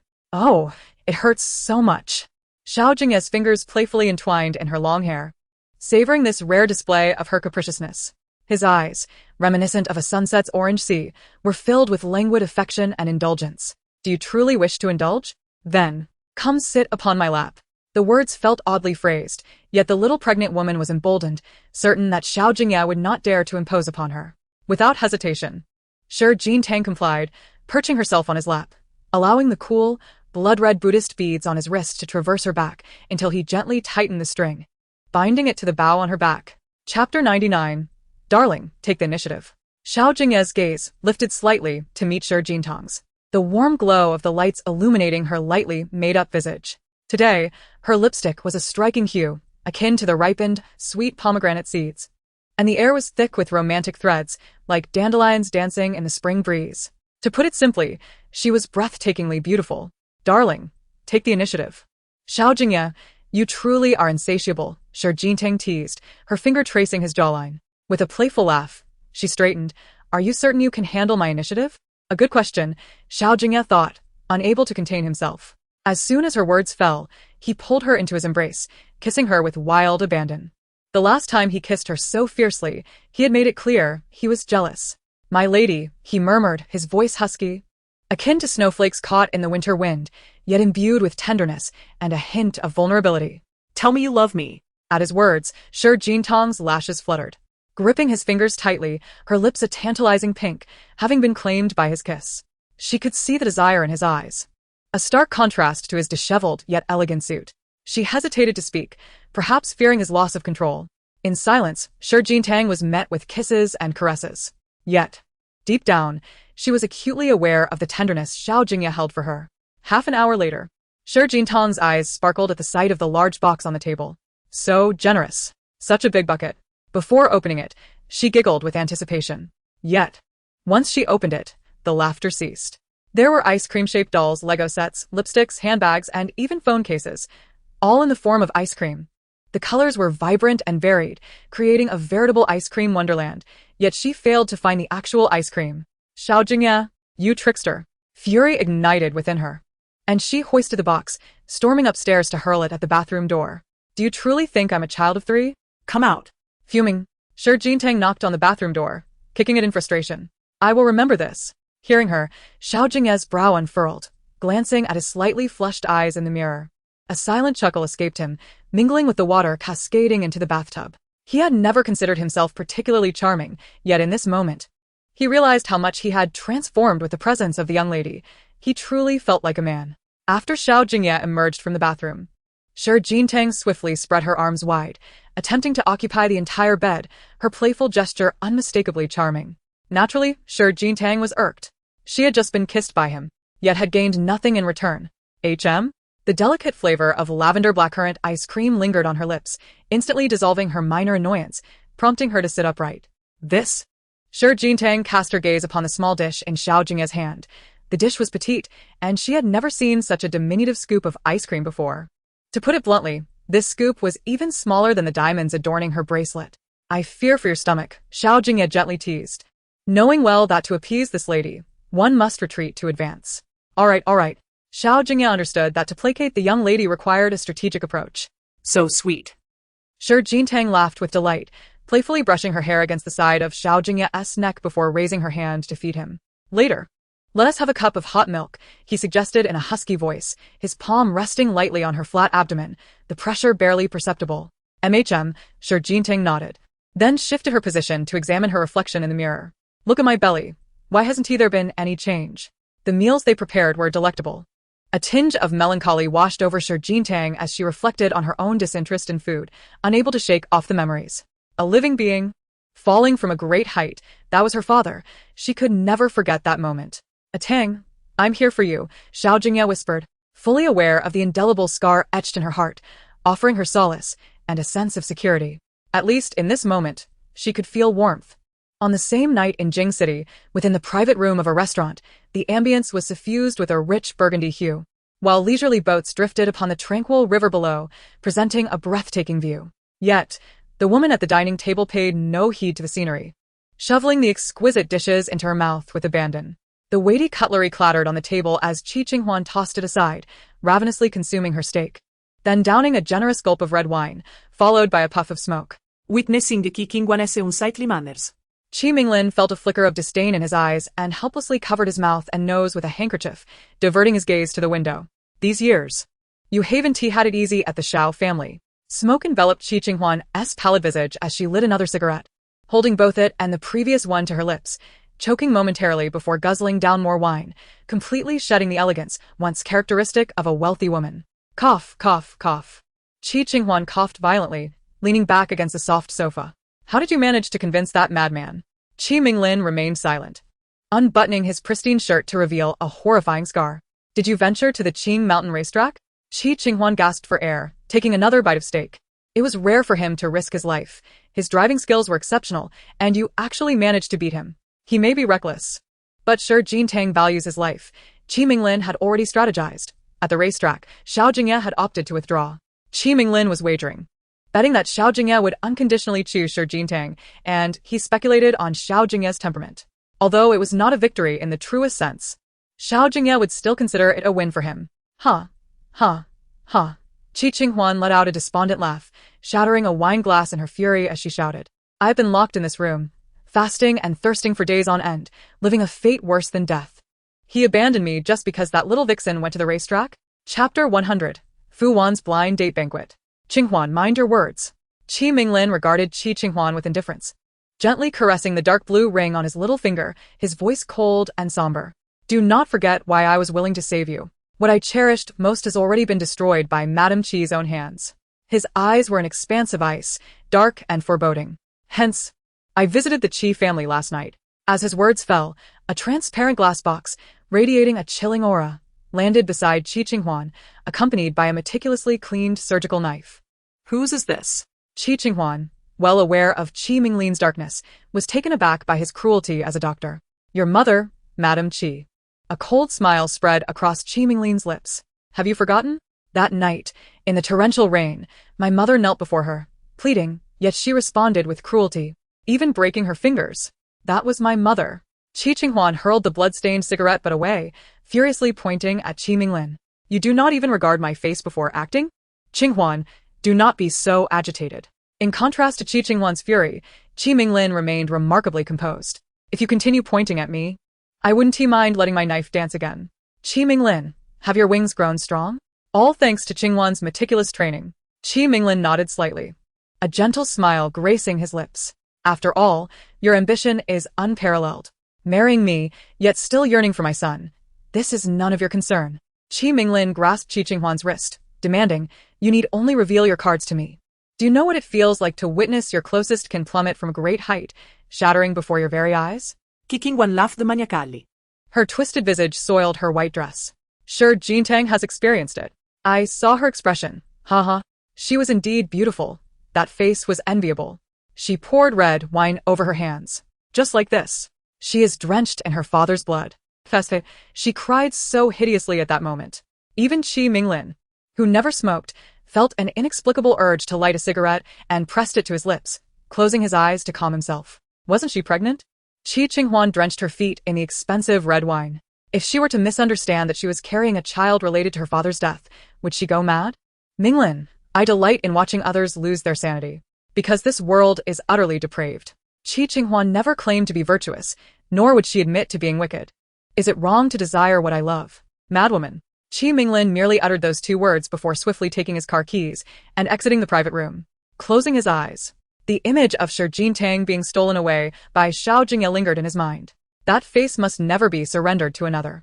3 days later, a fiery red supercar glided through the expansive cylindrical gates, the wide avenue suffused with the fragrant scent of pear blossoms. A man extended his hand through the car window, grasping a delicate petal, bringing it to his lips for a gentle inhalation. With a firm press on the accelerator, he sped past the ornate artificial fountains, ultimately halting before the brightly illuminated entrance of a villa. The maid, upon witnessing his arrival, offered a slight bow. Young master, he acknowledged. As Pei Siqing leisurely exited the vehicle, the gardener swiftly approached to maneuver the car into the underground garage. As he ascended a few steps, he heard the delighted voice of a middle-aged woman. After several weeks, Aunt Fu seems even younger, he remarked, casting a glance at Fu Mu. Though his smile did not reach his eyes, it was evident that old Pei cared for his people.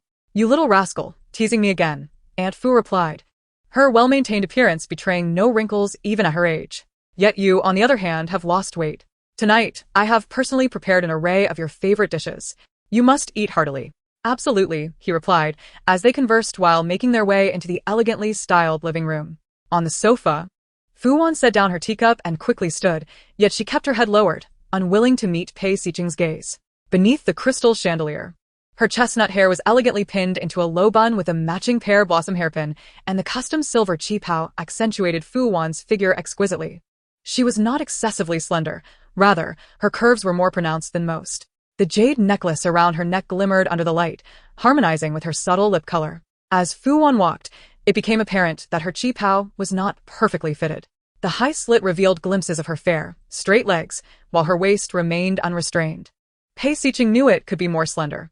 Thankfully, the silver tassel high heels complemented her delicate calves. He did not shy away from his gaze, lingering on her, concealing his deeper desires. Fu Wan gripped her teacup tightly, acutely aware of Pei Siqing's stare, which filled her eyes with trepidation. But she gradually lifted her gaze to meet his. Hello, brother, she greeted softly. Pei Siqing chuckled lightly, unabashedly ruffling her hair. Little one is truly beautiful, resembling Aunt Fu more and more. Startled by his unreserved touch, Fu Wan instinctively took a few steps back, forcing a smile due to her mother's presence. You are right, brother. You two haven't seen each other in ages. Let me fetch your father and the others for dinner. Mom, I'll go with you, Fu Wan said. Be a good girl and keep your brother company, Aunt Fu replied, departing.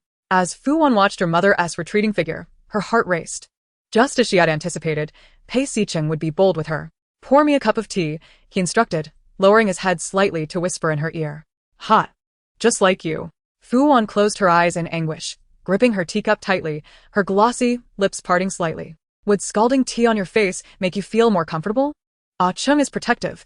This matter is well known among us. Who has Miss Wan been seeing? Pei Sicheng then realized that today's gathering was not merely a family dinner. It was Fu Wan's matchmaking banquet. Chapter 101. Are you trying to play a thrilling game with me? At this moment, Pei Sicheng's gaze dimmed. The brilliance of the lights unable to disperse the mist in his eyes, akin to a layer of cold frost enveloping his dark lashes, which trembled as if releasing a chill, saturating the air with an aura of danger. No wonder the woman managed to escape from his grasp. She had even engaged in a blind date right under his nose. Without hesitation, Pei Sicheng seized Fu Wan's wrist, pulling her closer, his grip tightening painfully. Locking eyes with her as if silently demanding an explanation. He pondered whether Fu Wan was coerced into the situation. Yet, her eyes radiated calmness and defiance. Every action was evidently of her own volition. Did you not wish for tea, brother? Allow me to pour it for you, Fu Wan said, attempting to free herself from Pei Sicheng's hold, but the disparity in strength rendered her efforts futile. He wanted tea poured by the servants. At that moment, a voice filled with authority and vigor rang out. Pei Sicheng, Xiao Wan is your sister, not your servant. Old Master Pei cast a brief glance at Pei Sicheng. Young Master Liu and young Master Si are your old friends. It is your mother who wishes to invite them for dinner, Fu Mu added with a gentle nod. Proceeding alongside Pei Sicheng toward the dining room. As the elder brother, you ought to support your sister. Indeed, Aunt Fu speaks true. In that instant, Fu Wan felt a flicker of pride. At least within the Pei household, Pei Sicheng understood the meaning of restraint. The dining room is ready. Let us prepare to dine. Thank you, Mrs. Pei. You are too polite. They are all dear friends of my little Chung. Perhaps in the future, they will also become friends with Wan Wan. Fu Mu replied with a smile, personally pouring wine for the two in a display of affection. All the dishes are prepared by my hand. Do sample them. And should you enjoy them, feel free to visit often, and I shall cook for you again. As she passed by Pei Sicheng, Fu Mu lightly patted his shoulder. These dishes are all your favorites. Be sure to indulge. Aunt Fu dotes on me the most, Pei Sicheng remarked, taking the utensils while casting a glance at Fu Wan, who still stood aside. What's the matter? Please have a seat, Fu Mu encouraged, holding Fu Wan's hand. Did you burn yourself while pouring tea? No, mother. I'm perfectly fine, Fu Wan replied softly, clearly reluctant to sit next to Pei Sicheng. Xiao Wan, please sit beside me. Si Beiyan, ever courteous, moved his chair side first. After you. Fu Mu chuckled lightly, shaking Fu Wan's arm, signaling her to take a seat. Meanwhile, Fu Wan sensed Pei Sicheng's chilling gaze upon her, yet she straightened her back and walked toward Si Beiyan, evidently resolute in avoiding Pei Sicheng. Thank you, young Master Si. Not at all. We have met before. The gentleman attentively spread a napkin across Fu Wan's lap. You may not recall, but I have crossed paths with your good friend, Miss Jintang, so I have seen you as well. I remember, Fu Wan replied, though not well acquainted with Si Beiyan. She nodded and smiled in agreement. Mrs. Pei speaks true. The clattering of utensils against porcelain, discordant with the warm atmosphere, pierced the air as if deliberately intended to intimidate. Ah Chung, behave yourself, Old Master Pei admonished, his gaze directed at Pei Sicheng, revealing his displeasure. Boring, uninteresting. Pei Sicheng toyed with his wineglass, a playful smile dancing upon his lips. His voice laced with a hint of mockery. Xiao Wan, could it be that you find the notion of romance dull? Such a notion was absurd. After all, Xiao Wan was a young lady. How could she possibly learn to stray from virtue? Pei Lao was acutely aware of the chaotic nature of Pei Sicheng's private affairs. And thus, he would not permit him to tarnish Fu Wan's reputation. You are no longer a child. It is time you learn from Jingye how to maintain your integrity. Can't a girl indulge in such matters? Pei Sicheng poured himself another glass of wine, briefly meeting Pei Lao's gaze. Father, are you so eager to marry off this little girl? What will others think of our Pei family if they perceive us as stingy? That is not the case. Uncle Pei and my brother treat me well. Fu Wan, apprehensive that Pei Sicheng might disrupt her plans, added, I feel I am of an age to start dating. Did not my mother also express a desire to hold her grandchild soon? It seems this matchmaking not only aims for romance, but even harbors intentions of marriage and children.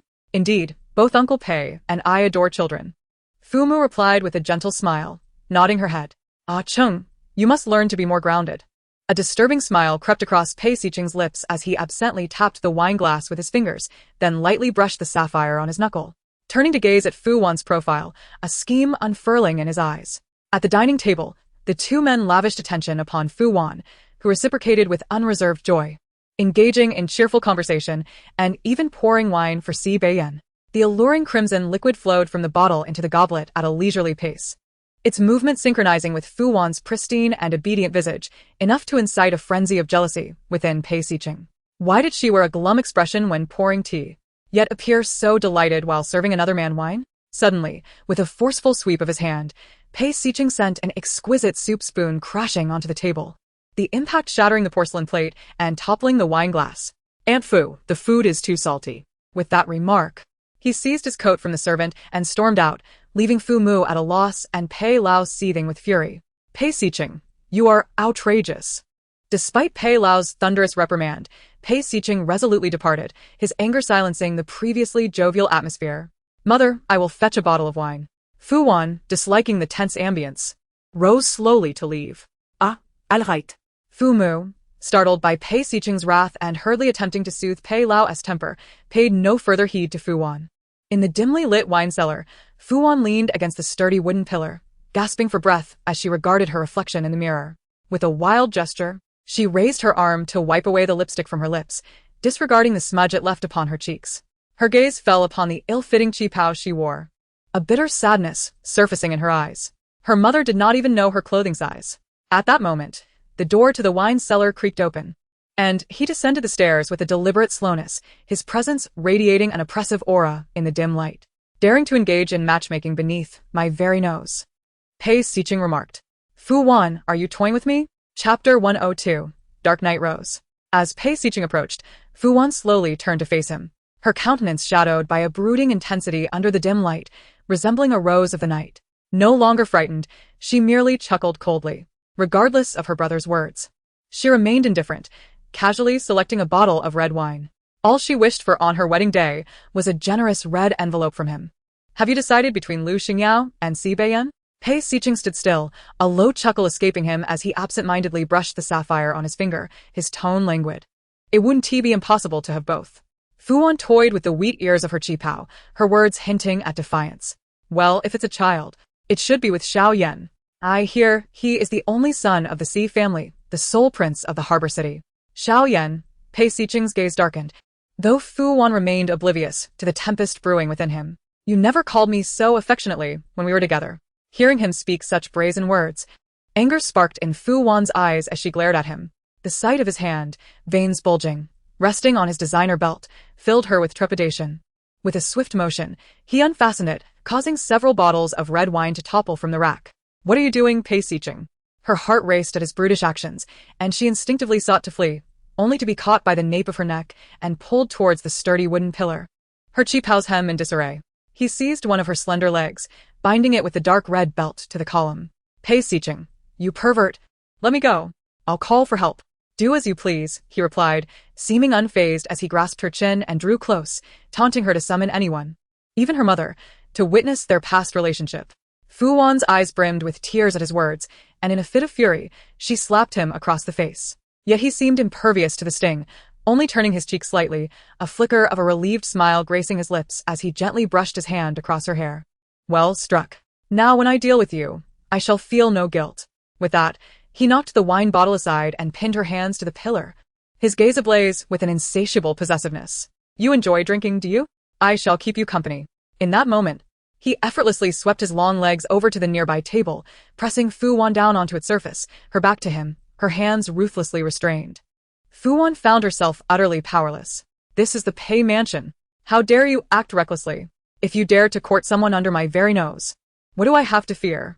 Pei Xiqing's words flowed as swiftly as the wine from the bottle. Fu Wan struggled against his grip, desperately trying to pull her lips away from the wine bottle, the spilled wine soaking her silver qipao and triggering a fit of coughing. Ah, cook. Fu Wan resembled a fish stranded in shallow water, gasping for breath, helplessly sprawled across the table, her chin marked with the lipstick she had wiped away, mingled with the evidence of the wine's chaos. Xiao Wan, is it delicious? Will you still dare to pour him more wine? This time, Pei Shen chuckled lightly, his hand resting on his neck as he tugged at the already loose black shirt.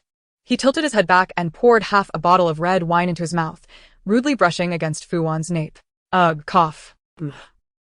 Fu Wan never anticipated he would push the boundaries so brazenly. She struggled to push against his chest, her fingers leaving deep marks on the side of his neck. Yet he did not budge an inch. Pain, it hurt so much. Her lips throbbed, and her heart ached in unison. Fu Wan. When you ran away, I was preparing for our wedding. Pei Shen pinched the fastener of her qipao, leaning closely to her ear. You longed to get married so much.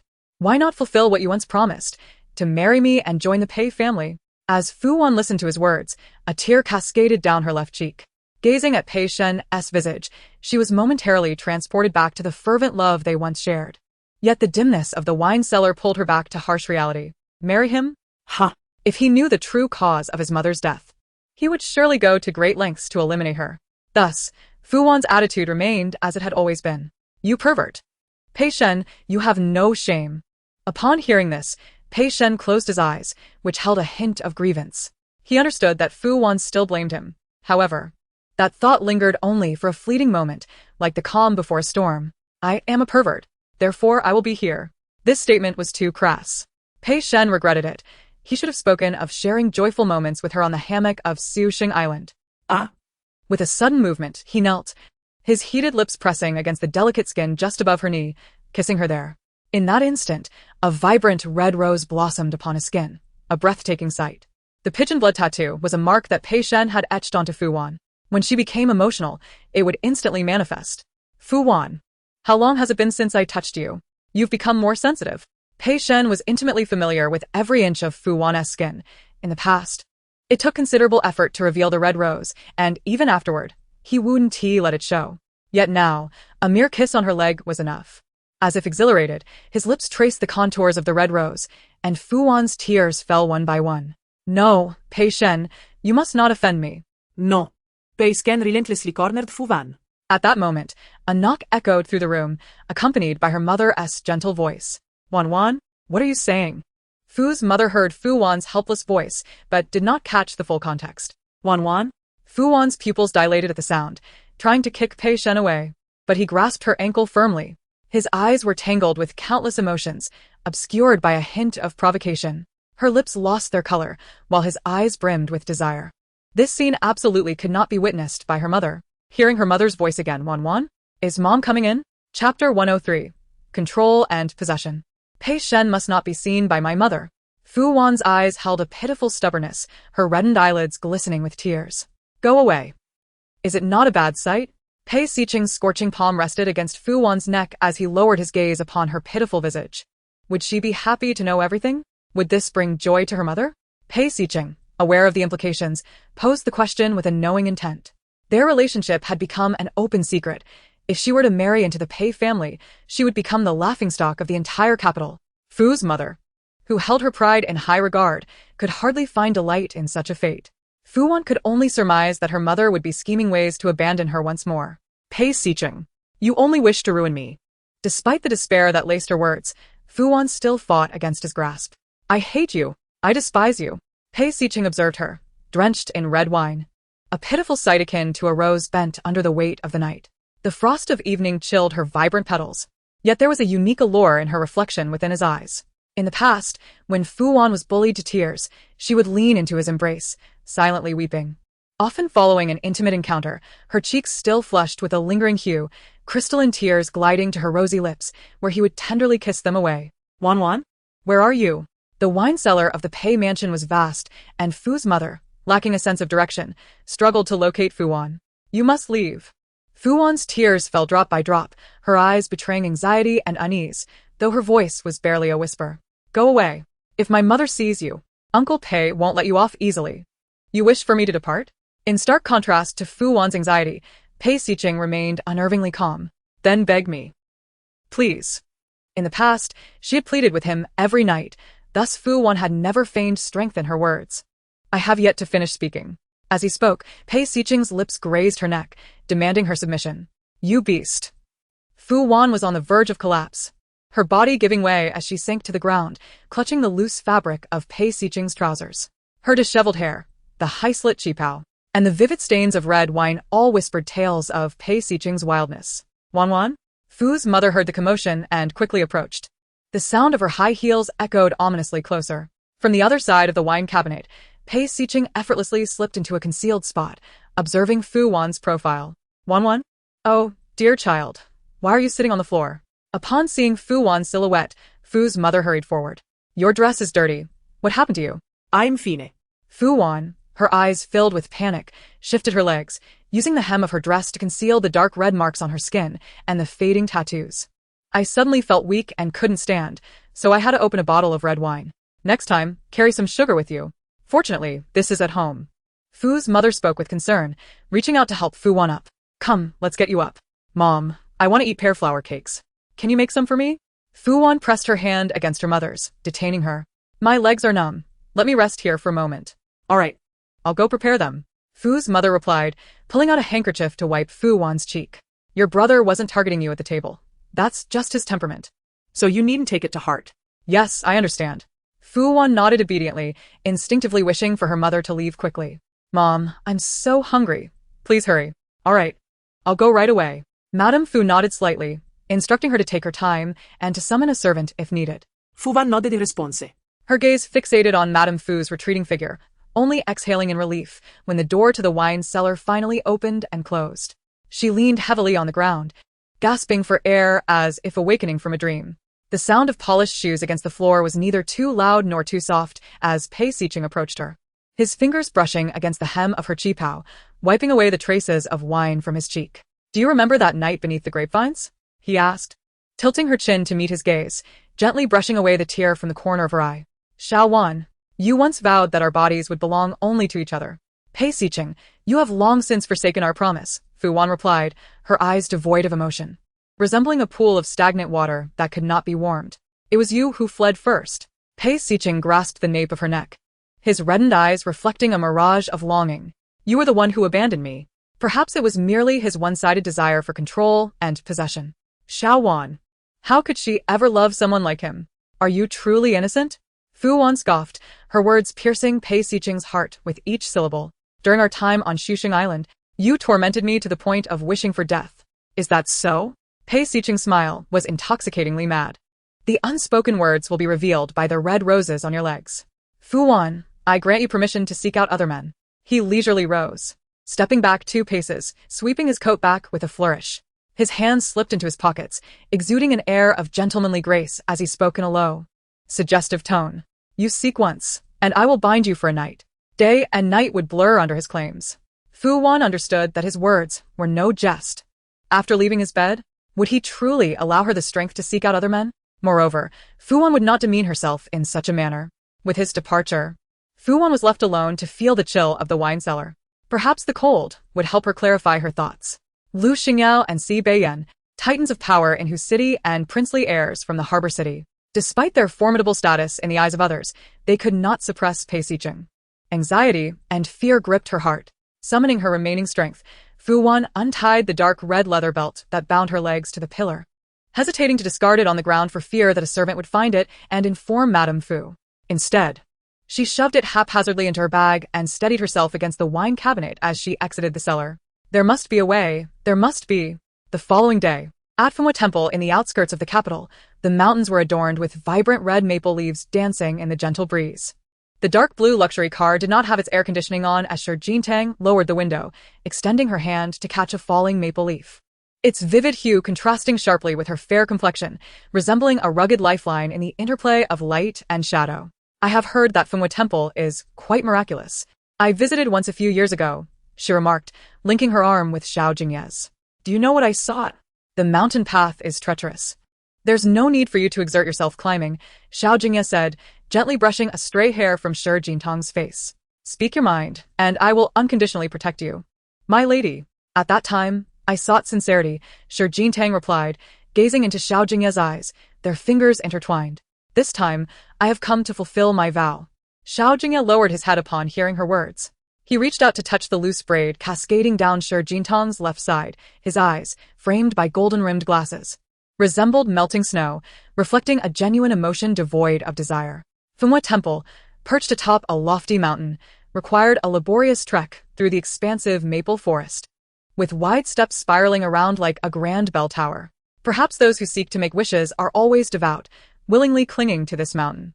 The once crowded temple now only resonated with the melodies of dancing maple leaves and gentle breezes, while the ancient architecture with its red walls and yellow tiles concealed numerous greedy, absurd, or fervently genuine wishes, transformed into wind chimes tethered to the towering trees. Upon reaching this point, Xiao Jingye halted, slightly raising his gaze towards the colossal tree.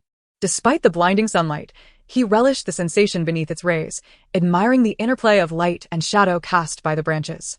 The breeze stirred, causing the wind chimes to sway, their melodious sounds seemingly composing the tale of the withered yet wildly flourishing roots of affection within Xiao Jingye's heart.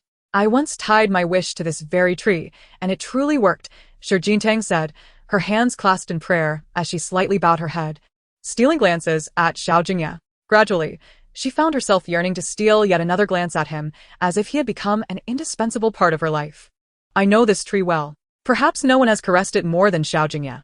Many years prior, on the day Xiao Jingye came to Beijing Temple to make a wish, a torrential rain fell that night. Xiao Jingye braved the downpour, searching among the countless wind chimes for her inscription, so devoted that he required no assistance until the rain ceased and day melded into night. Yet, the wish slips on the wind chimes were drenched, rendering the other words illegible. The only thing clear was sincerity. The thousand feelings tree, I am fortunate. Xiao Jingye's eyes shimmered with the beauty of springtime peach blossoms, worthy of cherishing. For it was the days we mutually treated each other with genuine hearts that held the most value. A tang is the best. Even without me, many will treat you sincerely. Xiao Jingye lowered his head, resting his cheek against her hand. I am fortunate. I am truly fortunate.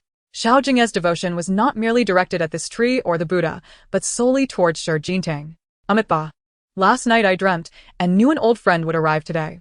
At that moment, a steady male voice resonated, belonging to a figure clad in dark robes, standing at a distance with one hand pressed to his chest and the other holding prayer beads. Xiao Jingye, upon hearing the voice, did not lift his gaze but intertwined his fingers with Xiao Jingye's, maintaining his composure while brushing the fabric of his black traditional long robe, facing the distant monk. Junior brother, it has been many years since we last met. Do you not wish to converse with me in the hall? The monk, twirling the prayer beads in his hand, looked at Xiao Jingye with a benevolent smile. This esteemed lady, please. As the monk's words fell, the grand red door in the distance swung open, his silhouette exuding the nonchalance of a monk and the elegance of a venerable master. Junior brother. Xiao Jingye turned to Xiao Jingye. Were you previously here to cultivate? Xiao Jingye responded with ease, raising his hand to adjust the pale ink-green earrings on her. If you do not wish to go, then we shall not ascend. No, Xiao Jingye shook her head gently. Since he is an old friend, you should catch up. I shall take this time to pay my respects to the goddess of mercy. Xiao Jingye, upon hearing the sound, merely nodded slightly and then supported Xiao Jingye's shoulder as they ascended the steps together. The first spiritual temple of Jing City remained untouched by worldly concerns, adhering to its sacred regulations and honoring the Buddha. A large incense burner, adorned with carvings of golden dragons, emitted fragrant smoke that shimmered in the sunlight, revealing hues of 5 colors. A wisp drifted onto Xiao Jingye's light blue qipao, the purple haze accentuating her beauty. As they entered the small courtyard, the aroma of freshly brewed tea wafted from the tea table, mingling with the fragrance of autumn begonias, enough to entice one to linger. With her inky long hair cascading and the delicate blue qipao enhancing her grace, she appeared ethereal.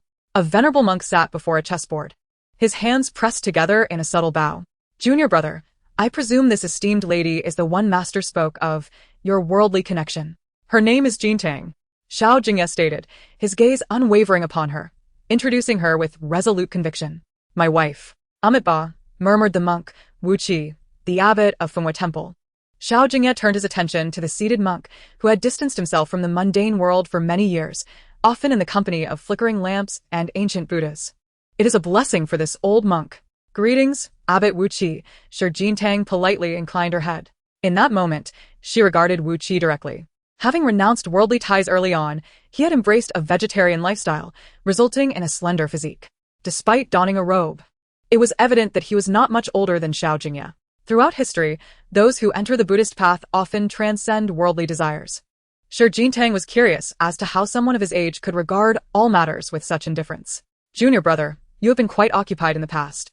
I fear you have neglected your chess skills, Wu Qi remarked, placing his fingers upon the chessboard. Let us play a match. You may converse first. I shall take a look over there, Xiao Jingye suggested, nodding slightly before stepping back. Very well, Xiao Jingye replied, signaling to the bodyguards and made nearby to follow Xiao Jingye. She waved her hand dismissively and exited the small courtyard. At the chess table, Xiao Jingye slowly took his seat, gazing at the white pieces. Instead of hastily making a move, he first poured himself a cup of tea, placing it beside him. Today, I must congratulate you, junior brother, Wu Qi said, picking up a pristine white handkerchief to wipe the black piece between his fingers. You are soon to become a father. It is rare to hear such pleasant words from you, Xiao Jingye remarked, his long fingers resting on the white piece as he shifted its position. Wu Qi, by your own words, I have strayed from the path. There is no need for such formalities. Fate has brought us here. You and I are brothers, Wu Qi replied, his lips curving into a gentle smile characteristic of a monk. I address you thus to ensure you do not forget what master imparted at his passing. At this, Xiao Jingye tightened his grip on the white piece, raising his gaze to meet Wu Qi's eyes, a sardonic smile creeping upon his lips. Wu Qi continued, Xiao Jingye, you are destined to be without offspring. Having faced death multiple times, you were sent to the temple for self-cultivation. On the night of the 9 stars conjunction, your master foretold. He said that your fate is resilient, destined to bring misfortune to mother and child alike. The former has come to pass. Your mother perished in your embrace. As for the latter, should you believe in such predictions? Chapter 105. I do not believe in fate.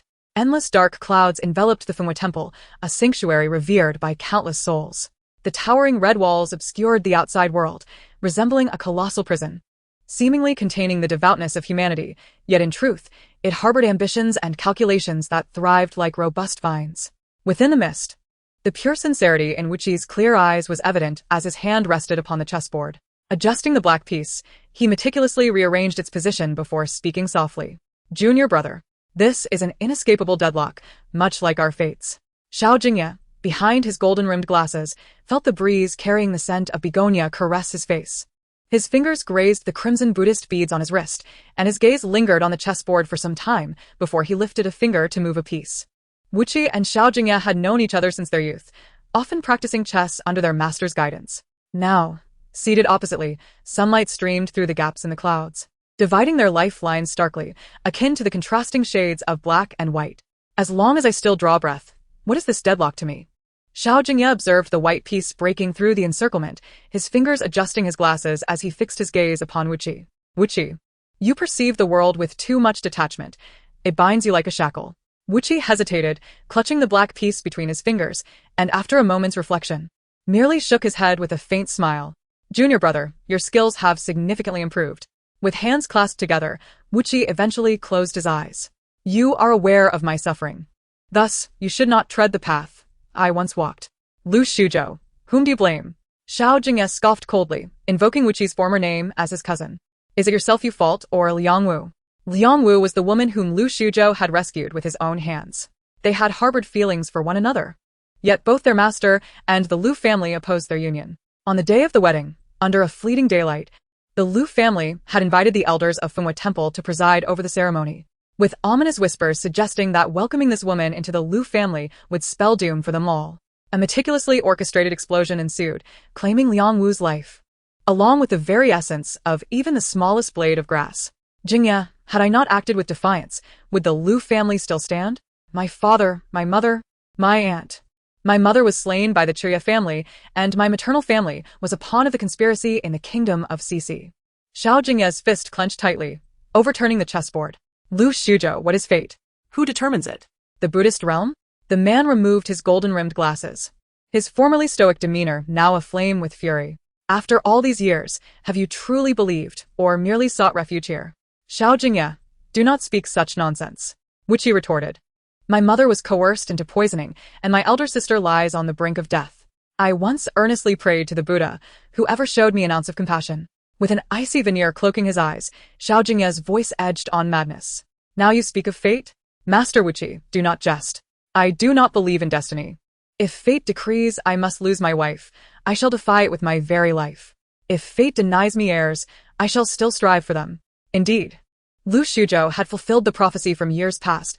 Marrying Liang Wu led to the ruin of his family, leaving him alone in the company of the flickering lamp and the ancient Buddha.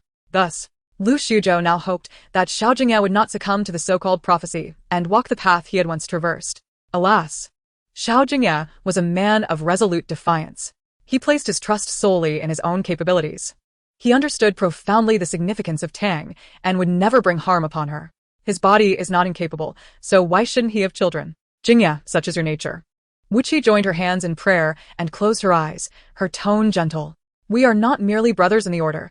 I only wish for your happiness. Lu Shuzhou's father is the biological brother of Xiao Jingye's mother, and they were once very close cousins. However, times have changed, and the Lu family has been reduced to Lu Shuzhou alone, who, at such a young age, has taken refuge in the Buddhist faith. You have long abandoned your identity. Discarding the name Lu Shuzhou, Xiao Jingye turned and gazed at the overcast sky. We have no connection, so cease lecturing me with the tone of a cousin. Wuqi remained silent, concealing the bitterness within her heart. You and I are not so different from the way we were back then. Wuqi, ultimately. Xiao Jingye called out his Dharma name, undoubtedly a means of distancing himself from him. This is the last time I will allow you to speak of my so-called fate. Should you utter it again, I will immediately send someone to blow up your Fengwa temple, and you will find yourself hanging at the Lu family ancestral grave, repenting for your sins. You claim not to believe in fate. Wuqi opened her eyes and chuckled softly, suggesting that he would bind her to the ancestral grave for repentance. Jingye, you are also blaming me for my stubbornness. You have wronged the Lu family, not by marrying Liang Wu. Xiao Jingye tilted his head slightly, suppressing his anger as he replied, It is you who, in despair, chose to become a monk. The Lu family has fallen, and Lu Shuzhou remains indifferent to the perpetrator. Yet he cowardly chooses to become a monk. Xiao Jingye once hung him up and whipped him, yet it did not alter his resolve. Xiao Jingye could not adhere to the precepts. He must seek vengeance. At the same time, he could not comprehend how a woman, ignorant and filled with thoughts of Lu Shuzhou, could be labeled a so-called disaster. She was not the instigator, yet they all blamed her. Is this what they call fate? What basis does Xiao Jingye have to believe in it? Watching Xiao Jingye's resolute departure, Wuqi lowered her hands from prayer, feeling the rain cascading from the heavens. What is right? What is wrong? This is a question I cannot solve. Talking to herself, she sought to rationalize her thoughts. It was a tumultuous, rainy night. The raindrops falling upon the bustling buildings of the capital, neon lights captivating the eye and immersing one in their allure. Yet in his eyes, the dilapidated temple shrouded the Buddha in dust, the crumbling walls leaning to one side, and the misty dust clouded his vision. On an old bench stained with blood, a woman bound by hemp rope remained defiant, refusing to shed a single tear. Xiao Jingye, do you desire your child or your wife? Speak. Speak. Save the child. The woman's heart-wrenching cries were intertwined with a boundless maternal love. Child. Xiao Jingye's legs felt unsteady, collapsing against the cold, fishy-smelling wall. His red eyes brimming with tears, each one falling helplessly. The scene shifted. Oh, so you wish to save your son's life? A man with a scarred face grinned menacingly. Lu Zhihui, as long as you drink this vial of poison, I will allow your son to suffer less. The once gentle and fragile young lady did not hesitate to consume the dark poison in one gulp. Let my children go, I beg you. Yet he turned away. Then asked the little girl in her arms, Little girl, do you want your brother to live? The legitimate daughter of the Xiao family has never been indulged or overprotected. Xiao Jingli possesses the same resolute determination as her mother, willing to sacrifice her life solely to safeguard her only brother. No. Xiao Jingye screams with all his might.